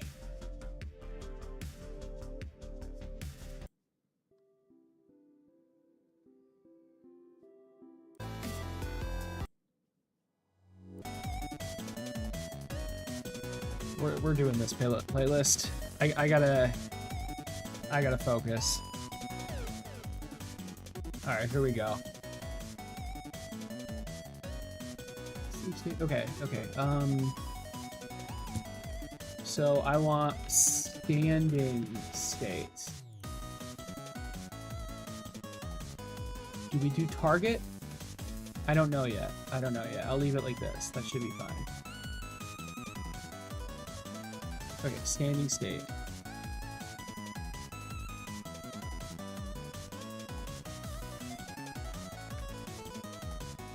Standing state.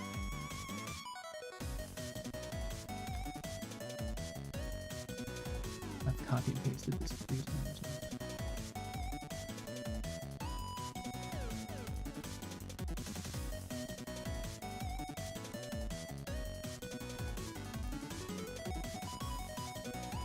I don't know why it was freaking out like that.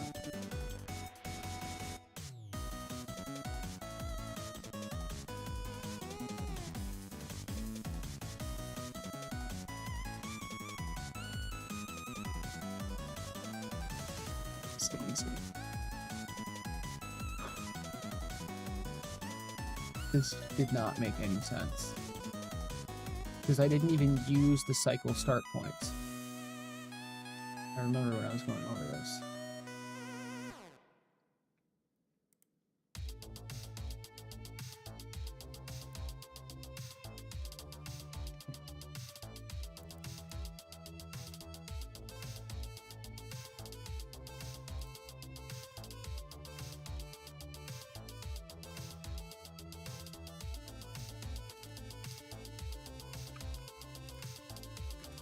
I know int points needs to be 1,000. This is current leg positions. The standing state is actually relatively complicated. The idea is that when you're not moving the joystick, it kind of just readjusts its legs and just stands. But the way it readjusts its legs is it's kind of complicated. I'm taking the 3 highest legs, readjusting them, and then readjusting the remaining 3 legs. I do want to completely rewrite this because I'm sure I can come up with a way that makes more sense than how I'm doing it, but For now, I'm just copy and pasting it and getting it to work. Hopefully. Okay, so stand progress. Why? What does that even mean?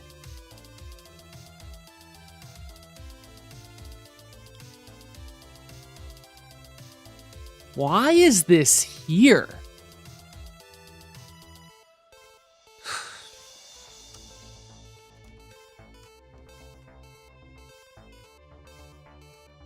Okay, okay, why don't I have access?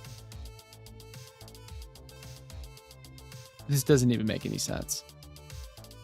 If in this case, this code doesn't make sense. So void, because remember now we have state classes. So we have standing state :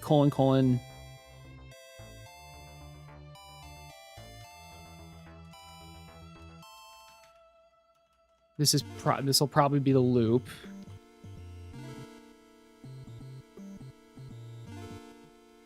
That's just a helper class.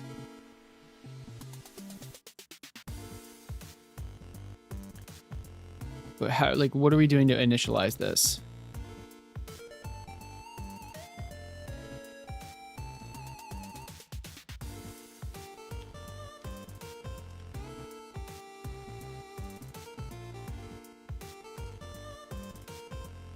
Jesus Christ. Yeah, what are you going to autofill? Let's see it. Okay, what are you autofilling? Yes, I did want this. Set the starting points to the current points.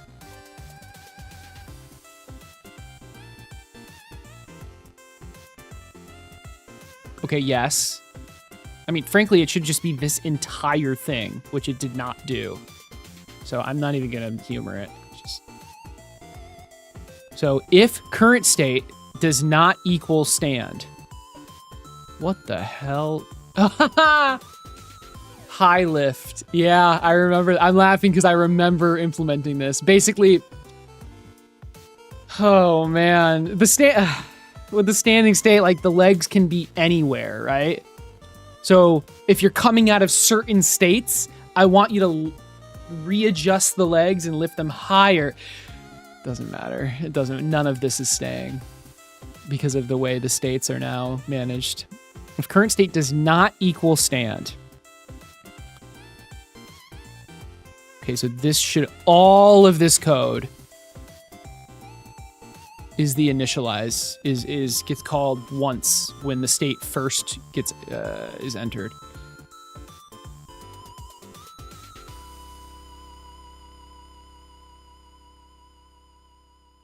Nothing is more permanent than a temporary solution.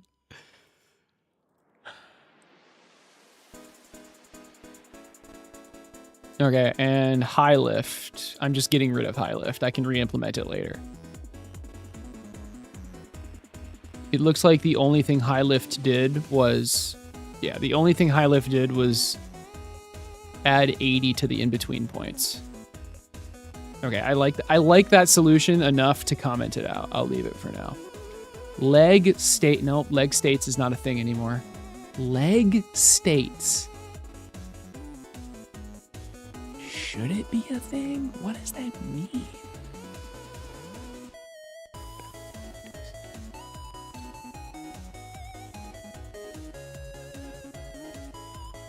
Why? What is this?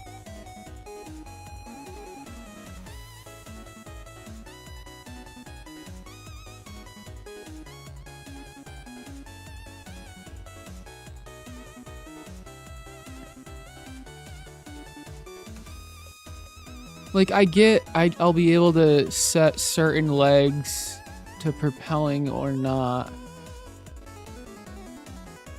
But I don't think I need to keep trying. It's gonna get deleted. Okay. Copy standing starting points.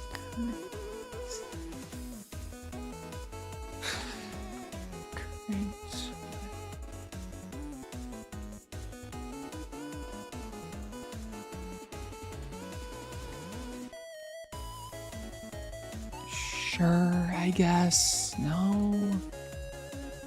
If this function's running, we're already in the freaking state.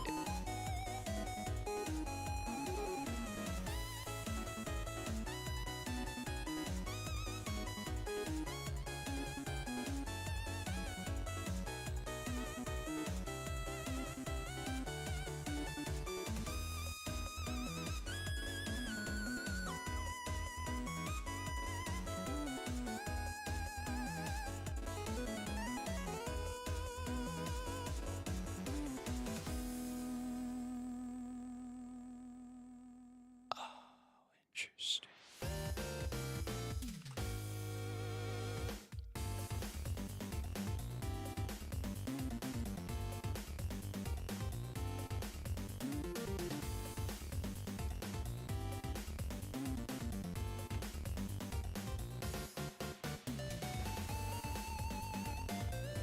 I know this doesn't make any sense. This set cycle, that doesn't make any sense. Standing.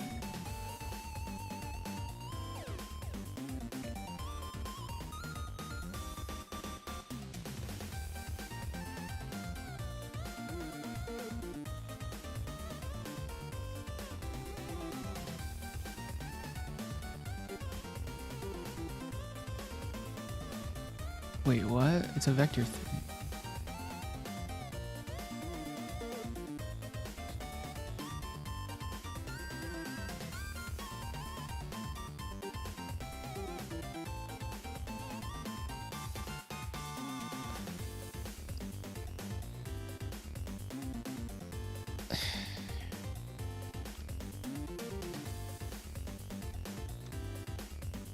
Dude, I...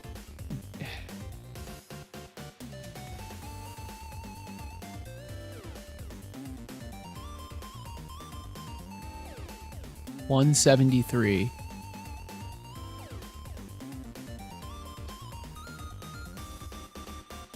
That's the potentiometer. Standing distance. Seriously? Okay.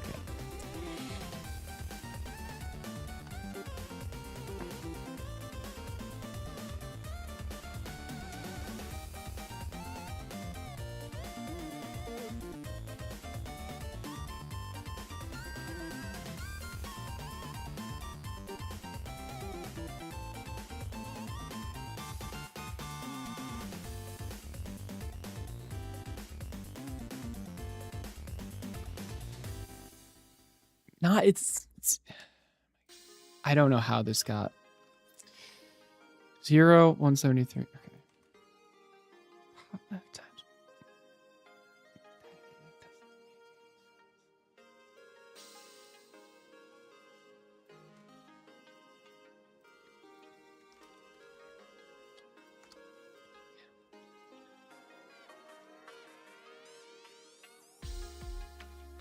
I think that's self-explanatory, but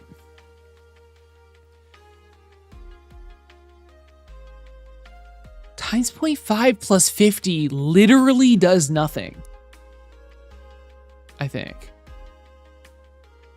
Because it's out of 100. I'm just gonna... Now, does this keep getting, like...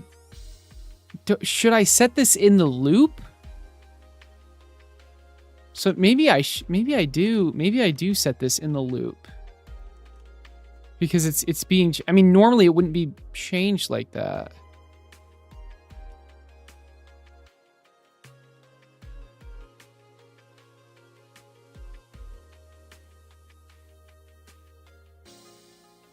Do I have previous state? I actually do care about the state it's coming from. Don't I have previous state? I do. That's good. That's good. So if it's coming from a certain state, if previous... Okay, so I do want to keep this. So for example, actually this is a really good example. If do I not have access to previous state? What? Seriously?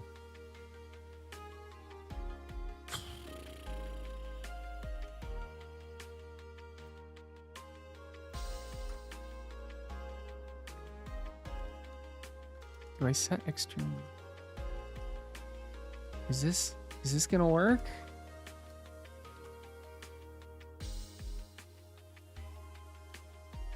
Yeah.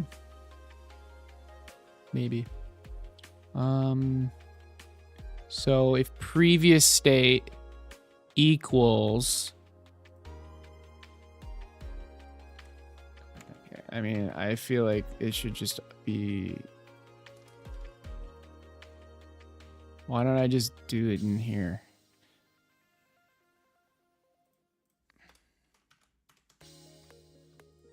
Tab coding, baby.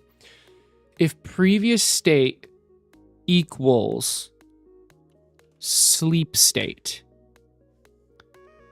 Seriously?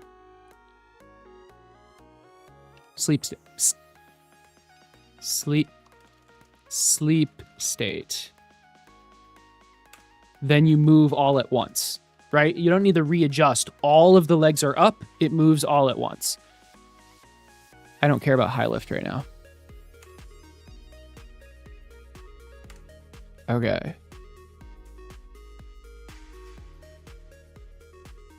I don't. Okay.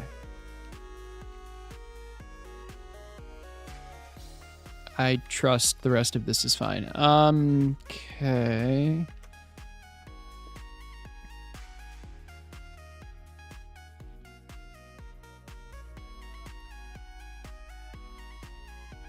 I think this is good. Now we just have to actually do the state managing.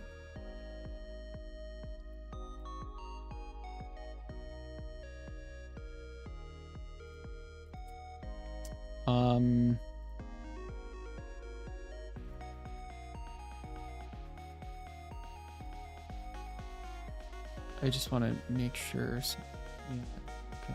So interesting.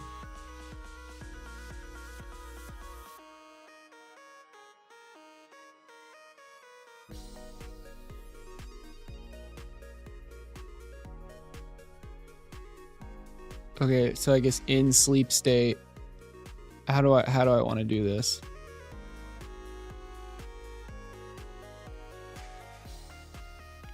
I guess right here. It really does not matter right now. If our RC data it's writing the test for me. If RC data button A, current state equals standing state. RC data button B, current state equals sleep state.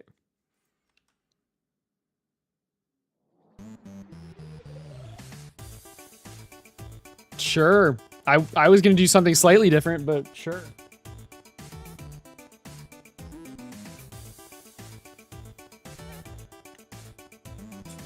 All right, if I press A, it stands. If I press B, it sleeps. Right? And we'll see. I don't think the board has a built-in mic, no. Can I do the loop with Arduino? This is the Arduino loop right here. And then my state objects have their own loop that I'm just calling. This doesn't act, my state loops don't actually loop. But I'm making it loop, if that makes sense. Did that work? Yeah, that's working. Okay. Well, I should be able to test this.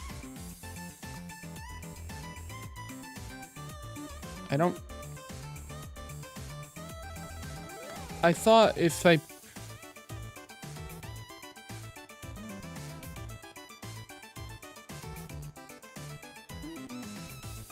expected it to type out. Oh, okay. We have some issues. Never mind. Yeah. State 6.8. Oh no. Oh no. Or nor. Do I have to put this below? Because I didn't actually.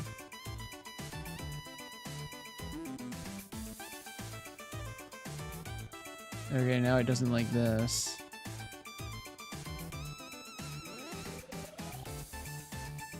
Okay, so I can't initialize it here. That's fine.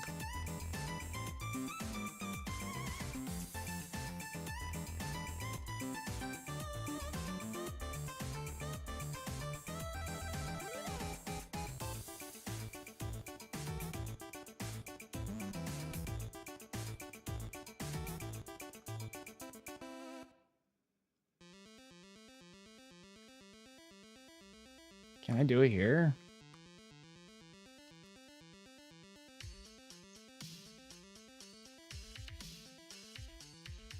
So why doesn't this work?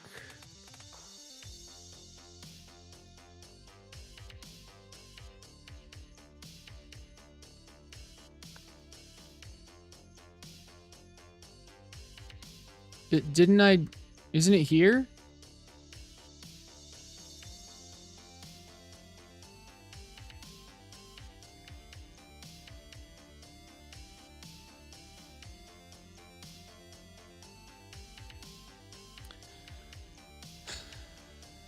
Shit, so.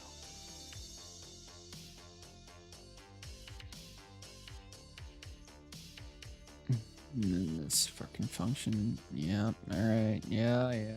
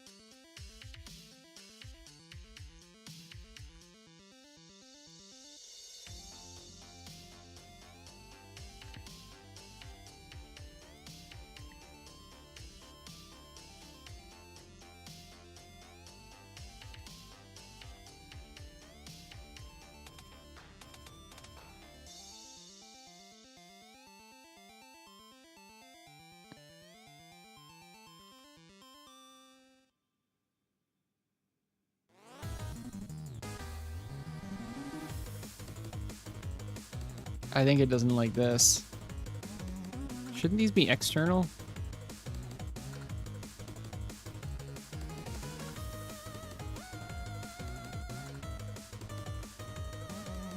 But now it's gonna yell at me because I'm... I already know. Yeah. You can't initialize it and declare it external. So where should I initialize this shit then? Would it be here?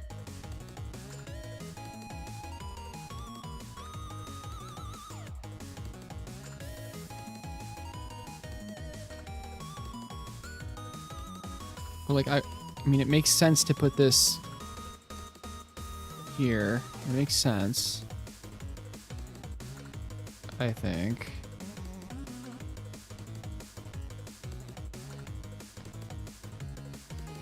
Or just put it in utils or something.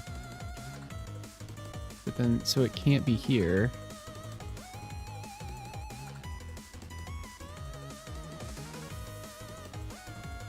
So where do I create these states? Do I just create them here? Like...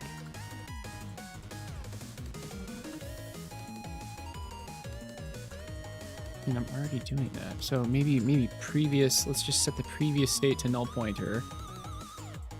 Current state equals that. But we need to create the states first. Initialization state equal... Yeah.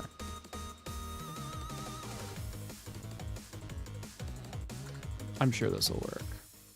Yeah, totally. Standing state loop.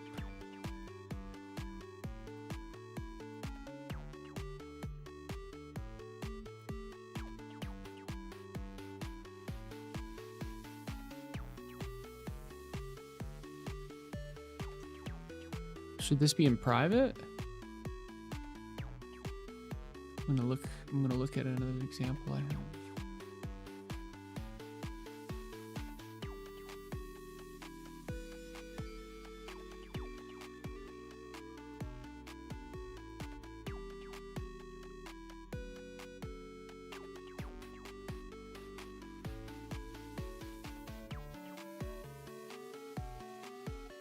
Oh, my bad. Okay. Still have that issue.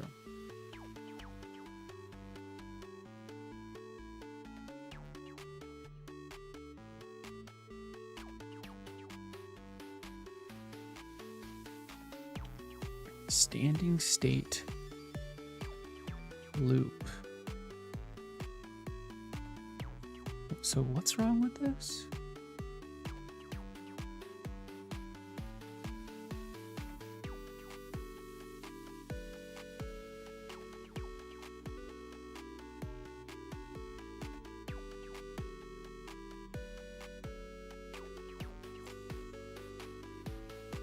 I don't even, okay.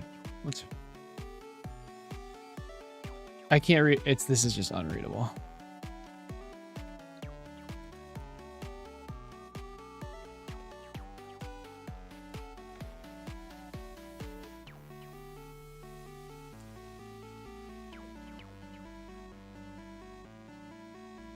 Okay.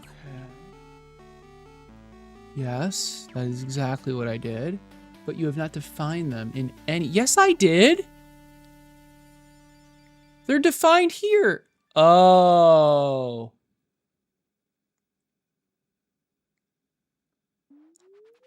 Wait, do I have to do something like this?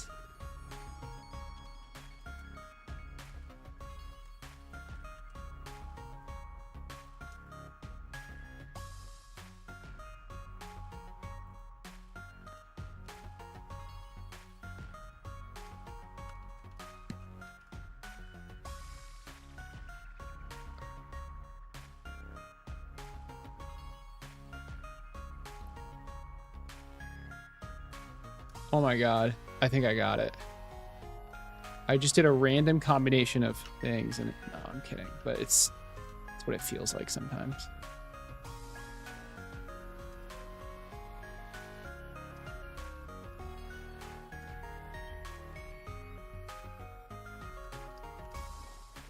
Yeah. Nah, OOP is fine, I guess. It's C++ is... okay. That's how it is. Makes me feel like. Let's try it. So, really? Okay. What? Dude! This UI, the button locations change. Okay. So when I turn this on and I press... Well, when I press buttons, I expect the state to change.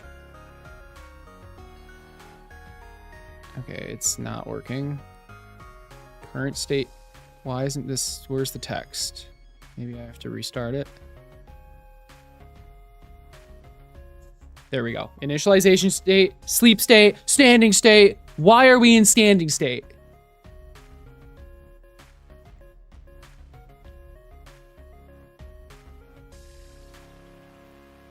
Why did we enter standing state? Okay, whatever. I'll press B.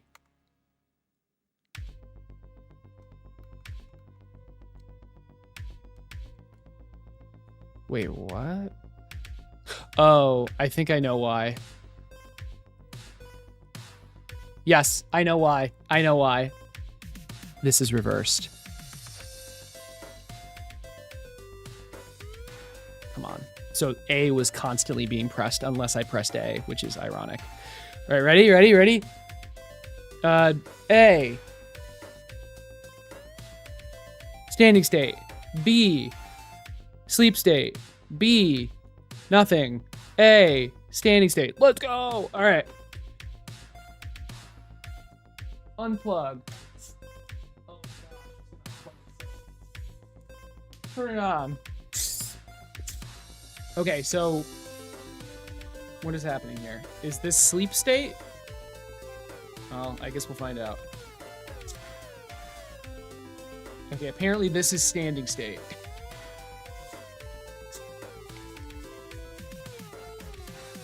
Okay, that's great. Okay. We have some issues. And I think I know what's wrong, but...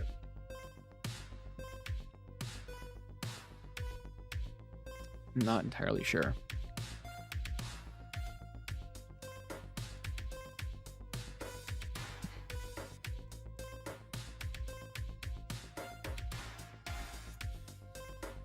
Okay. So sleep state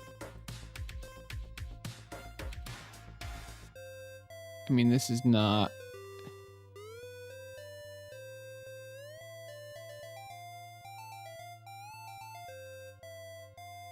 Why is this so high?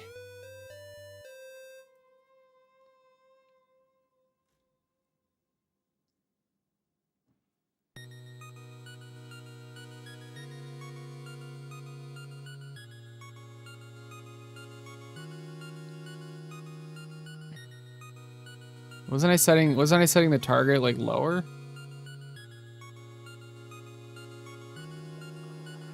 This is how high it was.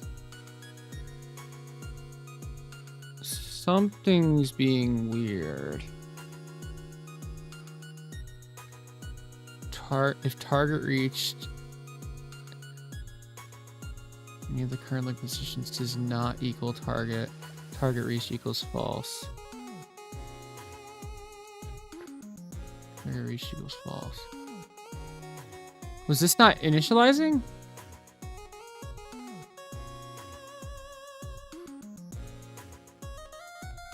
I mean, it starts as false though.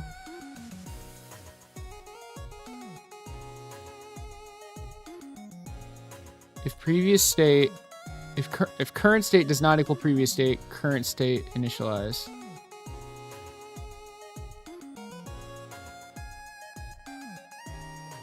And right here is where the state changes.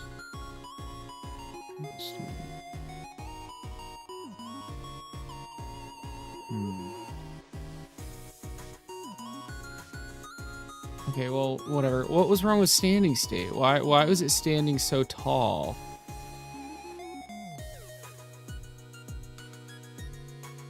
Didn't I hard code? Yeah, 0. 173. Oh, that's why. Okay.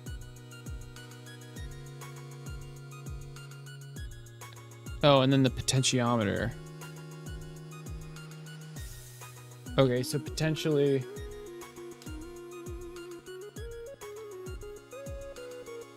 if I move the potentiometer in standing state, it should...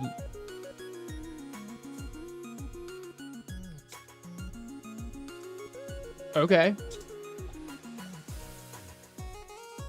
Sure. Okay, so let's just set this to the rotary encoder. Do I actually not have the rotary encoder? Are you serious? That's freaking annoying.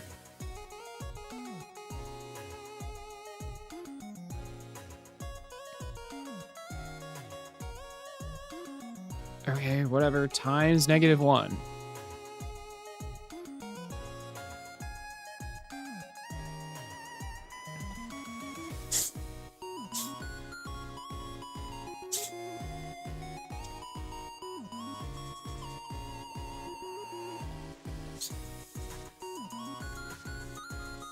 So this is -100.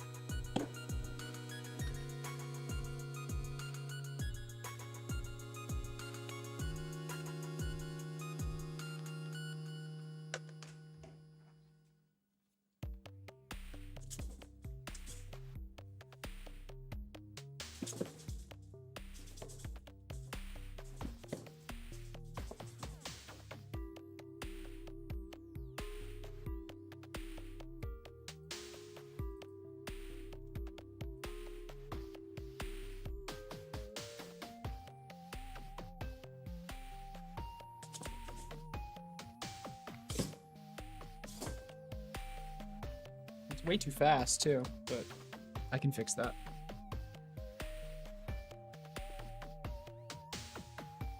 Well, anyway, I want this to be times -2. It's probably gonna freak out, but we'll see. Yep. Yep. Seriously?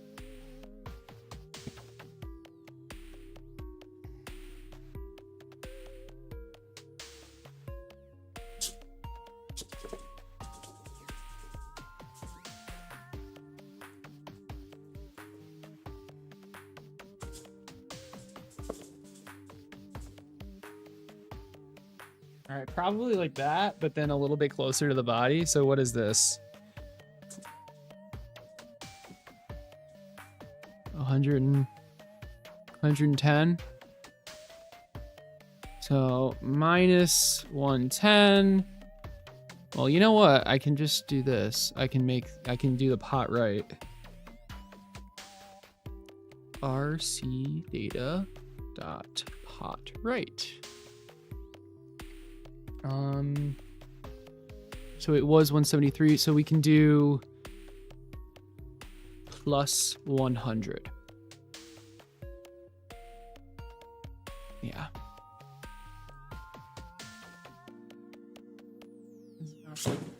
God damn it. The moment I let go of it. Okay. So standing, and now, yeah.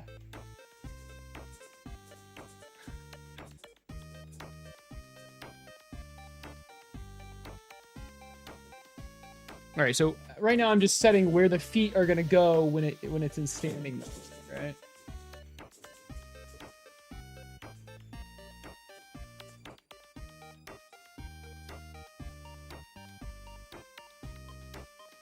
Probably that.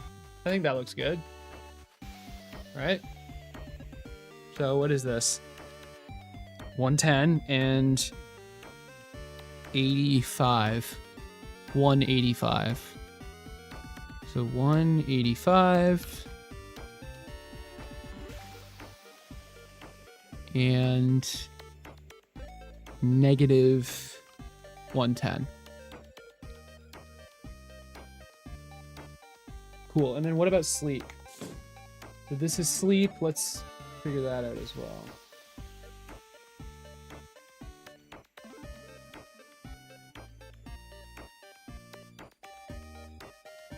Target equals RC data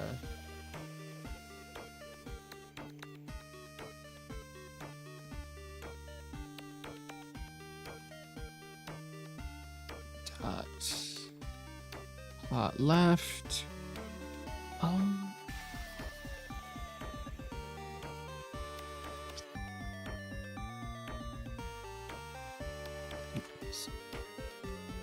And then what's the height gonna be? That can just be RC data.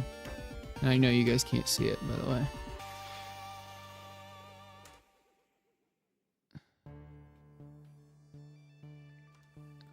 Let's just try that.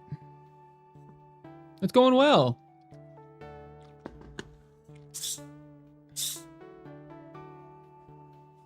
Okay, so if I press, yeah, if I press A, it stands. Why is it so far out?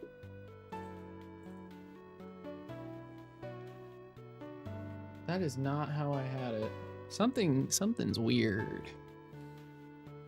Something is weird.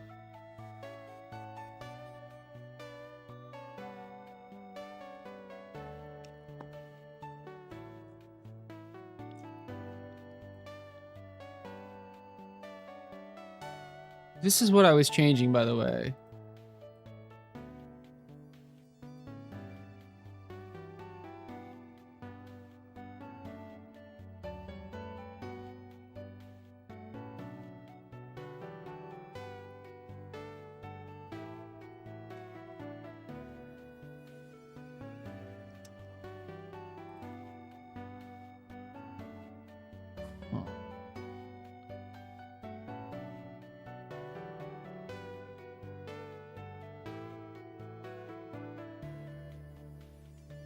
I don't see it. I mean, why did this change after turning it on and off? Did I do my math wrong? It's possible.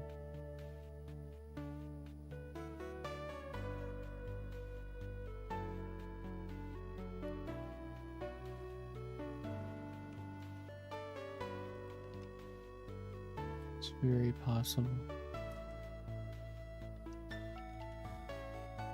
What is it? How do I print serial dot? Yeah.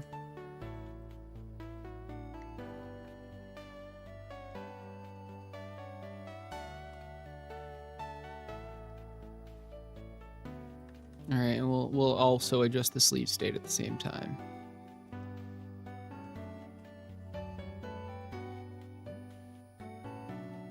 All right.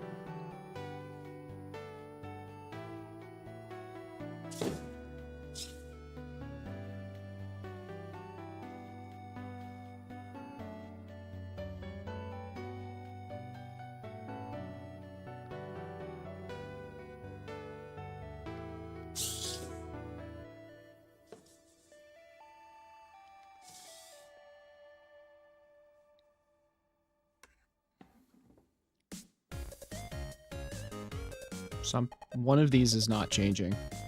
What did I say A was? The sleep state? A was standing state. Oh, for Christ's sake. What is happening? What is happening?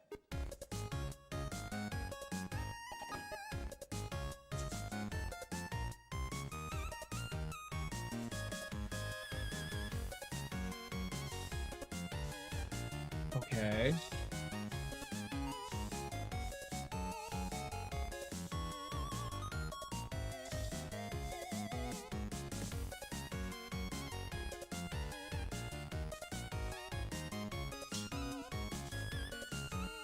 Okay, so this can be the standing state. 185, negative 110. I'm realizing now, I think I didn't have that number. Okay, we'll see. 185. It's a standing state. Standing endpoint. 0.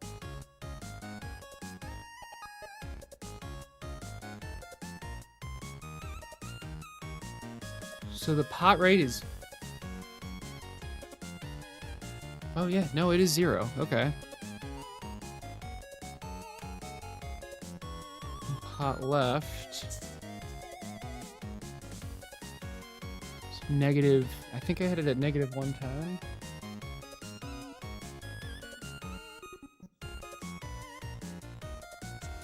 That's fine. Negative 90 is fine.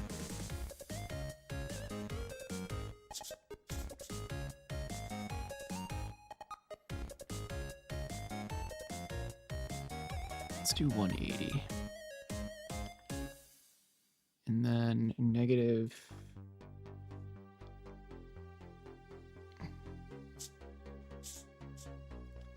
negative 100. Okay. So if I restart this, it should... It could be the bug where things get, like, off-center.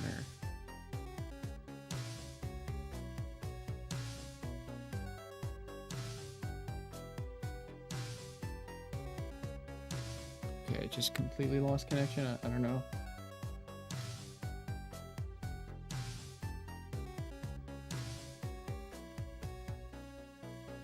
I think it just died. What just happened?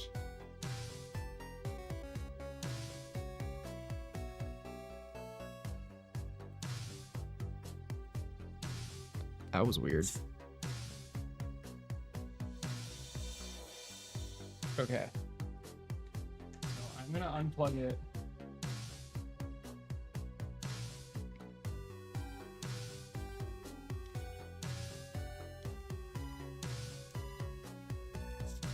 Oh, did my battery die?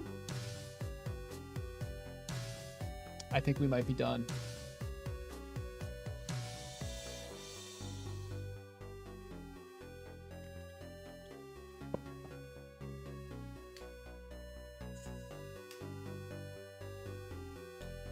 Yep, I guess we're done. My batteries died. So, and I don't have a desktop power supply thing to power it instead. Well, that's anticlimactic, but at least it's working.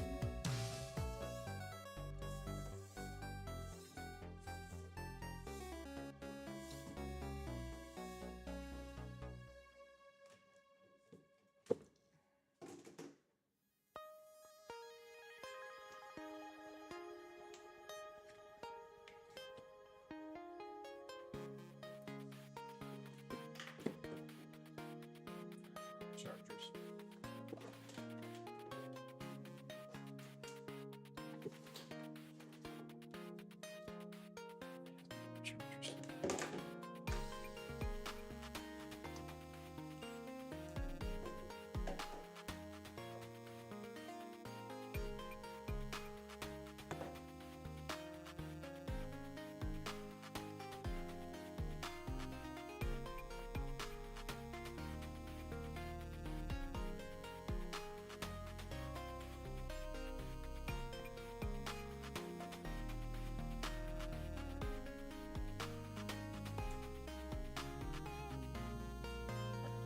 Trying to find my other charger. It's the constant motivation, man. You're welcome, Hux.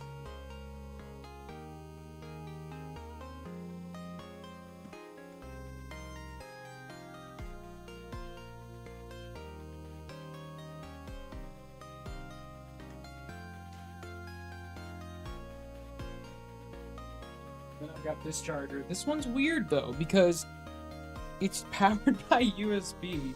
So I need to find some...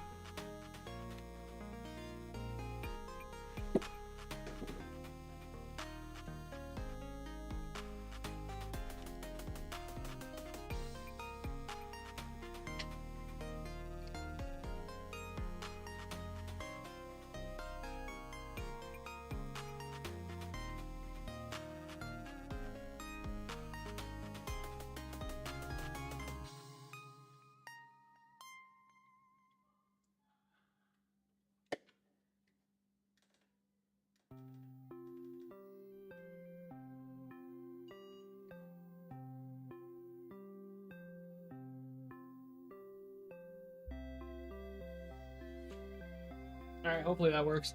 I know this one works, but oh, you guys can't even see it. I know this charger works really well, but this one's weird.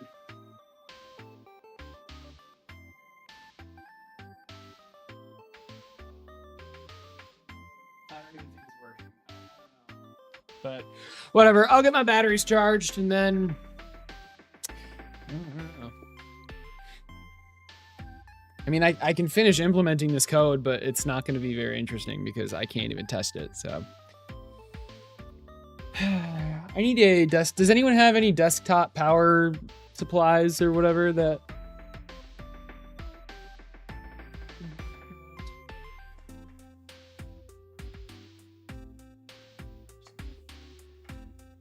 In the meantime, though, I want to see...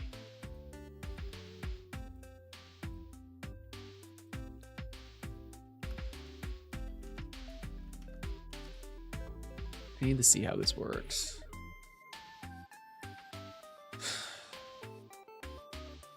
Okay, this is exactly what I'm using.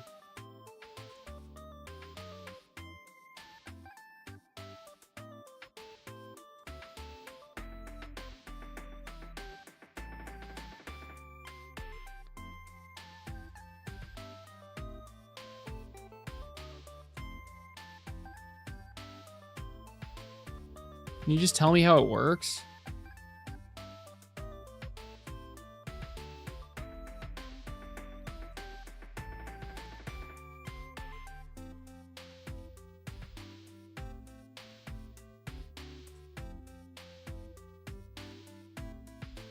I don't think it's charging.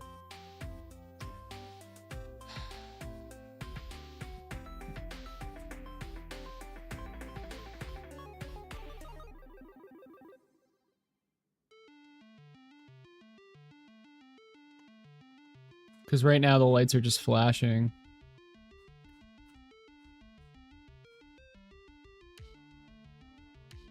Ace G-Tech smart charger with the input. Yeah, you're plenty. I lost the instruction. Wait, did I lose the instruction?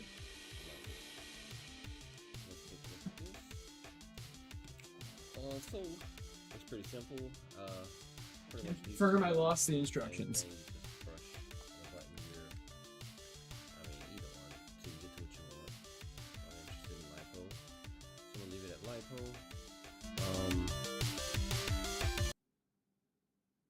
I'm gonna go ahead and let's plug it in. It instantly lit up with Mine didn't. 3 lines, which show me that this battery is almost full, which is what it is. Oh, but I guess it means mine is I guess almost you could dead. press storage. No, you press the button and it goes through the sequence still.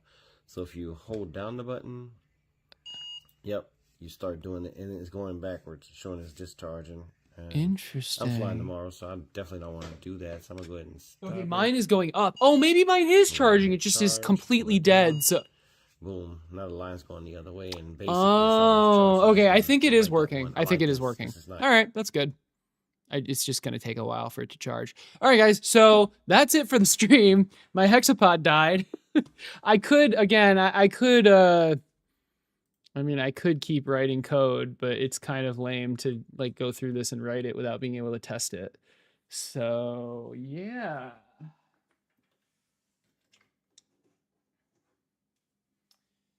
Well, we've got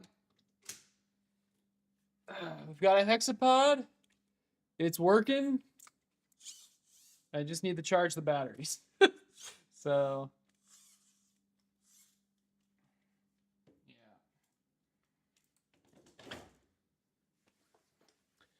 Just 9 hours. Yeah. Yeah. Well, it's like a full work day.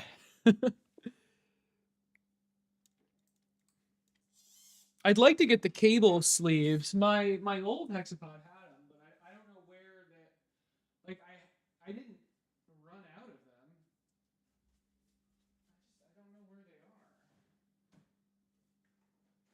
I think they're in storage somewhere. I hope.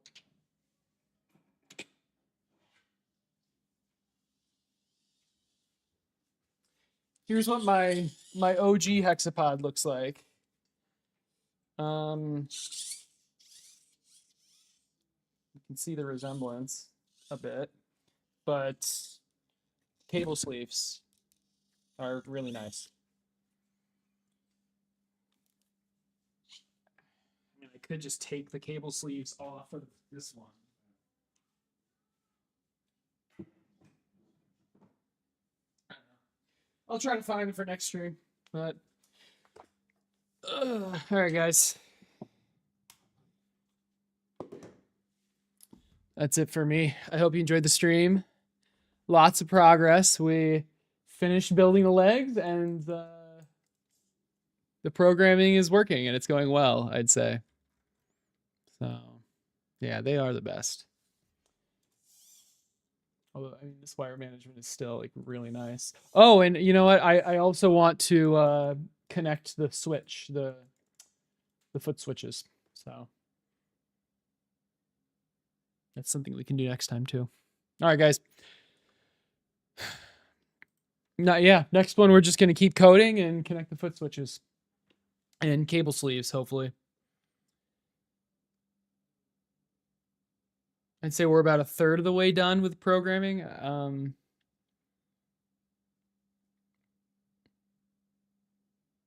I at least want to get it back to parity with how it was.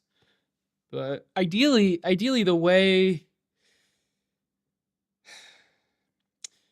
I refactor it allows me to just like do a lot more like quicker. Like add new features and stuff. For example, a gyro mode where it matches the angle of your controller. I'd like to do something like that. I'd like to at least be able to sense if the foot is touching the ground with these foot switches. I don't know. We'll see. Oh my God, Bonjour, how are you still awake? All right, guys. It is a good time for me to stop. I'll see you guys later. Have a good night. I hope you enjoyed the stream. This is a great one. Making a bunch of progress. I do remember the ball hexapod. What about it?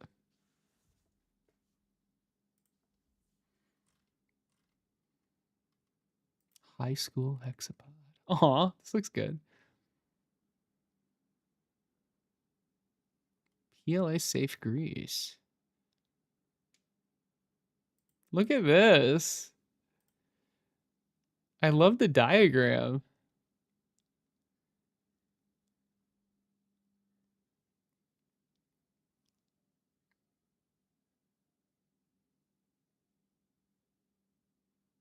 You know that autopilot awake state? Auto. Yeah, I know what you mean. You should go to bed. All right, guys. Oh, sorry. Yeah, sorry.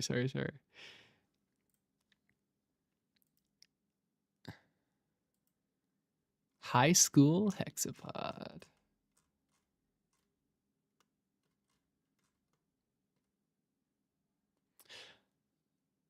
I'll see you later. Have a good night, guys. I gotta eat something. I haven't eaten in, well, 9.5 hours, so I should probably do that.